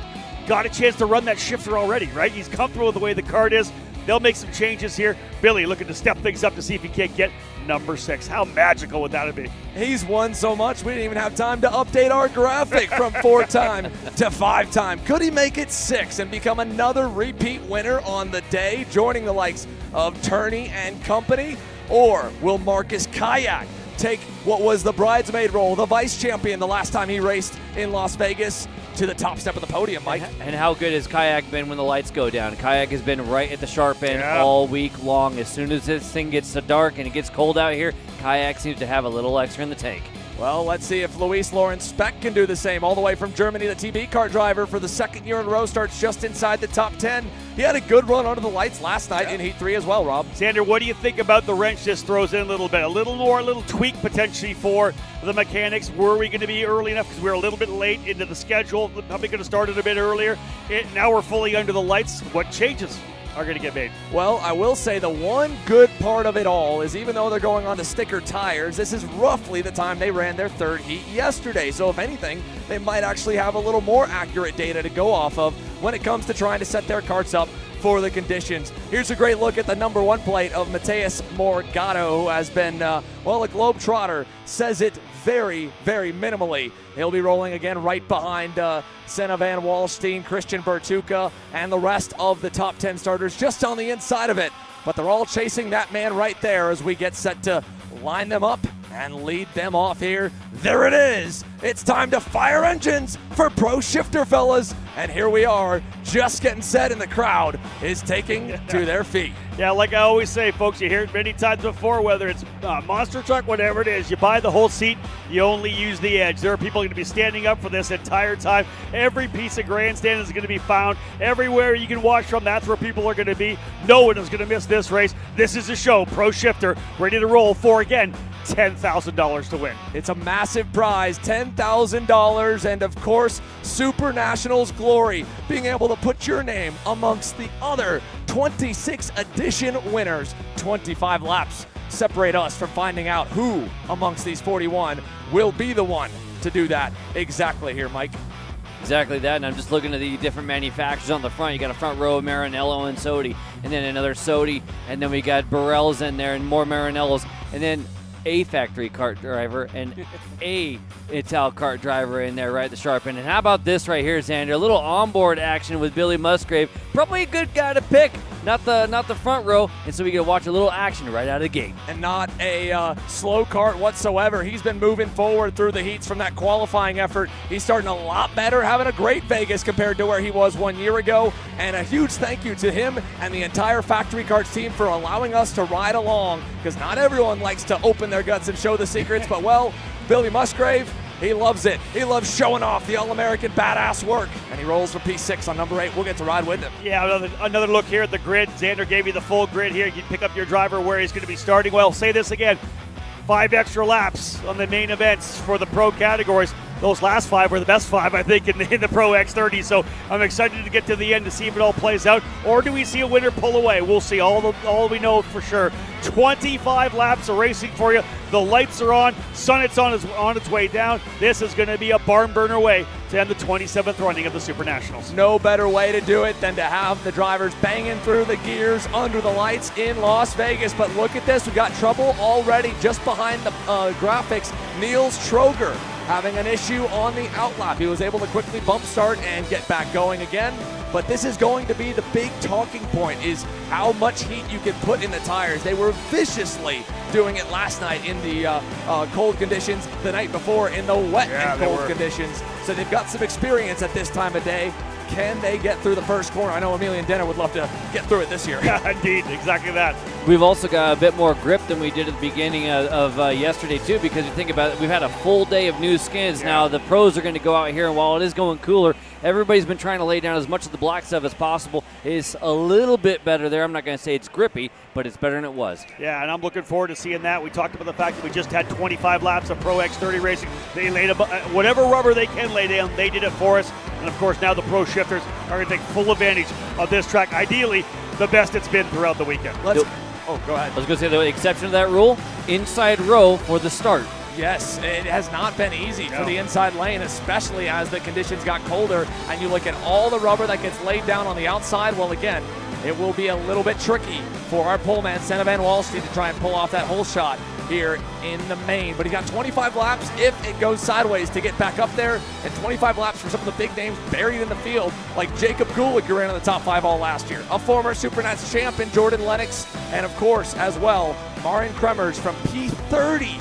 4 times second place, hasn't got that win. Ain't gonna happen today if you're coming from P30. AJ Myers from 20th as well. How far up can he make it? That's the one. That I think we'll put a spotlight on that. We're gonna have a great battle up front, but what can AJ Myers do? Can he get to the top 5? Now, as for the final few drivers here on the grid, they've just got the best view in the house because they're behind the rest of the field and trying to look on as where will the gaps form and where will the carnage be. We're going to get a front row seat, and while we'll cut to the wide cam, we'll get a great look back at Billy Musgrave when the start gets underway of how he was able to navigate it. The Factory Karts onboard camera rolling from P6 right there on your screen in that red and black machine. Yeah, Musgrave dumping a bunch of tape off the radiator already, pulled it up, threw it over, so he's got that engine where he needs to be. Of course, it's going to start spooling up temperature. As we know, this whole field's got to get all the way into the grid spots, so these engines are going to start to raise up on temp.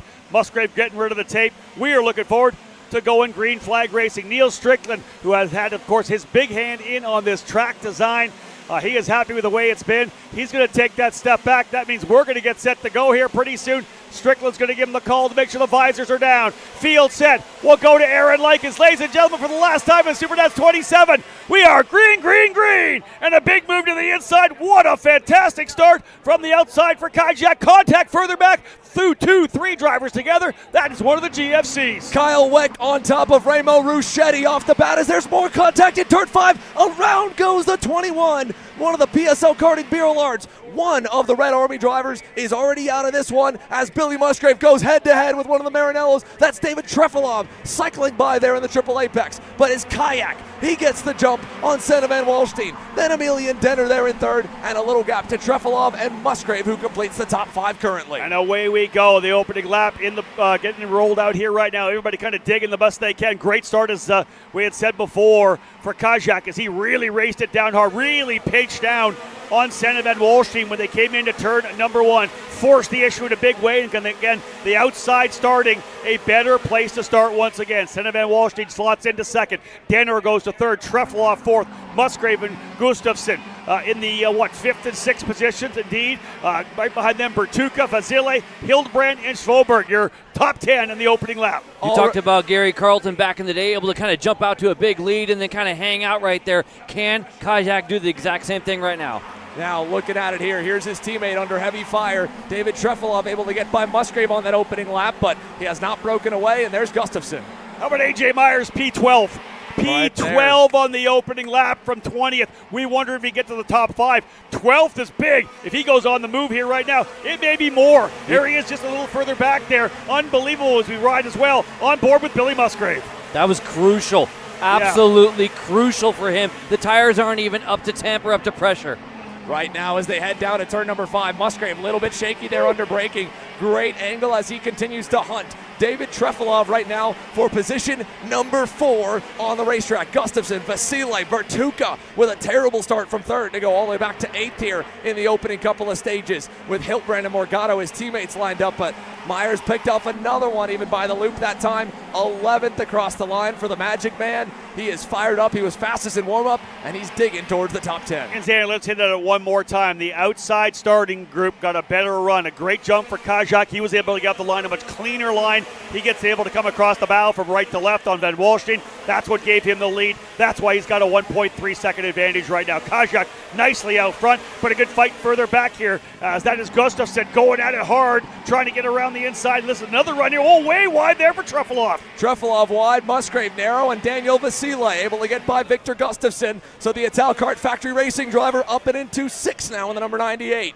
Behind him, again, he had to go because Bertucka is there. He's now already putting pressure on the CRG man. Hildbrand, Morgado still the top 10 as they rocket through the back sector, Mike. Marinello, Sodi, Marinello here with factory cart in 5th. And I tell you right now, it is going to be the guys to watch right to the front. Hey, Kajak got that big jump. We've been trying to keep an eye on live timing. If you're trying to do the same thing, you get the same problem we do. But how about this? Sodi Kart, nail to nail. I love this thing. Is it going to be a hard move on Denner with Senna? We'll see. This is just another layer of this entire Denner story. Can you believe this guy wasn't on track on Wednesday? He did practice and then the long practice, then qualify. Unbelievable for this guy for what he's been able to put together as a sub for Giuseppe Palumba. He is having a great run, and both Sodi cars now running 2nd and 3rd. You can't even see Kajak right now up the road. Yeah, he is gone. Half a second clear. That time he added onto the 1.8 second gap to Van Walstein. But look at this. Bertucka and Morgado now getting by on Victor Gustafsson further back.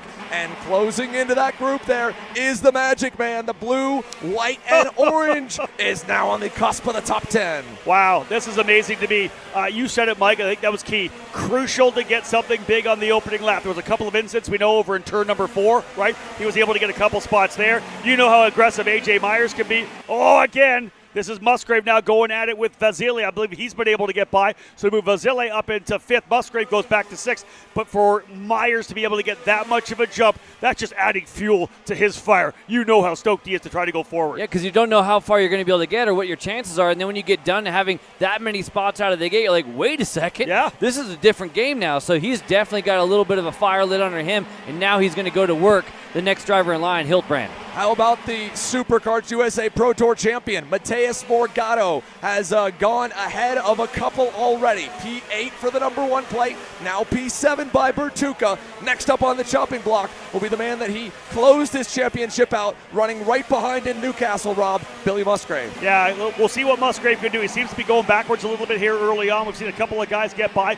He fought to try to get a spot on Trefilov, was not able to do that, and then lost the position to Vasile as well. So we expect to see Morgado potentially roll his way up. Look at here at the fight between Bertucka and Hildbrand as well. That's 8th and 9th. Again, they're the ones that are closing up on Musgrave as well. 3.6 back Musgrave from the lead, but more importantly, now getting chased down here by the PSL Karting Bureau Art of Morgado. Now, up to 10th, A.J. Myers will move himself 1 spot higher on the pylon. As you can see, he has gone by Victor Gustafsson, another spot forward. And look who else is closing in there in that 12th spot, right at the end of this kind of train here, behind A.J. Myers closing in. Boss Lammers. Talk about experience here, Mike. And while this is all going on, guys, too, you see Boss Lammers, as you say, starting to make the moves on up. out front, these two SuperKart drivers are not making any inroads right now on Kayak. I said at the very beginning, the lights go down, and he seems to find a little extra. Well, right now, the ones making inroads is actually Trefilov and Vasile, who are now coming up on the two SuperKarts. Yeah, that's the interesting thing right now. You wonder whether or not Denner potentially quicker than Senna Van Wallstein. Did they go lower on the tire pressure? Which way did they go in terms of setting up here? Because right now they're struggling a little bit. Senna holding off Amelie, and Denner not able to get by. And you guys said it, Trefilov is right there. Vasile's the man on the move, and Morgado has finally been able to get by Billy Musgrave. So the SRP factory team Marinello's pretty quick, but although a bad exit for Trefilov is going to put him under pressure, here comes the move from Denner. He overshoots it. Vasile side by side as well with Trefilov.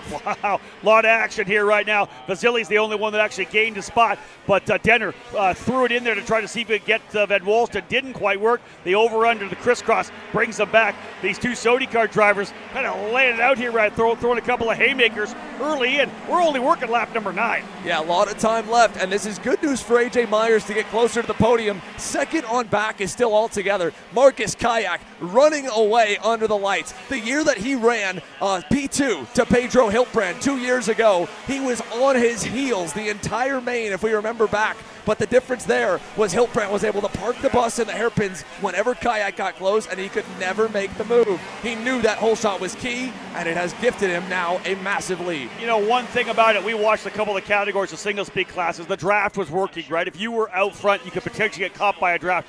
You're not going to get that draft here, I don't think. That's not going to work. It's going to be more of these guys kind of knifing each other. Kayak out to a 2.3 second advantage. I'm sure his team's on the side of the fences right now, just telling him to keep hitting his marks because he has got the pace right now, and Van Wallstein's not doing anything to cut into it. Still 2.3 seconds. Kayak just laying down lap after lap after lap.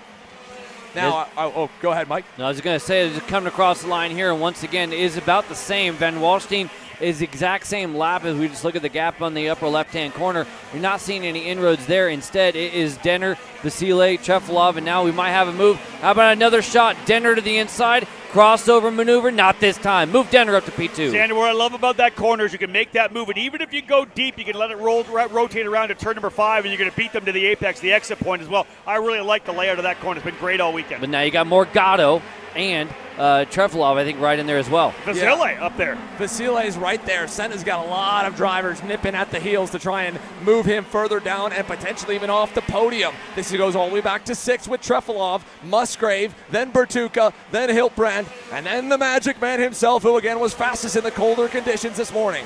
Xander, would you have thought about this with Senna? I kind of thought he was going to be able to jump out, potentially pull away. I didn't think he was going to find himself really under the gun like he is right now.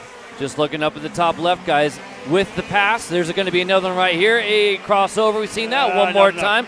Ooh, close contact, Morgado. That was a very close one as he hits the curb. What I was just going to mention, with the pass, Denner took a 10th out of Kayak. Yeah, so Emilian Denner, like you said, Rob, maybe he was holding back a little bit, trying to give Senna some time, but ultimately he had to pull the trigger. He had to go. We're right now finally getting to that halfway mark where we start to really see the drivers who have something and who don't. And as we mentioned, I don't think anyone would have pegged the number 44 to be struggling. He has been on it all weekend. But if you look at him, turn number 1, especially here at the halfway mark, Senna Van Wallstein's been struggling to get the power down and get away as Morgado gets by Vasile right there to move himself forward. Yeah, what a great run here from Morgado right now. Just a methodical move forward. He's been chipping away at it. You know, he got Trefilov, he got Vasile. Now he's got himself up into that 4th position. Senna Van Wallstein better look out because here comes Morgado, former world champion, is starting to step things back up. He's been obviously a superstar here this year, battling it out for the Pro Tour Championship. But really, Xander, settling in nicely right now there in P4. Back behind the leaders, there was a driver that went off in the Triple Apex right-hander. So the yellow flags were out, but only a handful have gone down. That said, also going down again, another 10th, Emilian Denner chipping away. Let's see what it is this time. 3 tenths better than Marcus Kayak. That's big. It is the 55 right now, boys. The 55, and you know what? He's bringing the rest of the world with him, too. That was so we go back to look at that move that he made. First, the failed attempt that cost him a chunk. Now the inside move. That's going to be the 99 of Hiltbrand. Exactly that. He's going to get around Musgrave. That's actually for 7th.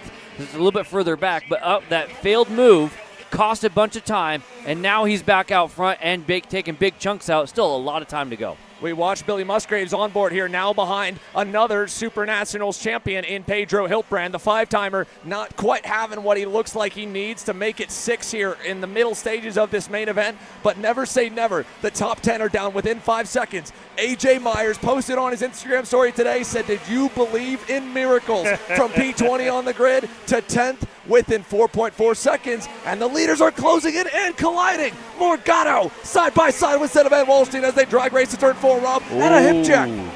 100% aggressive, purposeful hip check there, and that did not work for him at all. Not only did he not take out Morgado, he also lost a spot to Daniel Vasile. So watch him, Van Wallstein going back. He's in danger of not getting on the podium here as the drivers behind start to put the pressure on. David Trefilov now, he'll be the next driver to go after the Sodi kart. That was an aggressive move, Xander. What do you think about the full hip check coming into that corner? Well, I gotta say, when we cut back to them from Musgraves on board catching that moment, you can see Morgado was onto the curbing and he had the hip check first. Now, did Senna drive him down? Was it an aggressive move? Obviously, I think Senna thought, hey, Mateus, that was a little bit over the line this early, but at the same point, Mateus Morgado has to go. He is running low on laps to get to the leaders, and so is the Magic Man. So a little pro-level communication, is that what we're talking about there? 100%. There is an unspoken code amongst these boys. I agree. They like to play by a certain set of rules, and they don't like when they get out of line. Now, as Van Wallstein now fades behind Daniel Vasile, look who's closing.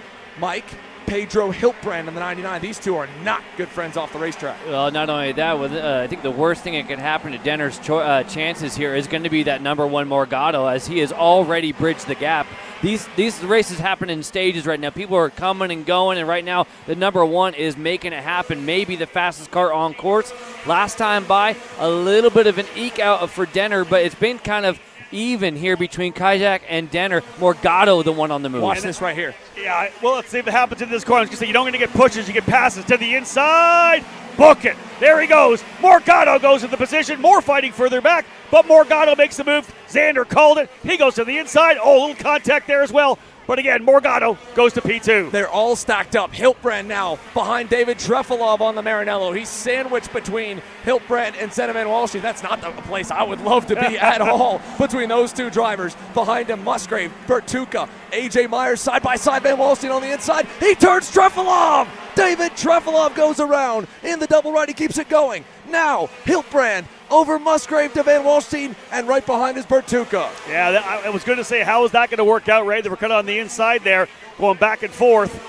Oh, Van Wallstein again struggling. Looks like he's really losing the front braking power on that Sodi. Every time he gets into the corner, he's sideways under braking. Now Bertuca's going to send him, and there he goes. Wide, Myers now in the middle, and the Magic Man goes back a spot as Boss Lammers gets through. Yeah, he got roughed up a little bit there, Xander. Exactly that. Just really had nowhere to go. Wasn't back on power, and as you said, Lammers was more into it doing the over-under. Beat him to the apex of turn number 5. So much action happening now here. We've got about 7 or 8 laps remaining in this one. Morgado, can he cut in? Yes, he did. 1.6 seconds now. Isn't enough time for Morgado to reel in Kajak. We have watched this story play out before, Rob. It kicked off at the SKUSA Pro Tour earlier this year. 4/10 taken out of the gap last time by. At the end of these main events, that PSL Karting Bureau has been unbeatable. He was able to put one over on last year's SuperNats champ, Danny Formal, on the last lap at the kickoff of the season in Orlando. He did it to AJ Myers at Cincinnati, and at Newcastle, he was right there again, closing in on Billy Musgrave. 1.2 seconds stand between Mateus Morgado and a year of history. And remember, Marcus Kayak out front. He's got no one to tell him how fast to go. He's just hitting his marks. He's doing the best he can. Morgado's going to be able to have that guy up front saying, this is how much better I can be. And remember, we're talking about a guy who's won a world championship before. He's won national titles before. He is digging. 1.2 last time by. It is way less than that, 1.8. He's going to be there in 2 laps. Turn around. Just turn around and look, because you're going to see, if you got a little something extra, it is time to use it right now, because Morgado is taking huge chunks. There is no one in recent memory that I can think of, and Robin, in the 27 years of SuperKarts USA SuperNationals competition and overall SuperKarts USA shifter competition, that has had a better opening season in the category. Yeah. Again, this is Mateus Morgado's 2nd year driving a gearbox kart, but the 1st year he's done it here in the U.S. as he debuted last year in Europe for a partial schedule. This year, P2 in the overall KZ2 World Champs, and now closing for the lead here at SuperNats.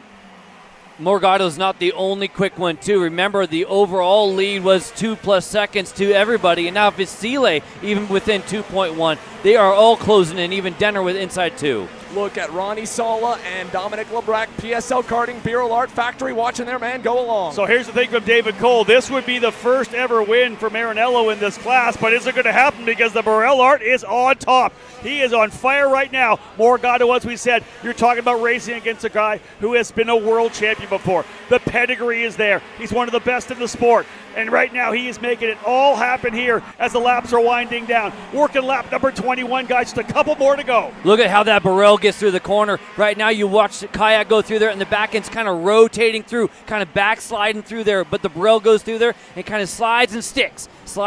He's getting the drive off the corner. Xander, this was a 2.7 second lead. It's 0.3 of a second. 4 laps to go. The last time Marcus Kayak was here, he was a bridesmaid to a Bureau Art, to Pedro Hiltbrand in 2022. P2 for the Estonian. He's trying to, as we mentioned, bring Marinello their first ever win. But for Mateus Morgado, this is a storybook, a Hollywood-level season on the verge right now. SKUSA Winter Series champion, SKUSA Pro Tour champion. Can the number 1 plate make the move stick here with 3.5 remaining? I wondered if we would have saw it there in turn number 11, but I have a feeling we may see it in turn number 16.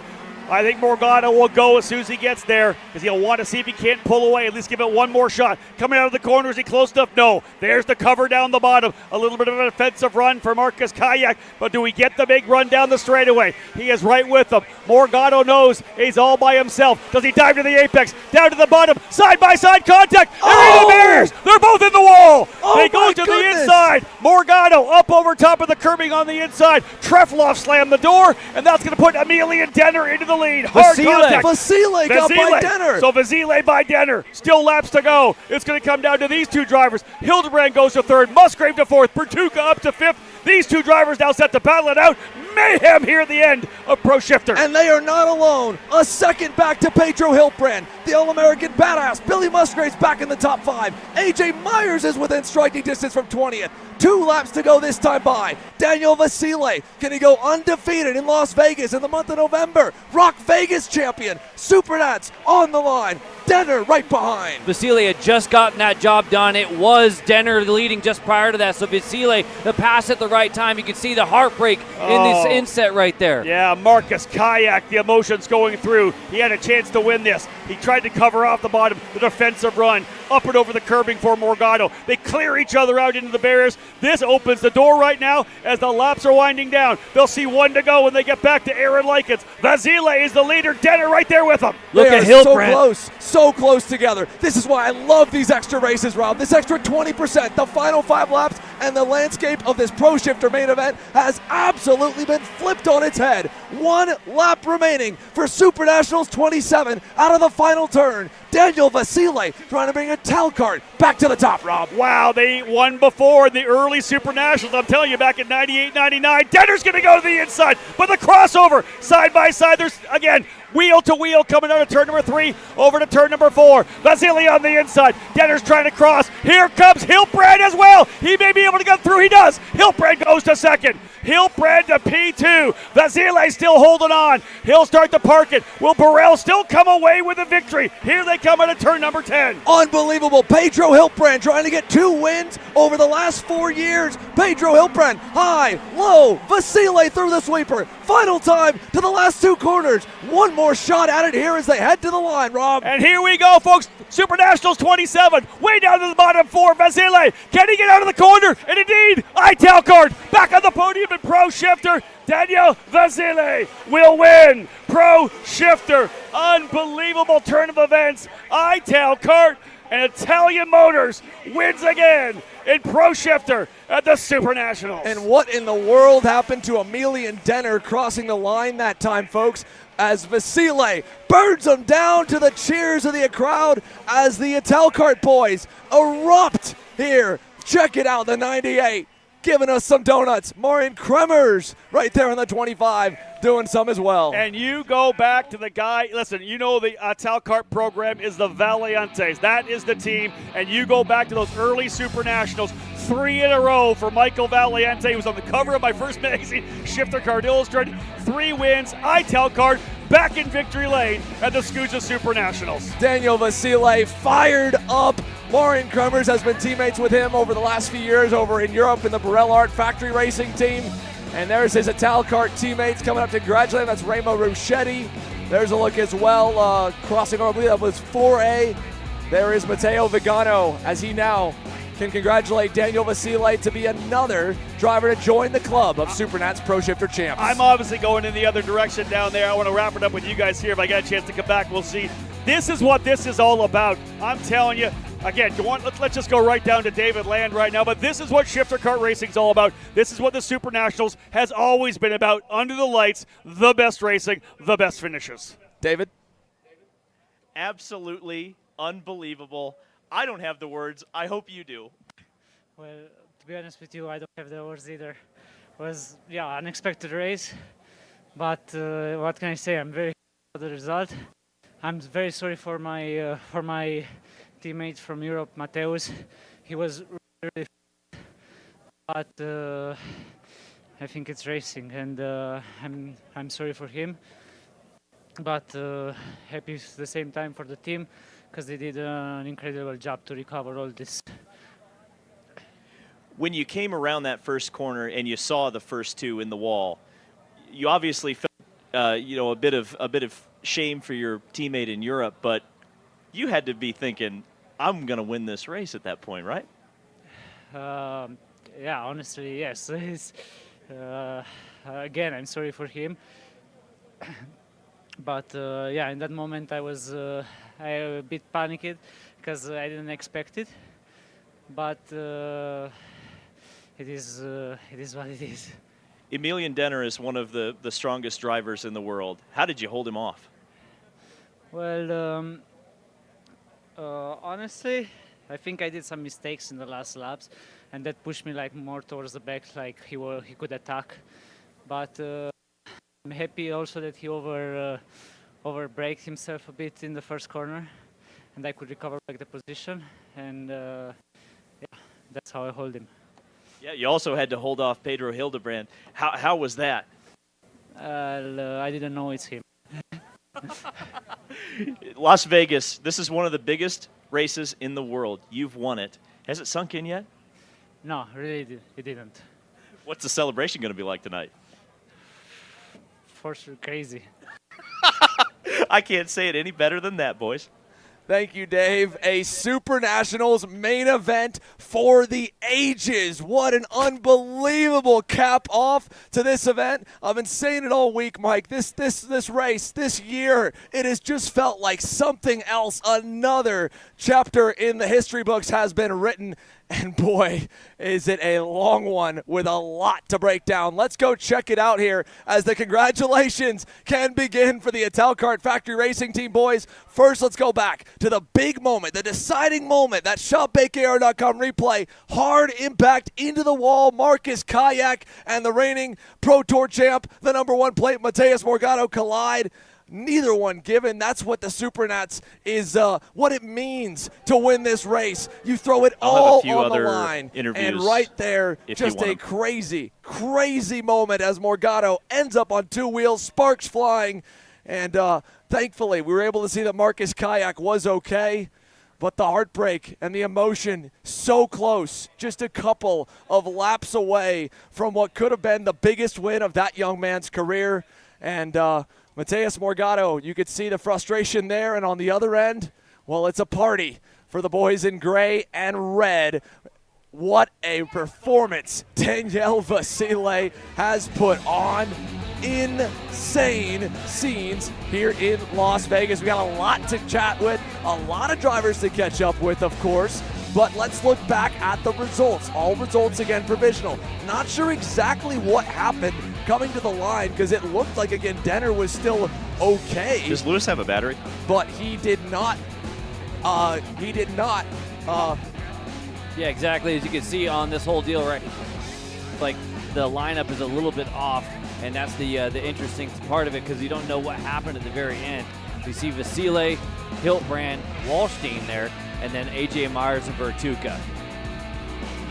Going further back, of course, down the order, provisionally again, Victor Gustafson, Billy Musgrave there 7th, David Trefilov, how about it for the Satellite CRG team entry? Michael Avancino from well outside the top 20, 9th across the line for the Californian in what has been only his second SuperKarts USA national level pro shifter start, and he's in the top 10, beating a former SuperNationals champion in Jordan Lennox Lamb. Let's go down here to P2. Pedro Hiltbrand is on the box again in a wild one, Dave. Yeah, Pedro, I mean, that was insane racing. You came really, really close, but evaluate your SuperNats. Well, I mean, we were lacking a bit of pace. Obviously, Kajak was really fast during all week. Congratulations to him. Good final, really enjoyed it. Last lap was amazing. Congratulations also to Daniel, because I know it's been a difficult weekend for him, but nice to be on podium with him. I mean, nice SuperNats, really nice show. Everything's funny here, and I'm grateful. The high level of karting was here, so really grateful to race here, and see next year if we can win again. Do you think you had a chance on that last lap? Was there something you could have done differently? If I knew that I was for P1, for sure I was trying, but I knew Kajak was already there, so, and also Daniel, it's my teammate next year in set 1, so need to be careful. Pedro Hiltbrand, he's pretty happy, I'd say, with P2. Pedro Hiltbrand, a former SuperNats winner, knows how to get it done around this place. And like David said, a very happy number 99 driver for PSL Karting Bureau Art. Like he mentioned, Daniel Vasile, when he races across the pond, he's typically a part of the Red Army. This weekend, he was once again reunited in the same way that he was back last year with the Italkart Factory Racing team. So he's normally used to being teammates with Morgado, with Vasile, or with Hiltbrand, sorry. And yeah. A lot of respect between them, but as we look at the sunset here, we've got to talk down to one American who had an unbelievable charge through the field. David? AJ Myers, you know, I got to give a shout out to our main man, Henry, because Henry said to me before the start of this race, as you guys were rolling out on the grid, that AJ Myers is going to be on the podium, and I looked at him and I said, what? You're on the podium. Well, lesson learned. Don't ever doubt that man right there. I had no idea that was in the cards. That had to have been one of the craziest races I've ever been a part of. After my first lap, I think everyone's pace up there was so fast, it's tough to make any ground. The last 2 laps, I honestly don't. Someone's going to have to tell me what happened there. I picked up the pieces. I'm in 4th place. Don't know how it happened. Yeah, well, what happened is the first 2 took each other out, and it caused all sorts of chaos behind them. And I just wanted to, ask you, let's talk about that first lap, because you had a heater. You gained a whole bunch of positions. Talk me through that. Around the outside. That's it. Everyone went to the inside. I went on the outside. Almost put it in the wall both times, but kept it out of there and went up a lot of spots. You mentioned it was difficult to pass. Everybody had a ton of pace. So when you could make the passes, how did you do it? I think I made my passes early on. The speed really was there early. I felt like I lost the rear, but I'm sure everyone was kind of struggling at the end there. And once your kart starts to go, making those moves is extra difficult. And just happy I got it done. When you've had such an uphill battle as this week kind of has been for you, to get a result like this, does it feel a little bit like a win? It feels like a win. Coming from P20th, it's a new personal best. I've done 18th to 5th. I've done 13th to 4th. Now we got 20th to 4th. So, I don't know. Can I beat it next year? I hope I don't have to. I think AJ Myers might be on the top step of the podium. He'll at least be in the conversation when we come back here next year. There's a reason that the Magic Man has a single digit on that go-kart and a low 1. Of course, the drivers ranked from 1 to 10 on the SKUSA Pro Tour Championship standings. And AJ Myers, one of the most decorated American karting drivers in the last decade, is always a factor when he rolls off the grid. And, tonight, he put on an absolute run, a great charge through the field to get himself up and onto the top 5. Now, we had a couple of questions, a lot of questions really, I should say, not just a couple, but one that we didn't quite catch at the finish of that race was what happened to the man from France in the number 55 Sodi. David Land is standing by with Emilian Denner. Yeah, he started the week on a PlayStation and ends it on the podium in Vegas, but I get the sense that you felt you needed more. Talk me through that last lap. The last lap, yeah. I knew it was the last lap, and he didn't seem like he was closing, so I just went for it. Unfortunately, brake maybe a little bit too late, and my front tires started to vibrate, and then I went a little bit wide, and then he got the opportunity to cross me. You know, at least I tried. It is what it is. Third is still a good result. I arrived late. Let's not forget that, and yeah, still happy to be on the podium. I mean, that's the amazing part of your story. You were a day behind everybody else at this race. You were so strong here last year, taken out in the first corner. You know, I'm sure you would have wanted to win, but is this a little bit of redemption? A little bit, yeah, for sure. I wanted to win because last year we were really fast, and I think last year we deserved really the win. Unfortunately, yeah, we didn't get it. We were out in the first corner, but yeah, it's a little bit of redemption. I came here without any expectations, without nothing. I was like, I have nothing to lose, and still be third on the podium today is good. You want to come back here next year, right, and actually make all the practice days? Yeah, I hope so, and I hope I will win then.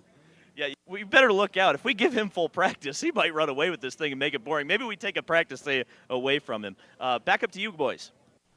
Thank you, Dave. Emilian Denner, again, crossing the line P3, so there's a lot to unpack from all of the results. Let's at least bring you our Coastal Ink printing recap of what transpired here in this main, because there's a lot to break down. Again, Denner provisionally P3 there across the podium. We raced from the sunset into the night, and of course, well, prepping for the night, the drivers had to switch to the clear visors. Kicking things off here, Marcus Kayak getting the whole shot, and it looked like while they had a little bit of carnage further back there, Kyle Wicht with Raymond Ruschetti, look how far back the rest of the field was in the opening few stages. They were fighting amongst themselves. Kayak not even in frame, Mike. No, I thought it was going to be a Sodi Kart runaway there for a minute, and then the failed attempt, and then the crossover again. It's like they didn't want to play entirely nice, and look, that's a scenario right there where we thought that they were going to be in the deal. Again, another failed attempt. Morgado ran the conversation. Mateus Morgado then later on was able to get by his European teammate, and this weekend, respectful racing for him and Daniel Vasile, but it was not the same for him and Senna Van Wallstein. That move in turn one for him on the inside didn't quite fully finish the job, and Van Wallstein threw him a hip check saying he didn't appreciate it. Then Van Wallstein there nearly cleaned out our eventual race winner. There were so many close calls. Daniel Vasile keeping that cart still going is on the other end of the spectrum there. Van Wallstein getting into it with Trefilov, sent the Maranello around, Mike. Yeah, you look at pretty much every single one of these clips, you're going to see our eventual winner in them in some place, shape, or form. Somehow getting through all of it, though, to be in the right place at the right time. Now, you look, of course, the PSL karting boys were nervous watching as their leading American shifter superstar in his rookie season was charging forward. But then, as he went for it, Marcus Kayak and Mateus Morgado colliding. No words, and definitely a big-time disagreement. But it allowed us now to look back to third and turn it to the fight for the win. And this final lap, over-under, the move for the win that sealed it for Vasile, as Pedro Hiltbrand was able to over-under on Denner to get to second. And then on the last lap, Vasile covered it nicely, and he pulls off an unbelievable win in an unbelievable main event that was absolutely intense entertainment from lap 1 to lap 25. And as the sun sets here in Las Vegas, we're going down now to David Land with Senna Van Wallstein, our pole sitter, who had a front row view to a lot of the action there that we just recapped. Yeah, Senna and I were just kind of watching the highlights there. I suppose we'll comment on those first because you learned a lot about that race from those highlights. I mean, what'd you think of the action out there, not only in your kart, but from what you've just seen on the Jumbotron? Well, yeah, it was definitely a surprise. I was busy myself, so I couldn't really follow the top lead group. But yeah, in the end of the day, it was a hard race. It was really hectic, a lot of things going around. So yeah, it was quite difficult. First of all, I fucked up the start, so you don't start well then. And yeah, then after I just didn't have the speed. At one point I clipped the barriers on the inside, so my whole steering was bent. And then yeah, after that was just surviving. Like everything was coming at you. I need to go and everything. I truly am sorry for Billy Musgrave though. I really was not on intention. I hit a curb and then I hit him, so I'm sorry for that. But besides that, I had fun out there. Not the result I hoped for, but yeah, next time. What was the cause of the loss of pace, do you think? Was it the change of conditions kind of right before the start? Was there anything in particular that you could kind of nail down as to why you didn't have the pace that you had earlier in this week? I think we made a mistake a bit with thinking how low we can get in the final, because the final is obviously so long compared to the heats. And for my feeling, like towards the end of the race, even though everything was bent, the pace was not that bad. But in the beginning, it was just really difficult to come around.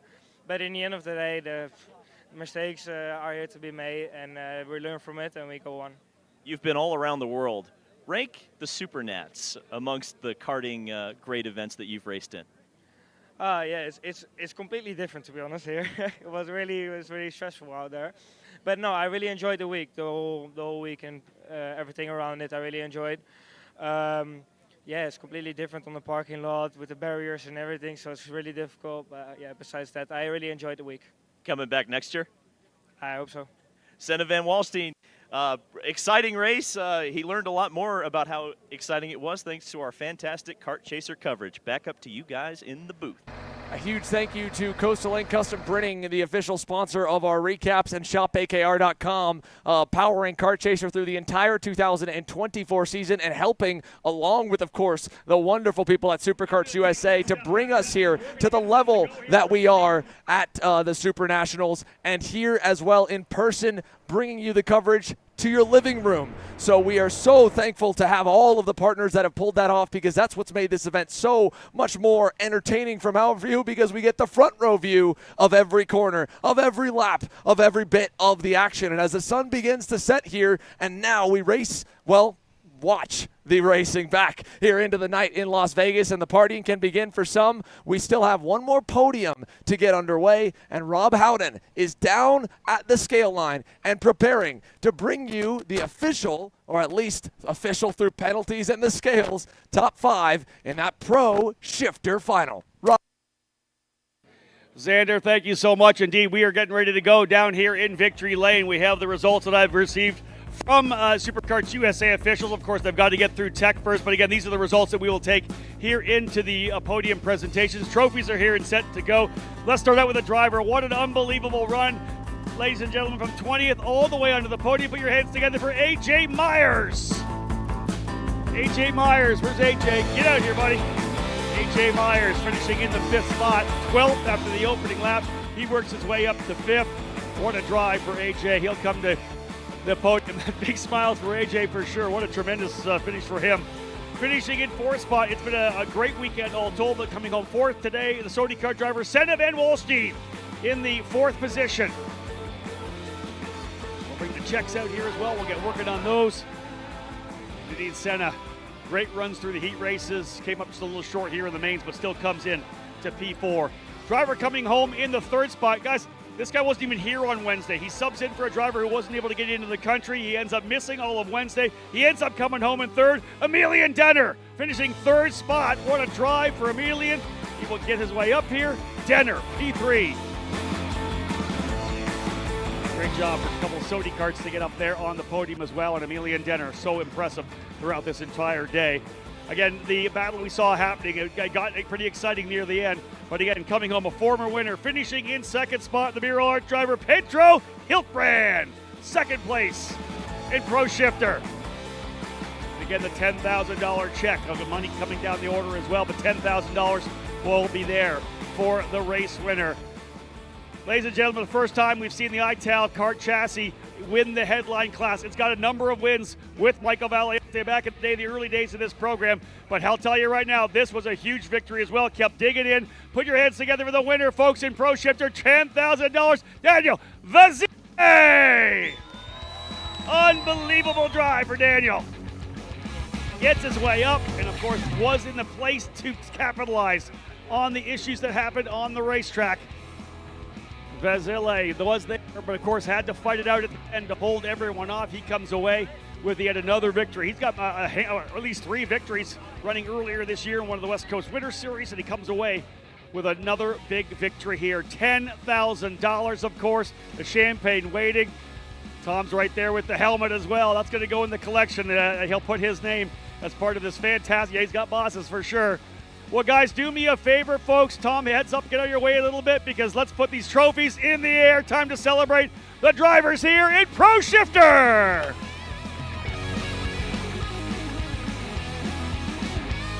Daniel with a massive win, $10,000, and of course, big runs as well for Pedro Hiltbrand, Emilian Denner, Senna Van Walstein, and AJ Myers.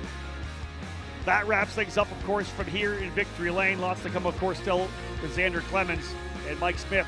And Henry Bodette very likely up in the tower as well. But the champagne still all that's left down here, guys, for these young men to enjoy themselves and have a bit of a spray of the champagne to celebrate what has been an incredible weekend.